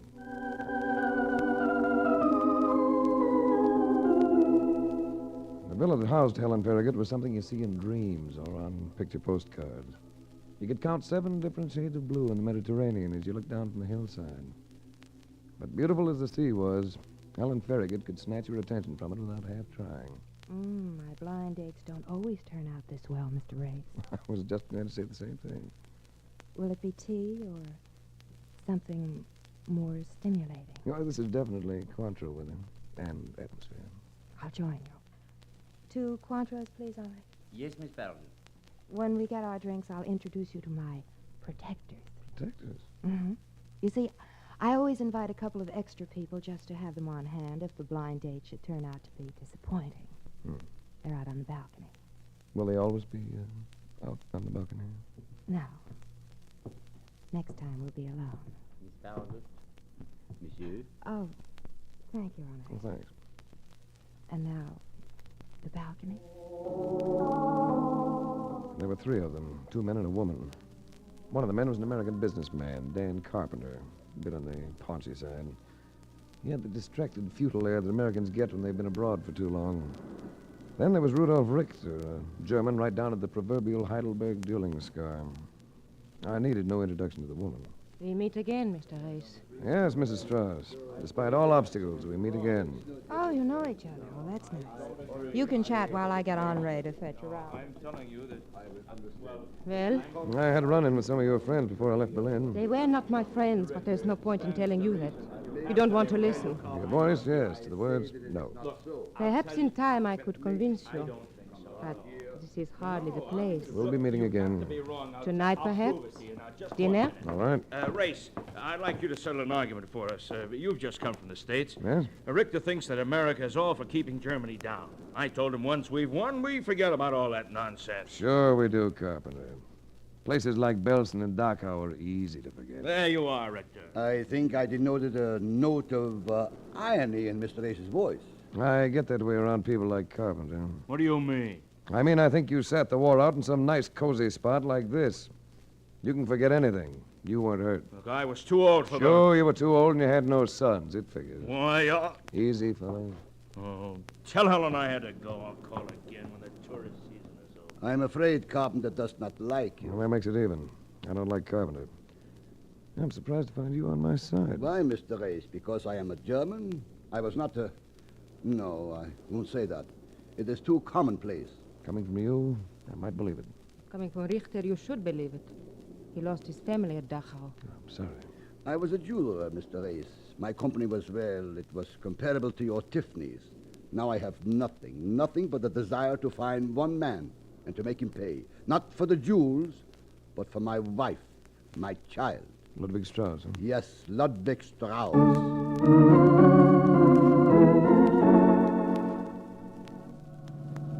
Your mistress runs quite an establishment, all right. Miss Farragut is very wealthy, monsieur. Nice of you to drive me down. Miss Farragut wished it. I do as I am told, monsieur. I guess the casino collects quite a bit of revenue from Miss Farragut and her other guests. Monsieur Carpenter plays heavily and loses. Miss Farragut does not gamble. Now, how about Richter? He spends most of his spare time at the casino. Usually is with the other lady. Mrs. Strauss, huh? Oui. He's madness, this gambling. We're natives. It makes us laugh. Well, it's always funny from the collector's side. You wish to go directly to your hotel, monsieur? No, Henri, I wish to go directly to the cable office. I need a little information. I sent a cable to Ted Coleman. There was a sense that Ludwig Strauss was in Monte Carlo or not far away. And there was a better than even chance that I'd already met him without knowing it. I went back to my hotel, took a fast nap, and waited for the answers. Hello, Mark. Where you been? Over at the casino, getting my pockets picked by the roulette wheel. Oh, brother, my salty.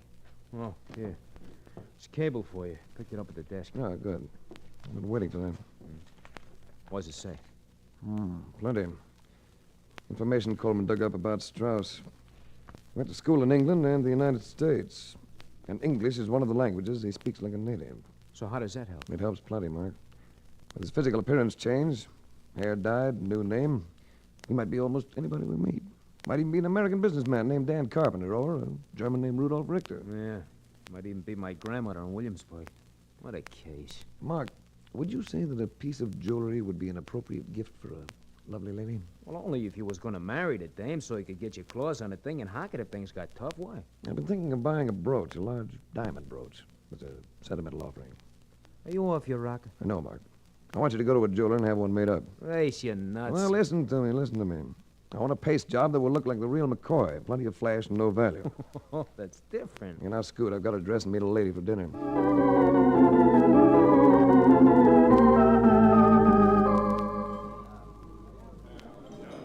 You look different by candlelight, Race. Your eyes, they are not so cold and adamant. You look different yourself. You make me feel that I misjudged you. As a matter of fact, I've been feeling sorry about that. You can make it up to me. I brought you something that might help. Will you accept it? A brooch. Why, it's lovely. Oh, it's nothing, really. I would like to thank you, to really thank you, but this is not the place. Shall we go out on the terrace? Yes.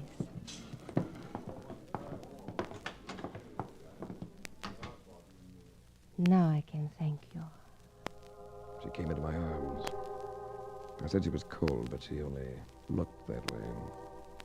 Her lips took me on a rocket trip to the equator and nothing flat. I hated to break away, but it wasn't a matter of choice. How touching. Rudolph. That gun doesn't look very friendly, Richter. Move away from her, Race. All right. I'll move. I turned the gun toward the sky on Richter, and I struggled for it. He had the power of a madman. I caught his fingers, bent them back until he let go of the gun. But as I straightened, his foot shot out, caught me under the chin, and I went sprawling. Are you all right? Yeah, I will be. In There's a minute. his gun. Oh, never mind. I'll get it. Oh, I'm frightened, Race. You better take me up to Helen Farragut. Well, that's a thought. I'd like to go up there myself.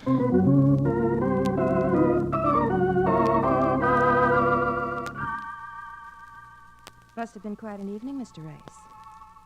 Maida will be all right as soon as she's had some sleep. I gave her a sleeping pill. You'd better keep an eye on her. Call me if you see Richter wandering around any place. I will. You know, you should have had dinner with me. Would have been less hectic. And also, I know how to be grateful for expensive gifts. Glad you're impressed. I like to impress people, especially beautiful women. You impressed Maida, all right. She gave Henri the brooch and told him to put it in the wall safe. Would Henri mind driving me down? I'll let the taxi go, and I want to stop at the casino. Not at all. I'll call him.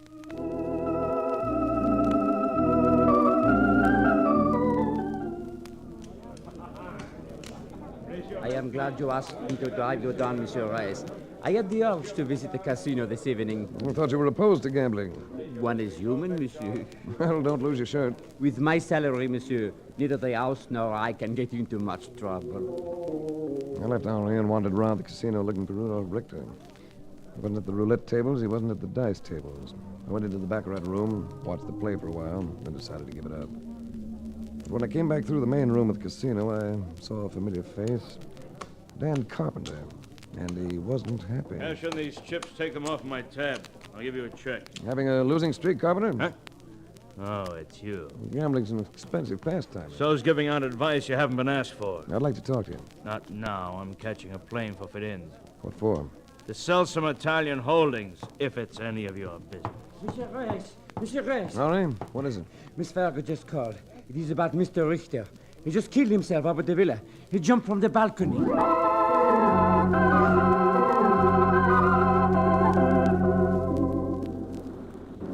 He's down there, Race, by the rocks. There are men coming along the beach with torches to recover the body. How did it happen? Well, Maida was too upset to sleep. We came out on the balcony. Rudolph came in and he started to scream something about being trapped. And then he jumped. Where's Maida? In here. Look, take it easy with her. She's in bad shape. Look, dear, let me call a doctor for you. No, I don't need a doctor. Well, are you satisfied, Mr. Race? Should I be? You can leave my husband alone now. You can't do anything to a dead man. Maida. You might as well know. Ludwig changed his name to Rudolf Richter. When Race came, I tried to help, but I couldn't. He was frightened, and now he's dead. Can I do anything to help, Miss Farragut? No, thank you, I Henri. don't suppose you'd want anything around to remind you of me, Mrs. Strauss. May I have that brooch back? Yes. Just take it and get out. And leave me alone. Would you get me the brooch, please, Henri? Yes, sir. I think I put it right over here by the cafeteria. Thanks. You can stop performing now, Maida. What do you mean, Race? I mean that Rudolf Richter, that was his real name, didn't jump off that balcony. He was pushed. Because he didn't believe Maida's story anymore, and he was getting too close to Ludwig Strauss. All right, Reese. Go on. I don't have to go any further. I'm already there. Henri? Yes, monsieur. Why didn't you put that brooch in the safe? I forgot. You didn't forget. You knew it was paste. And you aren't a native of Monte Carlo, are you? Because it's against the law for local citizens to go into the casino. You are being ridiculous, monsieur. Well, we can make sure. Let's send a copy of your fingerprints to AMG in Nuremberg. That won't be necessary, Race. Very neat, those pearl-handled revolvers. I've enjoyed this meal ticket for too long to have you mess it up. Very nice front. Rich American girls are very common over here. So you pose as one and give Ludwig a perfect cover-up as houseboy and chauffeur. And he enjoys the luxury of the villa, except for serving at tea parties, of course. Are you ready to make the jump now, Race? And must you also be pushed? I'll jump. Let go of me, you! Oh! Stop that, Ludwig! I'm sorry it had to be this way, Maida. Yes, Race. So am I. But now there's nothing in our ways there. You know I care for you. Oh, you misunderstand me, baby. I meant that I'd rather have seen Ludwig stretching rope at Nuremberg. I was talking about us, Race, you and me. Oh, I wouldn't plan on us, Maida. I've been a stage door Johnny at times, but a jail door Johnny... Yeah, I'm afraid you'll be too old and unattractive by the time you get out. Schwein. No such language. Now, you just sit there quietly while I invite some guests to the party. Operator, get me the Monte Carlo police.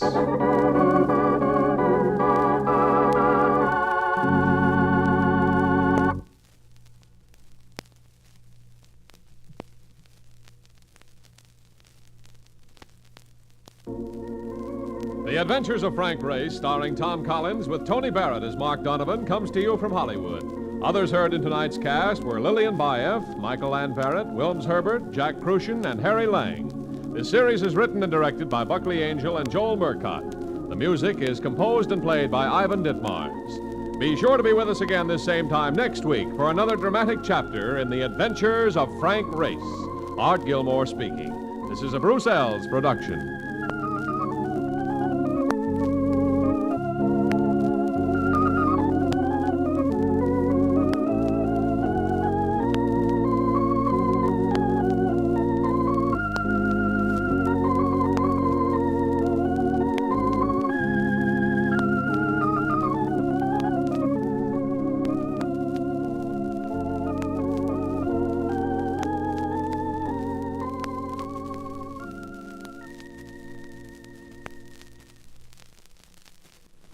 The Adventures of Frank Race, starring Tom Collins.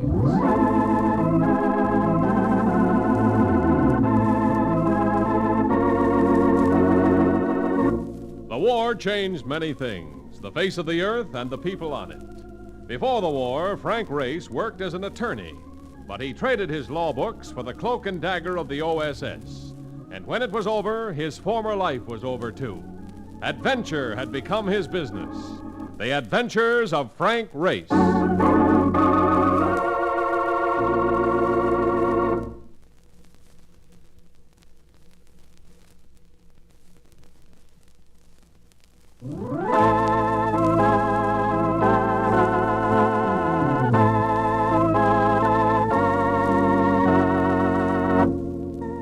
And now we join Frank Race for the adventure of the General's Lady.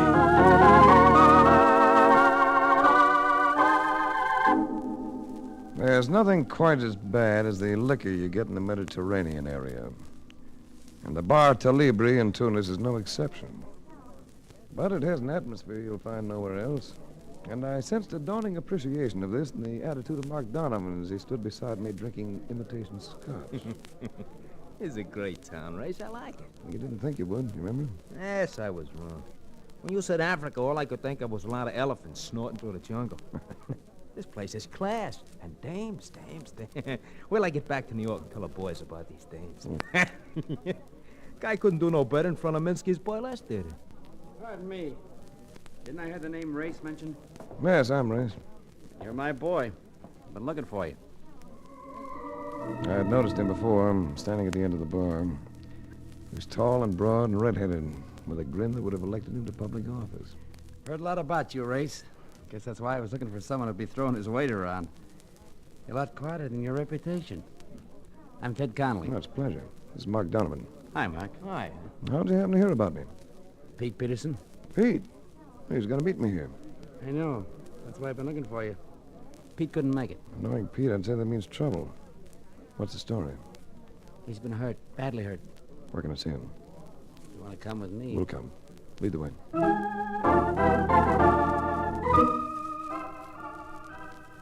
Pete Peterson, international troubleshooter for one of the biggest insurance outfits in the business. When you thought of Pete, you usually thought of drive and vitality.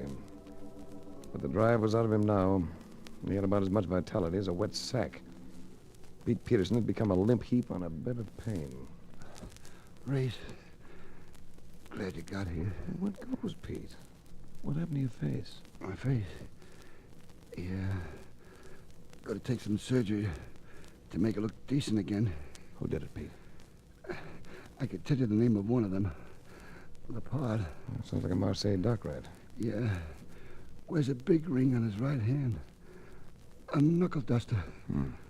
I know all about that ring. Believe me, I know all about it. Why, Pete? Why are you here? Because of a guy named Lemitrin. Know him? General Lemitrin. Yeah, I know. Well, he's in Tunis because of a woman. The company got the tip that he was never going to leave the city alive. If Lemitrin's murdered, it could mean civil war in Lunaco. So you came to play nursemaid. And look how I ended up. Have you seen Lemitrin? Never had a chance to get near him. I'm going to have to turn it over to you, Race. And the only lead I can give is the name of a woman. Joan Veneer. You can give me one other lead, Pete. Where did you encounter this Lepard? In a dive called the Eleanor. But, Race. Yeah, Pete. If you find him, watch it. I know a few things about taking care of myself. But man to man, he handled me like a child. Whatever you do, don't let him get his hands on you. The Eleanor. A low ceiling, a low cobweb line, and judging from two arguments that flared as soon as we got there, a low boiling point. Mark and I stuck around, drinking once in a while to avoid being conspicuous. Then, after about 45 minutes, my attention was drawn to a hand resting on the bar beside me. It was a monstrous hand, hairy and thick. The fact about it that held my gaze was a massive ring that encircled the third finger. You seem to be curious about me, my friend. I'm curious about that ring. You have a reason, perhaps? I've been told that a man by the name of Lepard wears such an ornament. So? Well, you can talk to me about that. I am Marcel Lepard. What else did you hear? That you wear the ring as a weapon. And that annoys you, oui? I'm annoyed when I think of the man you disfigured within you. There have been so many men who have tested my little trinket. Well, this man's name is Peterson, friend of mine. Ah, a friend.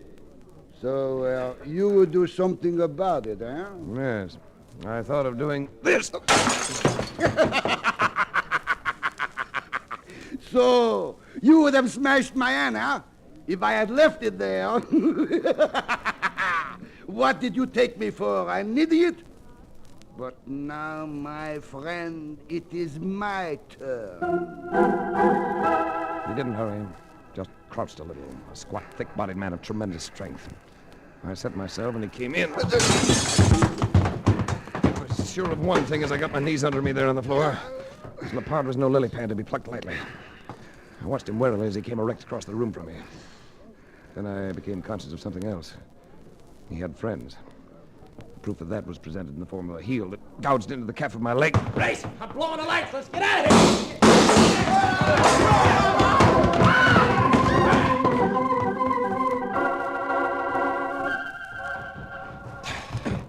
Well, I think we're clear now. That's a good thing.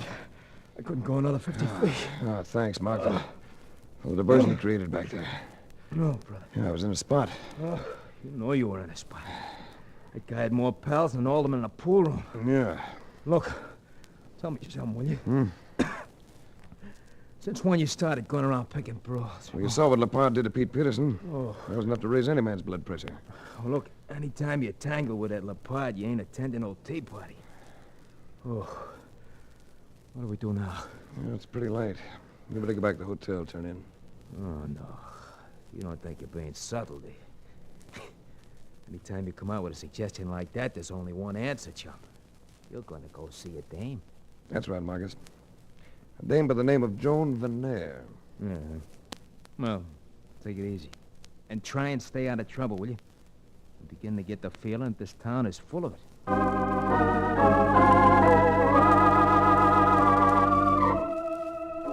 Joan Veneer. I expected a brunette. A tall, statuesque brunette. Maybe about 35, with a lot of schmaltz. Instead, her door was answered by a combination of flaxen hair and blue eyes. Not at all statuesque, but with a figure that'd top any cigarette girl you've ever seen. What is it you want? I know it's late, but I understand we have mutual friends. Thought you might like to chat about them. Oh? And just who are these mutual friends? General Lemitron and the General's most able aide, Salvon Sebastian. I see. And who are you? The name is Race, Frank Race.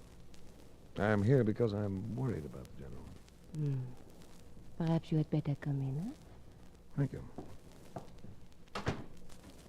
Do you mind if I say I'm surprised? Concerning what? Well, you were described to me as a lady of intrigue. I expected someone, well, shall we say, I'm sure you mean to be complimentary. Oh, I do mean it. Believe me, I do. Want to sit down, Race? Would you care for a drink? No, thanks. I'm quite content with the atmosphere as it is. But there's something that puzzles me. Yes? Why the tie-up with Lemitron? He's big, but he's not that big. Well, you could have anything you set your mind on. You could... Now you're not being complimentary at all, are you? You know, you'd almost make me believe those words. Don't make yourself try too hard, Race. Now, what is it you came to see me about? Lemitron's here in Tunis because of you. If he stays, he's in danger of losing his life. Race, you must know something clearly. I'm not in love with General Lemitron. I never have been. Nor have I ever given him any encouragement. He is here because of me. I cannot help it. I can understand all you've said. I can believe it. Sometimes a man goes a little out of his head over a woman, even though she doesn't feel the same way about him. Would you be willing to leave Tunis so that he'll go too? Tunis is my home. Well, if you did it just for a short time, we could go to Paris, do some shopping. Is it really so important, Race, or is it just a whim of someone? American insurance companies learned that General Dimitrov's to be assassinated here in Tunis. If possible, we'd like to prevent that happening. That's why I'm here. All right, Race. I'll go to Paris. But I won't enjoy it. I won't enjoy it either. Much rather have you here in Tunis. Will I see you again? Would you like to? I think so. Here. Let's see if this will help you make up your mind. When will I see you again?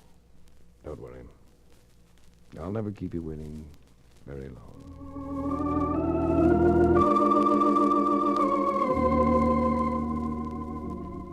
Outside, for all the lateness of the hour, the night was full of sound. Murmuring people, patronizing sidewalk cafes. You could hear them, but you could hardly see them. Tunis is like that after dark. There are a few lights, and it has the atmosphere of a darkened stage set for drama and suspense. And as I walked, a voice reached for me from the shadows. Race, one moment. Perhaps you don't remember me. Salvon Sebastian. Of course I remember you. And as a matter of fact, I'm glad to see you. At the risk of seeming impertinent, I must ask what you are doing at the apartment of Mademoiselle Veneer. Always the watchdog, aren't you, Sebastian? I was discussing General Lemitron. And yourself. Lemitron. A great man. A genius. At the moment he suffers from temporary insanity because of a woman. Give him credit, Sebastian. She's a woman well worth it. No woman is worth a man's life. Do you know who's after Lemitron, Race? Bargon himself. The general has become too strong. The party has become too strong. At home, I would not worry. There we can protect Limitron. But here... Yeah, maybe it'll work out. I've just persuaded the girl to go to Paris. Paris? What good will that do, Race? Limitron will follow her. No. We'll have to get him home. Oh, would the girl go to Nolonaco? Well, you'll have to ask her. I won't. And I doubt it. She says she's never given Lemitron any encouragement at all. I know. That seems so hopeless. Race, why don't you come with me to our villa? You know Lemitron, and he may respect your advice. I can at least talk to him. Good. Let us go at once.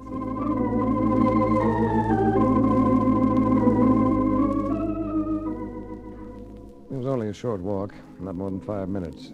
And I stirred up my thinking to plan what I'd say to the general. But in front of the villa, I found myself with other problems in the shape of several shadowy figures that suddenly confronted us. You are going somewhere, Ace? Lepard, Oui, Lepard. would you mind getting out of my way? You are forgetting something, Race. We have some unfinished business. Later, Lepard. At the moment, I have other matters to take care of. Now, Monsieur Race, and this time you will not run from me. I spun as I came in, ramming a heel into his knee. He fell away, but then his companions came at us, making a wild, spinning affair, with Lepard and I again finding one another in the dark. This time you will not get away. This time I am going to kill you. He had his hands about my throat, and they were like bolt cutters. But I slammed a punch to his stomach, and another, and he let go. But then as he came in again, I drilled through his jaw.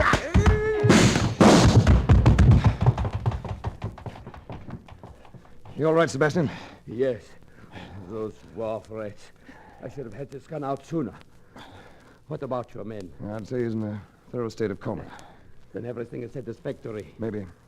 Let's get inside. I have a feeling we better check with the general. Sebastian nodded, and we went into the villa. We had no trouble finding General Lemitron. He was in the living room, but in no condition to receive a visitor.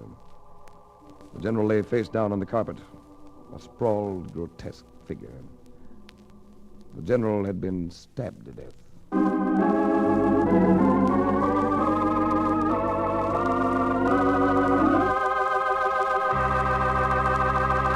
We'll return to the adventures of Frank Race in just about 1 minute.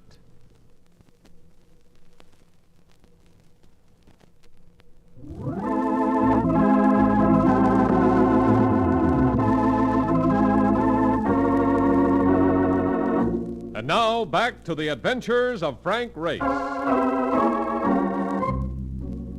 the look of it, the general had been stabbed just as he came into the room. His hat, a soft Panama, lay a few feet from his head. An incongruous note was an electric razor that had been placed on the phone stand. I glanced at Sebastian. He stood immobile, staring down at his dead chief. He stood this way for a long time before he said anything, and when he spoke, he still kept his gaze on the quiet form lying at his feet. So, they have done it. And all the time I've been afraid. I never really thought they would. But let me mix you a drink, Sebastian. You will never know, Race, how much I worship this man. Some of this brandy should help. They murdered him because he became too popular with the people. He would have been our next president at the next election. Do you realize that, Race? It was a foregone conclusion. Here, Sebastian. Take this drink. You drink it, Race. The fire I need is already beginning to burn inside me. What are you going to do? I'm going home. Set the country on fire, huh? What do you expect? You think I'm going to let them get away with it? You said you've got an election coming up. Why don't you let the people return the verdict? Through their ballots. No. We will settle this now, when I take back Lemitron's body. Yes. That'll do it, won't it? All you'd need to do would be to utter a cry. Avenge Lemitron. And the country's in for a bloody civil war. But nobody will be surprised, will they, Sebastian? You people have always done it that way, haven't you? An eye for an eye. Yes, we have always done it that way. An eye for an eye. And that girl... Now, wait a minute. You have no proof that Joan Venner had anything to do with this. I don't need proof. She was the cause of his being here. That is enough. I've got a warning for you, Sebastian. That girl must not be harmed. First, I take care of the woman for you, General. Then we go home. He was standing there like a man in a trance, and I knew that nothing could be done with him. So I turned from him, left the villa, returned to the center of the city.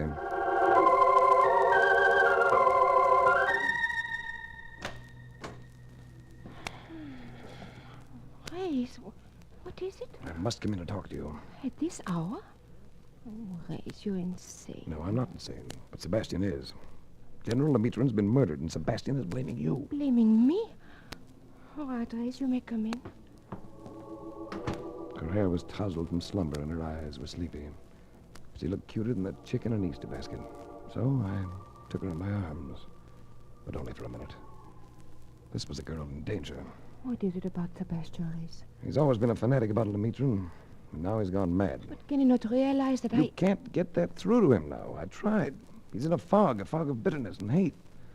So I'm going to get you away from here. You're going to the Hotel Majestic. I was able to get a room for her next to the one Mark and I had. It was 3 o'clock by then. But when I tried to turn in, I found myself too restless to sleep. So I awakened Mark. What goes? That girl I went to see when I left here. She's in the next room. She might be in danger, so I want you to watch out for her. Yeah. I don't think anything's going to happen, but stay alert anyway, will you? Yeah, sure. Where you going? I don't know. I can't settle down. I thought I'd go out for half an hour. I'll be down at the bar at the Libre. Okay. Have one for me while you're at it.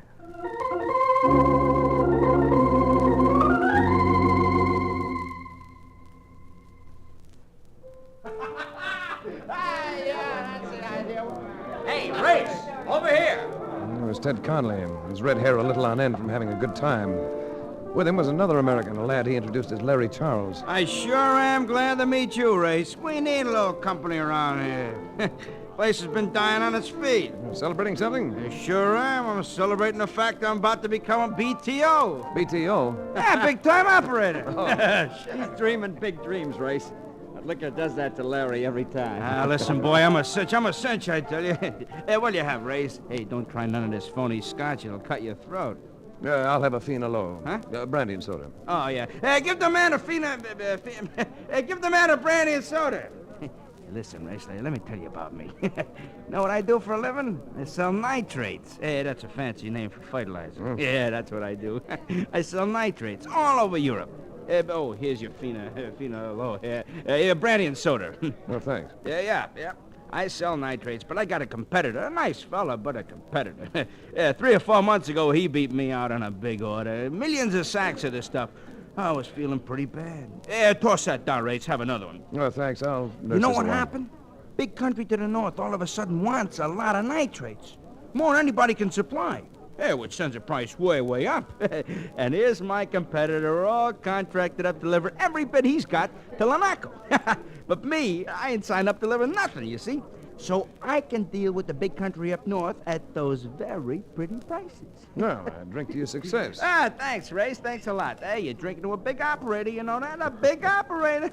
Ain't it a shame, they don't have any bourbon around here? What I wouldn't do for a good glass... Bartender, another Fina brandy and soda for Mr. Race. Yeah, but you gotta listen to some more, Race. You ain't heard the funniest part of it. Race! You see, Race, we got this competitor. Pardon us, Larry. What is it, Mark? Look. Yeah, she's gone. I was lying awake like you said, but I must have dropped off, and I heard something. I went out in the hall, but I was too late. The door was open. She was gone. Trouble, Race? Plenty of trouble. Lovely girl in a jam, through no fault of her own. Well, let's get her out of it. Yeah, we'll help, won't we, Ted? Of course. Well, that makes 4 of us, Race. We ought to be able to do something about it. We could find her. Well, I've got an idea where she might be. Come on. I guess it was Lemitrin's villa. And that's where we found her, guarded by a couple of waterfront renegades. Did we take them ourselves, or do I go out and get the other guys? Huh? Yeah, we're here. We'll take them ourselves. You get the one in the chair. I'll take the lad with the cigarette. Let's go. I got mine! And I'll get mine! Oh, brother. Nothing to it. I'm getting so I don't even need an end wrench. Race, I had a feeling you'd come. Oh, Joan, I hope you're all right. If you just untie my Hey, a hands. fine thing. You said you were just coming in to reconnoiter. Yeah, why'd you let me and Ted in on the phone? Well, I'm sorry, Larry. It seemed simpler to do it this way. What makes you think it's so simple, Ray? It was Sebastian, standing in the doorway. And I knew what he meant. He had the glare of a fanatic in his eyes. He gripped a submachine gun in his hands. Let me repeat my question. What makes you think it's so simple? I see I was wrong. And a man cannot afford to be wrong when he meddles in affairs that don't concern him. Can he, Race? Sebastian, we've known each other for years. Be logical about this girl. She was one of the causes of Limitron's death. There were other causes, but she was one. So she is going to die. Is it that you wish to die with her, Race? His mood was hair-trigger. A look in his finger was going to flame that Tommy gun into action. I sensed that its bullets wouldn't stop with Joan Veneer. I stood there, frozen, without a thought. And then, just a part of my glance took in the electric razor I'd seen before, the incongruous note. It was still on the phone stand, and it started gears meshing in my brain. I spoke to him again. Sebastian, this girl didn't have anything to do with Lemitron's death, and neither did any of your countrymen. Now you're talking just to divert me. No, I'm not. The answer, Sebastian, is nitrates. Nitrates? Your country contracted for heavy shipments of the stuff a few months ago. You remember? Which means nothing to me. It means everything. Since then, the price for nitrates has gone up tremendously. If the contract with your government could be broken, the seller stands to profit considerably by the increase in price. But it's hard to break a contract with a nation, isn't it, Sebastian? A civil war would do it, though, wouldn't it? Then the seller could refuse delivery. Do you see, Sebastian? I see no proof. I see no killer. You can turn your eyes on the proof. That electric razor on the phone stand. I'll gamble that there's your proof. Here, let me show you. Hold it, Race. If this is a trick. No, it's no trick. General Lemitron was a soldier, an engineer. An engineer is an orderly person. What would his razor be doing in this room unless someone else moved it here? Lemitron couldn't have been using it. He'd just come in when he was murdered. A lot of words, Race. No, I've got it. I know it. The killer waited here for the general, waited a long time. He wandered about, idly picked up the razor in the bathroom and started to shave himself. But the general's arrival startled him, and he kept the razor in his hand when he came in here. Well, look, even the cord's still attached to it. I'm going to pick it up, Sebastian. I'm going to give you further proof. All right. Pick it up. But any tricks and I turn this gun loose. Now, Larry, you were saying plenty about nitrates this evening, remember? Well, yeah, Race, I remember. What's that? That competitor you mentioned, you were talking about Ted Conley, weren't you? Yeah, I was, but... Wait a second, Race. You can't pin this on me. I think I can, Conley. I think I can. Here's your proof, Sebastian. Proof that Ted Conley was in this room today. The hairs inside this cutting mechanism. Some of them are gray, but the others indicate this razor has been used by a red-headed man. Hey, Conley's gone. Leave that to me. I'll get him. Race, if I ever live through this night. Oh, but you've got to live through it, baby. I've got plans for a lot of other nights. And all of them include you.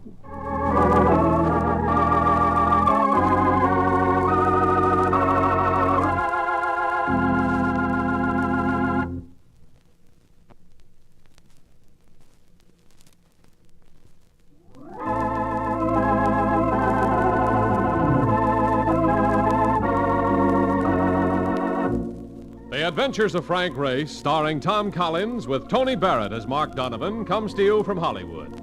Others heard in tonight's cast were Lillian Baeff, Wilms Herbert, Jack Crucian, and Harry Lang. This series is written and directed by Buckley Angel and Joel Murcott. The music is composed and played by Ivan Ditmars. Be sure to be with us again this time next week for another dramatic chapter in the Adventures of Frank Race. Art Gilmore speaking. This is a Bruce Ells production.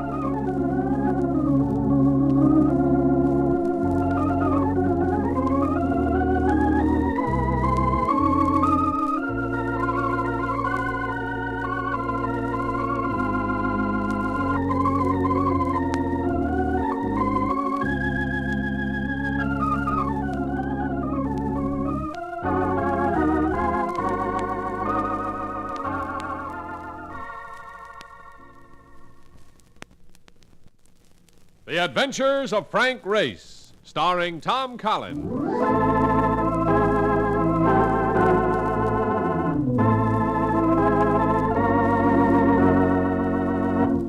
The war changed many things, the face of the earth and the people on it. Before the war, Frank Race worked as an attorney, but he traded his law books for the cloak and dagger of the OSS. And when it was over, his former life was over too.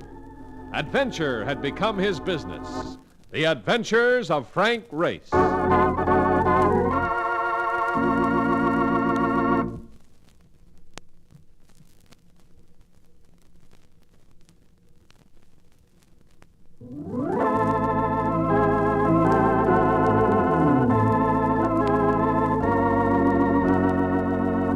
now we join Frank Race for the adventure of the violent virtuoso. It was one of those evenings where sooner or later you know you're going to end up on the fire escape. It had been hot all day, and it was still hot. And the weatherman had just informed the city by radio that there'd be more of the same tomorrow. Unfortunately, when a weatherman forecasts heat, he's always right. So I was reclining, trying to divert myself with a 5-star final, when Mark Donovan came in with a proposition. Hey, look, what do you say we go out and do the town? Huh? Oh, go away. You've just had a shower and it's gone to your head. Nah, I mean it. Look, let's go out and get ourselves a couple of warm-hearted females. Huh? Mark, I regret having to break it to you, but at this moment, anything that can be described as warm seems utterly distasteful to me. You'll forget all about the weather. You go. I have 1 or 2 phone calls I'm waiting for. Answer the door, will you? This ain't the kind of night for staying in. He kept it up all the way to the door, and I felt the argument to be resumed as soon as he came back. But I was wrong. He reappeared wearing a grin that was almost a leer. Now I see why you wanted to stay home. I also see why you wanted to get rid of me. What are you talking about? It's the dame, the one you're expecting. And, brother, if anything is cool in this town tonight, it is her. But, she ain't gonna help your temperature any. You trying to tell me there's a woman out there? There is, brother. And she'll make you take a long drag on that cigarette you're smoking. He was right. And I did. She was tall and slim, blonde. Her eyes and mouth had a go chase yourself look that suggested money, and lots of it. I'm Sybil Thorne. Oh? Mr. Latham of Intercontinental Underwriters said that he'd call you about me. Yes, he called. Mentioned something about a stolen ring. He said he wouldn't be contacting me until tomorrow. I got restless. Do you mind? You know, I don't mind. I don't mind at all. Could I have a cigarette? I finished the last of mine coming over here. What would you like? Oh, I'll take the kind you're smoking. And I'll take a drink, too, if you have the ingredients. We have the ingredients. Mark, 10 bar, will you? What's your preference in this? Have them surprise me. You hear that, Mark? I did. 3 surprises coming up. Latham didn't say much about the ring. Did you lose it? It was stolen from me. Valuable, I suppose. Oh, I paid $7,500 for it. But I don't want to collect the insurance on it. I want the ring back. How about the police? I'd rather not have the police in on it yet. You see, it was stolen from me by a friend. That makes a lovely picture. Will you take the case? Chalmers Latham said you would. I guess so, Duchess. Who's the friend? Did you ever hear of an actress by the name of Carol Corson? Yes, I've heard of her. Better than that, I know her. You're not trying to say that Carol Corson's a thief? I'm not trying to say it, Race. I am saying it. On second thought, I don't think I'd do you any good on this case, Duchess. You've already taken the case, Race. I wouldn't like it if you turned me down now. Here you are. 2 tall ones guaranteed to cool your temperatures down to 0. In fact, they might even embalm you. Thank you, Mark. Race, Yes, Duchess. you will take the case, won't you? Yes, I'll take it. But before we get through, you might not like me.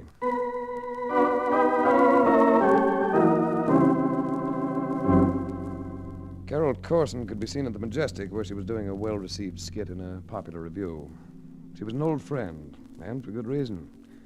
Carol and I had once gone around for several weeks thinking of little else but each other. At the Majestic, I found her in her dressing room. Race, darling. Talk about ghosts out of the past. Still the same color hair, still the same figure. You wearing well, baby? You big stiff. You know, I never quite got over you. Well, I've heard different. How about Ernie Jetto? Now I understand is Lawrence Landry. Well, you can't blame me for Landry, Race. He might even make me forget you. Oh, when he plays that violin. I'm not blaming you, baby. But Ernie Jetto could be bad news to an affair. No, like don't that. say it, Race. Just the thought scares me silly. Oh, look, lover, I've got to go on. All right, but I must talk to you, and soon. You're being accused of thievery. I'm being what? Do you know Sybil Thorne? Well, sure, I went to a brawl at her place last night. Well, Sybil has lost a ring worth $7,500. You've been tabbed as number one suspect. What? The ring was insured with Intercontinental, so I'm on the case. And I... Oh, but Race, this is silly. I'm sure it is, baby. But Oh, listen, lover, I do have to skip. I'll get in touch with you, huh? Where are you staying? at the Carlisle. All right, I'll see. I've got to Zoom. Could have waited for her, but it was late, and I felt tired. I got as far as the stage door when... Hold it, pal. I want to have a talk with you. Ernie Jetto. I'd heard him use that same tone against a district attorney while on trial for murder. Ernie Jetto, unconvicted killer. A second man stirred nearby, and I recognized Duke Temple, another chunk of dry ice. You're Frank Race, ain't you? That's right. Me? I'm Ernie Jetto. I know. I remember your sidekick, too. How are you, Duke? I'm all right. Well, what were you doing inside, Race? I'm talking to a friend of yours. Carol Corson? Yeah, had some business to discuss. Yeah, now I'd like you to hear my story. You know how I feel about Carol, don't you, Race? I've heard rumors. I've been hearing rumors, too. About some guy trying to cut me out. You had a yen for Carol a few years ago, didn't you, Race? That I can't deny, Jetto. Now I find you hanging around here. Could add up, couldn't it? But it doesn't. How do I know? Just have to take my word for it. I don't take nobody's word for nothing. All right. And where do we go from there? First, I'm going to tell you something. Stay away from Carol Corson. And just so you don't get absent-minded, Duke is going to tie a little string around your finger. If Duke has any idea about using those brass knuckles, you'd better change his mind, Jetto. Bothers you, does it? Go ahead, Duke. I wouldn't try it, Duke. Me, I'm working for Ernie. Here, bite on this. Sorry, Duke. I never cared for brass knucks. Don't make any more plays, Jetto. This Luger can spit lead faster than Duke lost his teeth. Better not, Duke. Tough guy, ain't you? Packing a rod. Makes you feel good, don't it, packing a rod? Let him ride, Duke. We can catch up with him. Later.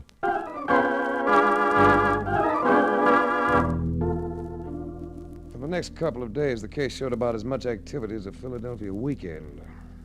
Heard nothing from either of the two women involved. Then on the morning of the third day, I got a call from Sybil Thorne. How would you like to take me to a concert tonight? Well, you sound gay. Did you get your ring back? I did not. I thought you might be dropping the affair. I am not. And I want you to keep on with it. Have you done anything? Stirred up a case of physical violence for myself, but nothing else. If I'm going to be of any value to you, Duchess, I'll need to know more about this business. So, we should get together. How about the concert idea? Do you like violinists? Well, like anything's good. Oh, Lawrence Landry's great. He's new and brilliant and... Landry? Is it his concert? Yes. You might pick me up about 8.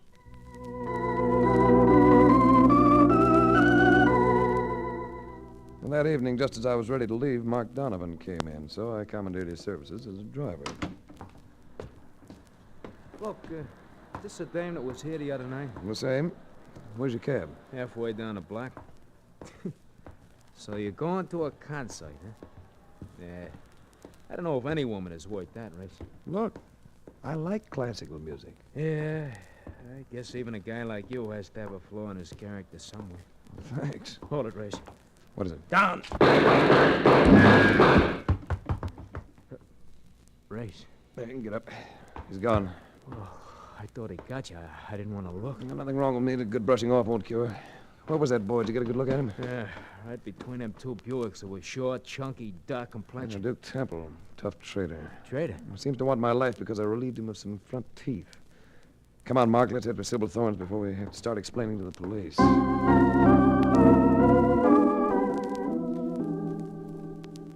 Lawrence Landry put on a good show. Young American, he had the looks to catch himself a feminine audience wherever he went. But he was no great violinist. Teresa Vane, his accompanist, was a far better musician. As a solo number, she keyed out a rendition of the Appassionata that saved the evening for me. Afterward, I went backstage with Sybil Thorne and met both of them. Oh, Larry, you were marvelous. I enjoyed it ever so much. I'm glad, Sybil. I thought the audience a little lukewarm. Oh, no, darling. They were mad about you. Weren't they, Race? There was a question about a ring of falsehood or making myself disliked, so I avoided the issue by turning to Teresa Vane with my opinion of her work. Well, I'm glad you enjoyed it, Mr. Ace. Oh, I more than enjoyed it. That job on the Apasionata enthralled me. It's wonderful of you to say so. I thought you were great all the way. Mr. Ace, you've made me very happy. But I hadn't made Sybil Thorne happy. And later in the cab, I heard about it. I don't understand you, Race. Why did you have to go so completely overboard for that girl's playing? You didn't say a word about Larry. If I'd praised Landry's work, I'd have been a hypocrite. He's far from being a first-line violinist. You're insane. Well, he's marvelous. Have a cigarette, Duchess. And listen while I tell you something. You're infatuated with Landry, and it makes you blind and deaf. It's made you hate Carol Corson, too. You are insane. I was able to put the picture all together tonight. Landry goes for Carol, so you detest the girl. Which casts quite a doubt on your loss of that ring. Are you accusing me of lying? I'm accusing you of a more horrible malady. Jealousy. And I'm going to do you a favor. I'm going to write this case off as finished. For your sake, Duchess. For your sake.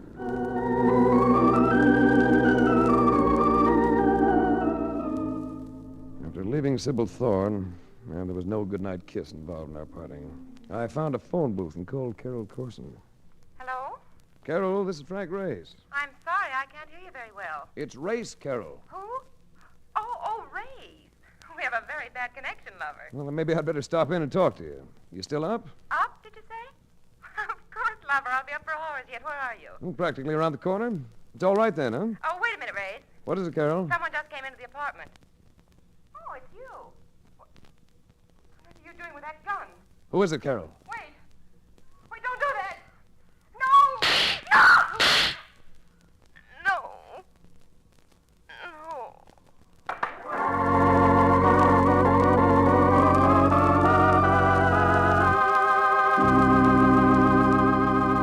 We'll return to the adventures of Frank Race in just about 1 minute.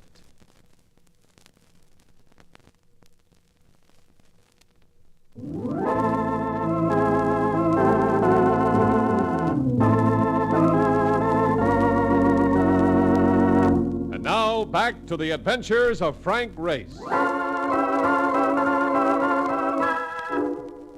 Through the few scrambled, hurried minutes that it took Mark Donovan and me to reach the door to Carol Corson's apartment, I developed a sense of guilt. I'd been too willing to write off this affair as a bit of unimportant jealousy. I'd been wrong. The exchange I'd listened to over the telephone had sounded convincingly like murder. Mark and I found the apartment door ajar. Another somber note. We went inside. Used to go with this girl, didn't you? Yes. Yes, I used to go with her. Through the chest. Won't do no good to send for a doc, Race. No. Won't do a bit of good. Well, what are you going to do? The only thing I can, Mark. Call the police.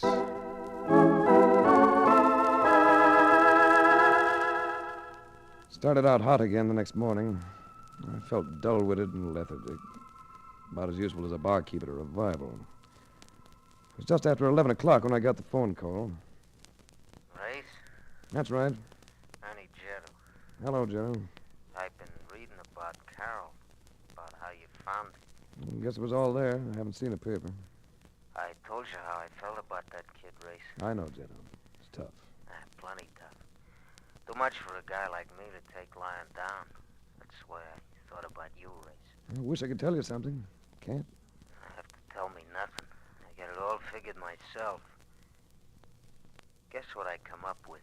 I'm not very bright this morning, Jeno. I come up with you, Frank Race, the private pry with a big reputation. The big guy that's in with the cops, a guy that can get away with murder. Look, Jeno, I'm as sorry about Carol as you are. Maybe sorrier. I had nothing to do with her death. Carol was a good kid. Maybe a little crazy, but a good kid. We was doing all right, Carol and me, and you show up again. Jeno, you're wrong. You got an unlisted phone, ain't you, Race? I latched on to the number, didn't I? I know where you stay, too. At Carlisle. Now I want you to know something. I'm gonna get you. I'm putting my mind on that and nothing else. Maybe today, maybe tomorrow. In the next couple of 3 days. but I'm gonna get you. Right. What's the matter, Race? Somebody hang up on you? Yeah, Mark. Somebody hung up on me.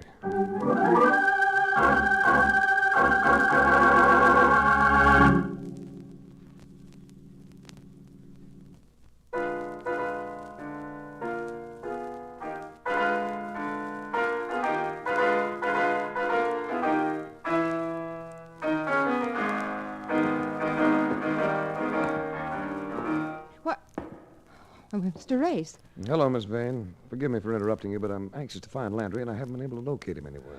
Not even at his hotel? And that's it. I don't even know where he's staying. The Commodore, 2205. Oh, thanks a lot. Readying something for a concert? Yes, one of my solos. Beethoven's 12th, you know it, of course. We're here again next week. I hope you can hear it. I hope I can, too.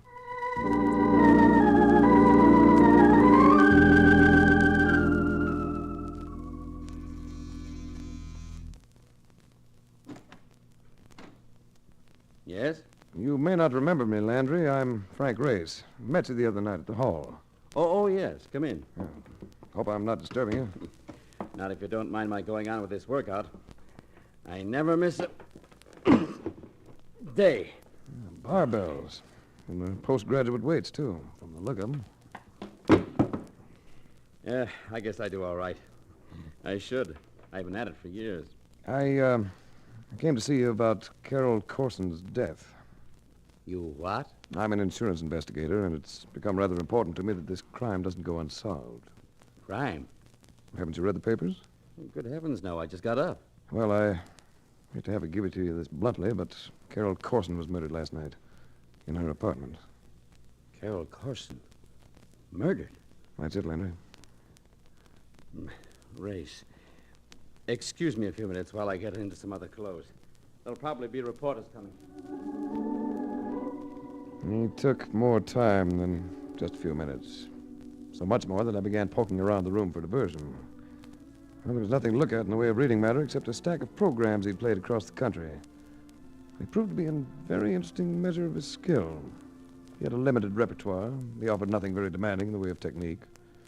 Teresa Vane's share of the program seemed equally light, an addiction to sweetness and gaiety. Oh, you still here, Race? I thought you might have given me up. He was wearing a fresh carnation in the buttonhole of a double-breasted job that did a lot for his strong physique. He was a boy ready not only for reporters, but photographers as well. What was it you wanted to discuss about Carol? She was carrying a torch for him. I had the feeling it might have been mutual. I may have been wrong. Why, I liked Carol, of course, but there was really nothing too serious between us. How about you and Sybil Thorne? I'm very fond of Sybil. Do you mind telling me if you were with Carol Corson last night? Luckily, I wasn't. Not last night. Could you prove it? Why, well, proving it might be a bit awkward. It might be a lot more awkward if you can. What do you mean? We're talking about a murder. Murders have a way of getting downright nasty with reputations. You mean I could get bad publicity out of this? It's hard to say which way it'll twist. But no one's been to see me yet, and it's mid-afternoon. Maybe the police won't know about... Won't know about your connection with Carol? They'll know. Because you'll tell them. Is that it? I won't go out of my way to tell them, but I may have to. You're trying to make something out of nothing. I know a lot of women. I happen to be popular with them. Yes, you sort of work at it, don't you? I work at other things, too. I'll demonstrate one of them. He took me suddenly by surprise, moved in, gripped my arms, lifted, jammed me against the wall. There, Race. Completely helpless, aren't you?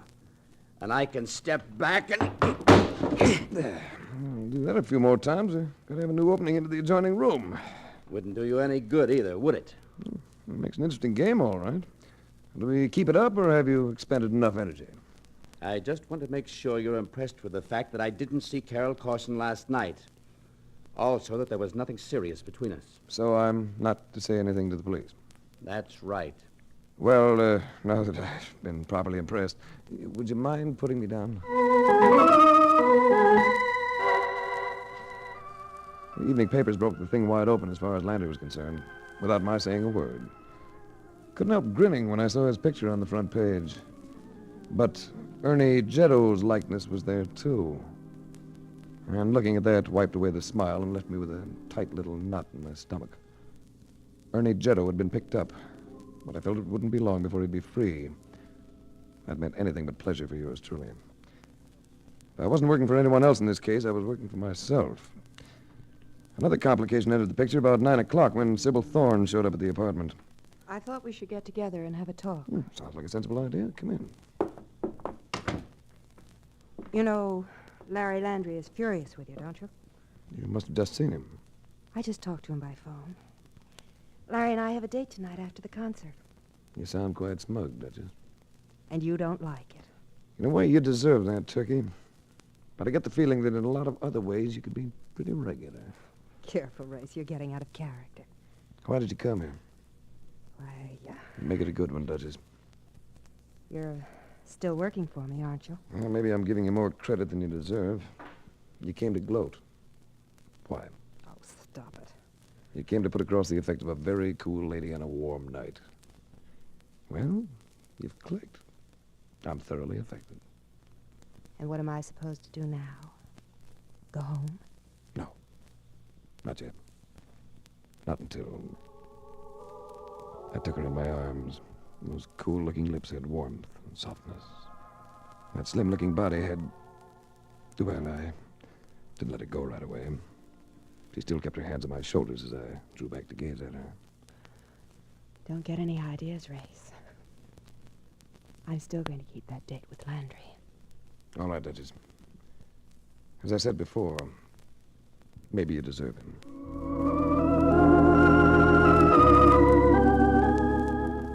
I spent the next couple of hours moving restlessly about the apartment. Made myself some coffee, tossed down a scotch and soda, picked up the paper, read the program of Landry's concert. It'll be over by now, and the realization of it was like being poked in the eye. The answer to the whole thing. I grabbed up a jacket, slung it on, and... Hey, where do you think you're going? I've just figured out this case, Mark. I've got to move fast to stop another murder. Oh, hold it, will you? You go out on that street, you move right into your own murder. You got a reception committee out there. The same one as before? And another guy, mean-looking, face like a badger. Ernie Jetto. But I've got to go out, Mark. All right. But this time I want something besides an end wrench.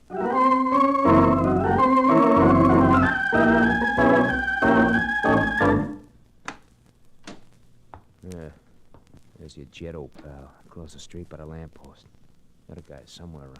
I'm going out. Cover me. All right.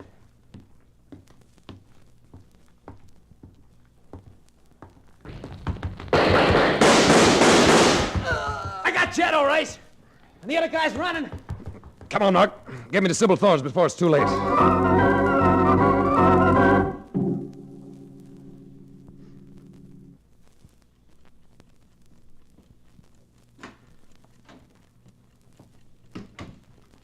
Now you can turn on the light. Let me go. I'm sorry. Let me go. But you'd better stay. And this is the gun that killed Carol Corson, isn't it, Miss Vane? I... Jealousy. Horrible malady, isn't it? You can't know. You can't know how much I love him. How much I've been hurt. Come in, Duchess. Better bring Landry with you. Teresa, what are you doing here? Better close the door, Duchess. This isn't a pretty situation. Miss Vane is here, Landry, because she intended to kill Sybil Thorne, same way she killed Carol Corson. Killed? Good heavens, Teresa, why? Because she's in love with you, to the point that it's made her sick. But, Teresa, I gave you to understand. You gave her to understand what? That she should just forget you? You know, some people can't pull that off, Landry. They get ill. They're driven to murder. But what are we going to do about this, Race? We're going to give this girl all the breaks we can. Teresa, will you go and give yourself up? Yes. Yes, I'll give myself up. Now, wait a moment. I think we should hold her here for the police. After all... I'm making this decision. It may give her a break. And she'll keep her promise. Won't you, Teresa? I'm not going to let you do it that way, Race. Go ahead, Teresa. Oh, no, you don't. More muscles, Landry? All right, try this on your biceps. Go ahead, Teresa. You'll find a cab downstairs. The driver will know where to take you. All right.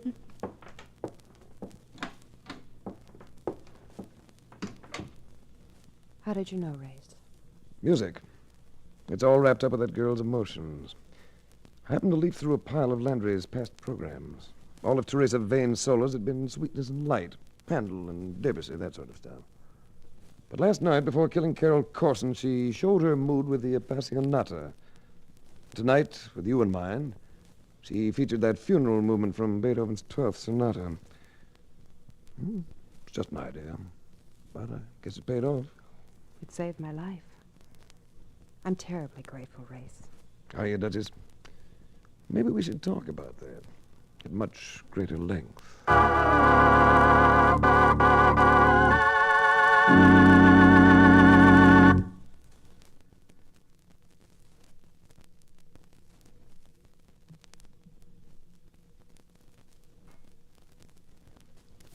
The Adventures of Frank Race, starring Tom Collins with Tony Barrett as Mark Donovan, comes to you from Hollywood.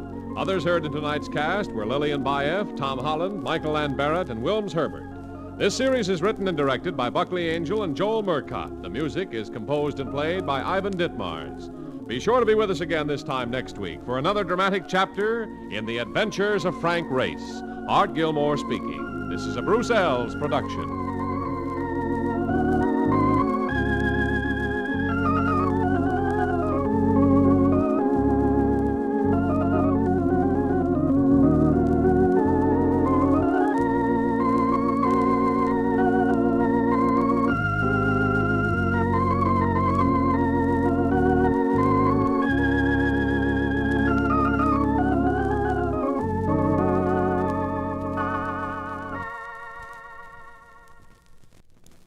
The Adventures of Frank Race, starring Tom Collins.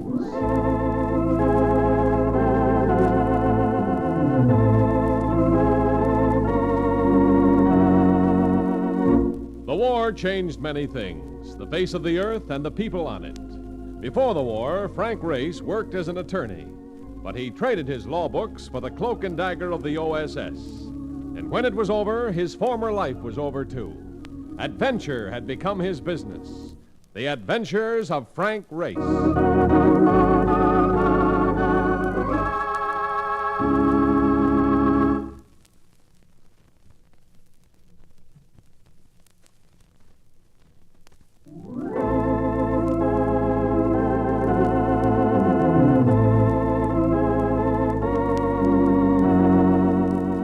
And now we join Frank Race for the adventure of the fourth round knockout.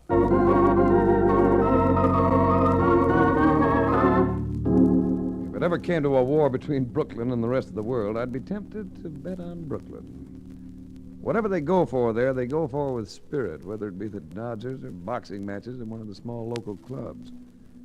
Mark Donovan, a native son, had dragged me over to one of the clubs to see a young heavyweight on the way up the ladder. I bet you never expected to see a fight like this, Race, huh? Look at him there in the corner, fresh as a daisy. Go on, kill him this round, Freddie, kill him! And that boy of yours is a rough customer. Freddie? Sure. Used to be a longshoreman before Mike Lang picked him up. Mike used to push a cab before he became a fight manager. Well, I'll admit I never saw a fight like this one before. Tell me, Marcus, haven't they ever heard of the Marcus of Queensbury? No. Who's he? I'll tell you later. This is station WBKL, the voice of Brooklyn, coming to you from the ringside of the Red Hook Stadium. Fourth round of the main event between Freddie Natchez and Joe Kenny. Freddie has had things all his own way tonight. He's moving into the center of the ring, and Kenny's backpedaling. Oh, Freddie moved in fast and caught Kenny with a straight left jab. Kenny is back on the ropes, and Freddie's pounding him with rights and lefts. On into La Panza, Freddie! To La Panza! Kenny twists away. He's mighty tired, though. Freddie's shuffling after him. He intends to finish it in this round.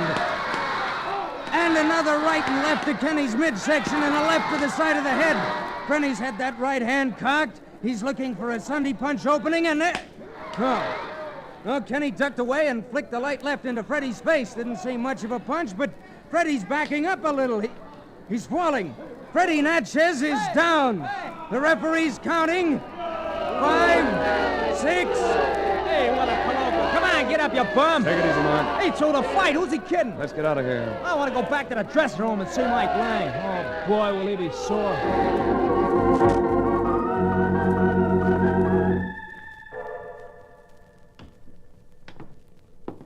I wish Mike would come out or let us in or something. He said he'd be out as soon as the doctor got finished with Freddie. Doctor? What's that Palooka need a doctor for? He was hardly hit. It didn't seem as though he was, but I don't know, Mark. It was a funny fall. Ah, that wasn't no fall. It was a dive. He went into the tank like Esther Williams at the... Oh. Hello, Mike. Tough break, fella. Yeah, Mark, yeah. That double-crossing... I like to go in and slug him myself, but... What's the matter, Mike? Oh, come on, don't take it so hard. He's dead, Mark. Freddie's dead. Dead? Well, it didn't seem like much of a punch, Mike. It wasn't. That isn't what killed him. He was poisoned. Poison? So the doc says. But I don't know. I don't know how. Who was around him before the fight? Nobody but me. I was the only one with him for the last 4 hours, right up until the time he climbed into the ring. Afraid I'm in a jam. Did Freddie have any enemies, Mike? Who doesn't? Well, I mean, is there anybody in particular who might have wanted him out of the way? Was there anything unusual about this fight? Well, there was a lot of betting, Race. Too much for a small club bout. That means that somebody might have made a big killing. Yeah, but who? Wasn't one of the big plungers. Most of them bet on my boy. Any particular gambler around here goes for nothing but sure things? Oh, yeah. Benny Sloat, but he's clear on this one. I saw him bet $1,000 on Freddie just last night. Race, I know you get big dough for your work, and I ain't got that kind of money, but... You're a friend of Mark's, that's good enough. Oh, what are we going to do, Race? Well, let's look up the sure thing boy, Benny Sloat. You know where he lives? Yeah, sure. He's got kind of a mansion up in the hills off Grand Central Parkway. Ravine Road. You better drive me up there.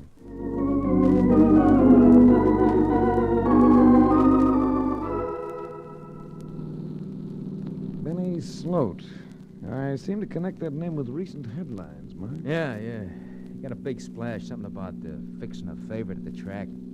The horse lost, and they say Benny raked in 100 G's. Oh, here's Ravine Road now. Better lock the door on your side, Race. Lock it? Why? Pretty narrow road, a lot of sharp turns. Yeah, I see what you mean. Yeah, I know the road pretty good, though. Used to drive Benny around a lot before he got that foreign guy so nuts about. Canary yellow job. Sounds like it makes gambling pay well. Oh, brother, you can say that again. Hey, turn my rear vision mirror up, will you? Right. That okay? Yeah. Guy behind us has his brights and a spotlight going to a blinding. Perfect vision's mandatory on this road. The man with the spotlight seems anxious to pass us. He can't. Too narrow, too many cars. I'll let him by when we come to a straightaway in the road. He isn't waiting, Mark. He's coming around us. Hey, look out! Just screwballing out! I'm gonna get that guy, Race. Yeah. I'd like to say a few words to him myself. Be able to follow his taillight as soon as we make up some ground. We're making it fast. There's the light now. Yeah, we're cannon. Curb sign there. Let's see it. There's the car. Good. I'm gonna porch right in his baby's tail until he stops. Light's deceptive, Mark, but that car seems to be bright yellow. Hey, it is. That must be Benny Sloat's job I told you about. Well, it seems to be slowing down. Yeah. He knows we're tailing him. Probably scared stiff. He's stopping. And so are we. Brother, here's where I read the riot act to this character. Well, I'd like to add a few words of my own. Oh, yellow rat. He ain't even getting out of his car. Well, probably wants to hear what we have to say first. That's pretty dangerous driving you did back there, friend. What was your hurry? Yeah, Benny, what's the idea? You want to kill somebody with a... Never mind, Mark. Never mind, when a guy Oh. I guess we have nothing to say to Benny Sloat after all. Yeah, but Race, we followed this guy over a winding road doing better than 60. We were less than 30 feet behind him. He's alone in a car. I know all that, Mark, but just the same, Benny Sloat's dead.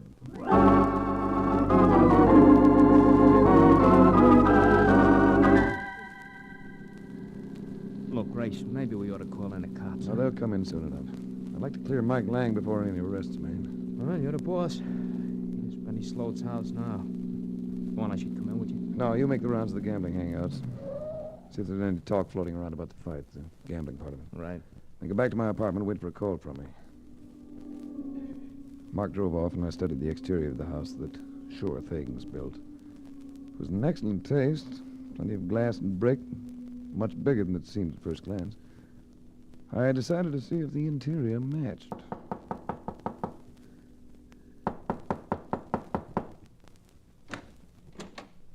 Yes? One look at the woman in the doorway was enough to tell me who had provided the aspects of good taste in the life of the late Benny Sloat. Fashions from Paris had taken care of her dress, but they didn't come close to what nature had provided for the filling. Here was a woman no man could ever whistle at. It takes breath to whistle. May I help you? Is this the Sloat residence? Mr. Sloat isn't home. No, he's as close as he'll ever get, though. May I come in? Well, I'm not selling anything, really. I just want to discuss a dead man I found up the road. Come in. She snapped the light on as we went into the living room. But the room wasn't empty. 2 glasses were on the coffee table in front of the fireplace, and a slightly balding man was sitting stiffly on the divan. Mr. Race. Frank Race. Mr. Race, this is Mr. Honigman. A pleasure, Mr. Race. Hello. Mr. Honigman was just leaving.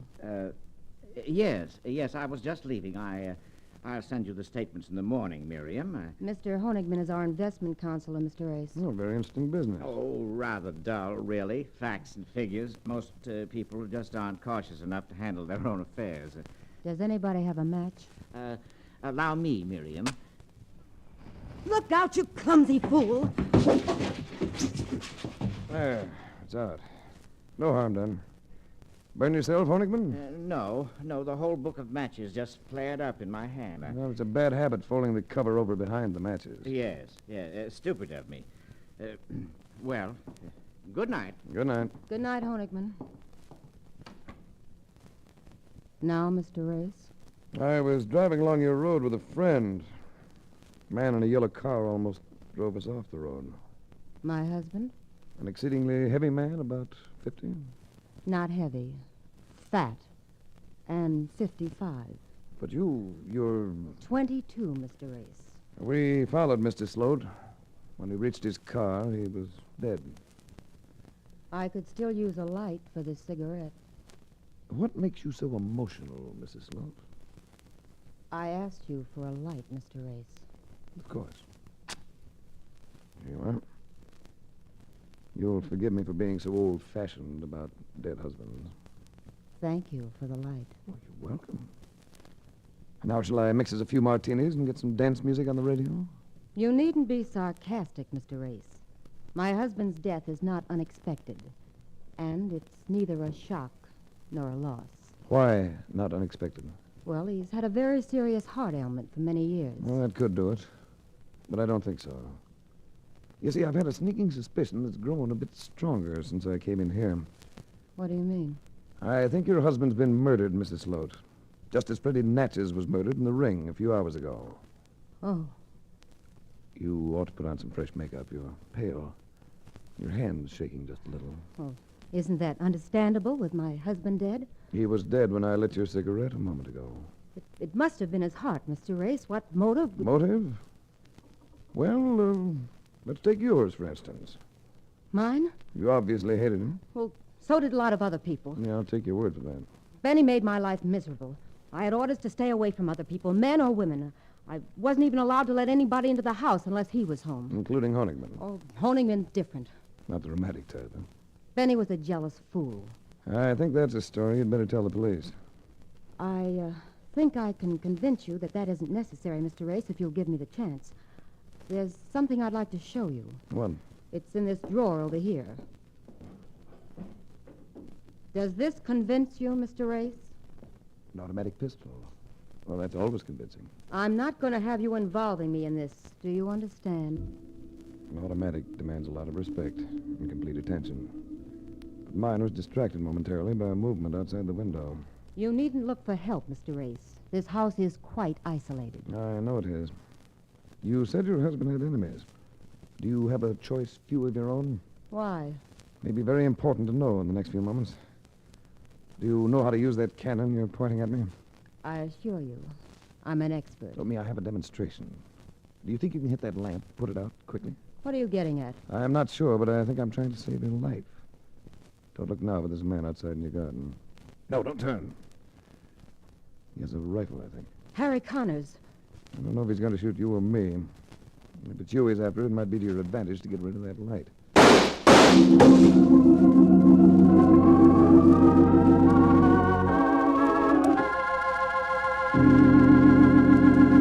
We'll return to the adventures of Frank Race in just about 1 minute.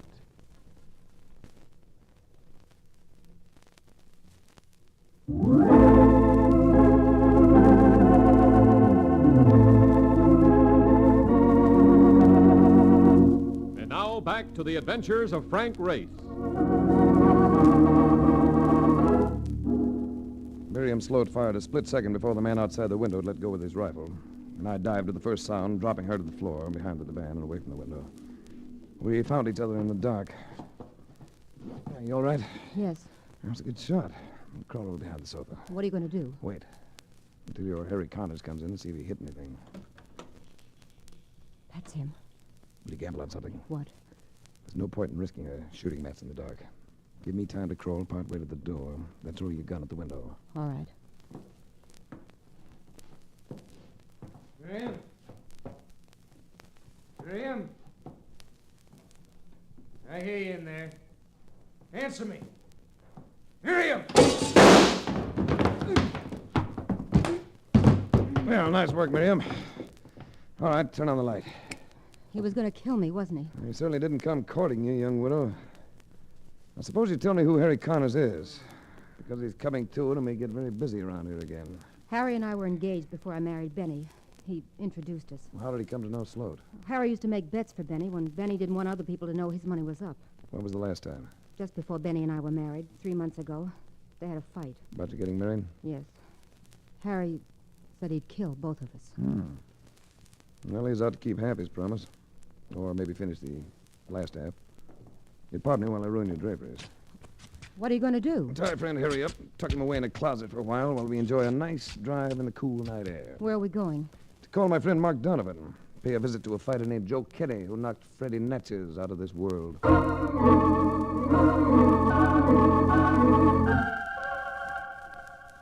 Is Kenny's joint right here? Good. You and Mrs. Sloat take a few turns around the block. I want to talk to Kenny alone. Right. Yell if you need me, huh?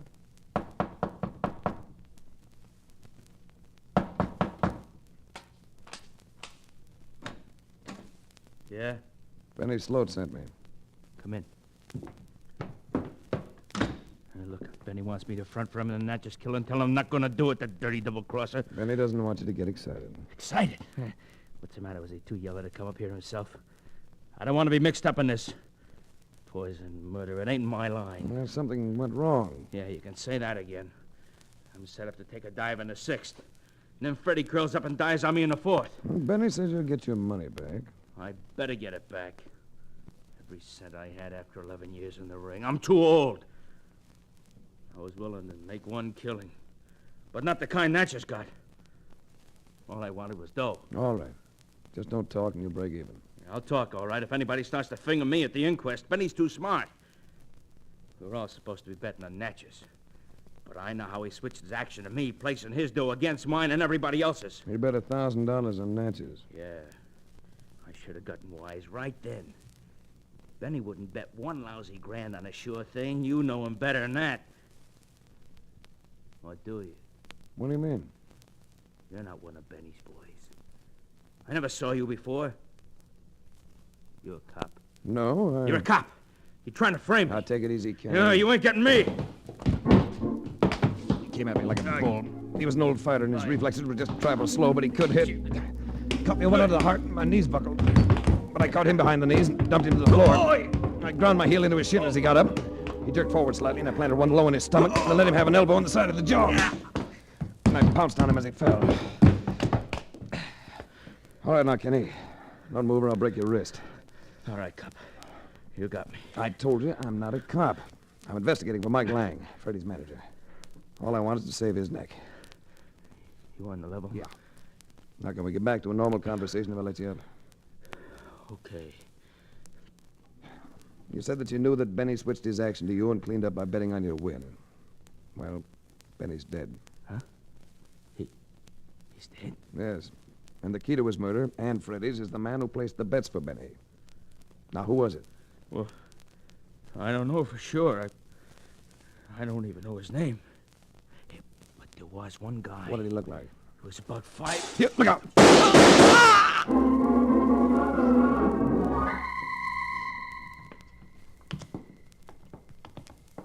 Did you get anything out of Joe Kenny, Race? Somebody shot him while I was talking to him. Holy cow. And look at you. You look like someone's been using you for a drum. I'm all right. Where's Miriam Sloat? Went to make a phone call at the all-night cafeteria on the corner, and so did I. We'd better find her. I want to run back to her house checkup on Harry Connors. Connors was the reason for my phone call. I thought I'd see what I could dig up about him. What'd you find out? Well, he was a betting commissioner for Benny Sloat, see? But you know what he used to be? He used to be a pharmacist. Now, ain't that interesting? Since Natchez and probably Benny were poisoned, very interesting. Here's a cafeteria. Well, I can see the phone booth through the window. It seemed to be empty. Wonder where she went. There she comes, from around the corner.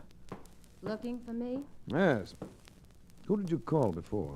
Bill Honigman. You met him at the house. Oh, yes. I thought you might want to examine my husband's books or ask Honigman about his recent business dealings. Well, it might be a good idea. First, I think I'll call on Freddie Natchez's wife. Under the circumstances, I'm sure she won't be sleeping. Did Kenny give you any information? It's time for you to have another cigarette. Somebody shot him while I was talking to him.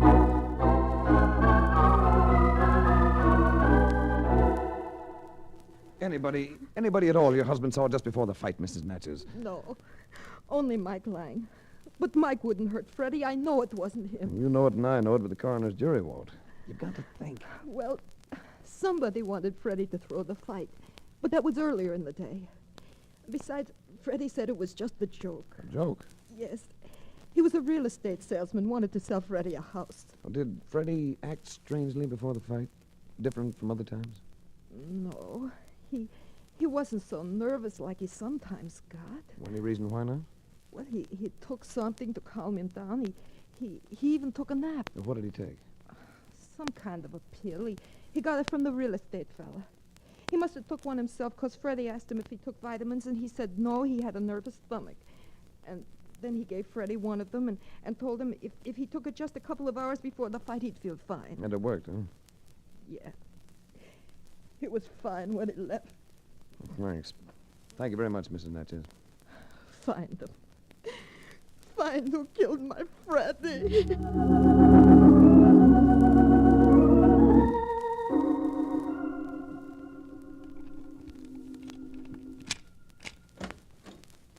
Come on in. In a moment. You stay outside, Mark. But don't wait in the car. Stand over there in the bushes. Well, Race, are you coming or not? Be right there. I got you. Go ahead. Where's Mr. Donovan? He had to leave. I didn't hear the car. He probably carried it to avoid waking the neighbors. You go out of your way to make it obvious you don't like me. But I do. I like you very much. Well, you don't show it. I feel so alone, Race. I need somebody to hold me and baby me a little. That could be an invitation. Other men would like to have me in their arms, Race. She came closer. I reached for her. For a crowded city on a desert island, she'd have been the perfect companion. There'll be more for us, won't there, Race? We'll meet again, won't we? Away from all this. Of course we will. After Benny's funeral, we can meet nights at the cemetery and hold hands as we sit on his tombstone. You... Careful now, Miriam. There's a gentleman present. Honigman! I'm sorry. This is embarrassing. I got here and nobody was at home. I must have dozed off. Were you spying on me? No, I dozed off. Well, Mr. Honigman left evidence of his presence in the entry hall. His raincoat, hat, rubbers. I catch cold easily, Mr. Race. I know it must seem silly to you when there's no sign of a storm. Race, look. The closet. Harry must have... He's gone. I noticed that when we came in.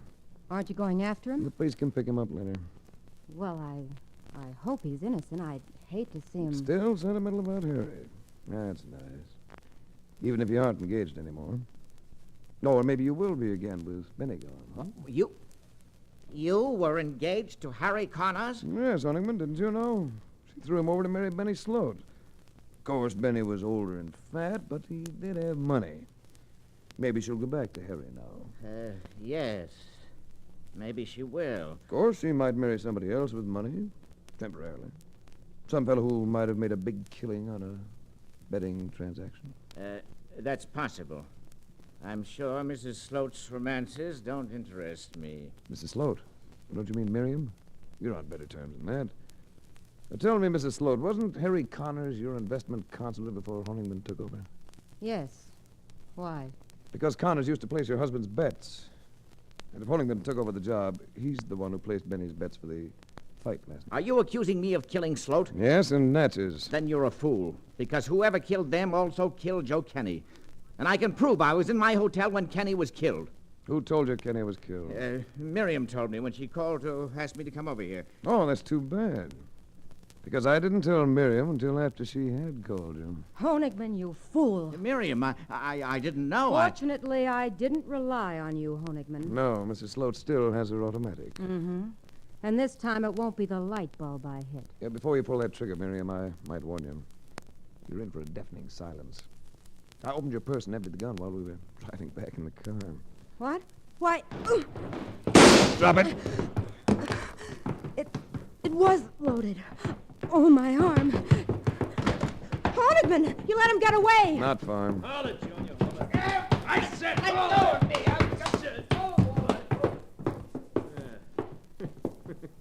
Imagine a guy like that trying to say no to me and my end wrench. Can't get over it, though. Get over what, man? That dame there. Yeah, wildcat. But that sissy little guy, Honigman. Just the victim of a wild love. He wanted the money and sweet Miriam. I can figure how she shot Kenny, but how did she poison the others? Well, he's the type who has a pill remedy for everything.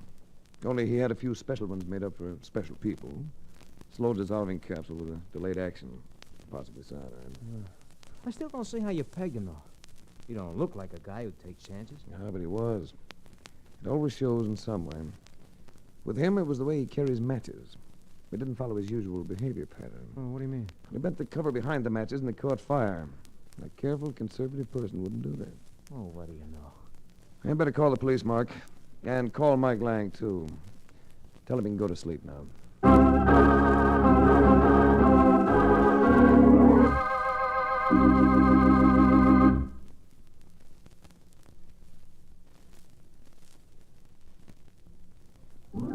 The Adventures of Frank Race, starring Tom Collins, with Tony Barrett as Mark Donovan, comes to you from Hollywood. Others heard in tonight's cast were Florence Hallop, Frank Lovejoy, Tom Holland, Michael Ann Barrett, Jack Crucian, and Ted Von Eltz. This series is written and directed by Buckley Angel and Joel Murcott. The music is composed and played by Ivan Ditmars. Be sure to be with us again this time next week for another dramatic chapter in the Adventures of Frank Race. Art Gilmore speaking. This is a Bruce Ells production.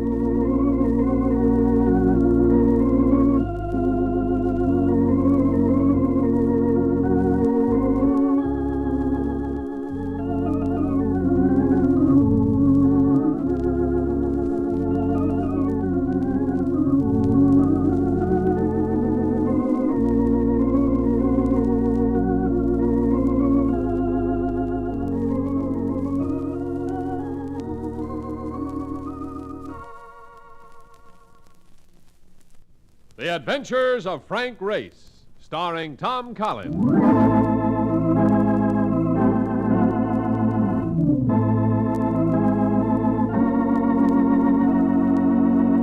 The war changed many things, the face of the earth and the people on it. Before the war, Frank Race worked as an attorney, but he traded his law books for the cloak and dagger of the OSS. And when it was over, his former life was over, too. Adventure had become his business. The Adventures of Frank Race.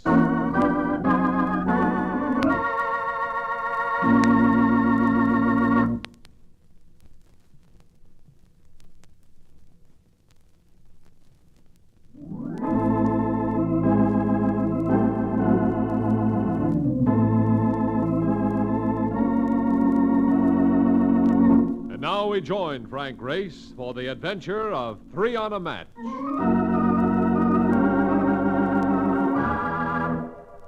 A rainy night in Bordeaux.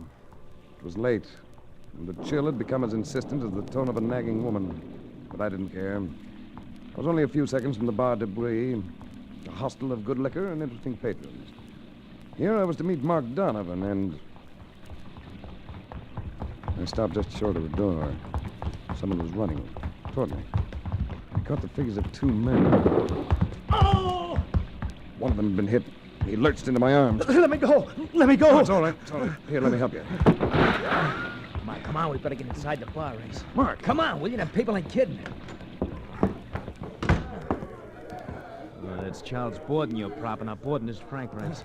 Hello, Race. Yeah, Bullet, how badly you hurt? Oh, if I could just sit down, Here, there's a table, Race, by the wall. Come on. Well, that tears it. What's the matter? They followed us in here. Oh, never mind. Just ease yourself into this chair. Thanks. Now, where are they? The other end of the bar, Race. 3 guys and the dame with a gun in her hand. Do you remember Bergman and Intermezzo? If you were a man, you thought of her as being everything a woman should be. Well, here was another one. The same honey-colored look, same expression about the eyes. Kind of woman to turn a man wistful and introspective. And she stood at the end of a bar with a gun in her hand. Some gal, all right? Who is she? I don't know. Well, looks as if we're going to find out. She's coming over here.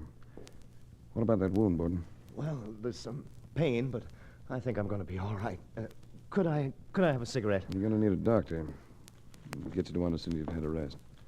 Here's a light. I will take a light off that too. 3 on 1 match? Are you superstitious? Only that it may burn my fingers. Here you are. Thank you. Would you mind if I sat down? Obviously, you're an exponent of the fait accompli. My name is Marie Vartel. It is my intention to take this man out of here. But why? What do you have against me? As if you did not know. Why don't you put that pistol away? You know it could alarm people into calling the police. I'm not afraid of the police. I don't imagine you're afraid of anything. But strong-arm methods aren't going to get you anything here. Borden's been hurt. I'm going to see to it that he gets to a doctor without interference. I have 3 men with me. Each of them is thoroughly capable at this sort of thing. I shall give you about 30 seconds to decide. But you should be sensible. She meant every word she said. I couldn't let her take Borden. The gun she'd laid on the table was the only weapon showing, and I sensed that this was the instant to make a play. I shifted my hands to the underside of the table and heaved. Borden, get out of here! Race the girl! Watch it! No.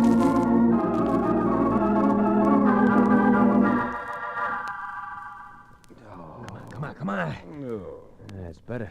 It's about time you come out of it. If I had my choice, I'd just as soon not. You've got a nasty cloud on the sconce. How do you feel? Oh, like a dying duck in a thunderstorm. What happened to Borden? Believe it or not, he got away. You started quite a Brannigan, you know? Yo. Seems as though every guy in the joint took it as a personal signal to start slugging the guy next to him. Where are we now? In the back room of the joint. I give the gendarmes quite a pitch about being innocent sightseeing Americans so they don't haul us in. Want to get up? I think I'd better give you a pull. Yeah. Head pretty bad, huh? Yeah, I've had gayer, more carefree moments. I've got to get something straight, Marcus. So I'm going to try concentrating. Where did you locate Borden? One of them hotels on the list. The guy is scared, Race. That's why I left the Metropole without no forwarding address. But he was willing to come and see me. When I told him who you was and that Acme Indemnity had sent you over, he got downright eager. When will you jump at that girl and her boyfriends? 3 or 4 blocks from here. You know, I still don't get the reason for it. Do you? I haven't the slightest idea, Mark. But I'm going to do my best to find out.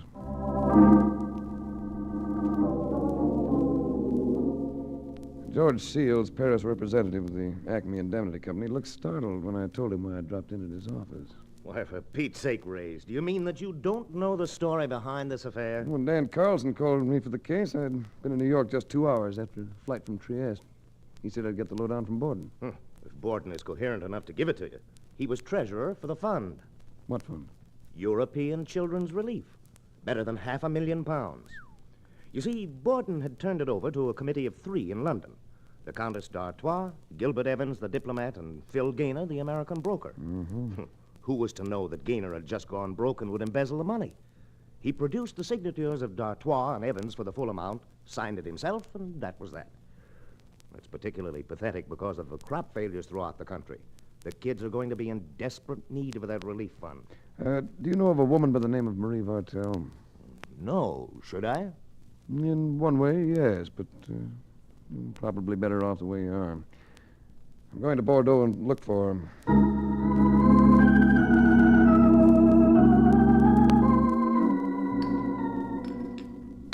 Marie Vartel, eh? So you would like to know who she is, monsieur? Why? She's very beautiful. Does it seem unreasonable that a man should seek information about her? Marie Vartel. Monsieur, men used to pray by that name in this country. Ah, then she must have been with the underground during the occupation. In Bordeaux, monsieur, Marie Vartel was the underground. Well, tell me, where can I find her? If I tried to tell you that, I would be wasting your time. I do not know, monsieur. It was the same way in other places. Many knew of Marie Vartel. None would say where she could be found. But finally, at the expense of $50 American, I got the lead I wanted.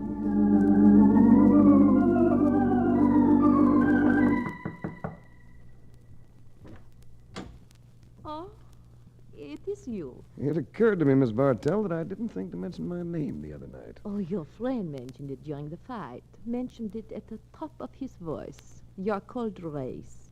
You don't seem at all surprised to see me. I gave up being surprised several years ago. Won't you come in?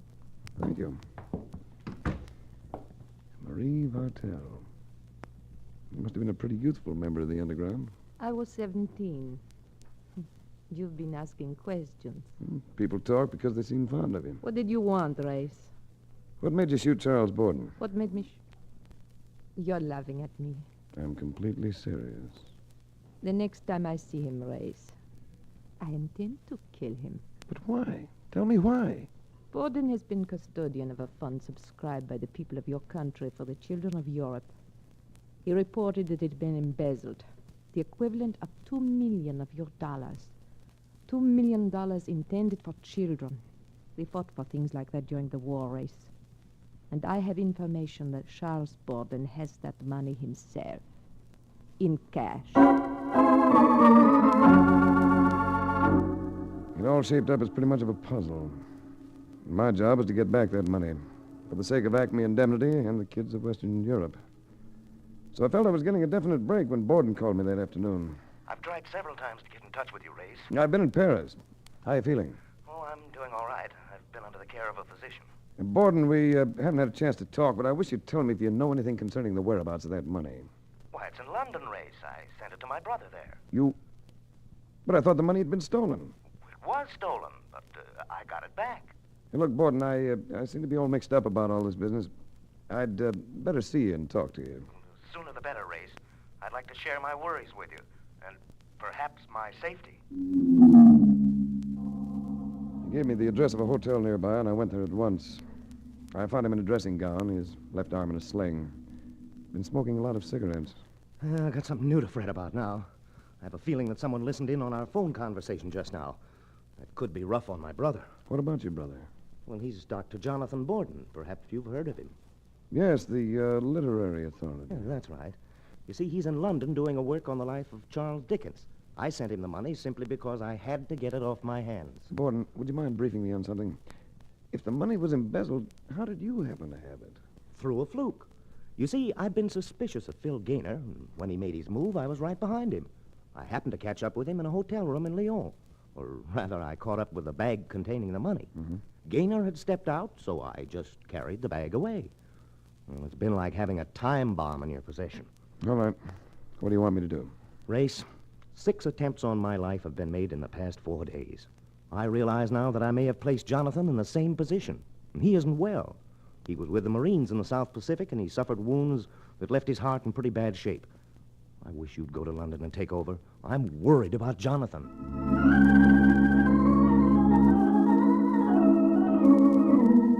In London, I found Dr. Jonathan Borden in the midst of a puzzled mood and an upset flat.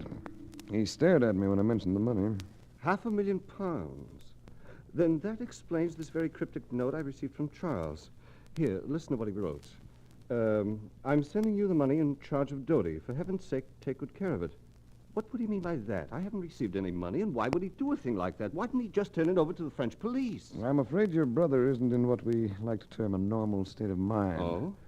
He's been attacked and harassed continually for several days. He's been under drugs for a gunshot wound. Oh, yes, I realize he's in trouble. That's why I'm packing to go to France. And I'd like you to go with me, Mr. Race.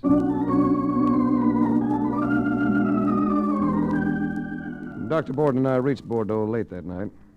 There was no rain, but the city lay soggy in the grip of a heavy fog that had drifted in from the Atlantic. We went straight to Charles Borden's hotel. Funny. He doesn't answer. Was he usually a heavy sleeper? Well, not as a rule, but if he's been receiving drugs... Let's try the door. Well, he's asleep all right, but... I caught the impact of it at the same time. It was in the twist of Charles Borden's head, in the grotesque stretch of his body beneath the bedding. Charles Borden was dead. Someone had cut his throat.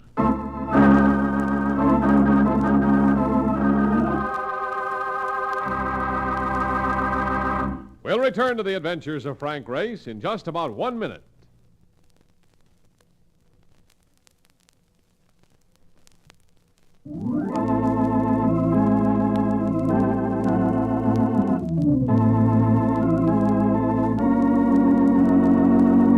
And now, back to the adventures of Frank Race.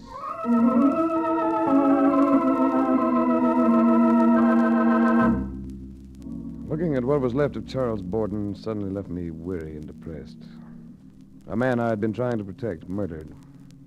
Whatever the reasons, this was one kaleidoscope of crime that assumed too many shapes for me. I needed straightening out on it. So I went back to the offices of the Acme Indemnity in Paris and caught George Shields on the verge of taking a client to lunch. You know Gilbert Evans, don't you, Race? No, we've never met, but I remember the name. You served on the committee of the Children's Welfare Fund, didn't you, Mr. Evans? That's right. A very unfortunate business. I can't help being curious about something, Mr. Evans. Oh? How was it that Phil Gaynor was able to persuade you to sign that welfare fund check for such a large amount? I didn't sign anything. My name on that check was a downright forgery. I see. And how about the Countess d'Artois? Was her signature a forgery, too? Well, that I can't say. You might ask her.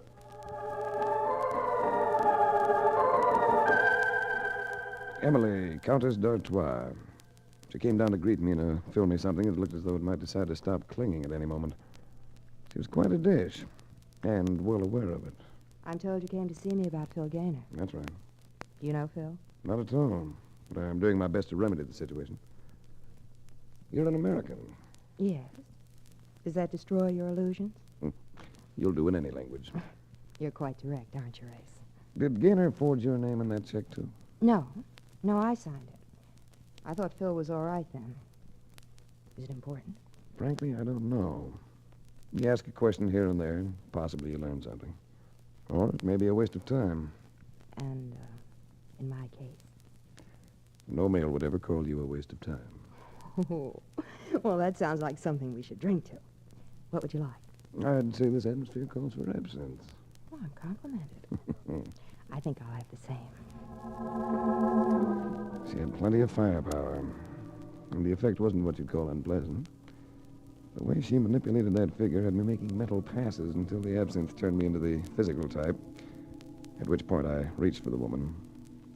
By the time I let go, in spite of the absinthe, I had this girl pretty well tabbed. Here was a surface that simmered, but with a core that operated at 32 degrees Fahrenheit. Why do you look at me like that? Trying to figure your angle. What's the matter, Ray? Suffering from an inferiority complex? No, let's not fret about me. I've been to market before and had buyers. But you know. You know, Race, I could like you. I could like you a lot. For myself alone. Have another drink, darling. You'll be happier without those suspicions. Maybe you're right. Guess we can have fun without being soulmates. For a while, anyway. You and Phil Gaynor, weren't you rather fond of each other? Should I say yes? What do you take me for? A jerk? Careful, Countess. Your past is showing. I suppose you can take him or leave him. That's right. Same way I feel about you. I don't think I'm going to be too badly hurt. Oh, you'll be back. If I were in the mood, I'd offer you big fat odds on that.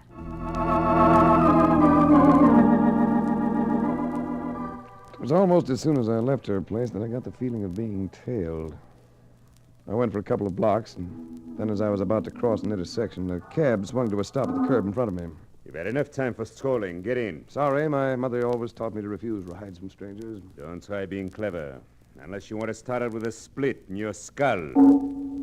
He had no sense of humor.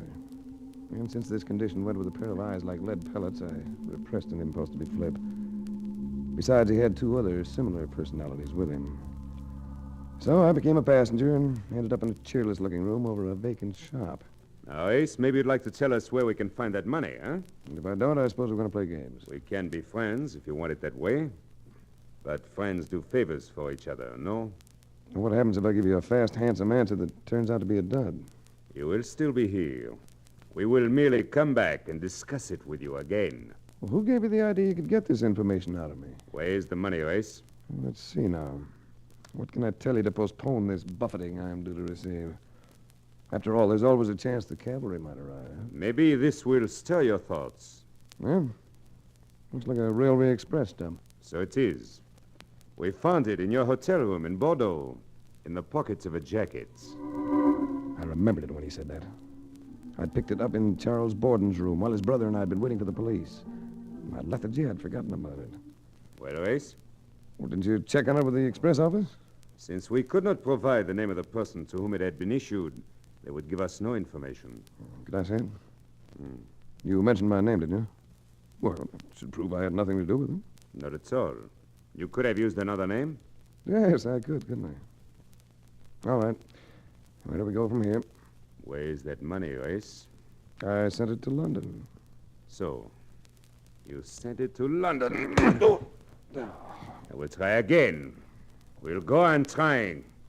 Where's the money? There was only one way out for me. I gave him another snappy answer, and when he swung this time, I leaned into it.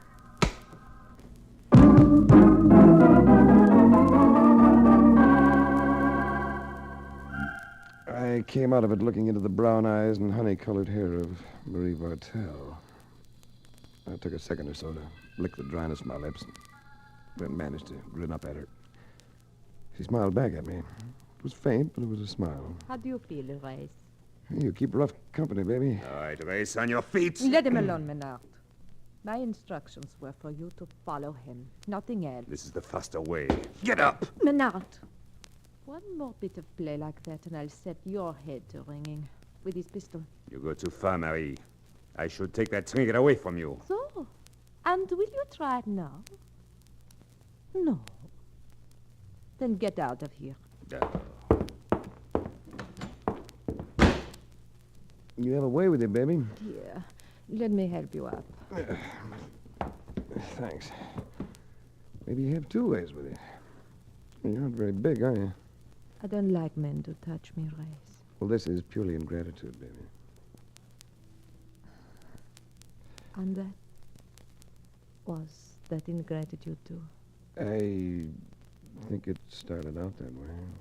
You're free to go, if you like, Race. Tell me something first. You on the level with this Joan of Arc business? Joan of Arc? Oh, Or are you really after that money for yourself? what good would it be for me to say? All right. I can't understand why you don't concentrate on Philip Gaynor, the man who got away with the money in the first place. Gaynor is dead. Dead? How do you know? See for yourself. She handed me a piece of cutout newspaper, date-lined London. It was 3 days before. It told of the finding of the corpse of Philip Gaynor, London businessman of American citizenship, and mentioned the details concerning his embezzlement of the welfare fund. According to the account, none of the money had been found in his body. You see, Race? I wish I did see. Wonder how he died. I would say he was murdered. Wouldn't you?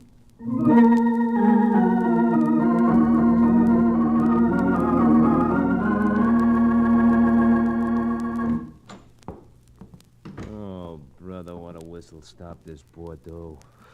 More fog than a 3-day hangover. And how's your noggin, by the way? Well, my headache's just about let up. I'll be okay. 2 clouds inside of a week. Next time, how about ducking a little quicker, huh? What'd you find out at the express office? I just mentioned the name Borden, and they told me all.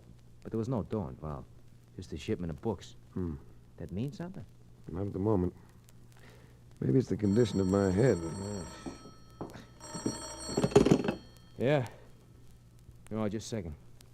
Here. Dr. Jonathan Borden. Oh, thanks. Hello, Doctor. I called to see if you turned up anything, Race. I wish I could say yes. Everything seems to be just as muddled as before. Incidentally, did you get some books that Charles sent you? Oh, yes. They caught up with me this morning after going to London and back. A lovely centennial edition of Charles Dickens. Any significance? If there is, I haven't sensed it. Oh, by the way, while I was out yesterday, I had a caller. A woman by the name of Vartel. Do you happen to know... Marie Vartel. You sound perturbed. A little. It occurs to me that we should get you back to London as soon as possible. Marie Vartel. The most provocative unknown quantity in the case. Marie Vartel. Marie Vartel. Come on, Race. Wake up, will you? Come on. Yeah. Hey, chum, time to go down for dinner. Come on. Dinner? I've been sleeping that long? You've been corking it off ever since that guy phoned. Yeah. Dr. Borden. Yeah, I remember. Said something about a set of books. Dickens. I wonder what... Mark. Yeah, what's the matter with? Books. Dickens. I've got it. Come on.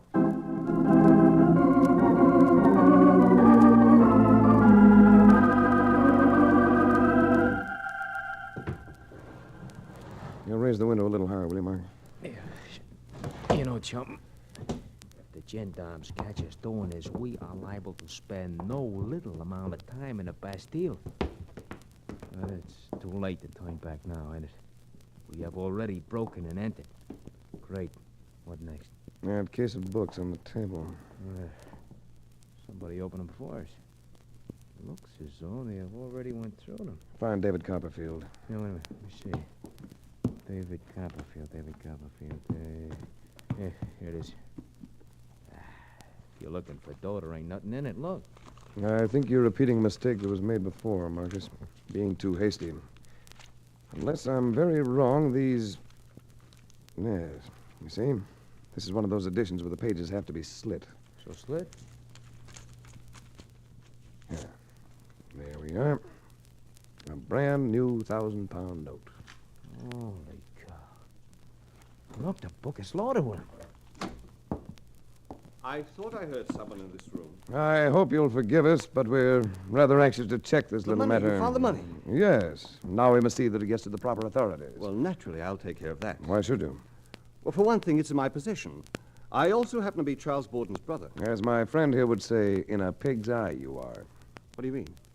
If you were Dr. Jonathan Borden, you'd be an authority on Charles Dickens. As such, you'd have known what Charles Borden meant when he mentioned Dodie. That happens to be the pet name David Copperfield's first wife had for him. No, you're not Dr. Borden, but you're his killer. You moved in and murdered him when you learned he was being given custody of the money. You're Phil Gaynor. Yeah, and don't reach for a gun bust. I already got one in me mitt. Yes, but you can let it drop to the floor. You heard me? Let it drop. Come in, Countess. You see, Race, my ace in the hole turns out to be a queen. Yeah, queen of clubs. What's our next move, Phil? Well, we can't very well take these two with us, can we, darling? And we can't very well have them yapping at our heels when we go. It's really quite simple. We shoot them and get out fast. You take one, I take the other. Well, Race, at least we've seen the wild. See Bordeaux and die. Is that it, Countess? Let's get it over with, Phil. All right. Ready? Now! It's a good thing I was curious enough to follow you here, Race. Marie Vartel. You will see that the money goes where it should, won't you, Race? Yes, but you're leaving? I think that might be a discreet move on my part, don't you? You'll stay in Bordeaux? But why? Well, because if you're here, I'll come back. So hang around, baby, so I can see you again.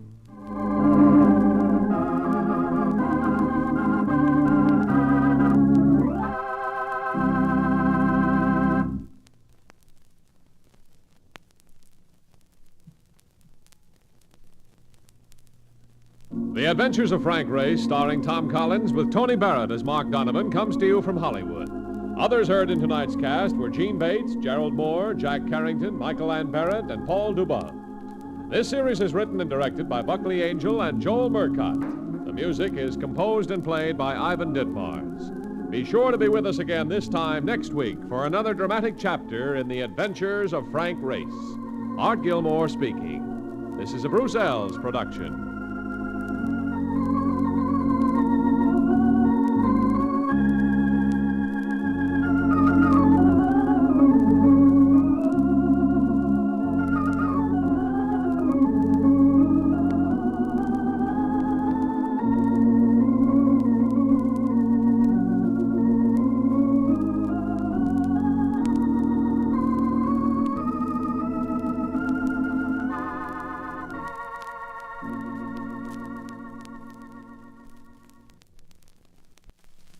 The Adventures of Frank Race, starring Tom Collins.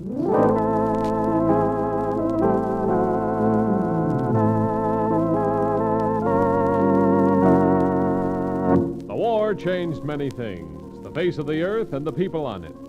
Before the war, Frank Race worked as an attorney, but he traded his law books for the cloak and dagger of the OSS.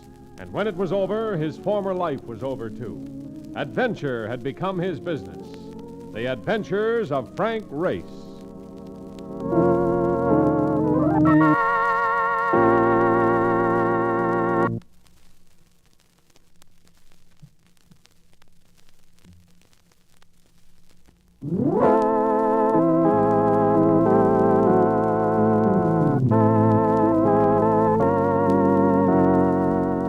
And now we join Frank Race for the adventure of the Roughneck's Will.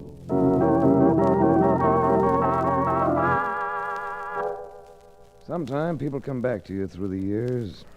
People you used to know or work with. They come in unexpected phone calls or chance meetings on the street of some strange town. And some of them you want to see and some you hope you'll never see again. Jim Fallon was one of the former. We'd gone through law school together, played football together. And one night in 1943, we'd almost died together in a parachute jump behind Rommel's lines. So when Mark Donovan relayed Jim's call to me, I told him to ignore the red lights. I was full of the excitement that always comes from the thought of seeing an old friend or an old flame. There's a layout.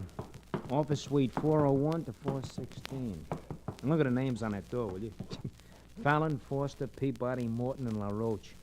Attorneys at law. Yes, Jim Fallon's come a long way, Mark. A guy has to come a long way when he spends every day working till 16 offices. Well, let's go in. No, not in there. He said you should come through the door marked 411, ignoring that it is marked private. Sounds top secret. Here's 411. Hello, Jim. Race. Oh, man, it's good to see you. You know Mark Donovan. We spoke on the phone. How are you? Hi. I understand you're having a little trouble, Jim. Race, this isn't little. I can brush any doubts out of your mind by mentioning the name of my problem. Martin Bayard Cullen. That could be serious. Wait a minute, that name sounds familiar. Who is he, Ray? Martin Bayard Cullen's an old man who avoids publicity. You can't avoid it altogether, though. It's hard to avoid it if you happen to be one of the 10 richest men in the world. Holy cow. We handle his legal business, Race. Since this morning, though, I've been wishing we didn't. He's kicking up his heels, huh? No. But somebody broke into this office last night. They opened Cullen's will. I want you to read the will, Race. He wrote it himself. And it's an invitation to murder. Is this it? Yes. Brief, isn't it? One paragraph. One paragraph, written with TNT. Go ahead, read it. It is my wish that my entire fortune pass into the hands of only one person. However, I list here the 4 persons who have been closest to me, with the provision that the entire estate go to the last one surviving. The last one surviving? Oh, brother. You know the 4 people named here, Jim? Yes, 2 of them are granddaughters of his wife by a former marriage. Cullen never had any children. Then they must be Joan and Leona Richards. Yes. And there's Carrie Bragg. She's been Cullen's nurse for the past 10 years. And the man, Bill Forsythe, is Cullen's secretary. And all any one of them has to do to become fabulously wealthy is murder the other 3. Mm-hmm. That kind of money has turned some pretty nice people into murderers, Race. Yes, it has. Now tell me, does Cullen know his will's been opened? Yes. I informed him immediately. I asked him to change the will at once and let it be known that it has been changed. But he won't do it, huh? Nope. And he told me not to call an investigator. But I can't hold still for that. I'd like to have a talk with Cullen. Will you clear a meeting? I'll try. I'll do it while you're driving up to his place. The estate is called Gray Acres. It's in Larchmont.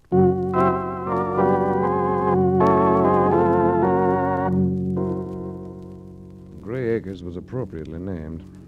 The house had the grim aspects of a medieval castle, and even the grass and trees seemed colorless and drab, despite the evidence of care. Martin Bayard Cullen matched the general atmosphere. Only his large, dark eyes glittered through a shriveled and pasty skin as he lay propped up by pillows.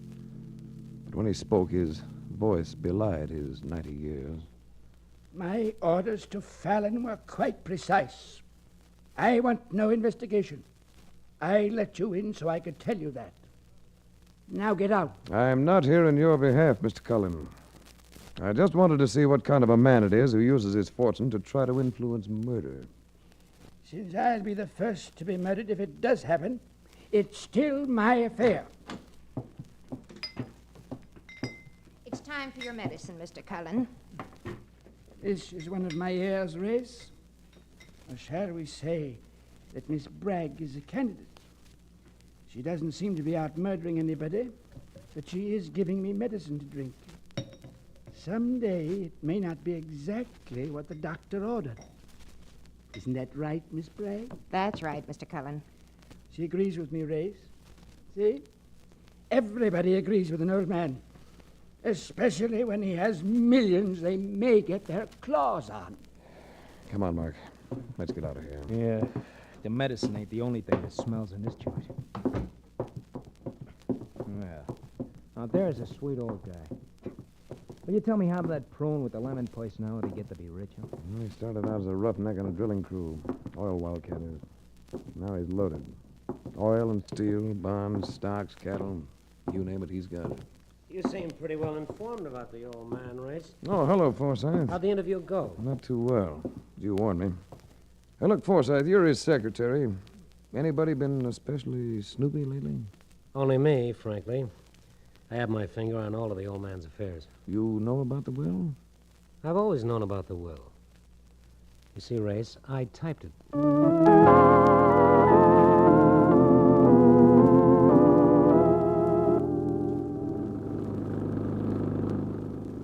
You know, Race, that old guy must be tired of living. And at his age, I can understand him. At his age, a man can be tired of a lot of things, Marcus. But he can also be very determined. Like about what? About not wanting things investigated. There's been a blue convertible perched on our tail since we left the estate. Well, I will lose it, but quick. Now, let's play it the other way.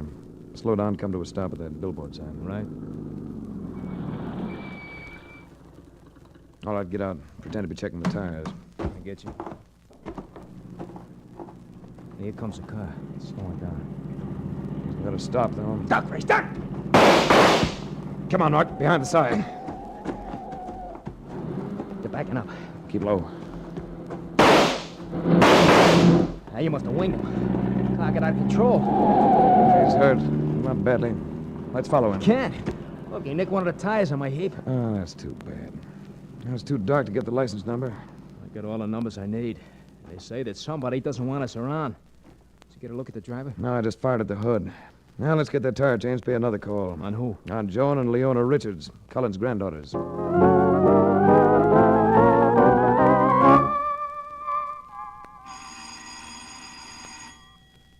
brother.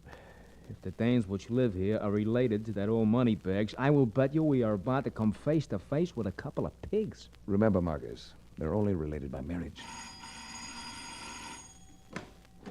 Yes? Yeah, my name is Frank Race. I'm an investigator working for your grandfather's attorney. Oh, won't you come in? I'm Leona Richards. The hallway was dim, and so was the room. But not so dim that you couldn't see the large eyes.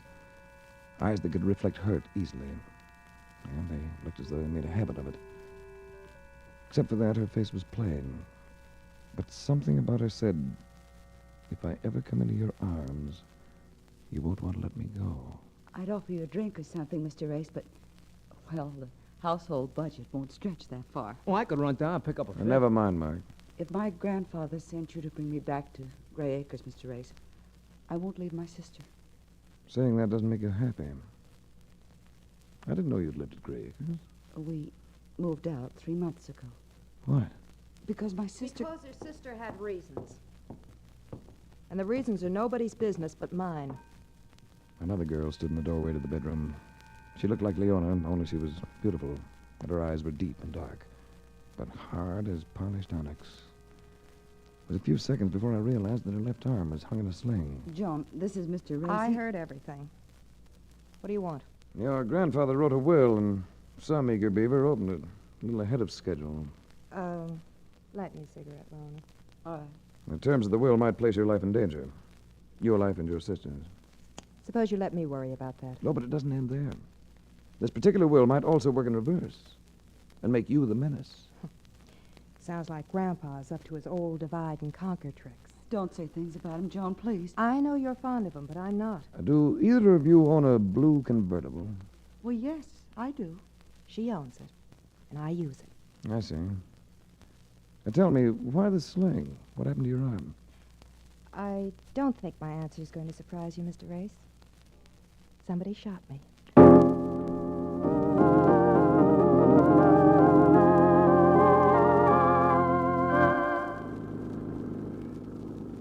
Look, Race, what for are we going back to that mausoleum? I think it might be wise to hang around Gray Acres for a while.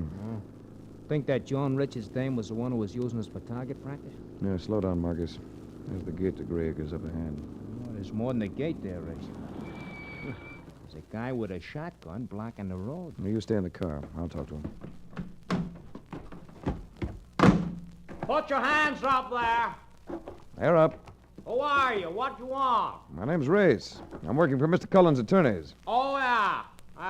Told me you was here earlier today. I'm Blair. Tom Blair. Old man Cullen hired me to guard the property. Cullen hired you? Yeah. Used to work for him before, you know. Whenever there's trouble, he sends for Blair.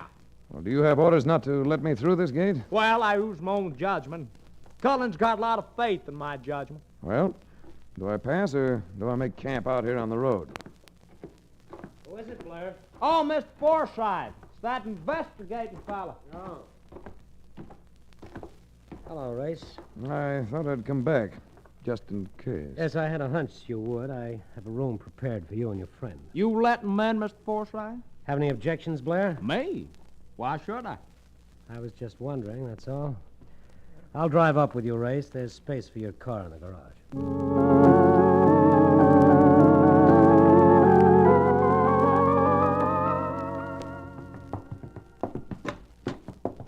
I think you'll be comfortable in here. Holy smokes. Ali Can would be comfortable in this joint. Even without Rita. What a room. Before you go, Forsythe, I've got a question. Fire away. Was Joan Richards here this afternoon when I was here? No, she wasn't. But Leona was. Driving a blue convertible? Oh, yes. It was a present from her grandfather last Christmas. A matter of fact, I got one too, Race. And so did Mrs. Bragg, the nurse. You mean there are 3 of them? That's right, 3 of them. Good night. 3 convertibles, all identical. I thought about it. And after we turned in, I dreamed about it. Leona had been here, but Joan was the one who had been shot. I twisted fitfully and seemed to doze off finally. Then... Holy cow, Race, what was that? What was that? Somebody screamed. Come on.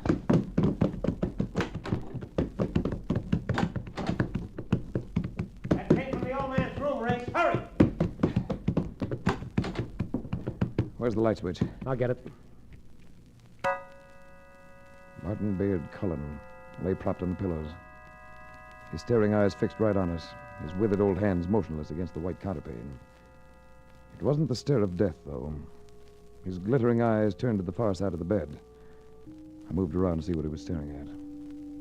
I needed only one look. She was on the floor in a crumpled heap, her neck very neatly broken. Nurse Carrie Bragg wasn't going to inherit anything. She was dead.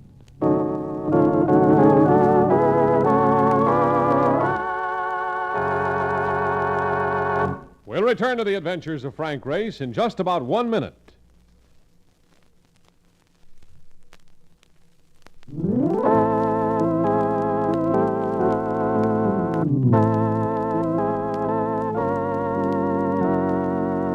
And now, back to the adventures of Frank Race.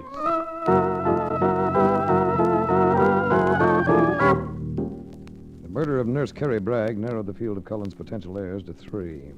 Leona and Joan Richards and Bill Forsythe, which meant that 2 more of them had to die before there was any payoff. I sent Mark into town to get a few answers from Jim Fallon at his law office, and I started for a stroll around the grounds when... No telling where the shot had come from. I dived behind a hedge, flushing some birds. I caught a wisp of smoke coming from a clump of trees near the ivy-covered wall, and got off a wild shot in return. Hey! Who's shooting there? You should know. You started it. That you, Ray? Yes. Well, this is me here, Blair. I knew it wasn't Gregory Peck. You crazy man, what you shooting at me for? I wasn't shooting at you until you tried to pick me off with that rifle.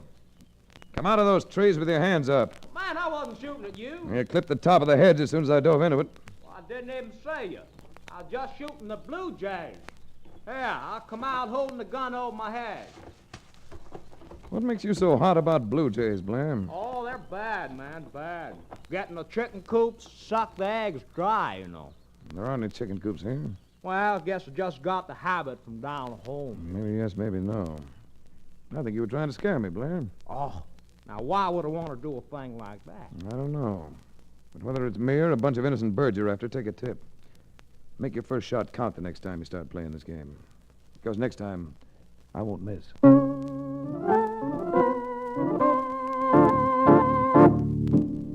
Mark came back from Fallon's office with information that turned on a few lights. This latest will of Cullen's had been drawn up 3 months before and replaced a more sane and reasonable request that had been properly drawn by the attorneys. The contents of the first will told me it was time to have another chat with Leona and Joan Richards. Please believe me, Mr. Race. I knew nothing at all of my grandfather's will. Either the first one or the new one that's causing all the trouble. His original will left you 1/3 of his estate, and the rest was to go to charity. That doesn't surprise me, Mr. Race. Leona's his favorite.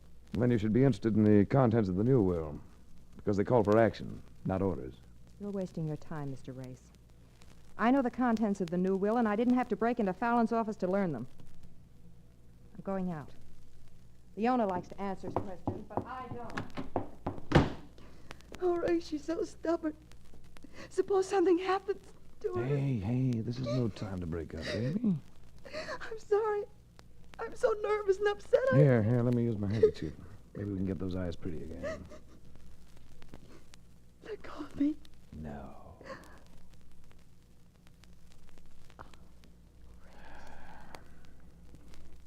Do you know that? That's the first time a man ever kissed me. Well, if you can do that without practice, you'll be murdered next time round. You don't believe me, do you? Should I? It's true. I've never danced. I've never had a date, and I'm 24. Now go ahead and laugh at me. If you mean that, I'm not laughing. Grandfather never thought that any man was good enough for us. That's why Joan's angry with him. That's why we left Gray Acres after he found out that... Go ahead. I can't. What did your grandfather find out about John? Maybe important. I can't tell you. I can't, that's all. All right, baby. It's your secret, and you can keep it. I only hope it doesn't cost you your life.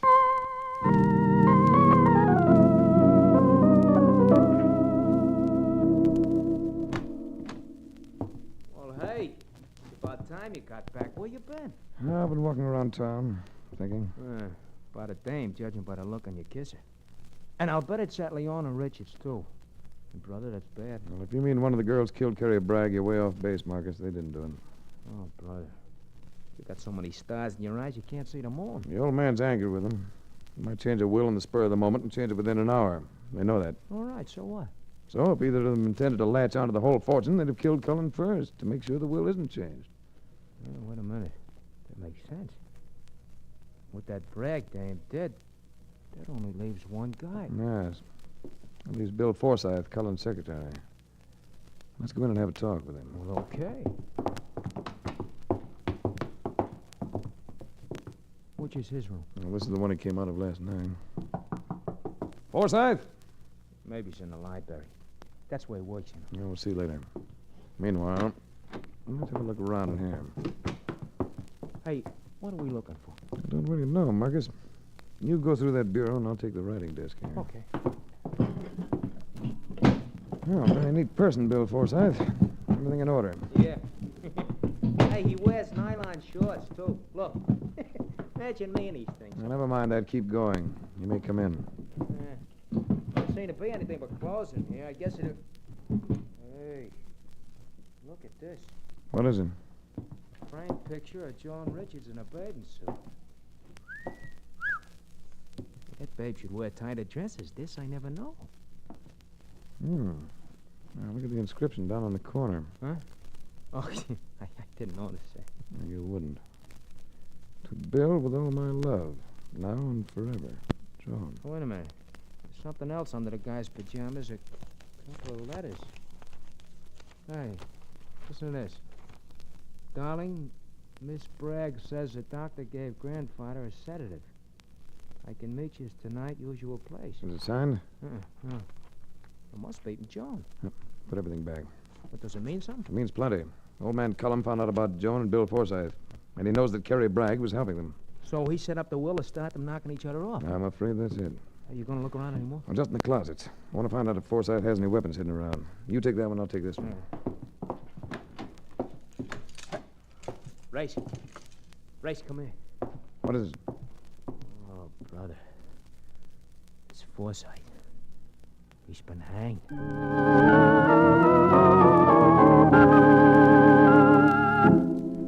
For the next few hours, the number of police on the grounds at Gray Acres were almost equal to the blades of grass. I cleared permission and took Mark into town for a visit to the morgue. Only it was a newspaper morgue. Look, chum, look, I've read the newspapers for the past 10 years, and my thumb is worn out turning the pages. Keep going. All right, but what are you looking for? Just the items, Dateline, Texas. If it comes up, you'll know it. Nothing ever happens in Texas except an occasional murder like this one, eh? What is it? Old stuff. Happened 8 years ago. In the oil fields, a wildcat killed in a gunfight by a guy... Holy cow, a guy named Blair, Tom Blair. That's it, baby. Give it to me. Here, look. A witness said Blair did the shooting and couldn't identify him before the grand jury. No indictment. Yeah, but how could he not recognize a man he knows? He must have been bought off. Look at this. The murdered man had refused to sell Cullen an oil lease, and Blair was in charge of Cullen's drilling operations. Come on. We got to get back to Gray's Acres fast. Hey,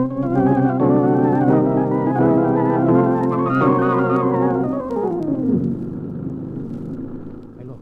The garage is all lit up. And there's Blair and one of the maids. Now we're carrying somebody. Hurry.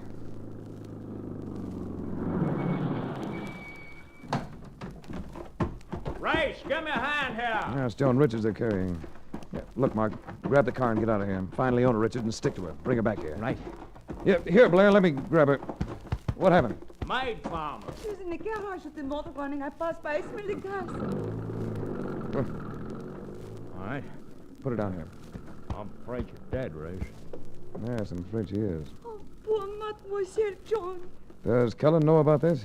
Well, now, how could he know, man? We just hauled her out this minute. I think I'll go tell him. Well, sure will bust it up.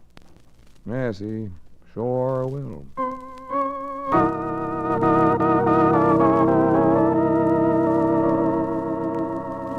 Cullen seemed never to sleep. His eyes burned at me as I came into the room, and there was a little color in his cheeks. He made no effort to conceal the victory he was tasting. If I had things figured right, though, I had one ace. The fifth ace in the deck. The Joker. Well, Race. There's been an accident, Cullen. Yes. People always blame their things on accidents, Race. Usually things that happen are planned to happen. Didn't anybody ever tell you that? One of your granddaughters is dead, Cullen. This time I know it was an accident, a mistake. Because the wrong girl got killed. The wrong girl? Yes. It wasn't Joan, Cullen. Leona is dead. His eyes went wild, and the veins at the side of his neck thickened, and a flood of red spread across his cheeks. He drooled at the corner of his mouth, and then he screamed, Blair! Blair! I'm here, Mr. Cullen. Leona, I told you not to hurt Leona. You were supposed to kill Joan and the others. Shut up, you old fool. That's all I wanted, Cullen. He did kill Joan. Leona's safe. Oh, Leona. Leona. I'm afraid you've been too smart, Ray. He moved toward me, a drilling roughneck, squat and solid. I fought tough men, but not as tough as this one. His hands were as hard as a diamond drill. Oh, I had to keep him off, but no matter how hard I hit him, he kept closing in. I finally got his hand to my throat. Now, Race, I won't kill you. Struggled and twisted, but it was no good. Suddenly, I got tired and blacked out.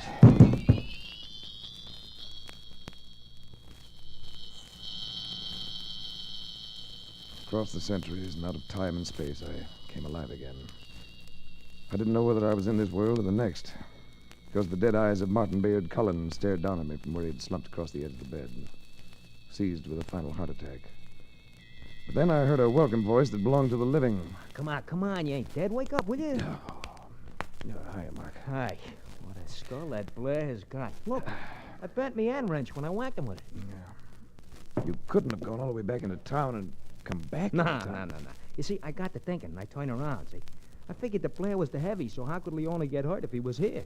I figured the old man was using the will to cover his own dirty work. That's all. Very astute reasoning, Mark. Yeah, I thought so. I called the cops while you was out, and Leona called here. I told her the whole story, and she wants to see us. Oh, that's good, Marcus. Very good. Because I want to see her, too. She'll be one of the richest girls in the world when Cullen's will goes to probate. And her education's been woefully neglected. She'll have to be taught how to protect herself. And you're going to teach her how? I ain't going to be shooting blue jays, boy.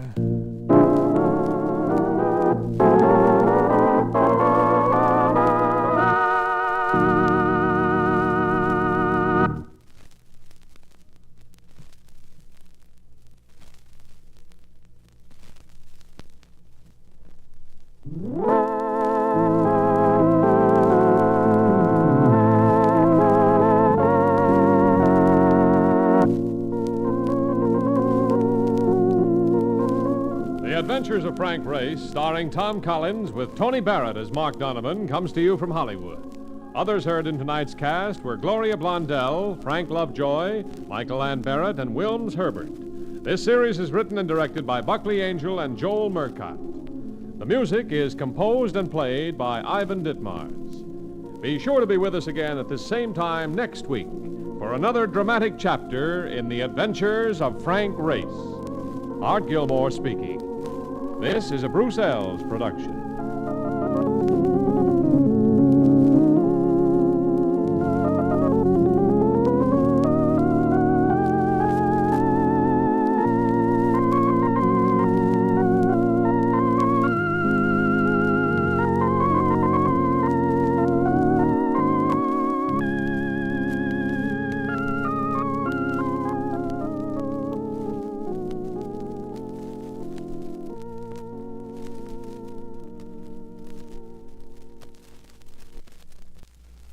The Adventures of Frank Race, starring Paul Dubov.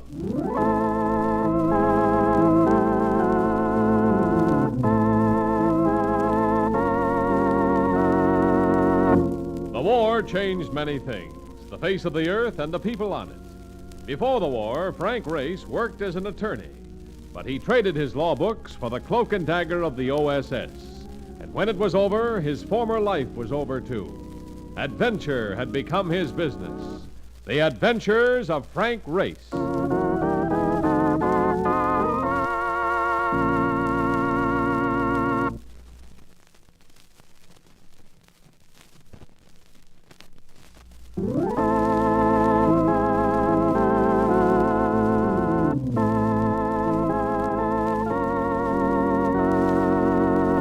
And now we join Frank Race for the adventure of the Green Doubloon.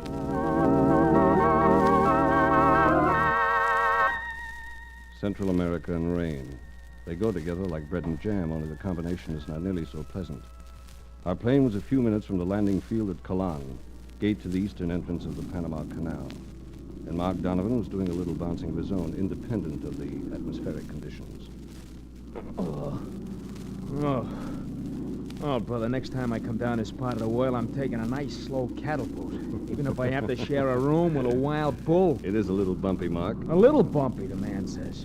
I would like to see Gene Autry stay in his seat if it wasn't for the safety belt. We're losing altitude. You'll be on the ground in a few minutes. Yeah. I hope the weather is nicer down there than it is up here. Look, what do we have to come to this place for, anyhow? To see if we can persuade an embezzler to part with $300,000 in exchange for his freedom. 300 G's? Yes. So why didn't they just get in touch with the cops down here and have them latch onto the guy? The company figures he might give up the money if I can convince him of the error of his ways and promise that no charges will be pressed. Look, who is the guy? What makes him so sure he's down here? His name is David Bellamy, and he's a passenger on the SS Kermit bound for Peru. According to the timetable, the Kermit figures to be in port at Kalang, waiting to go through the locks to the Pacific. You know anything about this Bellamy cat? Yes. Used to be a radio actor and a master at dialects. Then he got in trouble and spent some time in prison. While he was there, he learned accounting. Brother, he must have learned plenty to be able to juggle 300 grand. Hey, look. If he learned accounting while he was locked up, what did they lock him up for in the first place? He served 8 years for manslaughter, Mark. He killed a man with his bare hands.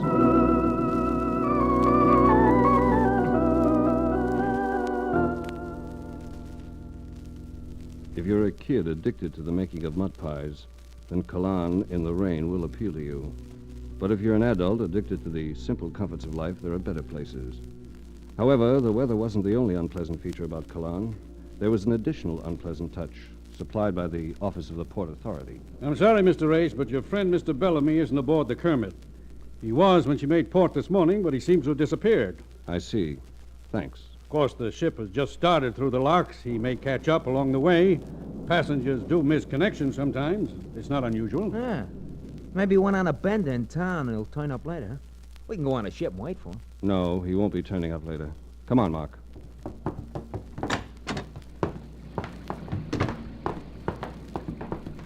Grace, look. How do you know the guy won't be going back to the Kermit? Because the passage he booked to Peru is too obvious. It's a throw-off. He came this far, but now he'll try to make a connection to go someplace else. And this time, he won't leave a trail. Yeah, but you're not sure of that. No, I'm not. But I can make sure. You go aboard the Kermit. See if he shows up in the next couple of hours. If he doesn't, meet me back here at the port office. Okay. But, where are you going? I'm going to see if I can find out how a man would go about disappearing in Panama.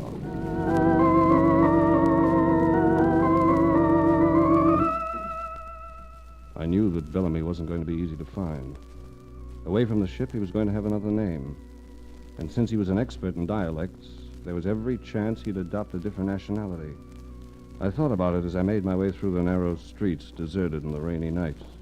I seemed to be the only man without shelter in Colin, but I wasn't. Do you have a match, senor? Huh? Oh, I didn't see you. Yes, I have a match, but I doubt if you can get a light in the rain.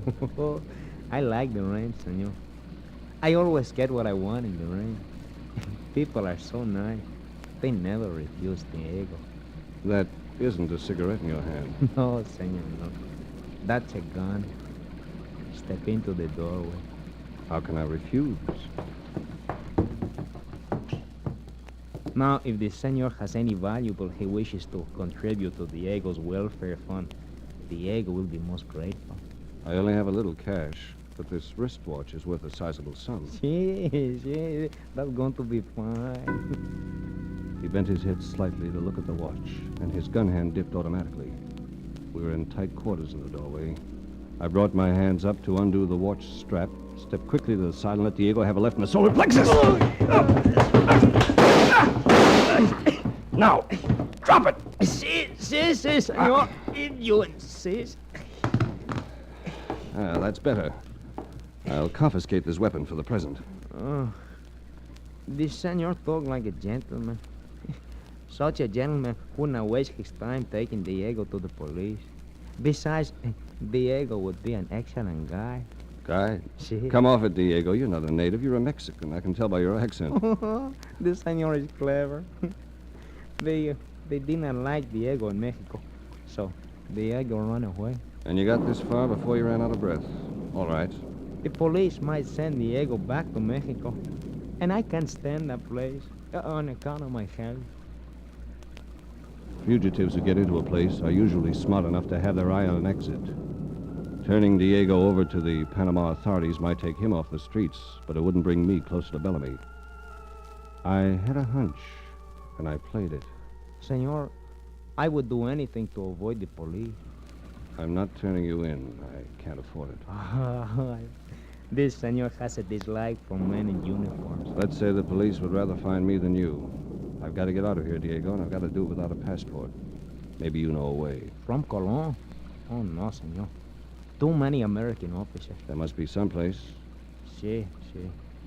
30 miles to the east, senor, is Puerto Bello. It was once the hiding place of pirates.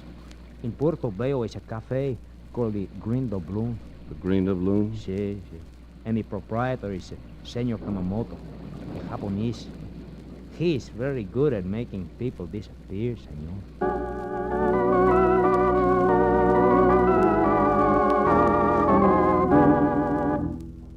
I picked Mark up at our rendezvous, and we headed for Portobello, Caribbean hangout of the old-time pirates. It was a port of intrigue, an international black hole, a Western Hemisphere counterpart of Shanghai or Calcutta or Suez. And at the bottom of the hole, with no other spot claiming competition, was the Green Doubloon. Oh, brother. You ever want anybody's throat slit for $50? This is the place. Some booths back there by the wall. Let's take one of them. Ain't you gonna ask for this Kamamoto guy? You can die quickly asking questions in a place like this. We'll sit down and let somebody else do the asking. Yeah, I guess you're right. If you order anything, Mark, better make it American beer.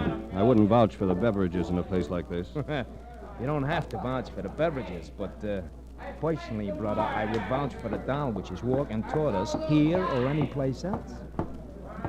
Welcome to the Green Doubloon, gentlemen. She was Eurasian, an Oriental half-caste. And when they're beautiful, they make other women take a tight grasp on the arms of their husbands. This one was beautiful. Beautiful enough to make a movie star self-conscious about her faults. I am Mono Kamamoto. My father is the proprietor. I see my voice surprises you. I expected more of an accent. My mother was an Englishwoman. Your mother and your father are to be congratulated. That is a very nice thing for you to say. But now, I will say something to you that will not sound nice. But if you are intelligent, you will be grateful. All right, baby, what is it? Leave the Green Doubloon. Do not look back, and do not come back. We want to leave more than the Green Doubloon. We want to leave Panama quickly and quietly. Yeah, fast and with no noise, see? Then you have come in search of escape and not in pursuit of another? Yes, and I'm ready and willing to pay for my passage. Who sent you here? A man named Diego. We had to leave Mexico rather abruptly. Right. Guy at the bar looking at us, and he ain't friendly. I've been watching him. He's coming this way. I had better leave No, you. stay. Mona, come back to the bar. She's having a drink with us. I'd better go. He will make trouble. I grabbed her arm and held her in the chair. The man who'd been standing at the bar moved closer. He was a Norwegian seaman. He was wearing a mate's cap. His soiled white shirt was unbuttoned, revealing a powerful hair-matted chest. He came over and placed his hands palm down on the table. Did you hear me, Mona? Please, Gunnar. I have told you before. I caught the movement of his hands as they came away from the table. The back of his hand caught Mona across the face, and I threw the table over and... Get him, Race! Get him! Look out behind you! Gunnar had friends, a couple of other Norwegian sailors, and they moved into the fight. Ah, come on, drop that chair, pal. Come on, Gunnar, try again. I'll kill you. Mona, the light. All right. Come on, Race, the back door. I streaked for the door, but somebody intercepted me. I heard the swish of a chair coming through the air and tried to duck. I didn't make it. As the sound of the Green Doubloon faded out, and so did the rain, everything faded away into black silence.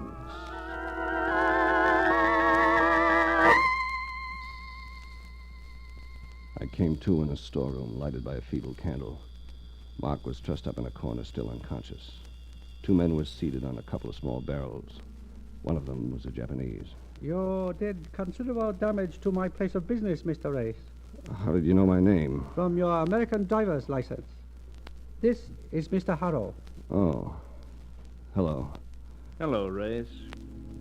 Harrow was wearing a white suit and a Panama hat, and neither of them had been improved by the climate. On the small finger of his left hand, however, was a blue-white diamond which demanded recognition in any climate. I see you're admiring my ring, Reyes. It was a gift from a passenger. The passenger? My daughter tells me you are anxious to leave Panama. Mr. Harrow has accommodations for people who find our company boring.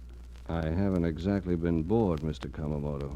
But if Harrow can get us out of here, I'm ready to leave. My yacht, the Chaucer, is in the harbor. We'll sail at 4 a.m. I don't imagine you have a passport. If I had a passport, I'd be sailing from Cologne. Where's your next port of call? It's sort of unscheduled, Mr. Race. You'll be dropped off someplace in South America. Venezuela, perhaps, or the Guianas. Will there be other passengers? One other, in addition to you and your friend. Speaking of me and my friend, would you mind untying us? Oh, I'm afraid that isn't quite possible. You see, I'm a stickler for procedure, Mr. Race. And tying up the passengers is part of the procedure. Yes. You'll be blindfolded and taken aboard the yacht just before we sail. It'll be a rather uncomfortable journey, but then one must suffer some to attain one's goal. You mean we'll be tied up all the way? Until we can put you ashore, Mr. Race. I can see the point here where somebody might give you away. But why aboard the ship? Fugitives from the law are risky cargo, Mr. Race. The South American nations are rather thorough about their coastal patrol vessels. I have as much at stake there as you have. I wouldn't want to be caught. Good. Because if you are tied up, we can make sure you won't be caught. What do you mean, Harrow? You and your friend are hot cargo, Mr. Race. The only way to carry hot cargo is to be sure you can get rid of it in a pinch. If we're spotted, Mr. Race, you'll be weighted down and thrown over the side.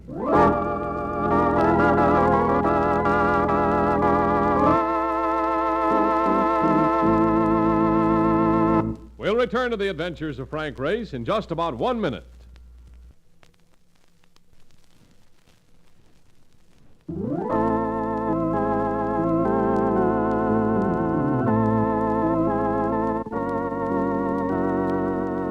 And now, back to the adventures of Frank Race.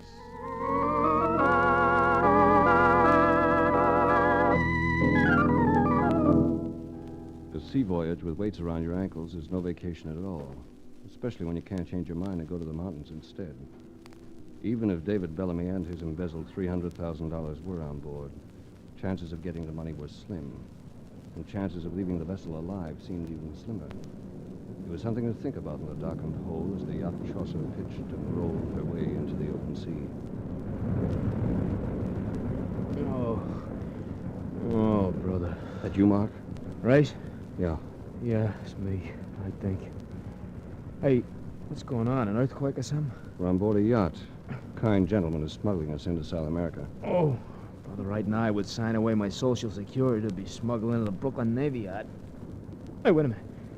Something's wrong with me, Race. I can't move. You're tied up. So come and untie me. I happen to be in the same boat, Marcus, if you'll pardon the pun. Roll around and see if you can work the ropes against something with an edge. All right. No good, Race. Tied to some kind of pipe. I don't... What was that? What's the matter? Something bounced off my head. It was alive. A rat, probably. The hole is full of them. Oh, brother. For this, I give up driving a nice, comfortable cab with not even a mouse in it. Hey, a light up there. Somebody coming down. Keep quiet. Race, Mona, what are you doing aboard? I often sail on the Chaucer. My father owned it before Mr. Harrow. I've come to help you. You can start by cutting these ropes. Do you have a knife? No, but I can go and get one. Too risky. There's a very small penknife on the keychain in my pocket. Oh, yes. Yes, I have it. Be still now. Is there another passenger on the ship? Yes, in the captain's cabin. Traveling first class. Think it's Bellamy, Race? Better be Bellamy. How many in the crew, Mona? 4, including Gunner. Good. I want to see that boy again. Oh, Race, be careful. He wants to kill you. And this time he has a gun. All of the crew are armed. There. Now your hands are free. Now you get to work on Mark. I'll untie the leg ropes. All right. I'm going up on deck, Mark. If I can, I'll make the captain's cabin. All right. What do you want I should do when I get loose? See if you can separate one of the crew from a gun and meet me there.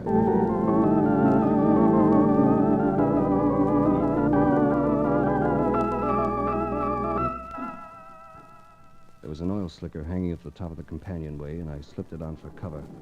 The crew on deck was too busy to be counting noses in the storm. I hugged the rail until I got to the captain's cabin, then I caught the door handle and crashed in! Hello, senor. Diego. Senor is surprised that Diego has enough money for an ocean voyage. You see, after you left me, I ran into another man with no wristwatch and much money. He was loaded. Now Diego is loaded. You're liable to be loaded with lead before this trip is over, Diego. They have no intention of landing us safely. We'll be jettisoned at the first sign of a coast patrol boat. Only you and your friends, senor. Not Diego. How come? For the same reason Diego was not tied up in a hole. I seek only to escape, senor. But you have come to find somebody, no? I have come to find somebody, yes. How did you know? I hear them talking. You are looking for David Bellamy, eh? Then he is on board? Si, he is on board.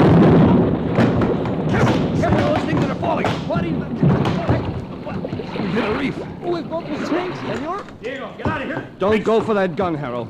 You're gonna need all the help you can get. All right, Race, I'll make a deal with you. Take the pup in the forward bulkhead. Diego, you go aft. I'll send your friend to help you, Race. All right, and you better hit the radio and put out an SOS. That isn't going to be easy. The door to the radio shack is smashed. I'll have to project plenty to be heard over the sound effects. Mr. Hunter, the pumps. Hey, never mind him. We'll be lucky if any of us get out of this alive.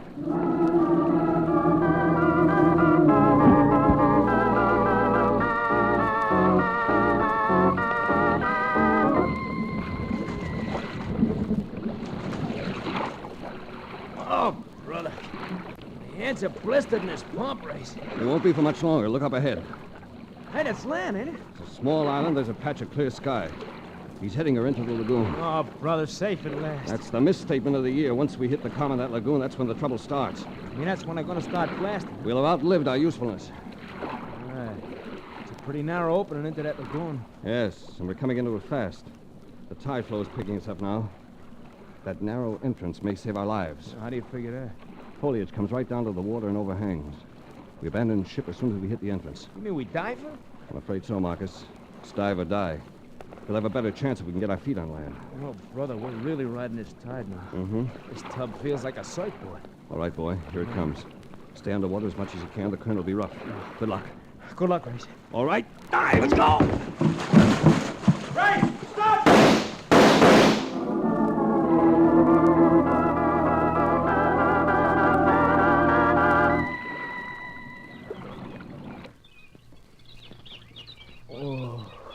Come out of it, Mark. Come out of it. You're all right. Oh, what I did to geography books. Thought I have swallowed the whole ocean, and I'll have to be changed. Speaking of geography, where are we? Not too far from where we started. Small island off the Panama coast. Our pals get the ship in, all right? Yes. She's beached to the lagoon. Move that brush a little and you can see her. Yeah, keeled over. That baby ain't gonna sail anymore. But where is everybody? I'm afraid they're beating the brush looking for us. They spotted us when I dragged you ashore. This island ain't very big, Race. One of them's liable to yell bingo any minute. Duck! What's the matter? It's Kamamoto, in the tree on the other side of the lagoon. I didn't even know he was on board. He is? No. We better stay low until he comes down. See anything, Kamamoto? Nothing. I'm here. How about you, Gunner? All clear on this side, right down to the beach. They must be on the other side of the lagoon. Find your men now. Beat every inch of that ground. All right, Mark. They'll be coming, and there's no way we can avoid them. We better get busy while we can. While they're coming around. What are we gonna do? Ever hear of a Malay man trap? No. What is it, a dame in a sarong? Just as effective. We gotta get back into those saplings and pull down some of the vines. We take 2 of the saplings strong enough to require your weight and mine to bend them. Then we stake them to the ground and make a noose from the vines. You kidding? Well, guns or no guns, I'd rather fight them guys and hang myself. If this works, we'll have at least one gun to fight with. You stay under cover. When we get the trap rigged, I'll stake myself out as bait on the other side. Now, as soon as one of them steps into the noose on the ground, release the vine holding the sapling, we'll have ourselves a gun and 1 man less to contend with. Oh, I get it. Sure. The trees go up and the guy goes up with them, huh? Like a piece of dust in a Hoover vacuum cleaner. Come on, we haven't got much time.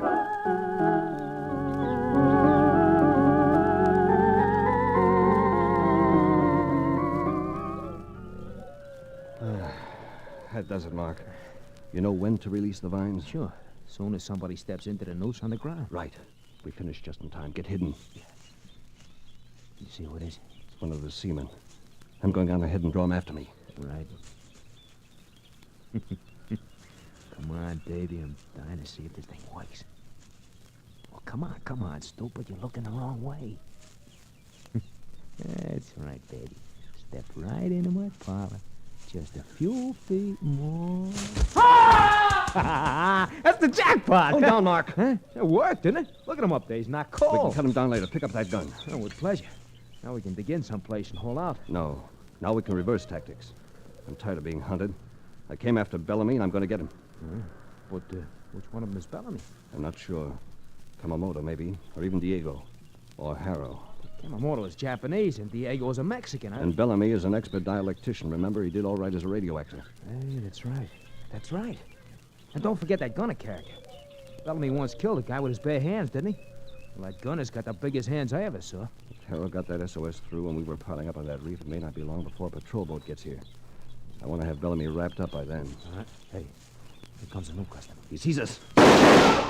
Match up another one, Race. Nice shooting, boy. Nice shooting, Warren. Don't turn around. What do you like that? Caught flat-footed. Throw the gun behind you. Throw it. Better do it, Mark.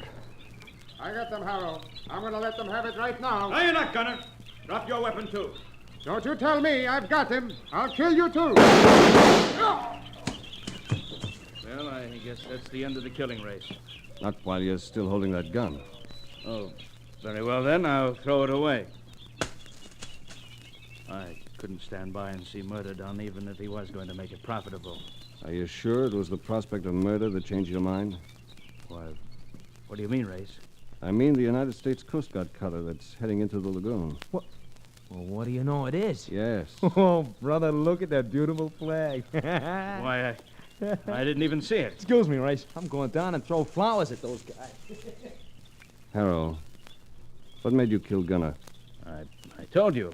I didn't want to see him shoot you down in cold blood. You said he was going to make it profitable. What did you mean by that? As you may have guessed, his real name is Bellamy. He's the man you were after. What's your real name, Harrow? I don't understand. You had Mona steer me to Diego. First, you wanted me to think that he was Bellamy. But you stopped Gunner from shooting me when you saw that cutter coming into the lagoon. Now that he's dead, you want me to think that he's Bellamy. But he is, I tell you. He was. You ever been a radio actor, Harrow? I've never even listened to the thing. No? Then why did you refer to the storm as sound effects? And why did you say you'd have to project to be heard when you send an SOS? Smart, aren't you, Ray?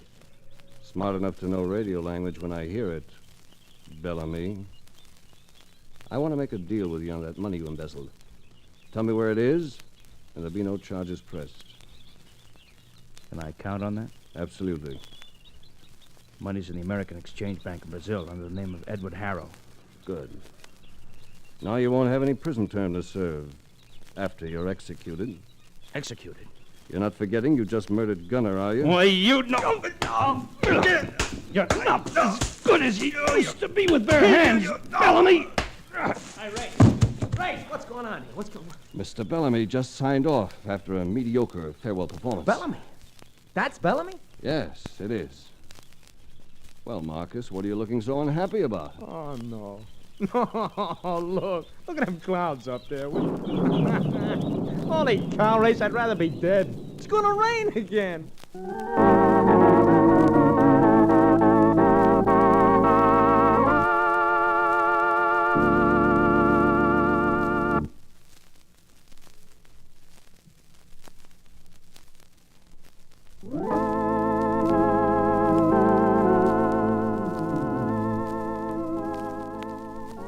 The Adventures of Frank Race, starring Paul Dubov, with Tony Barrett as Mark Donovan, comes to you from Hollywood. Others heard in tonight's cast were Herb Butterfield, Jack Crucian, Michael Ann Barrett, and Gunnar Peterson. This series is written and directed by Buckley Angel and Joel Murcott.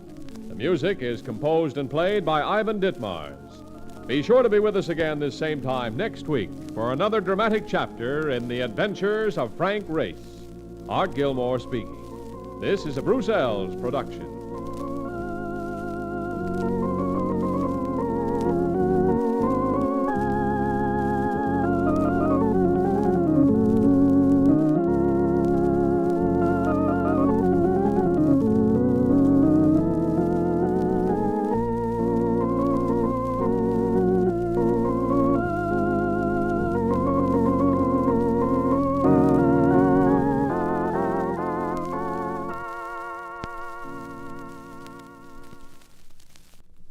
The Adventures of Frank Race, starring Paul Dubov.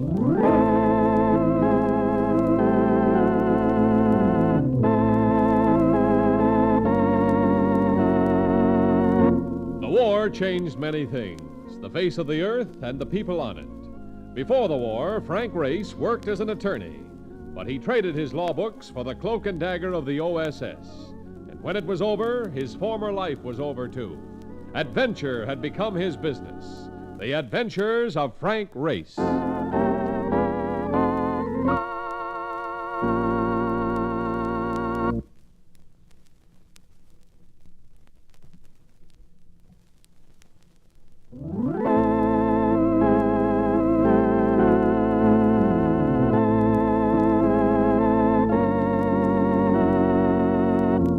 Now we join Frank Race for the adventure of the sobbing bodyguard.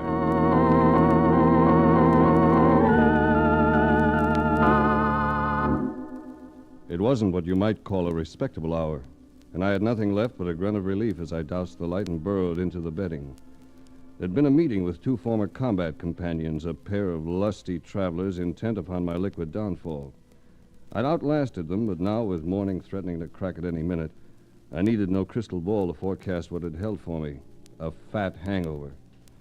But before I could concentrate on oblivion, there came a sound from the living room. I heard the switch click, and then... That you, Mark? Yeah, be there in a second. What goes on? Where are you? In bed? Finally. What have you been doing? Packing someone on your back? Look, whether you know it or not, you ain't kidding. Well, I hope you're kidding. I'm in no condition to nursemaid a drunk. Look, you bottle? Oh, I'm sober enough. You actually have someone in there? Race, remember when you were in Italy last summer by yourself? Yes. Well, I took a fare up to Saratoga for the races. While I was up there, I get into a beef with Eddie Harrington. I'm a little muddy. The name rings no bell. Look, get with it, will you? Nightclub owner, hard guy. We get into an argument at the track, and I bust him in his snoot, and he has his boys work me over. And this is the first time you tell me about it.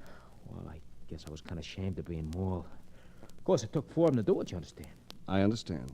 And does all this have something to do with the fare you just unloaded in the living room? It does indeed, brother.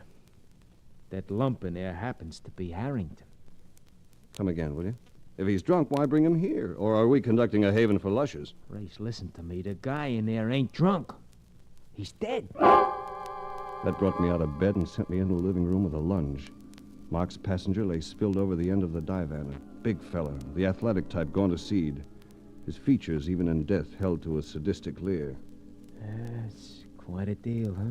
What's the story? And it better be good. There ain't nothing good about it. Look, I am in Follies having me a cup of coffee. When I come out, here is this lad planted in the cab. A guy I had a rhubarb with, the guy that had me beat up. And he's dead, my hack of a bullet through the sconce. So right there I say to myself, Donovan, you are behind the well-known double four-ball. Bullet through the ear. Could have been suicide. Are you kid with no gun around? No, Race, no.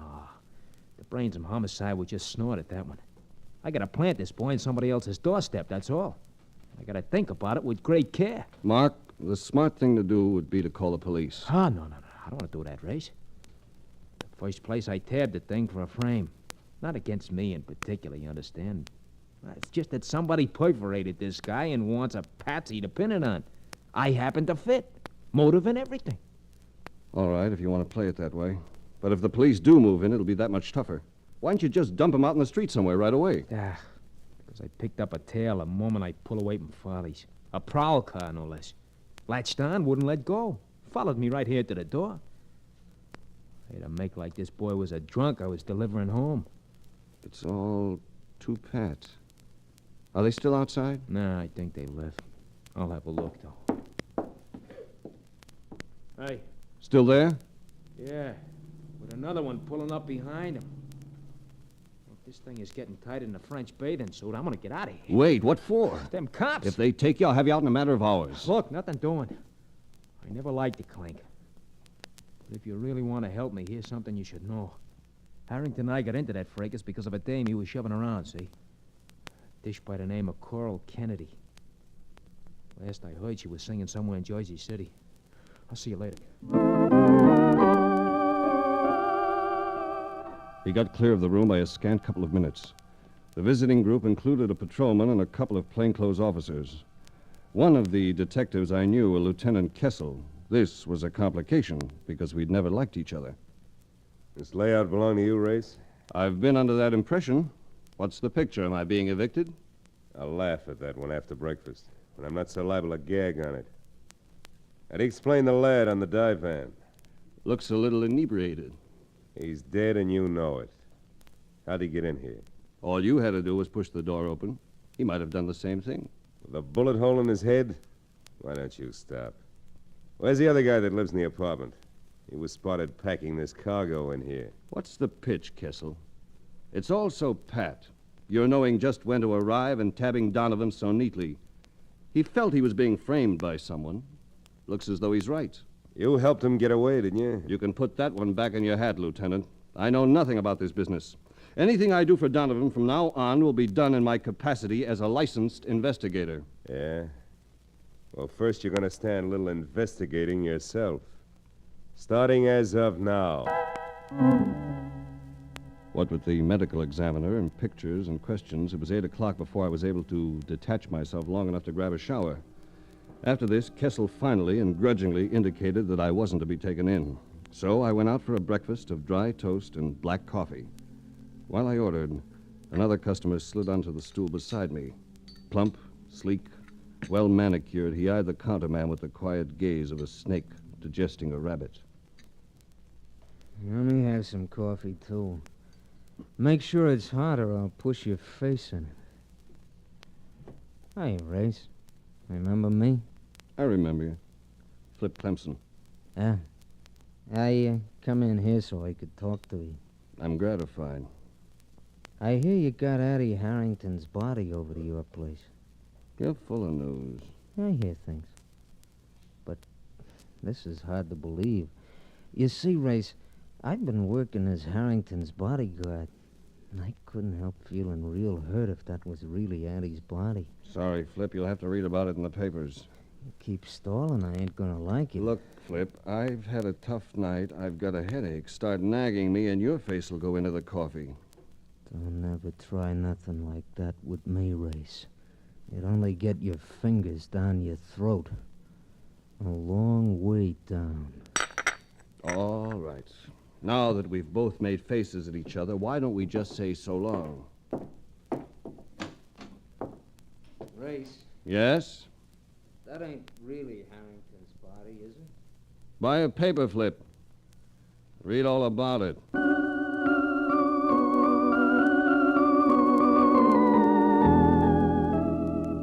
A nightclub at noon. It's like looking at an unmade bed. And the Yellow Slipper in Jersey City was no exception. But there was nothing dowdy about the girl I found there practicing new vocal numbers. No. I don't mind taking time out. But if you're an agent, I already have one. Do I look like an agent? They come in all shapes and sizes. And I don't know anything about your mentality. I'm not an agent. Wouldn't be a better job, would it? No deal if strings dangle from it. Put away the truculence, will you? I came over here simply to ask an impersonal question. Go ahead. Can you think of any reason why Addie Harrington would want to commit suicide? Can I... She took time out for a few seconds, and the wariness tightened across her features. She turned to the man at the piano, a swarthy personality who looked more like a croupier than an accompanist. Hear that, Rocco? Yeah. Yeah, I hear it. What would you say? I would say Addie wouldn't commit suicide for nothing or nobody. Well, Race, there you are. I asked you the question. No offense, Rocco, but would you mind getting lost? Me? I'ma stay. Unless Carl tell me to go. Take 5, Rocco. Go get yourself a beer. For some reason, Rocco didn't like it, but he left. And then I told the girl about Mark Donovan. Oh, yes, the cab driver. Well, I certainly do remember him. You see, Harrington got pretty mean that day. I think your friend saved me a mauling. Harrington was like that. Always wanted to wrestle. And you had enough of that type. I've had a hatful. How about helping Donovan? What can I do? I didn't even know Harrington was dead until you broke the news. Who else could I talk to about Harrington? Rocco Mentora. Rocco knew him pretty well, but Rocco never liked him. And Rocco doesn't like questions. Who else? Well, you could talk to Jean Harrington, Addie's wife. Where would I find her? At his club? Jean? She never went near the place. You wouldn't be caught dead in it. Don't sound so bitter. Doesn't go with those freckles on your nose. Afraid I can't help it. Singing in a $1.95 layout like this when I could be in New York.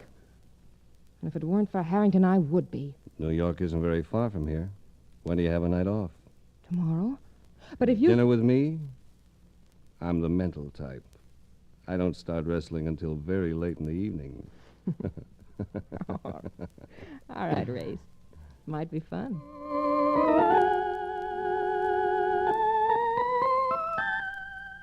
This thing was beginning to worry me. If they brought Mark Donovan to trial, he might not fare so well. They'd bring out his liking for brawls. They'd dwell on a revenge motive. I had a friend with the district attorney's office, so I called him, only to find he'd gone on a vacation. But the call brought results. The office sent a visitor that evening, a deputy DA by the name of Manning. You stirred up quite a fuss at the office this afternoon, Race. What's the gripe against the police department? I thought I was talking to Carlson when I got on the phone. That's why it seemed as though I was popping off. Oh, they said you seem to think the Homicide Bureau is pulling a fast one. Oh, that's the nuts. There's nothing wrong with the department. Nothing vicious, but a thickhead by the name of Kessel happens to be handling the Harrington case. Someone gave him a tip on Mark Donovan. He can't think of anything else. Oh, yeah, I know Kessel. One-track mind. But what do you want us to do? I called Carlson because I thought he might give me a break on information. I got nothing from Kessel but abuse. Well, I'll do what I can to help. Right now, we don't know any more than was in the papers. But I'll keep in touch with you.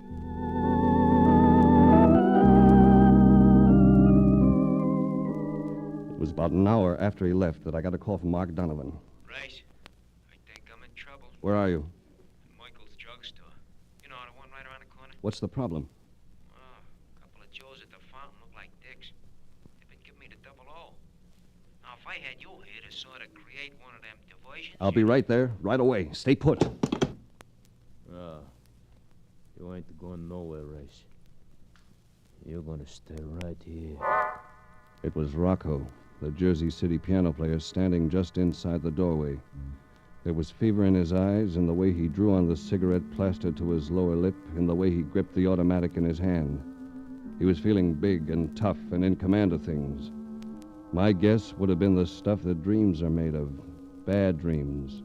Some drug that made him about the deadliest item in the city at the moment. I spoke soothingly to him. Sit down, Rocco. We'll have something to drink. Won't do you no good to try not to race. Because I'm pulling a stopper. Right now.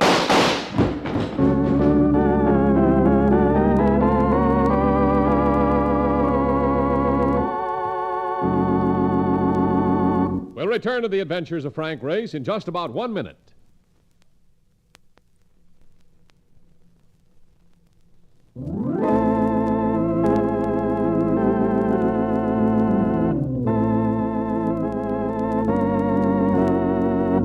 And now back to the adventures of Frank Race.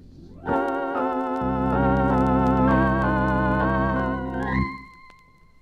was on the floor, with the room full of gun smoke, with Rocco still at the door, looking as though he'd just been elevated to a priesthood. But his bullets hadn't spilled me. I had dropped a split second before he fired, and now I feigned limpness, reasoning he'd come over for a closer look. He did. And when he got near enough, I grabbed! And now Rocco was down and out. It was probably going to be several minutes before he'd be capable of answering questions, and unfortunately, I couldn't hang around, not with Mark waiting for me. But at the drugstore, there was no sign of Mark. I slammed back to the apartment and found Rocco gone, too, which left me floundering. So I called headquarters, and I learned that Mark Donovan had just been brought in and was being booked on suspicion of murder. Now I had two things to do. One was to see about freeing Mark. The other was to pay a visit to a woman I'd never met. Cool and sparkling, she reminded me of fine glass. It was hard to picture her as being married to a man like Addie Harrington. Then it occurred to me that I hadn't seen Addie Harrington at his best. You're not a policeman, Mr. Race. How do you know? You're too intelligent looking. I can see I'm going to have to tread carefully with you. Not unless you want to. I have a taste for big men who also happen to be good looking. And you, a brand new widow. Addie and I were divorced. 6 months ago. It was a parting without tears. And you don't know a thing about what just happened to him? Not a thing, Race. Yet right away you go into an act for me. A man you've never seen before. Why? I don't know what you mean. Look, Duchess, you're much too smooth to start gushing within the first 15 minutes. Unless you have a motive. Oh, come now, Race. You underestimate yourself. You wouldn't want to tell me if Harrington carried heavy insurance, would you? I would if I could, mister. But Addie Harrington always kept his affairs very much to himself, which was one of the reasons we were never compatible. Do you happen to know anything about his death? Only what I read in the newspapers. I've been out of town, Race. I got back only a few hours ago. Uh-huh. Well, is there anything you can tell me about a lad called Rocco Mentora? I don't believe I've ever heard of him. With a slight touch of hesitation, indicating that your answer would hardly stand up against the lie machine. Race, for a man who isn't with the police, you're boringly inquisitive. I'm sorry, Duchess, I have to be. In this case, it'll keep a friend of mine from being convicted of murder.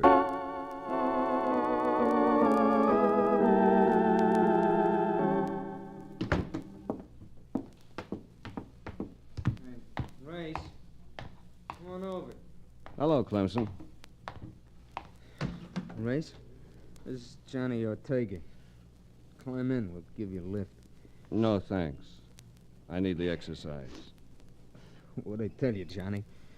Cagey guy. Never wants to say nothing. Yeah, Race, go on, look at me. So I've been balling. Guy's got to right the ball when a pal gets knocked off, ain't he? Well, ain't he? I guess he has, Flip. Eddie Harrington was a good guy. An unhappy guy, too. The club going broke on him. There was no reason for to knock Addie off. Besides, it ain't good for a bodyguard's career to lose an employee. Who's this pal of yours that gunned him down, Race? Hang up, Flip. You've got the wrong number. You heard me. Who was he? Sorry, Flip. All right, you asked for it. Take him, Johnny. Yeah. Ortega had been standing alongside the car, and suddenly I found myself in the iron clutch of a hammer. Now, maybe he'll talk before Ortega breaks your arm. Put a little pressure on him, Johnny. Yeah. Okay, give. You talker, Johnny. You'll twist that arm clear over your head. Give him another boost, Johnny. Yeah. When you're standing erect, there's an antidote for a hammerlock. But you have to get your feet clear of your man. Ortega, busy with his sadism, finally left himself open, so against his shin, I jammed a heavy heel. He let go of the hammerlock and sat down on the sidewalk to rock back and forth in agony. Flip Clemson stared in disbelief for a second, then stabbed at the car's glove compartment. But he dropped the gun, getting it out, and as he bent over, I jammed his head against the floorboard and got it myself. You just relax, Flip. Then we'll all be happier. Personally, I have no hard feelings at all, because you've just given me the probable reason for Addie Harrington's death.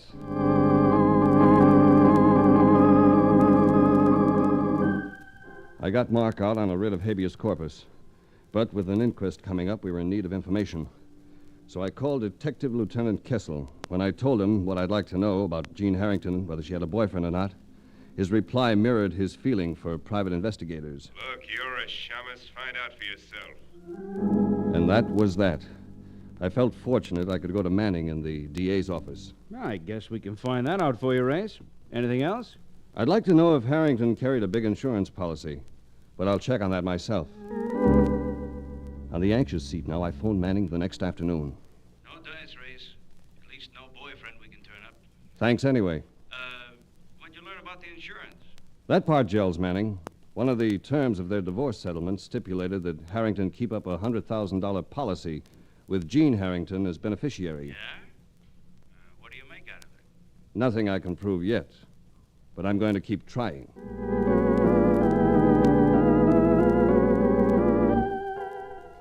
It was the next night at dinner that Coral Kennedy told me she'd given up her Jersey City job and come to New York for good. You see, with Harrington dead, I'm finally free. Free? Well, Addie had me under contract, and when I walked out on him, he wouldn't release me. That's why I was working under the phony name. All of which might be an excellent motive for your having murdered Harrington. Gosh, it could seem that way, couldn't it? Except that he wasn't murdered. What? Well, at least that's my belief. I just wish I could prove it. There was plenty of reason for his suicide. Harrington was broke, been drinking heavily, and his club was deep in the red. When did you find out all this? Today, I've been in half the bars and nightclubs in town. Who would want to make it look like murder when it's a suicide? Mrs. Harrington, they were divorced, and one of the terms of the settlement was that Harrington maintain a $100,000 insurance with her as beneficiary. Oh. But suicide on the part of the insured always voids a policy. Well, I've got some news, too, Race. I went by Harrington's nightclub today. It was closed, but I ran into Addie's man there, his Filipino houseboy. He told me that Addie'd been feeling morbid and depressed. He said Addie took an overdose of sleeping pills just a week ago, but got sick and snapped out of it. My angel, where can I find that boy? I've got his address right here. Oh, gosh, Race, I left it in my other purse. It's at the apartment. I know of no better reason for you to take me home with you. Come on, baby.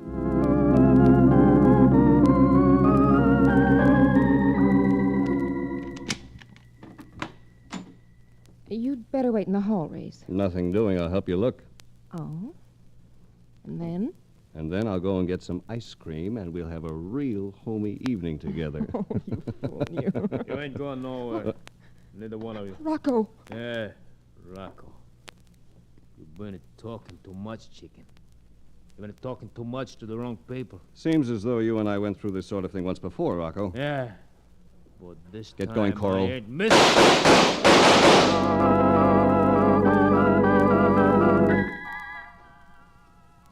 I came out of it looking up at a clinically white ceiling. That and my sense of smell told me I was hospitalized. Swiveling the neck a little, I gazed into the opaque countenance of Detective Lieutenant Kessel. Well, Race, how do you feel? Like a ham on a hook. What goes with the arm? It's strung up like that because you took a slug through the shoulder. Nothing serious. You'll be out in a couple of days. How'd they do all of this to me so quickly? Get wise, Race. You've been here some time. This is now tomorrow afternoon. Well, it's nothing like a good sleep. How about the girl? You're, speaking of this one, I suppose? He pushed a newspaper at me with a photograph on the front page, Coral Kennedy's photograph. But beyond recognizing that, my eyes wouldn't function, so I asked Kessel to read the account. I don't have to read it. I know it by heart. She was found this morning by some guys going to work in a galvanizing plant.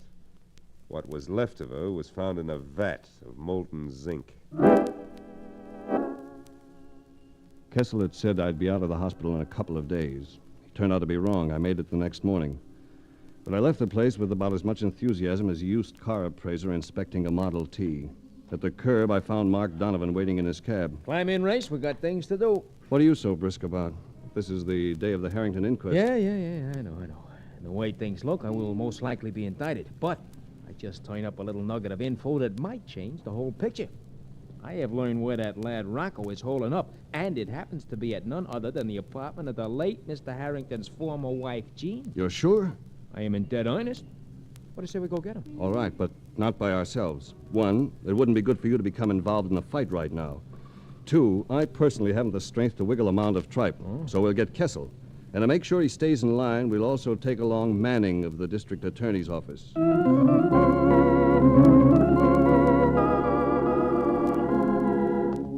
I hope this doesn't turn out to be a false alarm. I've got other things to do. Don't worry, it ain't no false alarm. We take your car, Manning. It's a sedan. Sure, it's right here. And what am I going to do with this Rocco? Even if I take him in, Race, it's only your word against his that he shot you. Hey, what's the matter, Manning? Can't you get your own car door open? There it is. Okay, get in. We can at least go out and talk to this fellow.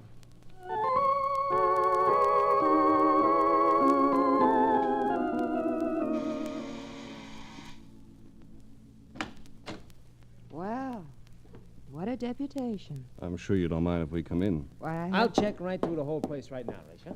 Look, what goes on? Do you happen to know a man called Rocco Mentora, Mrs. Harrington? Rocco?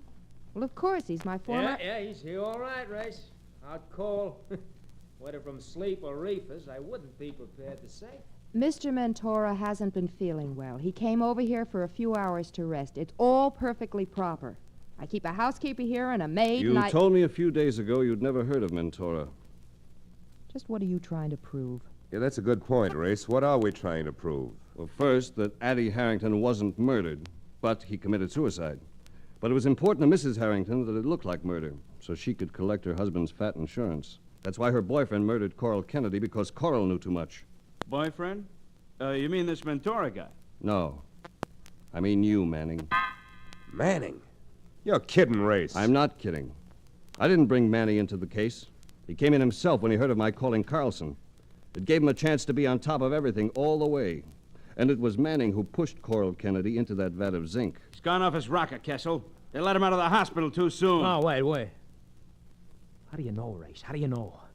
How do you know Manning pushed her into the vat? He couldn't get his car open because of the condition of his keys.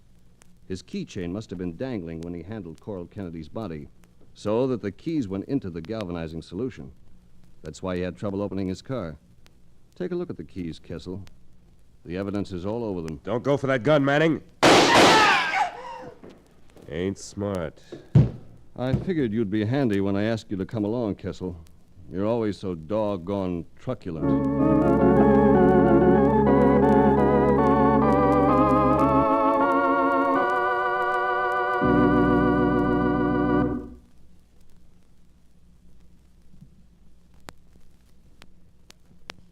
The Adventures of Frank Race, starring Paul Dubov, with Tony Barrett as Mark Donovan, comes to you from Hollywood.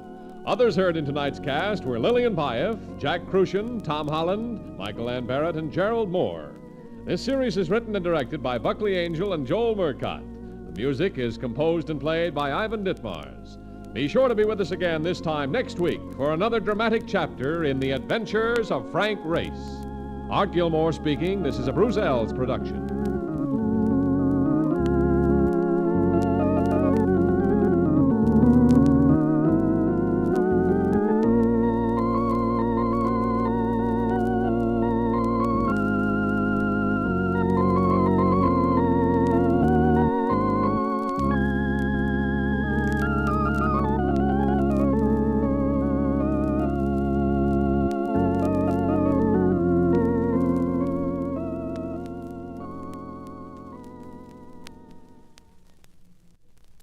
The Adventures of Frank Race, starring Paul Dubov.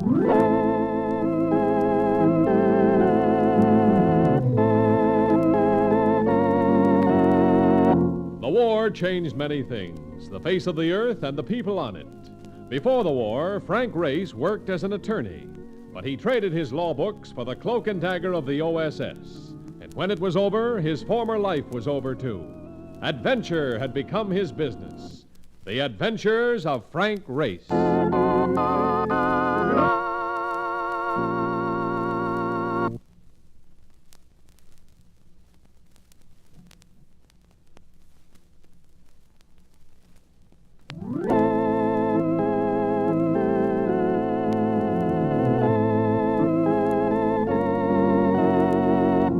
now we join Frank Race for the adventure of the diver's loot.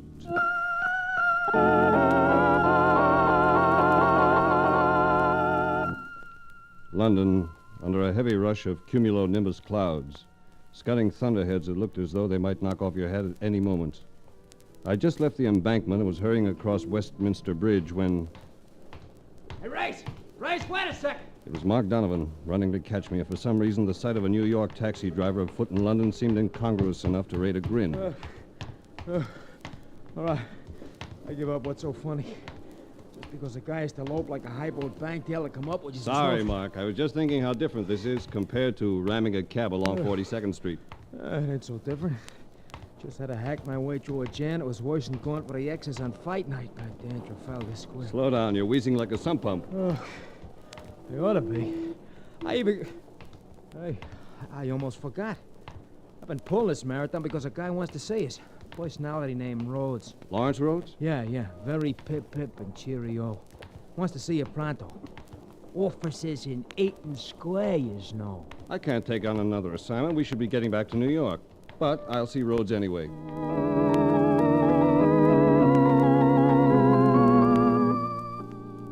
Everything about Lawrence Rhodes was thin. His weight, his hair, the wispy line of his very blonde mustache. He looked as though he might be the operator of an exclusive ladies' shop. Actually, he served as British representative for Acme Indemnity, and during the war had cracked a Normandy beachhead as leader of a tough commando unit. Decent of you to come, Race. We feel it's imperative that we have an American in on this, since it's an American venture to begin with. Well, and when it's a case of children losing their lives... Oh, forgive me. What were you saying? I was going to say that... What's this about kids losing their lives? A little French lad, killed aboard the salvage vessel. Rhodes, I'm afraid you're going to have to start this from the beginning. Of course. Old habit of mine, assuming people have previous knowledge of what I'm talking about. Forgive me. All this stems from a salvage operation just across the channel. But before we discuss it further, I want you to meet someone. He left me for a few minutes and came back with a husky-looking man of about 50. A man he introduced as Charles Menifee. Mr. Menifee can tell you much more about this matter than I can, Race. He's in charge of the operation. It's a cleanup job. My company secured the contract for dragging the harbor off Cherbourg. We've been picking up the residue of stuff that was sunk there during the war, particularly after D-Day. I happened to be on the vessel in question when this affair took place. Besides the mishap to the boy, we lost a diver by the name of Joe Donner. Just disappeared, leaving nothing but broken signal and airlines. How old was the boy, and how did he happen to be aboard? Well, he was 12, a waterfront kid that had been made a sort of a mascot by the men. Apparently, they smuggled him on the vessel for this voyage. It was all pretty much of a mix-up, and no one seemed to know anything about it. That brings up an important point, Race. Acme is indemnifying Menifee's company against all liability, and if this youngster died on that vessel, then we'll assume our full obligation. But we should know if he really did die on the boat.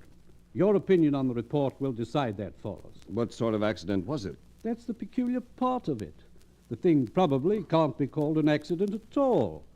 You see, the boy was shot to death. Menifee and I left Rhodes' office together and stood talking on the street while waiting for cabs. I was to fly across the channel that evening. He would meet me in Cherbourg on the following day. And as we planned this, a car sidled up to the curb. A gleaming new sedan with the rakishness of a destroyer stopped directly alongside us, and a quiet voice spoke from the rear seat. Don't you guys try rushing off anywhere. You'll develop more holes in a bum alibi. From the look of him, he might have been an usher at your sister's wedding. He even had the carnation on his lapel. With the manner of a maestro handling a rare fiddle, he lifted the submachine gun he'd been holding in his lap. Get your hooks behind your heads and get in here with me. Should be an enjoyable ride. It's a beautiful car. A most beautiful car. Ain't bad for a foreign job. Okay, Connie, but take it easy. We don't want to have to brush off any nosy cops. Now you're being discreet. In this country, they object to people who carry artillery. We carry what we like anywhere we go. Nothing like self-confidence. We haven't met before, have we? I never forget a face. We ain't met. I'm Frank Race. My friend's name is... I know your friend's name. It's Menifee. Hadn't realized I was so renowned. How about your identity? Me? I'm Freddie Troy, an independent voter. I run a little business of my own. How is business? Don't pay like it used to, especially over here. Guy's got to take what he can get.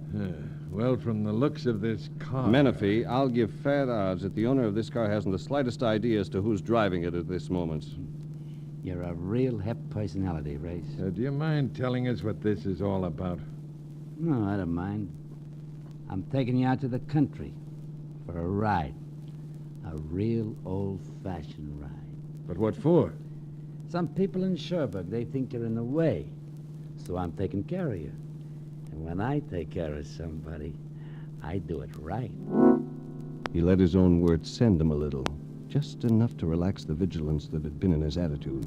For an instant, the nose of the submachine gun wandered upward away from Menifee and myself, so I lunged! I didn't have to yell at Menifee. He was already on top of the driver as the four of us strained. Now look what you've done. I'll murder you. All right, Troy, now here's a little payment in kind. Race! The machine gun! I'll get him! Knocked him cold. Are you all right, Race? I think so. You deflected that gun upward just in time. He'd have killed a dozen people. Where's Troy? Troy? Well, he must have got lost in the crowd. Well, conditions are getting better in London. Last time I was here, I had to dodge bombs. This time, it was just machine gun bullets.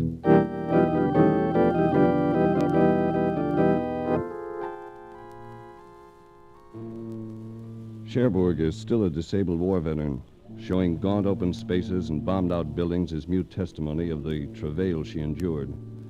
I met Menifee again at the Creole, one of the larger hotels. With him was a man and woman he introduced as Jim and Sandra Whalen. Jim Whalen worked as Menifee's head driver. He must have seen too many George Raft pictures, judging from the way he persisted in twirling a keychain all the time we talked. The woman, slim, young, red-headed, rated seconds on any man's glance. Turned up anything yet, Race? Nothing, but I have Mark Donovan out looking for leads. You haven't met him. He's tops when it comes to prying out clues. I want you to know I'm suspending all operations for the time being. The local police seem pretty well stopped by it. The four of us sat in the lobby and watched it begin to rain outside. A condition that turned the city gray and dismal-looking. Succumbing to the effect of the weather, Menifee and Jim Whalen presently left to take on a few drinks. Sandra Whalen immediately crinkled her nose at me. It's about time we had a chance to talk to each other. I get pretty tired of hearing nothing but diving and salvage. Oh? What would you prefer to discuss? You and me. Somehow I get the feeling that that could become rather complicated. Oh, I'm counting on it. Do you mind? What's the matter, bored? I was, until you came along. But I'm not bored now. I'm not bored at all. Sorry, Ducky. There are certain conditions under which I never move in, and this seems to involve all of them. Oh? Well, you better tell me about it. You see, I've always been led to believe I was rather attractive. You're most attractive. But there happens to be a guy in the background. A guy by the name of Jim Whalen. Who also happens to be my brother. Your brother? If you doubt it, go and ask him. I'd look pretty silly doing that. No, I'm more than willing to take your word for it. And now, would you begin all over again? Begin what? Those ideas you were advancing, those very provocative ideas concerning us. I've given you too much of a lead as it is. Let's not waste time with regrets. Isn't there another spot, perhaps a little music? I know just the spot. Come on, we can slip away before they get back. Cherbourg no longer seemed gray and dreary. For me, it had suddenly assumed the atmosphere of a Mardi Gras, a mummers parade. But at the door to the hotel, there came an interruption. Going somewhere, Race? That's rather obvious, isn't it? Sandra, this is Mark Donovan. Hello, Mark. I don't blame you for going somewhere, but I'm afraid I gotta part you two nice people. Get lost, Mark. I'm sure that whatever you have in mind can wait. Look, Race, you will probably want to flog me from here to Paris, but it won't wait. It's a red-hot break. It's got to be handled now. Go with him, Race. We can make it later. Shall we say tomorrow evening? You're a very understanding person. I'm a very persistent person. See you later, Race. Marcus, this lead of yours had better be good. It's good, chum. Let's go. Where? Spot called the Bar de Bouc. It ain't the Crillon, of course. Crillon. Yeah, like I said, it ain't the Crillon, but it has its points. It definitely has its points.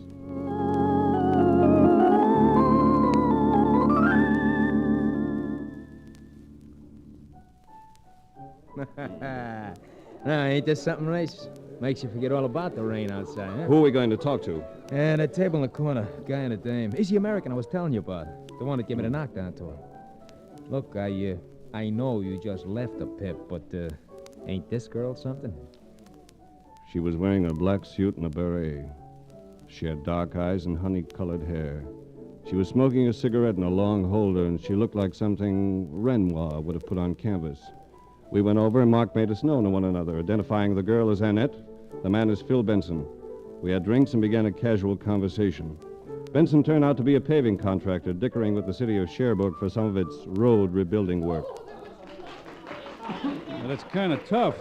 They don't want to give it to anyone but a Frenchman. I don't blame them in a way, but I could certainly save them a lot of money on know-how. Annette, Mark Donovan tells me you know something about what occurred on that salvage boat last week. Yes, Race. I know something. Wouldn't want to tell me about it, would you? No, Race. I will only speak of what I know to the man who's in charge of the boat. Is it a question of money? Frankly, yes. I could get it for you. No. No, I will only speak to that man himself. The man called Menifee. All right. We'll make it tonight. Sweet J at the Creole at 8 o'clock. Is that all right? Yes, Race. That is all right.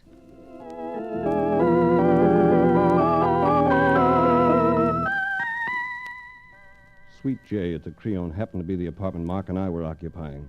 And I had Menifee there at 7:30. He came in with a serious face and a morose attitude. Took a couple of drinks to bring him to the point of unburdening his mind. It's Sandra, Race. I don't suppose you have any idea that she and I are engaged. Engaged? No, I didn't have any such idea. Sandra didn't say anything about it this afternoon. Sandра's like that. Restless and always on the lookout for excitement, but I have hopes that she'll settle down. Of course, I'm sure she will. That must be our caller. Hello, Race. Come in, Annette. This is Mr. Menifee. Hello, Annette. Race says you've some information for me. Yes, Monsieur Menifee. I have 3 things to tell you. First, that I consider you a murderer. Second, that I am the mother of the dead child. And third, that I now intend to kill you with this pistol. Annette!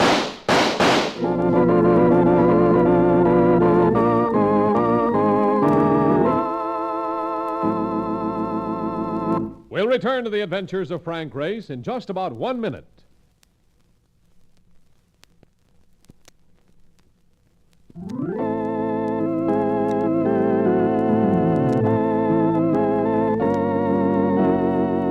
And now, back to the adventures of Frank Race.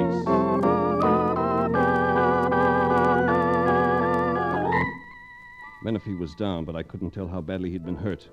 I was too involved with a twisting, writhing woman whose intent was to send more bullets into his body. Let me go!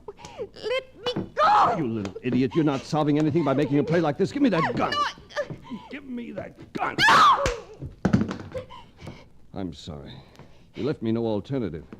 Now, if you're smart, you'll get out of here. Your police don't like people who use guns. You're not going to hold me? No, get going. Very well, Race. Merci. Race. Better stay put, Menifee, till I get some help here. Doesn't seem too bad. You saved my life by grabbing her the way you did. She had me fooled right down to the ground. Where were you hit? It seems to be near the shoulder. Here. I'll pack it, then I'll get you a doctor. No, doctor. I'll take care of this myself. You've got to have a doctor, Menifee. It would be terrible. No, I'll take care of it myself. Bring in a doctor and you bring in the police. I've had enough publicity on this thing. We're likely to need the police. That girl might try this again. You can take care of that for me. Now, I'll find her, persuade her that I'm not at fault. I'm doing all I can to clean up the situation. But no doctors, no police. There was no doubt but that Annette would be in hiding. So next morning, Mark and I looked up Phil Benson, the roving paving contractor. Yeah, I know where she is. But why should I tell you guys? So you can make trouble for her? Look, don't be a dub, will you? We ain't gonna give her no grief. Race wants to help her. That's right, Benson. I give you my word. All right. But I wouldn't want to give her a bum steer. She's a widow, going through a bad time, and I'm nuts about it. He took us to a small flat over a wine shop on a back street. Here, Annette received us casually, as though nothing unusual had happened. But the moment I mentioned Menifee, her eyes filled with storm. You may as well know. If I get another chance at him, I shall try the same thing again. But why? You're not sure that he caused the death of your son? My son died on that man's boat. For me, that is enough. Take it easy, will you, baby? Race is only trying to find out what really happened. He's only trying to help you. I can promise that Menifee won't go to the police if you'll agree to let him alone. Hear that, baby? Why don't you relax and learn to live again? Give a guy like me a chance to make things different Oh, for you. let me alone. I don't want to talk about it. You've got to talk about it, baby, for my sake. You know how I feel about you. Just give me time to make one of these paving deals and, well, things will be different, that's all. Oh, please let me alone. She stalked out of the room, and I realized the futility of trying to deal with a woman stricken as she had been. Benson looked stopped. If I could only get a break so I could take her away from here. Are you having any luck? Not with the city of Cherbourg. They just don't listen to me. And I could do their cement paving cheaper than anyone on the continent. But it looks as though I've got about as much chance as a plugged bullseye. Yeah, stick with it, chum. Things will work out. They have a way of doing that. We'll see you later, Benson.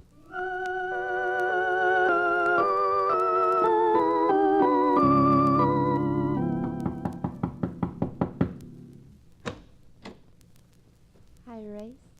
Remember me? Hello, Sandra. Well, aren't you going to invite me in? Of course. Or are you reluctant to receive a lady at this late an hour? Can I fix you a drink? I've already had a drink. I've already had several drinks. Well, you're a big girl now. They shouldn't hurt you. I thought we had a date tonight. Date? You know we did. Well, something came up, something I couldn't avoid. Menifee talked to you, didn't he? Told you I was engaged to him. Well, aren't you? He told me he talked to you.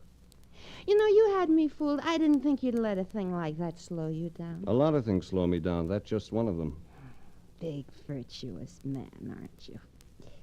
Well, I hate virtuous men. That should simplify everything, then. Should, but it doesn't. Because after I decided I hated you, I couldn't stop thinking about you. So I got drunk. You make a very lovely drunk. Do I, Race? Then I dare you to do something. I dare you to put your arms around me and say that. You think I'm not tempted? Go on, Race. Put your arms around me and say I make a very lovely drunk. I'll make you another drink instead. Sit down, Ducky. You're a little unstrung. As a matter of fact, I'm getting a little unstrung myself. You're a fool, Race. I know it. At this moment, I'm probably the biggest fool in Cherbourg. In fact, I'm surprising the very devil out of myself. I'm keeping this light, Ducky, just enough glory juice to give a taste. You think Menifee's worth being loyal to? Well, he isn't. He isn't worth it at all. Here, refresh yourself, then you'd better go home. Do you know why Menifee suspended salvage operations? Do you know why he's not letting anybody get aboard that boat? I haven't the slightest idea, Ducky. Because they have gold aboard. A fortune in gold. Gold? That sounds a little fantastic, Sandra. It's not so fantastic. They found the plane on the harbor bottom while they were grappling. A Royal Air Force plane that had been shot down during the war. It had been carrying gold to occupy France, to pay agents who wouldn't work for paper money. Yes. Yes, they did that during the war. Well, that's why the child's dead. He happened to be aboard that day and someone shot him to keep him quiet. And that's why that diver turned up missing. Judd Honor. Doesn't add up, Sandra. If it did, why didn't Menifee just take the gold and clear out? Because he can't find it. That's the joker. It's somewhere on the boat, but he can't find it. Either the boy or that diver hid it before they were murdered. So he's looked everywhere for that money. But he's been looking for the chest it was found in. The fool. Well, if I could get aboard... Just how drunk are you, Sandra? Oh, I'm pretty drunk, Race. But I'm not too drunk. I'm not too drunk. If you could get aboard, do you think you know where it is? Maybe I do. Maybe I don't. Let's go out to that vessel, Sandra. Let's go out. Just for the ducks of it.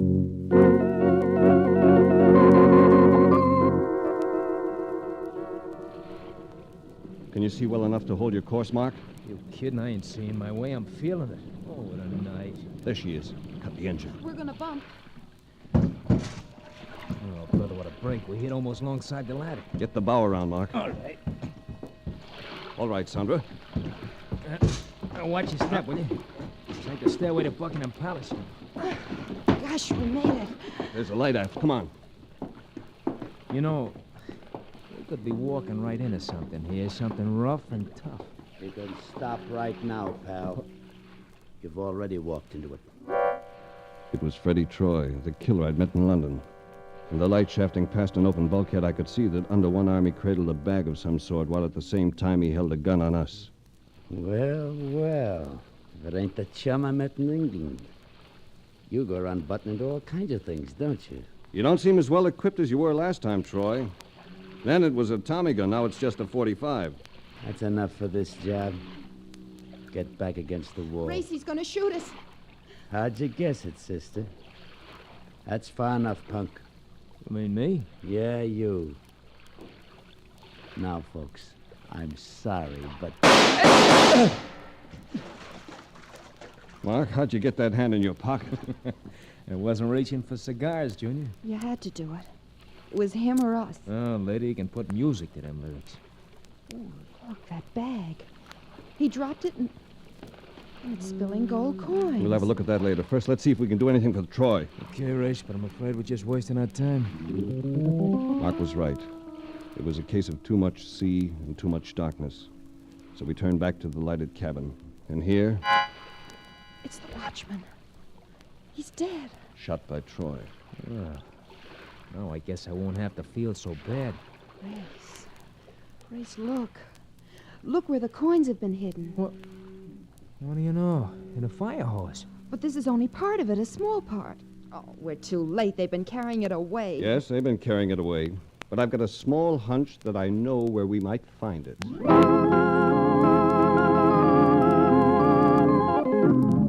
They were both at the flat, and I got the feeling that he'd been talking to her again about going away.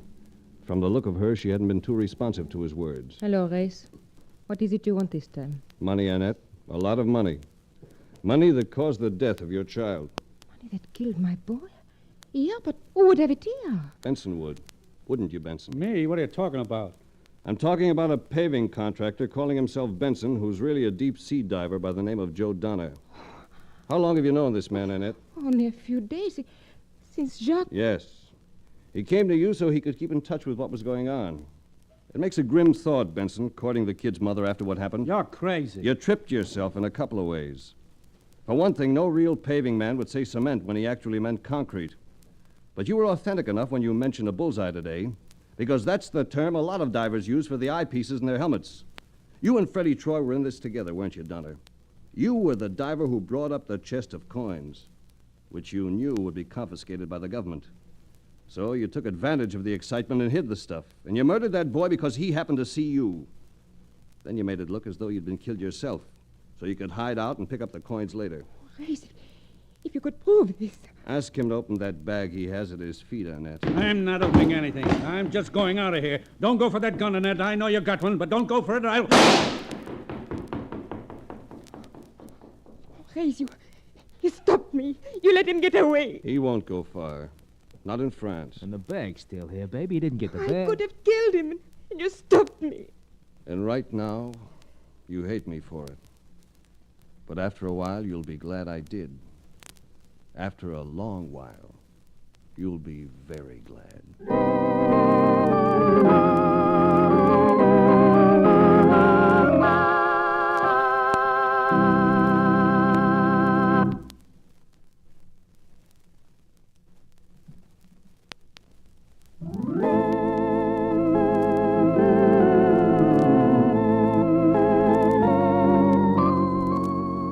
The Adventures of Frank Race, starring Paul Dubove with Tony Barrett as Mark Donovan, comes to you from Hollywood.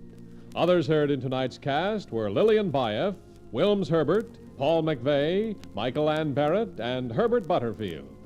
This series is written and directed by Buckley Angel and Joel Murcott. The music is composed and played by Ivan Ditmars. Be sure to be with us again this time next week for another dramatic chapter in the Adventures of Frank Race. Art Gilmore speaking. This is a Bruce Elves production.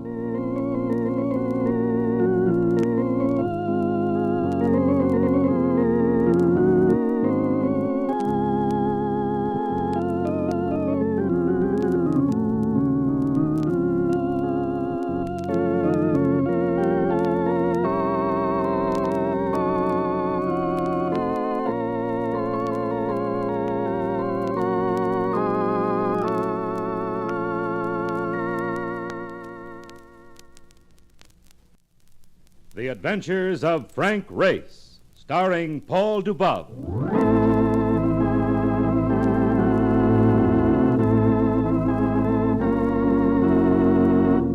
The war changed many things, the face of the earth and the people on it. Before the war, Frank Race worked as an attorney, but he traded his law books for the cloak and dagger of the OSS. And when it was over, his former life was over too. Adventure had become his business. The Adventures of Frank Race.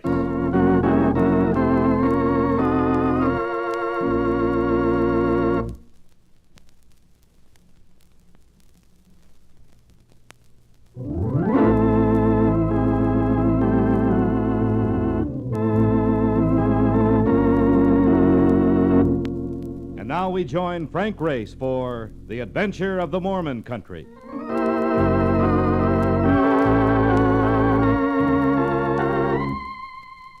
A dinner jacket is hardly the thing to wear to Joe Bell's saloon on the Lower East Side. But I was wearing mine, clinging to the hope that the call from Bruce Benton of Trans-Pacific Life Insurance was nothing more than the gag of a warped mind. If it was, I had a date with a lady that I'd be able to keep later. But it wasn't a gag. Benton was there in an isolated booth as Mark Donovan and I walked in. Yeah, thought I was kidding you, didn't you? Well, that's Benton over there, ain't it? It's Benton, all right. And that, I fear, means that my lady of the evening dines alone. Hello, Race. Hello, Bruce. I told you I'd dig him up, Mr. Benton. Thanks, Donovan. It's all right. Sit down, boys. What's up, Bruce? This saloon is hardly the type of place for an insurance company vice president to be keeping late office hours. Something came up. Something I'd rather handle in an unorthodox manner. I called you to the office or picked one of the usual meeting places. Well, that wouldn't be quiet, would it? A foundry would be more quiet than this joint. Quiet was the poor choice of words. Let's say secret. What's the job? First, I want you to be a go-between in the payment of $50,000. It's ransom money, Race. Somebody in your family been kidnapped? No.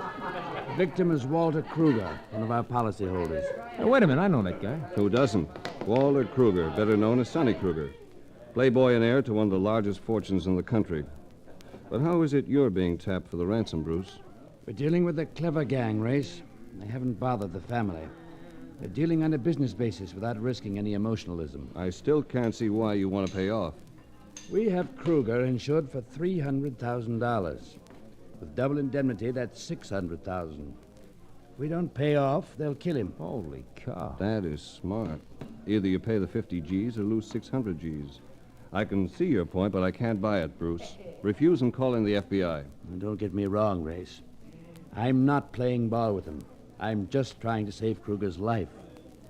Once he's set free, we'll spend $1 million if we have to bring the criminals in. That's better. Where do I start? There's $50,000 in $20 bills in this lunch pail. I've named you as go-between. They'll contact you and arrange for the pickup. I don't know when or how. And after I deliver? We have the serial numbers, naturally. All banks will be informed and alerted. When we pin them down to a central point of operation, then you can go after them, Race. And no holds barred. All right? I'll take it. Good. Now, I guess you might as well drift out of here. Now, there's a side door. I'll have another drink and leave later. Right. Come on, Mark. Let's go. Brother, carrying that kind of dough in this joint ain't a happy idea, Chuck. Especially the way you addressed it. We'll be out soon.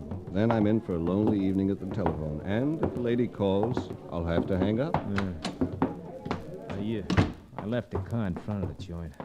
So we can go through this alley here. Sure, come through. But don't be in a hurry. He stood in the shadow of a doorway where the street light at the end of the alley couldn't pick out his face. But the gun in his hand was very visible. 2 other men were crouched behind the rubbish cans at the far side of the alley. You got a package to deliver. Start unloading. Just drop it on the ground. It's rather valuable. Yeah, I know it's valuable. Don't monkey around. Now, may I have a receipt?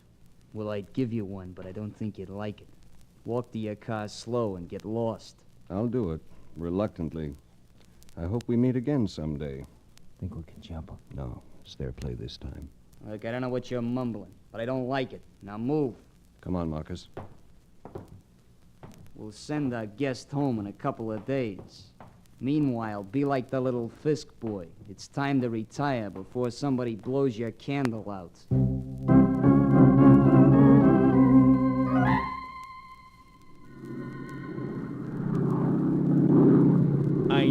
I know it. It happens every time. What's the matter, Mark? Every time I get on one of these cases, which it starts out on nice solid ground, but sooner or later you drag me into the wild blue yonder. And I ain't no Pappy Boyington. Relax and take a look at this map. Ransom bills have turned up in all the circled areas. Cities in Idaho, Montana, Arizona, Nevada. Yeah, that's great. So how you going to find a guy who's pushing them? There's one good-sized city in the area that hasn't been touched. Right there. Yeah. Salt Lake City. You figure they'll try to unload some of the dough there? No. They must have skipped Salt Lake City for a reason. And I think the reason is simple. They're working out of Salt Lake City. They wouldn't push any of the bills too close to their base. Oh. You ever been in Salt Lake before, Race? In the winter. It's great for skiing. Skiing? You mean girls? Maybe I'd better say skiing before you get into trouble. This is Mormon country, and you'd better be on your good behavior. Yeah, I'll grow wings and make like an angel.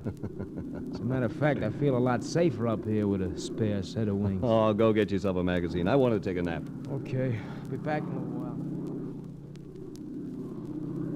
May I sit down for a moment, Mr. Race? For a moment, I thought I dozed off and had myself a vision. She was standing over me, and her eyes were like violets, but there was fire behind them, just like that smoldering something in her voice. Then she slipped into Mark's seat, and her hand, very soft, very alive, and very feminine, settled over mine. You don't remember me, do you, Mr. Race? If I should, and I don't, I ought to be shot. I'm Sybil Anderson. The insurance company hired you to keep an eye on the family jewelry at my coming out party in 1946. But you can't be that scrawny little society girl. I've grown up a little. It happens. It should happen to every girl. Didn't I read something about you getting yourself engaged last year? Mm-hmm. But it didn't take. My father unfortunately went broke, and I found it hard to keep up with Sonny Kruger and his pals. You were going to marry Kruger? Yes, but not anymore. Where are you bound for, Sybil? Same destination as yours, Race. Salt Lake City.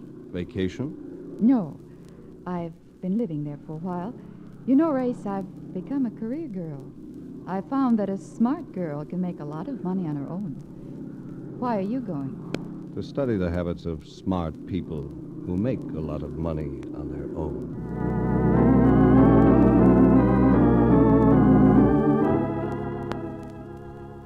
If Sybil Anderson was throwing out a trail deliberately, she couldn't be as bright as she looked. Mark and I took turns following her for a couple of days, but her activities seemed as innocent as those of a campfire girl on the night before a rally. We gave it up finally and headed for the Great Salt Lake to have a swim, or rather, a float. You know, they tell me the water here is so thick a guy bobs around like a cork. Well, what's the fun of swimming if you can't drown? You're a weird one at times. Hurry up and crawl into that suit. Okay. You know, the walls are sure thin in these bathhouses. Well, people with secrets shouldn't live in bathhouses, that's all. Snap it up. Give me a chance, would you? I'm telling you, Porky, it's too dangerous. We're hot. Hey. How long do you think Quiet, you can Mark. stay like? Don't scream at me, Gorman. All right. Let's get dressed and get out of here. What is it, Race? You hear that voice? Which one? Gorman, the man who helped himself to $50,000 in the alley behind Joe Bell's saloon. Back into your clothes quickly. We've got to tail him. I'm beginning to feel like Gypsy Rose Lee playing a double matinee.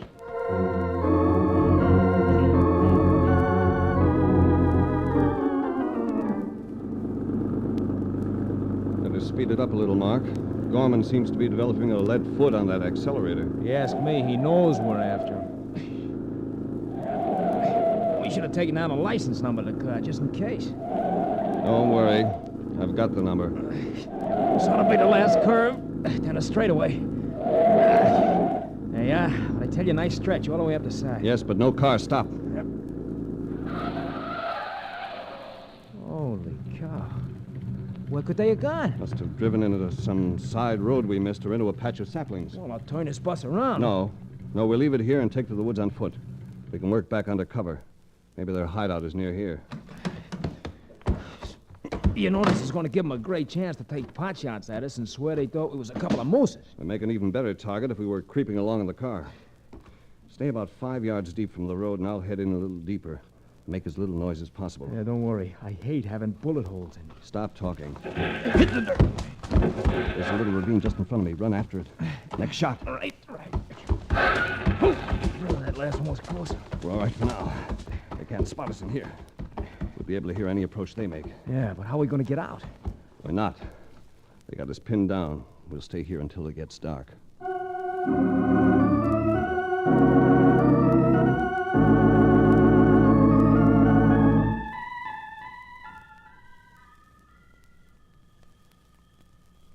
Hey, Race. When are we gonna move? My foot's asleep. That Utah moon is a little too bright. There's a cloud formation, though. If it blots things out for a while, we'll go. They probably left hours ago. I would like to bet you they are right now chewing on T-bone steaks while we are hiding from the boogeyman. That's a bet you'd lose. Take a look up that hill. Hey, a couple of flashlights. They're coming down, and there's somebody in front of them. 2 people. Guy and a dame. They're shining their lights right on them. Mark. What's it? The girl, it's Sybil Anderson, and the man is Sonny Kruger. Well, at least he's still alive. Yes, but for how long? They're getting ready for some kind of play. Race! Present, teacher. Don't come any closer. We're gonna give you a chance to get out of here alive. Stop playing games with him, Gorman. Listen, Race. You want Kruger and this dame to stay alive? Get lost till we unload all that money. Race, Yes, Sybil? I don't think they'll harm us if you go. But they'll kill us if you don't. You have no right to risk our lives, Race. Go away! Go away! All right, Kruger, don't get hysterical. We'll go. Your car is only 30 feet behind you on the road. I moved it down from where you left it. All right, run for it, Mark. All right. There's a road straight ahead. Yeah, and there's the car. Start her up and go down the road away. Then we can turn around and come back. Stop on the far side of this curve. Okay. Front of this hill's a lot steeper going down than what's coming up. All right, slow down. Right. I said slow down. Holy cow. What is it, Mark? She won't stop, Race. They must have sawed the brake rods. Almost tipped over then, Mark. Yeah, you're telling me. We're gonna make this next curve, Race. All right, Mark, we'll have to jump for it. Go ahead. Happy landing.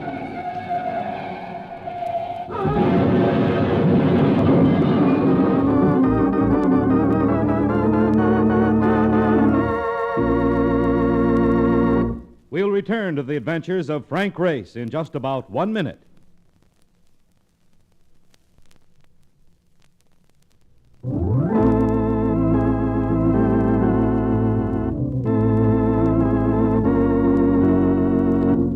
And now, back to the adventures of Frank Race.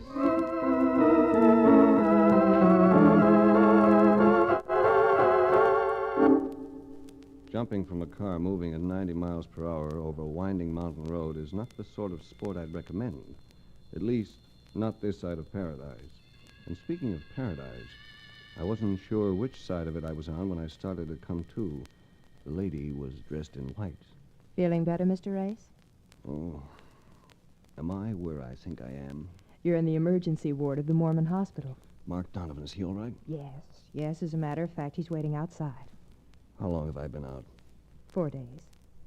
But you're all right now, and you can have visitors if you want. I'll take 'em, and a good strong cup of coffee for a chaser. You don't need any stimulant now, but I'll bring you some water. And I'll send Mr. Donovan in.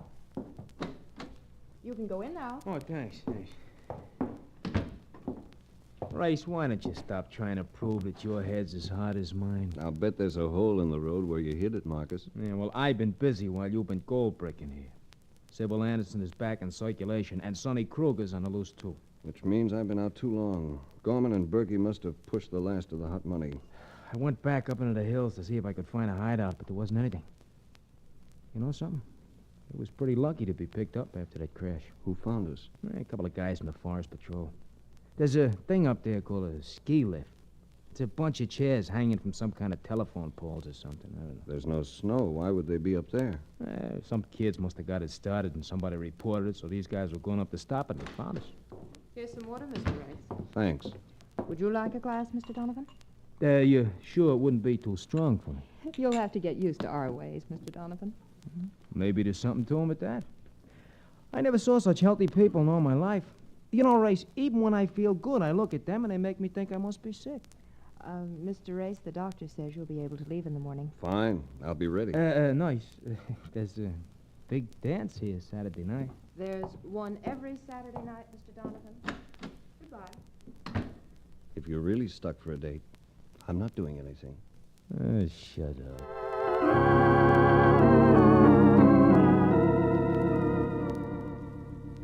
No matter what the town, there's always some place on the outskirts that the local citizens would rather forget. And Salt Lake City was no exception. When I left the hospital, Mark and I drove to the place, a bottle-carrying dive on Route 91 known as the Sinner's Lair. Holy cow, what did you want to come to this joint for, Race? Gorman and Berkey are hardly the type to give up their nightlife, and they'd find Mormon amusements too conservative. Yeah, well, how do you know they haven't blown town? They've set Kruger free. I don't think the money's all gone. Not enough's been picked up. I checked with Benton. Only $21,000 has turned up. Hey, you know something? We still haven't gotten a good look at Gorman's face. How are we going to know him? It's a case of ears instead of eyes. Keep yours open and tab that voice if you can. Drift around a little. All right. But suppose he spots us first. He's never seen us too clearly either. We've got as much of an edge as he has. Okay. If I see him, I'll give you the nod. Eavesdropping has never been one of my favorite pastimes, and the patrons of the Sinner's Lair didn't favor it either. There were faces I'd seen before, migratory faces that turn up here and there around the country, small-time crooks running away from the laws of one state or another, moving from town to town, never staying too long in any one spot. But at the back of the place, near a booth, I caught the tones of a voice I knew. It wasn't Gorman. It was Sybil Anderson. Are you safe now, Sonny? Are you sure? Yes, I'm out of it. They won't bother me anymore. Hello. Oh, hello, Race. Oh, Race. Race, you're all right. I'm looking for Gorman and Berkey. You know where they might be, Kruger? Probably thousands of miles from here by now. Might as well pack up and go home. Thanks for the advice. I think I'll stick. Mark and I meant to come back after you the other night, but we had an accident. I was frightened for you, Race. Tell me something, Sybil. How'd they happen to pick you up? Well, that was my fault, Race. I thought I could get away from them. I slipped a note out to Sybil and asked her to meet me with a car. The man I bribed double-crossed me. He delivered the note, and I picked her up. I don't think it's smart for you to be hanging out in a place like this, Sonny. He's right, Sonny. You ought to go back to town. I'll stay with Race, and he can drive me in. Why do you want to stay with him? The time has passed when I have to explain things to you, Sonny. Remember? All right. That's the way you want it. Call you tomorrow. Goodbye, Race. Goodbye. Well, we're alone, Race, but in the middle of a crowd as usual. We could go outside. There's a moon. Let's.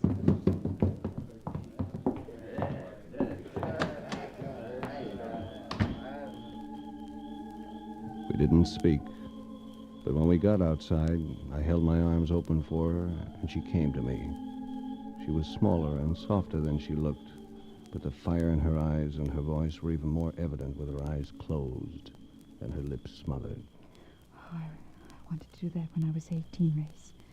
The night of my coming out party. I'm glad we waited. You learned a lot. Yes, I have. Including how to make money. Want to tell me about it? What do you mean? Who was behind the kidnapping of Kruger?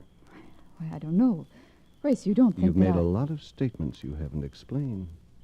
I've been doing a series of articles on Mormon culture. I've been working, Race. That's what I meant. What was that? Shot from the club. Come on. Race, where are you? Here.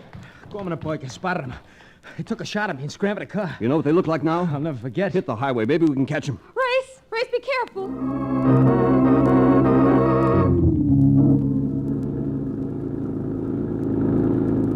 There's a car up ahead. It must be theirs. At least they didn't have time to work over the brakes on this heap. They're slowing down. Yeah, well, let's not figure on giving up too easy. They mean business. Well, we're armed, too, this time. Coming up to him. Keep low over the wheel, boy.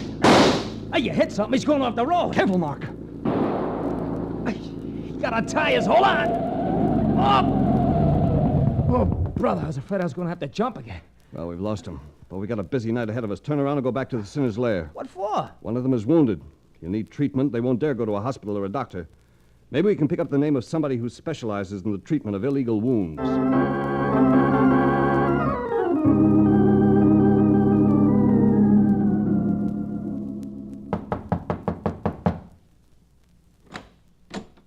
Yes? What do you want? A friend of mine was brought in here suffering from a gunshot wound.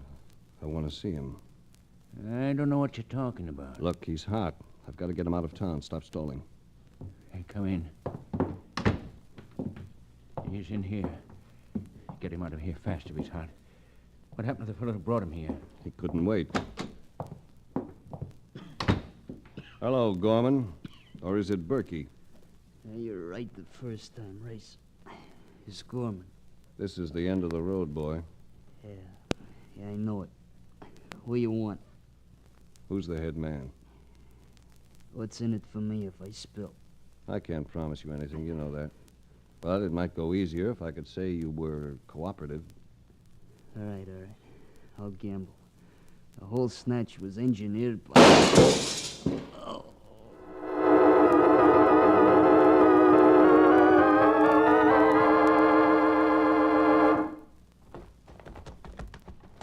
Race, will you please tell me what we're checking all these motels for? Sonny Kruger's car.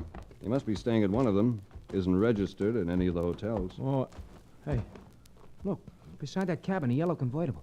Monogram. That's it. W.K. Walter Kruger. Come on. Oh, what do you want with him? Just want to ask him a question.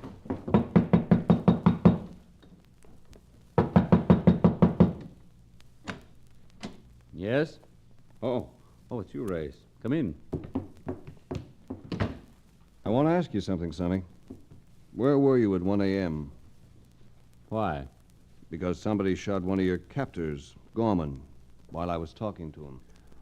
Well, I was with an old friend of my father's, Joseph Saunders. Will he swear to that? And is his word any good?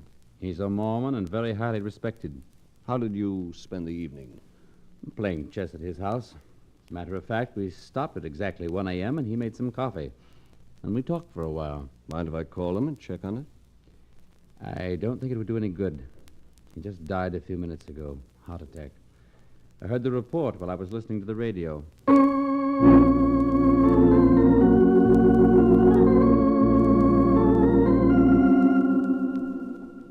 Grace, why are you asking me all these questions? Because you know more than you've been telling me.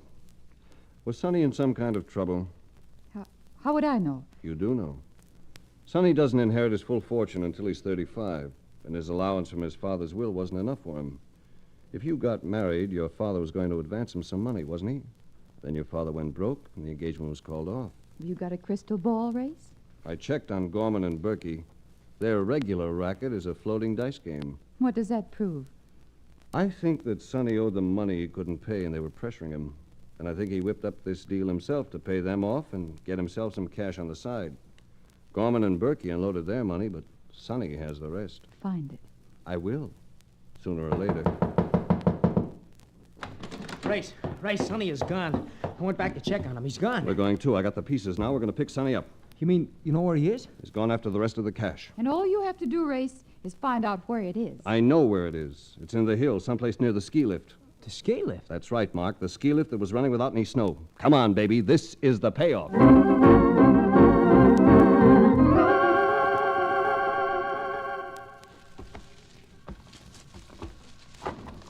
All right, Mark, there's the cabin. He must be in there.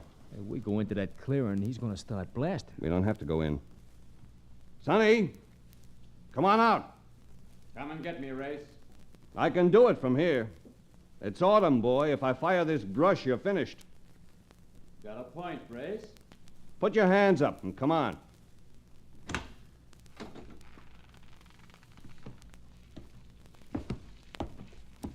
Got me, Race? Looks that way. Haven't you forgotten Berkey? He's right behind you with a gun. Reach for it, Ray. Nice going, Mark. It's nothing, really. Well, that's my last trump, Race. Looks like you win. I should get out of prison just in time to collect my inheritance.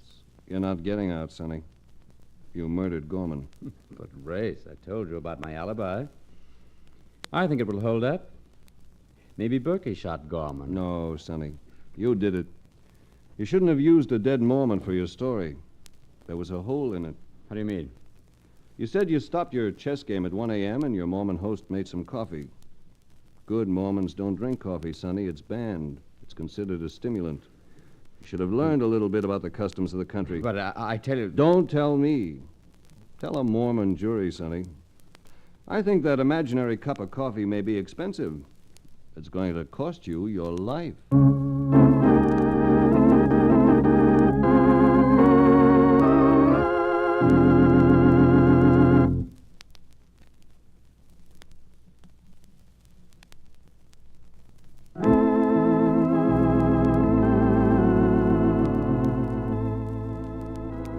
Adventures of Frank Race, starring Paul Dubove with Tony Barrett as Mark Donovan, comes to you from Hollywood. Others heard in tonight's cast were Wilms Herbert, Inga Yolis, Bert Holland, William Johnstone, and Michael Ann Barrett. This series is written and directed by Buckley Angel and Joel Murcott. The music is composed and played by Ivan Ditmars. Be sure to be with us again this time next week for another dramatic chapter in The Adventures of Frank Race. Michael Roy speaking. This is a Bruce Ells production.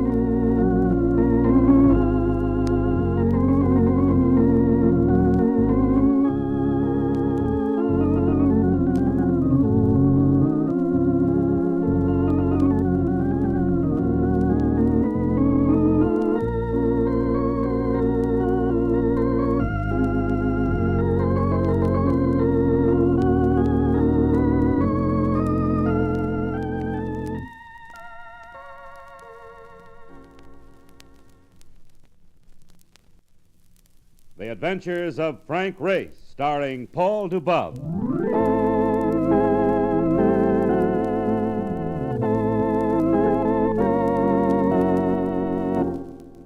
The war changed many things, the face of the earth and the people on it. Before the war, Frank Race worked as an attorney, but he traded his law books for the cloak and dagger of the OSS. And when it was over, his former life was over too. Adventure had become his business. The Adventures of Frank Race.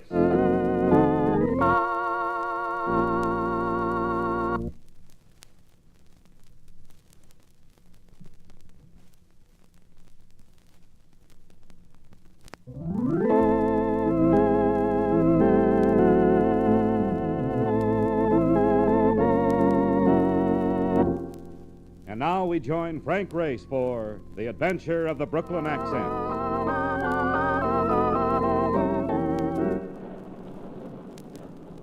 Was what you might call a damp night, the dampness being such that it persisted in sluicing down your neck and surging over your shoe tops. And as we sloshed along a deserted street, I caught a little moan from Mark Donovan. Oh, brother. Just slap me with a bottle of champagne and call me to Normandy. Cold, Mark? That noise you hear ain't thunder, friend. It's my choppers hammering together. This is the sunny south, huh? Look, are you sure we're still in the state of Georgia? I figured we walked enough to be just outside Montreal. I'm beginning to think I'm in a state of confusion. I keep getting the feeling that we've turned away from those docks. Have you heard the surf in the last few minutes?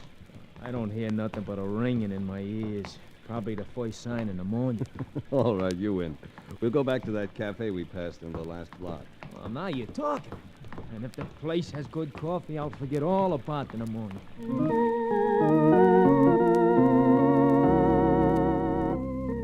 Short order spot, presided over by an ancient counterman who greeted us with a lack-toothed grin. At a table, a couple of men and a girl sat munching hamburgers in an almost grim silence. But the place looked clean, and the old man looked clean, so Mark and I slid onto stools at the counter. Yeah, what'll it be, gents? We got hamburgers and coffee. And he asked us what'll it be. All right, Pop, serve him up. Make it heavy on the coffee, huh? Yeah, the name's Pete, not Pop. I ain't so old. I just look this way from having to listen to guys like you.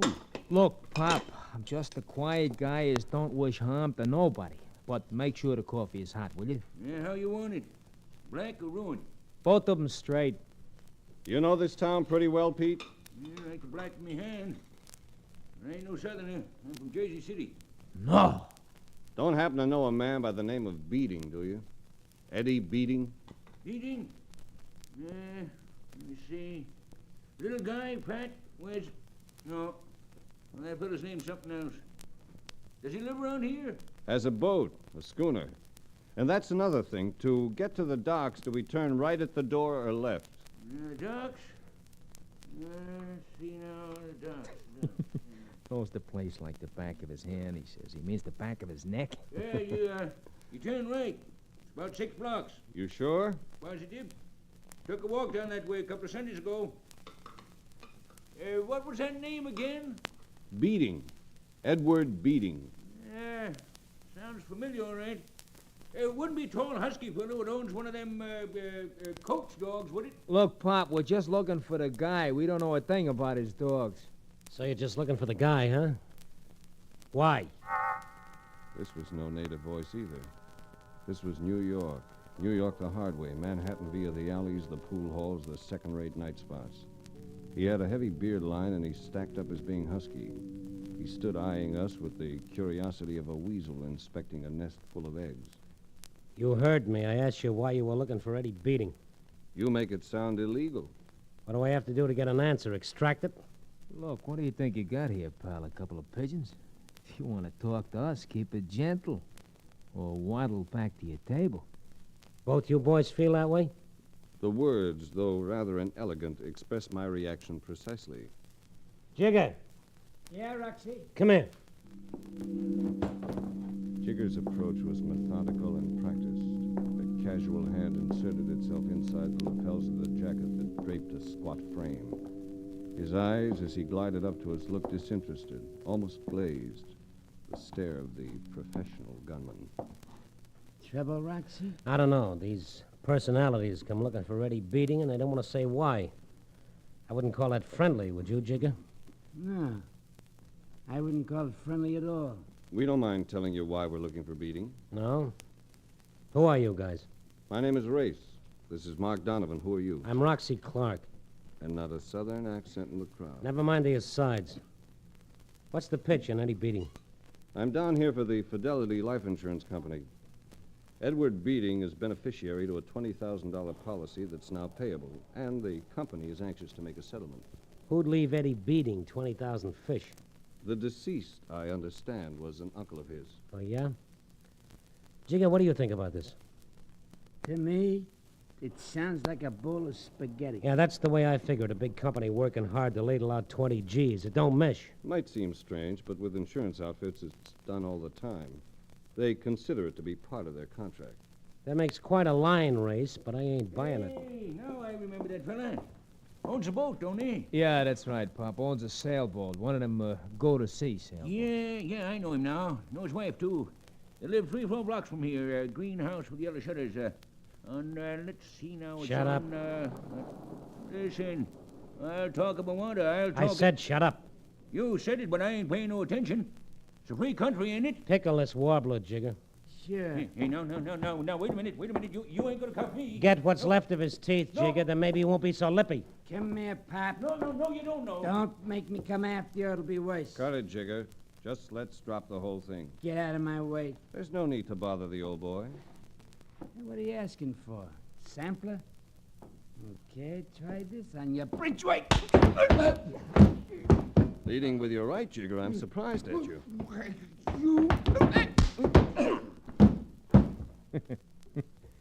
It'll always be the same, Jigger, even if you come in with an axe. Jigger, can you hear me? Oh, brother, is he stiff. Pretty handy with that stuff, ain't you, Race? I haven't met your lady friend, Clark, but I'd like her to know I'm sorry for the disturbance. Don't be sorry, Race. I always admire artistry. And that was sheer artistry. Wasn't it, Roxy? Susan, stay out of this. Roxy, darling, I've been completely quiet for at least 20 minutes, and that isn't like me at all. You going to be around for a while, Race? Susan, get out to the car. Careful, pet. Your bad temper's showing. Race, I'm Susan Drake. I'm staying at the Jackson Hotel. It's been a bit boring the last day or so. Why don't you call me? Race. Yes, Clark? This insurance deal, is it on the level? Definitely. So you have to keep looking for Beating. Is that it? That's it. Why? Think I can't find it? No, I wasn't thinking that. I was thinking of the mess of trouble you're going to find with him.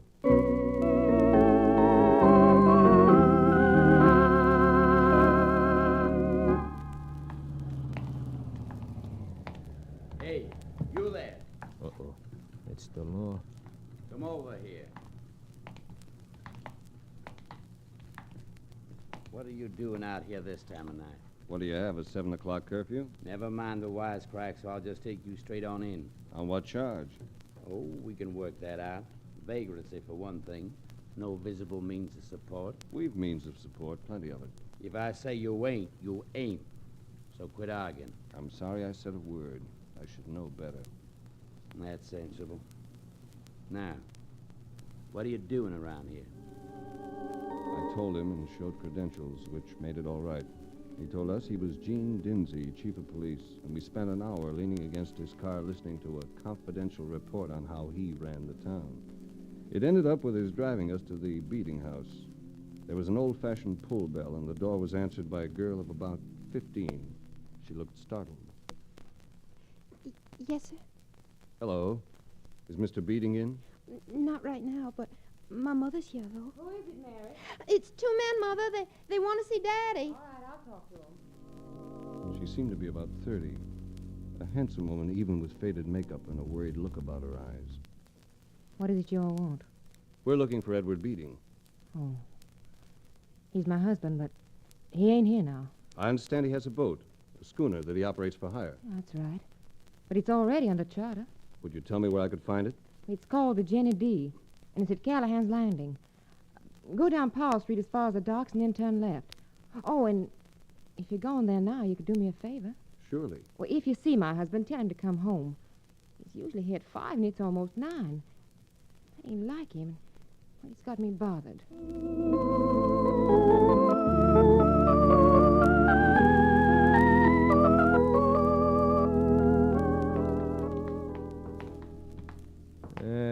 Still pretty cloudy with no sign of a moon. 8 to 5 says we get more rain. That's a happy thought. Look, Race, what's with this guy Beating when you do catch up with him? Now that we know he's here, can't we just let it go at that? There could be dozens of Edward Beatings. I have to identify this fellow as the right one. Can't we do it tomorrow? I'd much rather be at the hotel playing canasta. Wait a second, Mark. What's the matter? Another car coming up. I've got a feeling we're the ones it's interested in. Oh, great. And us alongside 100 yards of board fence. If you're right, they really got us pegged. What's our play? We move apart. If anything breaks, blast the left headlight. I'll take the right. Okay. Hiya, Race. Remember me? It's Jigger, Race. The guy you slugged. Yeah. And now I'm going to play a little tune. All right, Mark!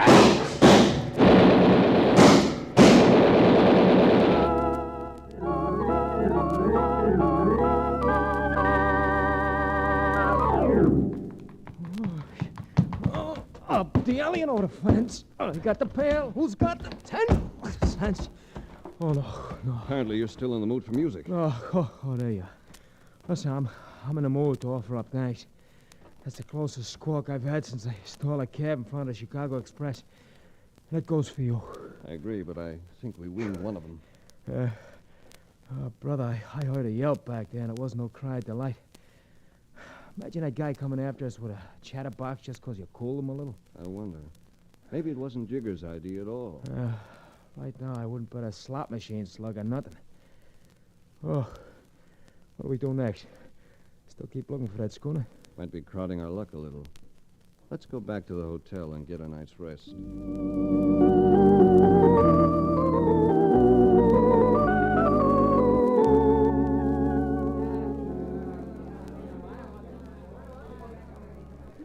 Race, come on, wake up. Will you wake up? There's something funny going on. What time is it? Come on, get with it. It's about 5. 5 o'clock in the morning and you want to chat? Go back to sleep. Look, chum, I'm not kidding. There's a mob or something outside. Can't you hear it? Yes. Yes, I do hear it. Sure you hear it. It's just... That's it. Just barge in. We always receive visitors at this hour. Get up and get dressed, Grace. We have to get you out of here. What for? We got a lynch mob outside. So that's what it is, huh? What does a lynch mob have to do with us? It seems like a lot of people know you boys have been looking for Beating. Now he's been found murdered. They aim to string you up for it. Murdered? That's moving a little fast, isn't it? Yeah, we better move faster. So I'm going to have to place you under arrest.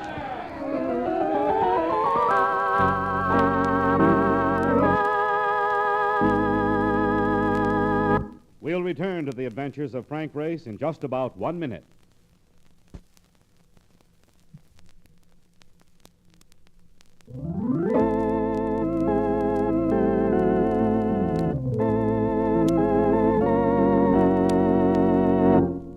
And now, back to the adventures of Frank Race.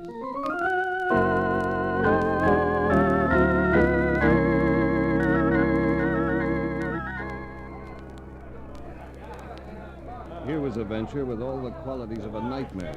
One of those things where nothing makes sense. We'd been in town only 48 hours, and now we were threatened with lynching. I tried to figure the angles as I got dressed, but nothing gelled.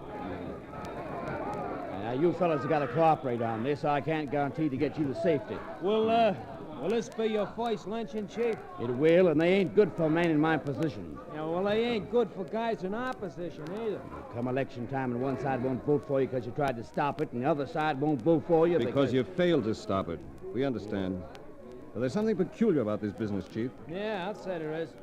Just take a listen out here, Race. Most of the guys what you're doing the yelling have got Brooklyn accents. Are you sure? Are you kidding? Listen to them Bronx cheers we're getting. You'd think we were the Giants at Ebbets Field. There's your answer, Chief. It's not a real lynching party at all. It's a frame-up. What do you mean?